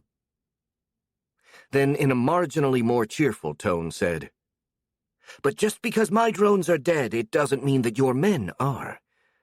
Maybe they managed to escape, or maybe they've been taken prisoner. Thank you for your encouraging words, Sir Marcus. The nobleman nodded somberly. But sadly, I feel far from hopeful myself. Anyway, I'll try to contact them again, just in case. And I'll have my telemancers do a clairvoyance sweep of the forest on a regular basis from now on. Clairvoyance sweep, Lord Azen? Marcus asked. What is that? It's a sorcery ritual used to watch over faraway places, Azen replied. Wow, that sounds, amazing. But if you can do that, why do you... Bother using scouts. The Marquis finished for him with a sad smirk. That's because this magic is not very reliable. It has a limited range, is impossible to aim with any sort of accuracy, and the information it provides is limited. Pretty much the only redeeming feature of that ritual is that for some reason it seems to prefer showing things that are potentially a threat, like a dangerous beast migrating to the north, or a goblin raiding party. If they happen to be within its range, of course. If that's so, then why didn't you see the goblins coming? Marcus asked. That's because the goblin shamans were disrupting the magic, the nobleman said. Something which is apparently very easy to do. Even something like a particularly violent storm could make any clairvoyance attempt useless. As I said, it's not a particularly reliable surveillance method. Fair enough, Marcus conceded. And now, if you don't have anything else to say, I'm afraid that I'll have to leave you, the nobleman said. I got a lot of work ahead of me, and I really need to get to it as soon as possible. Don't worry, my lord, the Vex Queen replied. I'll call you back if I happen to discover anything else. Very good. Azen nodded. Goodbye then, Sir Marcus. Until next time. After uttering those parting words, the Marquis's floating head disappeared, and Hoggs let go of the twinstone, dropping on one of the sofas with a tired sigh. Everyone looked at Marcus. Well, shit. The more things change, the more they stay the same, it seems, Marcus thought. Even in this world, politics do nothing but muddy up an otherwise perfectly clear situation. We need reinforcements, and the people who run the army should send us some. But no! Because of politics, things can't be that simple. I wish that Yazen was free to come here. He froze for a moment, as the thought of the captain made him feel uncomfortable. Only because he'd be of great help, of course. I definitely don't want him here for any other reason. A tingling sensation somewhere in his nether regions told him that his body disagreed with that statement. Shut up, stupid body. I don't have to listen to you. Your opinion is irrelevant. Marcus? Felix called, distracting him from his internal struggle. Can I ask you a question? Sure thing, Felix. The Vex Queen hastily replied, glad to have something else to focus on. Ask away. So, what are we going to do now? The young man asked. Do we have to make some preparations? Well, I think we're as prepared as we could possibly be. All we have to do is wait for the orcs to show up, and then go fight them together with the goblins and the Aura Masters. That's a rather simple plan, Felix said. It's not like all plans need to be complicated. Marcus shrugged. In fact, in my experience, the simpler they are, the better. There are just too many things that could go wrong in a complex plan. Fair enough, the apprentice sorcerer conceded. Still, I don't trust the goblins. When the time comes, I'll accompany you, just in case they'd try something. I appreciate the thought, but I don't think that's really necessary, Marcus replied. After all, I'm going to be literally surrounded by an army of drones, and I don't think the goblins will try anything anyway. I mean, their own survival is at stake. You never know, Felix insisted, his expression turning completely serious. The goblin general is cunning. If he wanted you dead, he'd make a plan to get around your forces and hit you while you're vulnerable. Then I'll make sure to not be vulnerable. As I said, I'll be surrounded by my drones, and quite possibly riding one of my wyverns, so any gargoyle trying to attack me would have to literally fly through a cloud of flyer drones. Undeterred by that argument, Felix continued to press the argument. But what if they were to attack you with magic? The goblin shamans can't use their magic, though, Marcus replied. You said it yourself. Shamans can't use magic outside of their territory. It's been half a year, Felix replied. By now I'd expect that the goblins will have some new shamans, or that some of the old ones managed to make a pact with the local spirits. Those words gave the Vex Queen pause, and he turned to Hoggs for confirmation. What do you have to say about this, Mr. Hoggs? Can the goblins have new shamans by now? The old man nodded. Yes. I doubt they would be as powerful as the ones you encountered in the forest, but it's a safe bet that the goblins have at least a few shamans capable of using their powers in these territories. Of course, whether or not they intend to attack you is another matter. I personally believe they won't do such a thing, as I can't see what they could possibly gain from that betrayal, but it never hurts to be careful. And young Felix can indeed protect you from most of the tricks a shaman could come up with. Can he now? Marcus asked, raising an eyebrow. Yes, the old telemancer replied with a smile. He may still be a bit wet around the ears, but his talent is undeniable. As far as battle casting is concerned, he has already surpassed me by a long shot, and he's still got plenty of room for improvement. Well, maybe Mr. Hoggs is exaggerating a bit, Felix said, looking a bit embarrassed. After all, I'm only good at fire-related spells and very little else. Don't sell yourself short, young Felix, Hoggs said. While it's true you don't have much skill in other areas, your control over fire is top-notch. You'd be a match for the best battlecasters of the Legion, and believe me, I don't say this lightly. Marcus remained silent, a smirk slowly forming when he felt the waves of embarrassment radiating from Felix. The sheer innocence of the young man was incredibly endearing, and it made him want to tease him more. Well, I'm no expert of magic, but even I have to admit that what you're capable of is impressive, he said with a mischievous smile, piling on more praises. Besides, I trust you, and if you say you're going to protect me, then I'm sure I'll be safe. Felix grew even more embarrassed to the point of actually blushing, and only then did Clara come to his rescue. Don't tease Felix too much, please, she said, though she also sported an amused smile. He's weak to compliments, after all. No, I'm not, the apprentice sorcerer protested. Oh, yeah? Her smile got even wider. Then why did you always hide behind me whenever my grandpa praised you?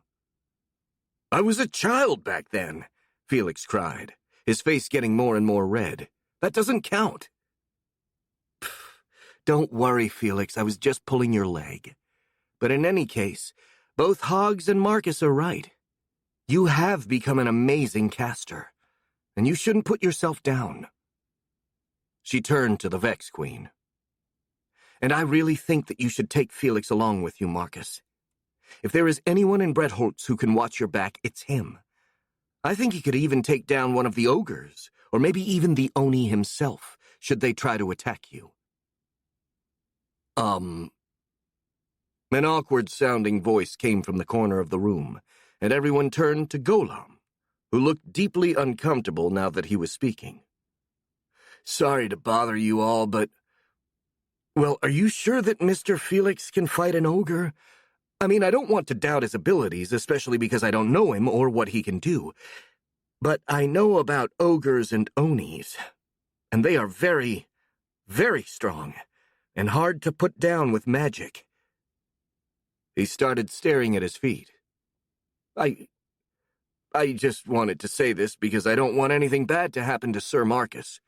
Or any of you, of course. And, I just thought that underestimating ogres could be bad.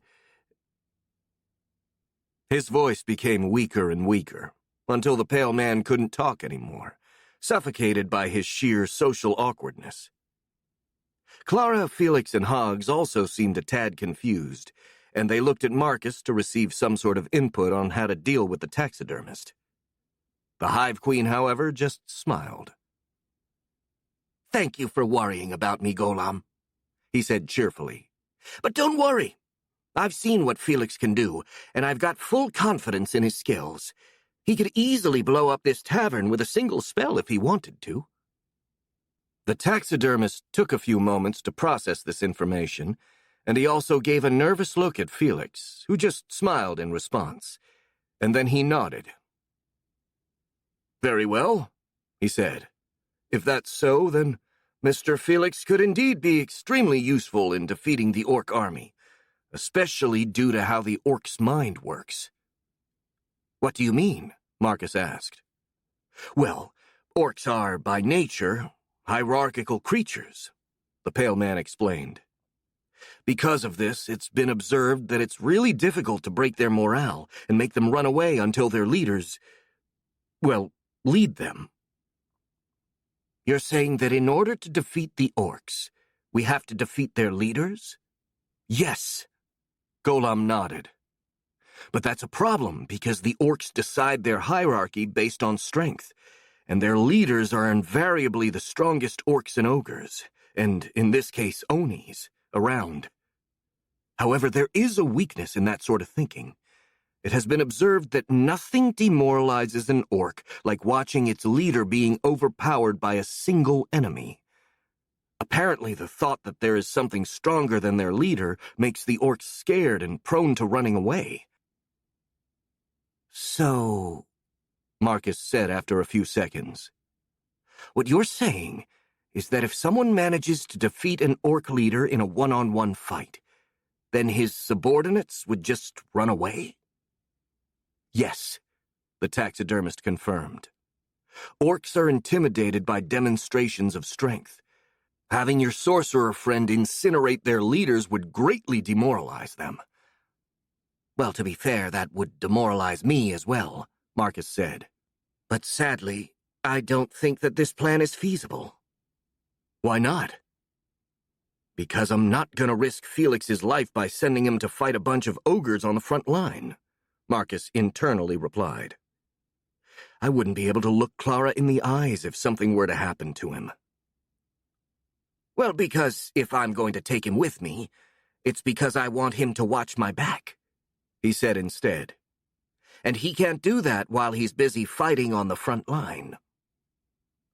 That makes sense, Golem nodded. Besides, I've literally got thousands of expendable drones to do the fighting for us, so I see no reason to send non-expendable people to risk their lives. He gave Golem a thoughtful look. By the way, would you say that any of my drones would be strong enough to defeat an ogre in one-on-one battle? I don't think so. The taxidermist shook his head. I mean, maybe the heavies would be able to match the physical strength of an ogre, but I still think an ogre would come out on top. And none of your other drones even come close to the heavies in a fight. What about a new drone type? The Vex Queen asked. Do you think I could make one capable of defeating an ogre with the samples I have? Well, the pale man mumbled, his eyes gradually lighting up in excitement. Maybe. If you can make use of the samples I just brought you, you could create a drone based on an Oxysaurus, something which would be extremely powerful on its own. And with a few tweaks, you could make it even stronger. Thick chitin armor, mantis-like blades, troll's muscle density, and even a Zaru's regeneration. Yes, you could make a drone capable of defeating an ogre. However, this creature would have to be quite big in order to match an ogre's physical strength, and it'd take a while for it to mature. So I don't know if it'd be ready before the orcs arrive. Well... Marcus audibly inhaled through his teeth. I technically know a way to make a drone develop faster than usual. I don't like it, though. Really? Golem said. You never told me about it. How does it work? I'd rather not say. The Vex Queen replied carefully, as memories of the pain of giving birth to the broodmother's oversized eggs flashed in his head. Let's just say this method entails some unpleasantness. All the men in the room, oblivious of how Marcus made new drones, just stared with mild curiosity. Only Clara, who knew about the egg-laying, flinched and gave him a worried look. Well, if it's that unpleasant, maybe you can avoid doing it, she said. I mean, you said it yourself that the drones you already have should be enough to win the battle. Yeah, I did say that. Marcus sighed. But if I've learned something during my time in the forest, it's that it never pays to be too confident. And having some units that can stand up to ogres in a one-on-one fight definitely wouldn't hurt. He turned to Golem. First off, I have to know if I can make use of the Oxysaurus sample. Would you mind giving it to me? The taxidermist handed the framed skin to the Vex Queen, who quickly took it out of the glass and bit into it. The scaly skin tasted like old leather, which roughly meant it had no taste at all, and it was hard to chew, even for Marcus's prodigious jaw strength. Still, after a while he managed to swallow it, and then he closed his eyes, waiting for the flow of information to arrive. He didn't have to wait long.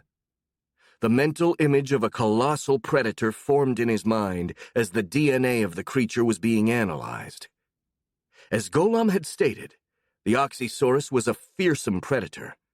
It was a colossal bipedal predator similar in a way to a T-Rex, only with a sharp beak and much more slender. It could grow up to 5 meters in height, and despite its size, it was still incredibly fast and agile, mostly thanks to its incredible muscle structure, especially in the legs. It took only a few seconds for the genetic information of the Oxysaurus to be stored inside of the Vex Queen's brain, who then opened his eyes and parted his jagged lips into a dangerous, predatory smile. "Oh, yes. I can use this," he said, and then he turned to Golem. "Now, I still need to discuss what kind of tweaks you are planning to add, so would you mind spending the night here? We can talk over dinner, and then you can get back to Bretholtz in the morning." "I'd be happy to," the taxidermist said excitedly. "Well, at least if it's not too much of a bother." "Don't worry," the Vex Queen reassured him. "We've got rooms to spare, and we have plenty of food as well." "Well, in that case, I'd be honored to be your guest." "Very good." Marcus turned to Clara. "Would you mind preparing dinner for Golem as well?" "Sure thing. I was making stew for tonight. I'll just add a bit more meat and potatoes."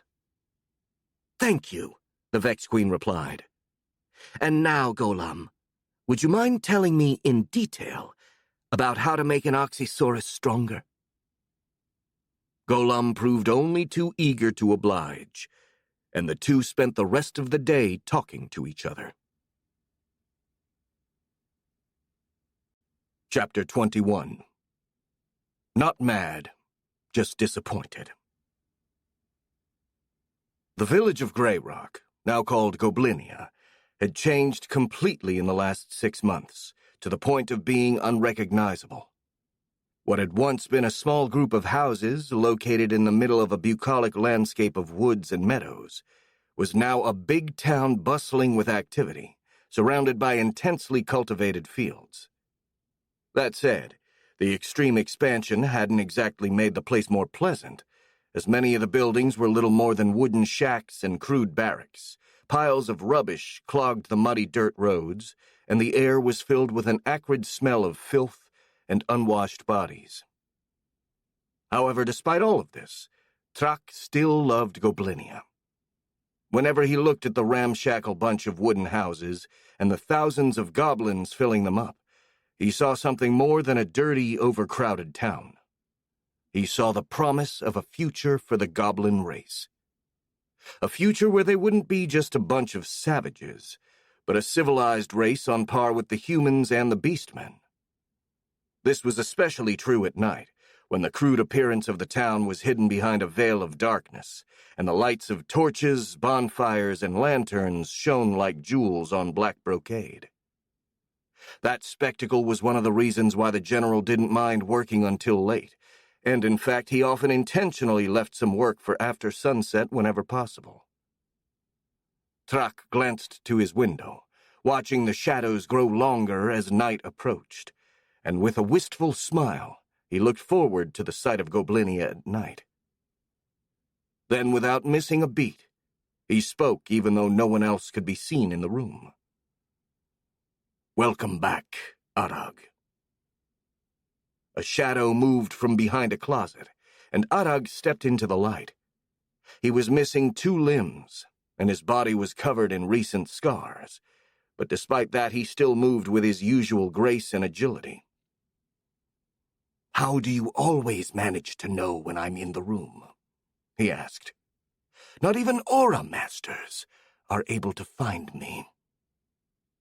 "If I told you, I'd have to kill you," the general replied in a half-joking tone, as he turned to the spider goblin. His expression then became serious. "I assume you have a very good reason to leave the forest, so give me your report." The general had gone straight to the point, without losing time with pleasantries and useless talks, just like Arag liked it. Not that it made it any easier to tell him what transpired.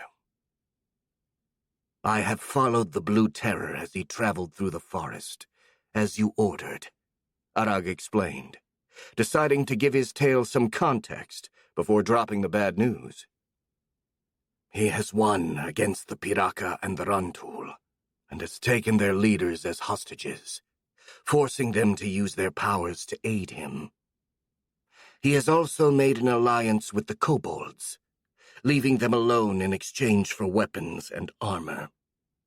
And the number of ogres under his command has also greatly increased. I counted at least 100, but it's likely there are many more. He took a deep breath before resuming his report. I kept following the Blue Terror until 4 days ago, when he led an attack against the human Vex outpost in the Ashwood Hills, and killed everyone there, both humans and Vex. There was a brief silence as Arag gave the general time to process what he'd said, except Trak seemed completely unsurprised. I know about the attack, he said with a smirk. Marquis Azen told me. Apparently the Vex Queen was able to use her telepathic powers to witness the death of her subjects at the hands of the orcs. Having her confirm the existence of the orc army actually improved our diplomatic relations for the time being. So you could say this particular cloud had a silver lining. However, his expression turned as cold as ice. Our position would be even better if one of my underlings, and I'm not naming names here, had warned the human scouts of the attacks and allowed them to escape instead of letting them take the outpost by surprise. Arag's self-control was too powerful for him to even think about something like, oh shoot. But the general's gaze did put him to the test. He still managed to look completely unfazed, but it took everything he had. Seeing this lack of reaction, Trak clicked his tongue in annoyance. Don't play dumb with me, Arag. You had to know about the attack. So why didn't you warn the humans? I needed the humans to stay there as bait, Arag admitted. That is why I did not warn them. What? Trak asked, raising an eyebrow. A bait for what? For preparing a trap to kill the Blue Terror with. I awakened the king of the Ashwood Hills, and led it to the Oni while he was busy chasing the humans. I know that dragons are extremely territorial toward those who they perceive as potential rivals, and I hoped for the Blue Terror to be powerful enough to be seen as one. And I was right.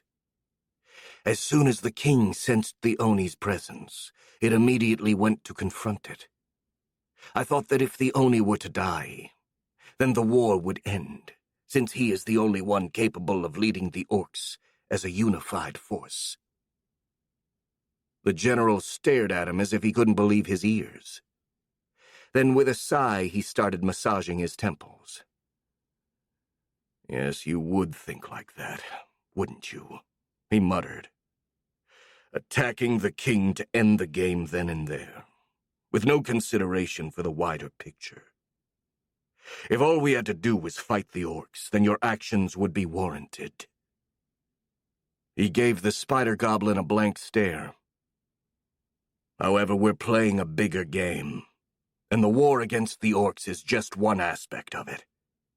While we certainly need to defeat them, we also need them to actually invade Merelan in order to prove ourselves useful and trustworthy allies to the people of this kingdom. Defeating them in an indirect way, without anyone to witness it, would actually be far from optimal in this case. Anyway, there is no use crying over spilled milk. Let's just get to the bottom of it. Has the dragon killed the Oni? No, Arag replied. Ironically, that's a relief, Trak said. What happened exactly then? Did the Oni manage to run away? No. the spider goblin said with a hint of uneasiness breaking through his stoic demeanor.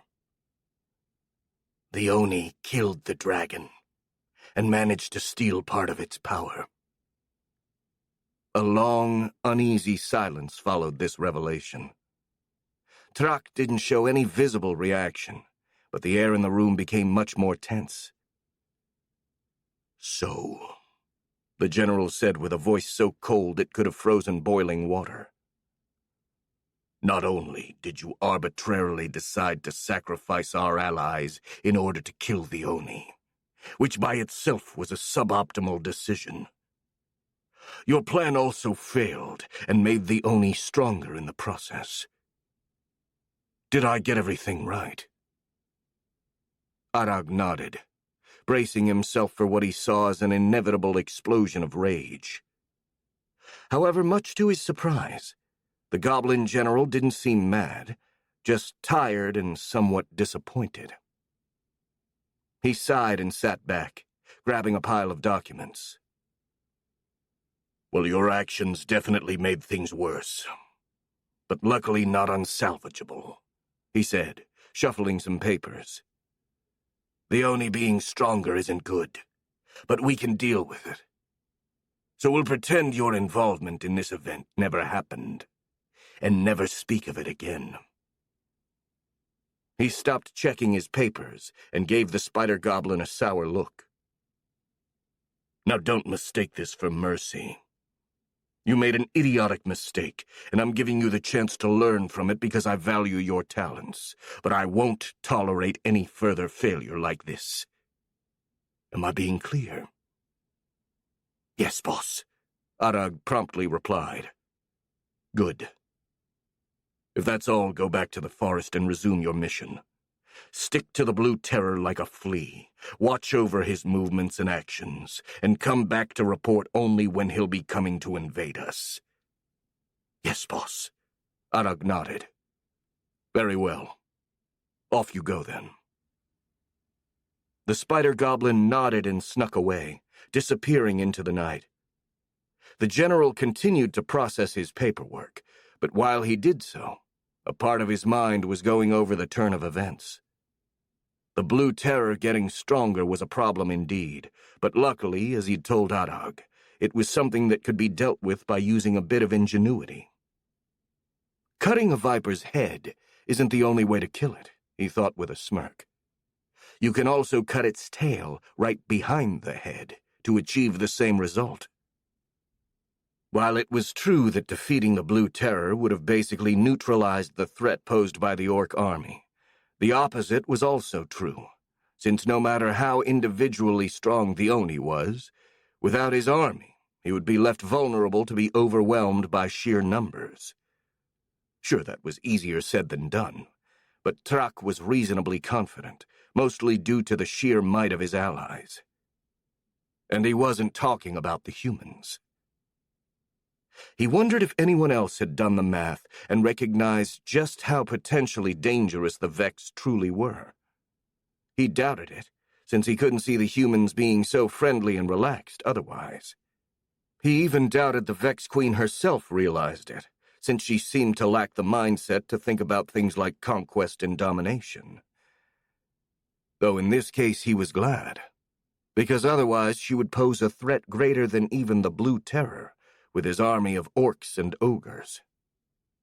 Still, it was better to keep an eye on her and work on making a plan in case she ever developed some dangerous ambitions. Just to be safe.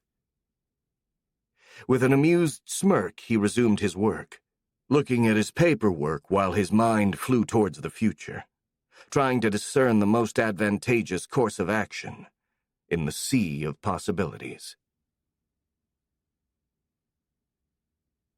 Chapter 22.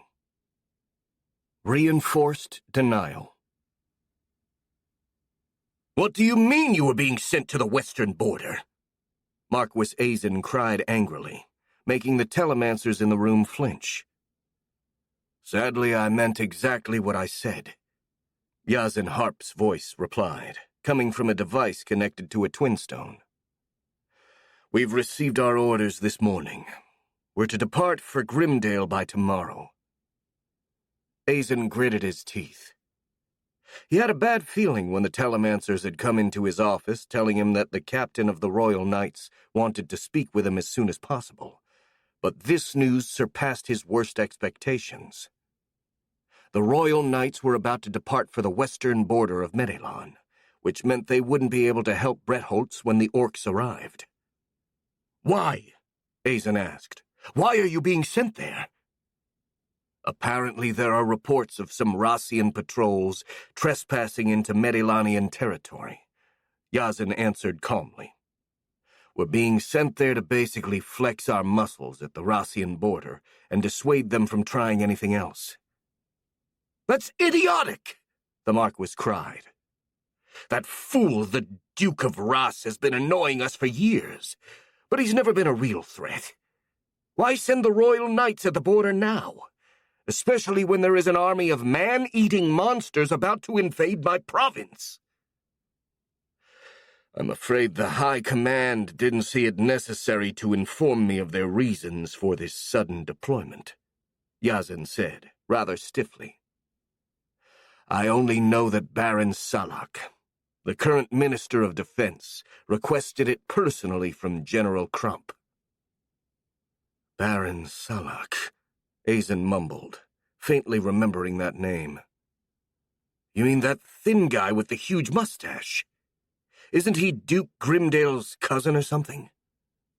"Yes, he's Duke Hedart Grimdale's second cousin," the captain said. "And didn't he happen to have become Minister of Defense thanks to the support of Grimdale?"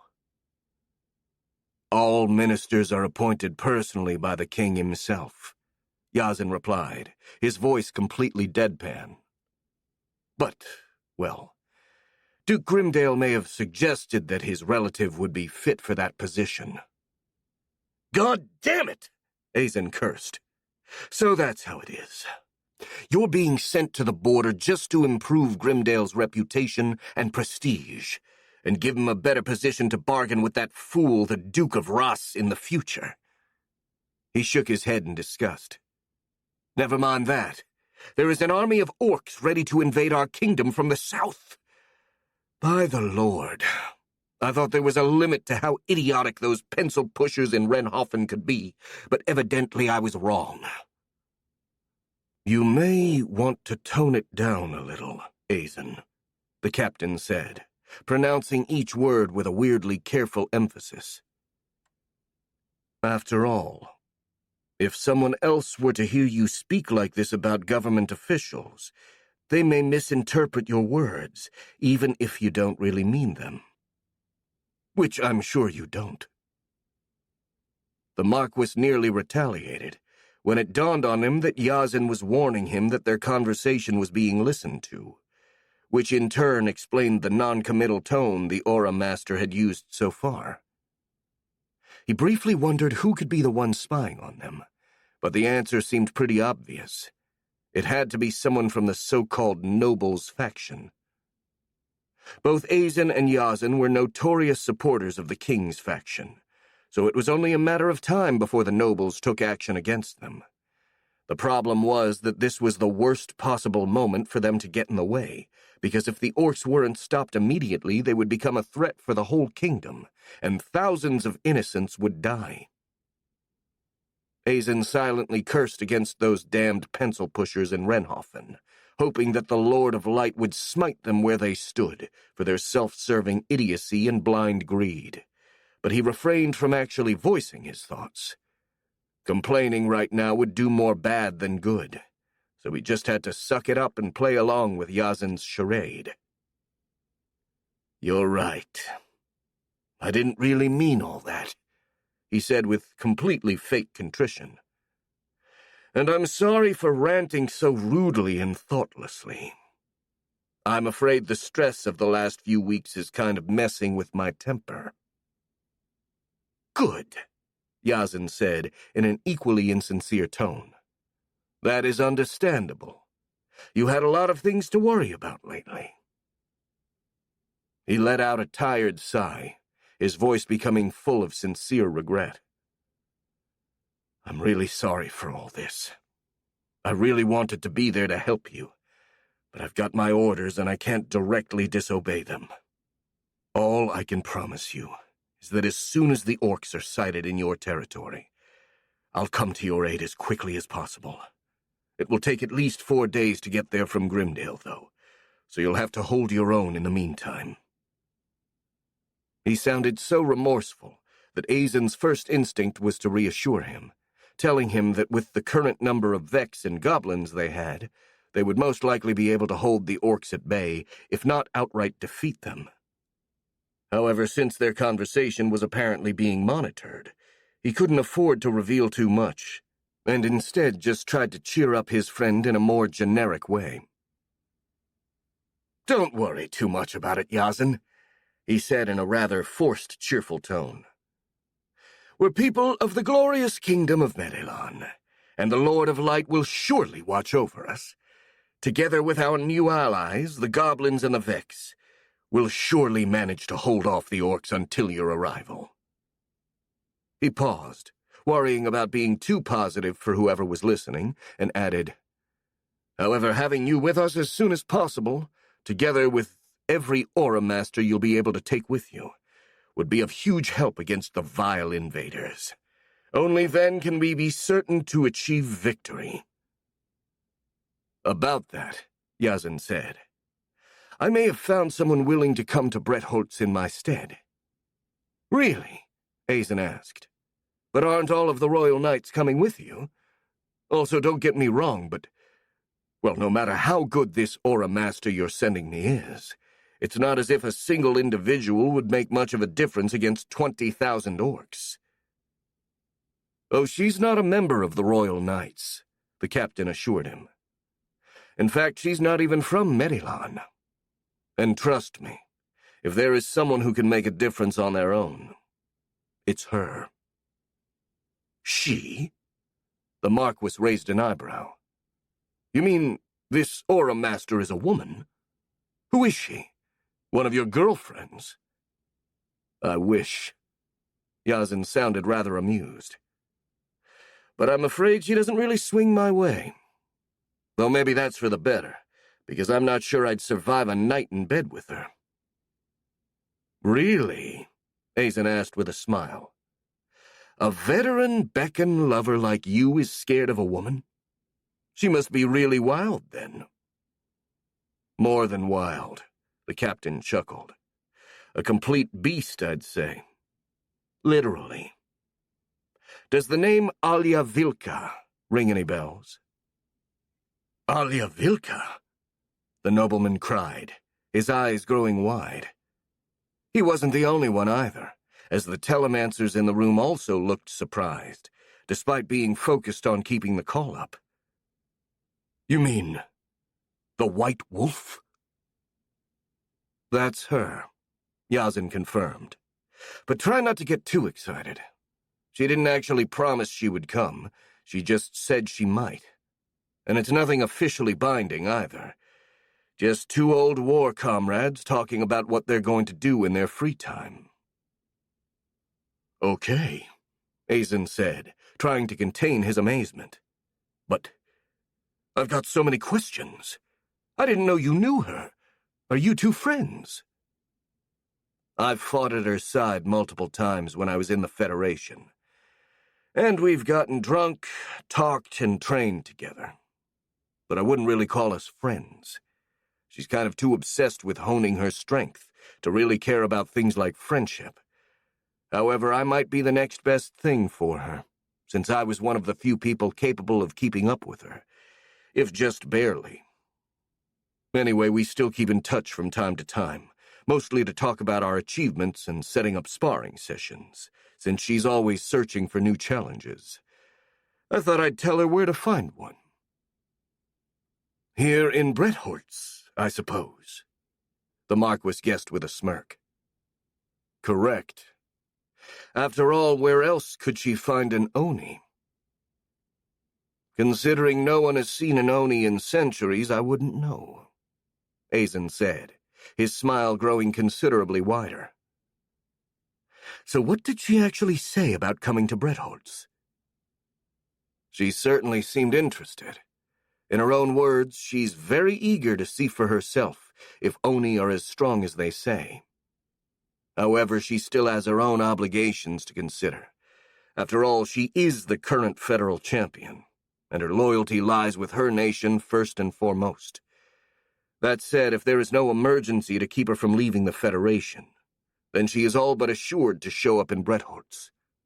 She wouldn't willingly pass the chance to test her skills against the likes of an Oni, after all. I certainly hope she will get what she wants, then, the Marquis said.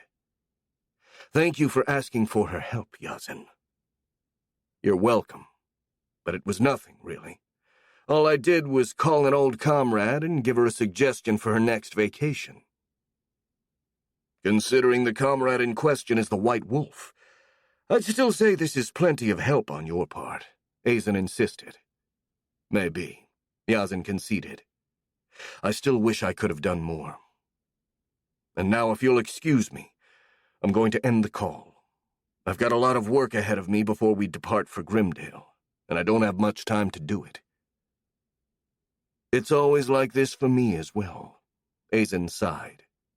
Too many things to do and never enough time to do them. Sometimes I wonder where I find time to sleep. Anyway, have a good trip. I hope I'll be able to see you soon. That's mutual, my friend, the Aura Master replied. Stay strong. You too. May the Lord of Light watch over you.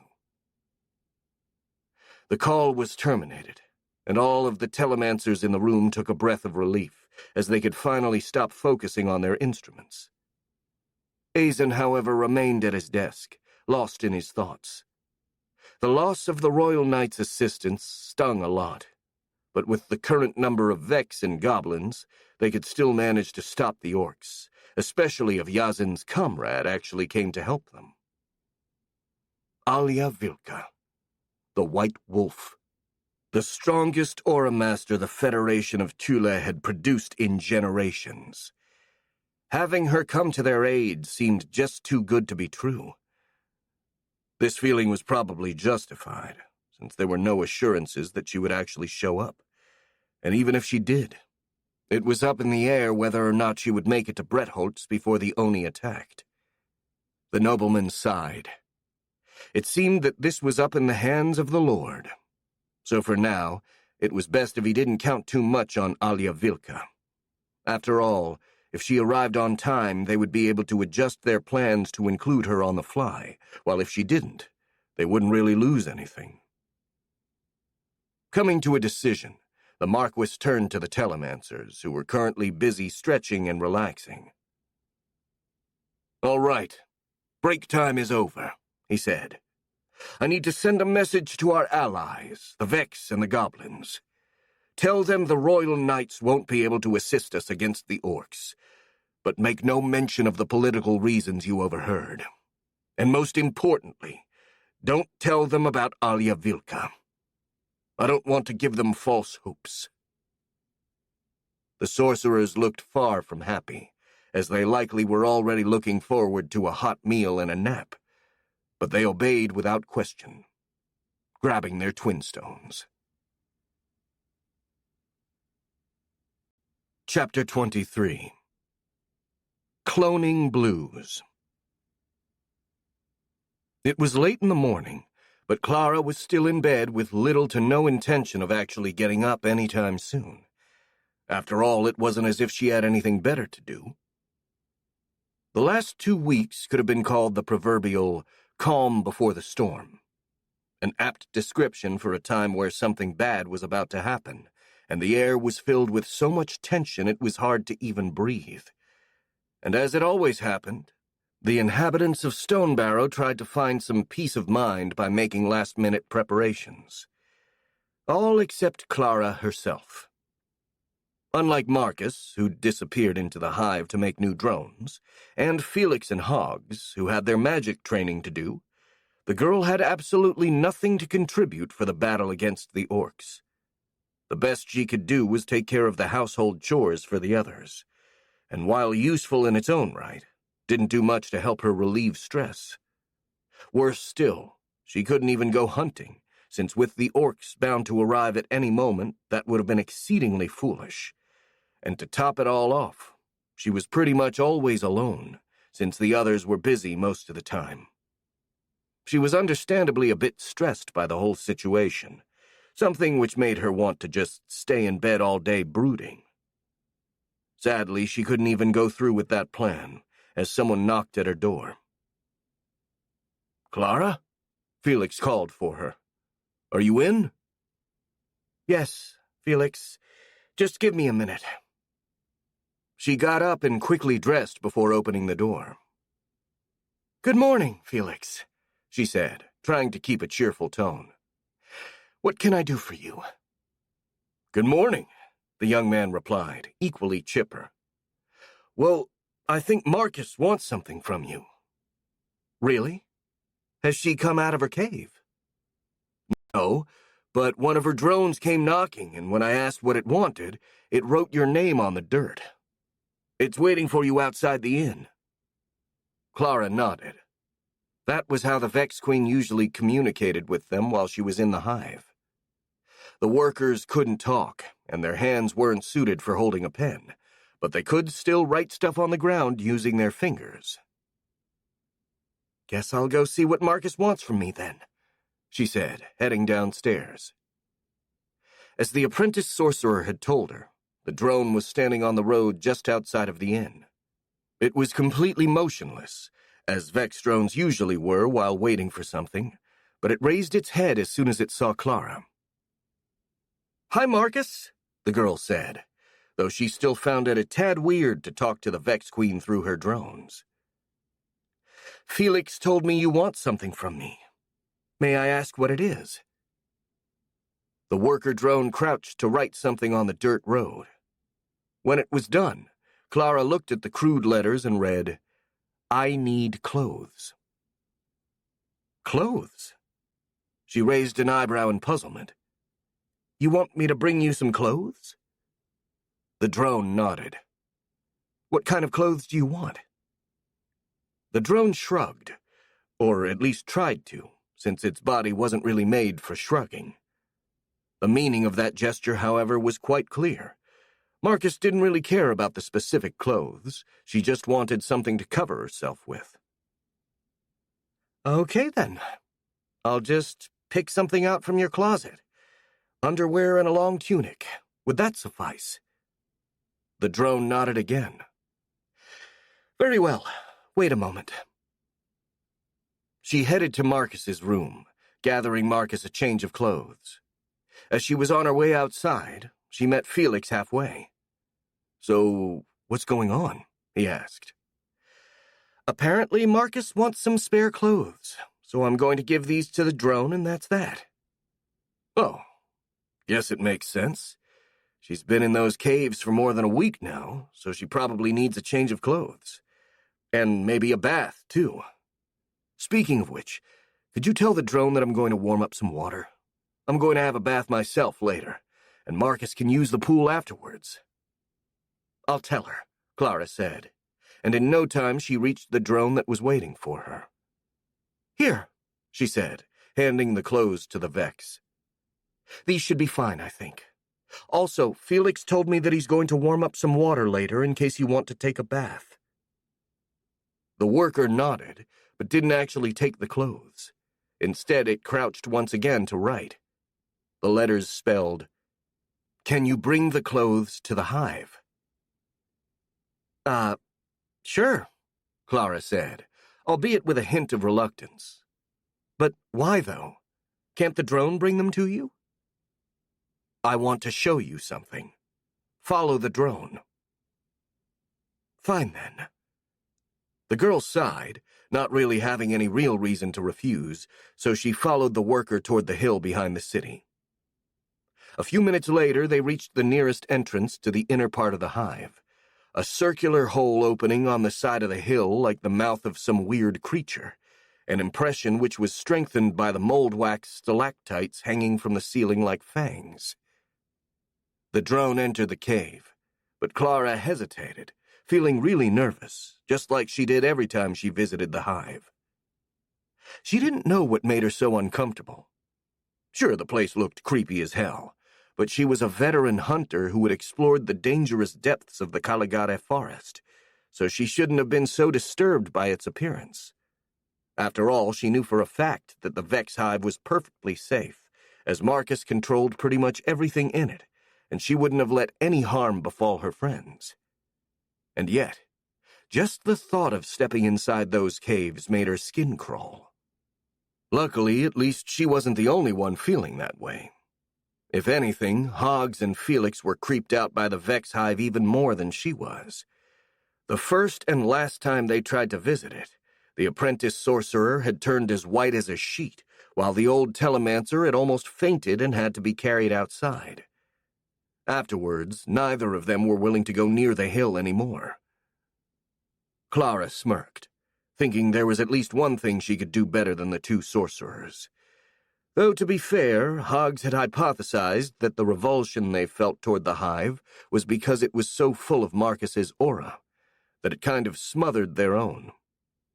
In that case, the girl was better off than them, because she was less susceptible to auras.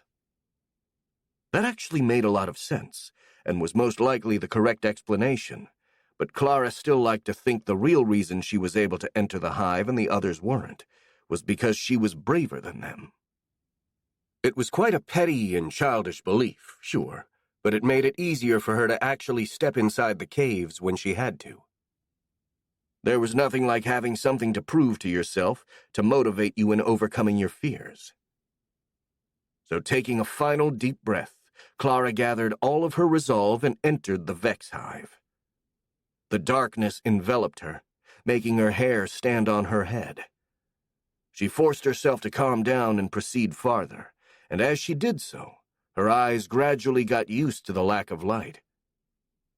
Luckily, the cave wasn't completely dark, as a dim blue glow came from the ceiling, allowing the girl to see where she was going. However, this was a mixed blessing, because it also allowed her to see the details of her path, which was something she would have rather avoided. The tunnel was roughly 3 meters wide and completely covered in glowing mold wax, which gave it an alien and ghastly appearance. But that wasn't really the worst of it. What really peaked in the scale of creepiness were the countless warrior drones encased in the walls, like some sort of monstrous statues, towering over her like horrific trees as she passed through them. The absolute worst thing about them was that they didn't feel lifeless at all. Clara could clearly tell they were just slumbering, awaiting to be awakened by their queen's telepathic order, and the mental image of thousands of those creatures swarming out of the hive like a living tide of chitin and fangs was more than enough to make her shudder. It's a good thing that the Vex are our allies, she thought, because I really don't want to imagine them as enemies, especially not right now. However, despite all of her instinctive fear and grim thoughts, she still kept walking forward, following the drone for about a minute, until they reached a much bigger cave, at the center of which a single small figure was sitting completely still. After taking a few steps in that room, Clara realized that the figure was Marcus. "Hi, Marcus," Clara greeted her friend. "How are you?"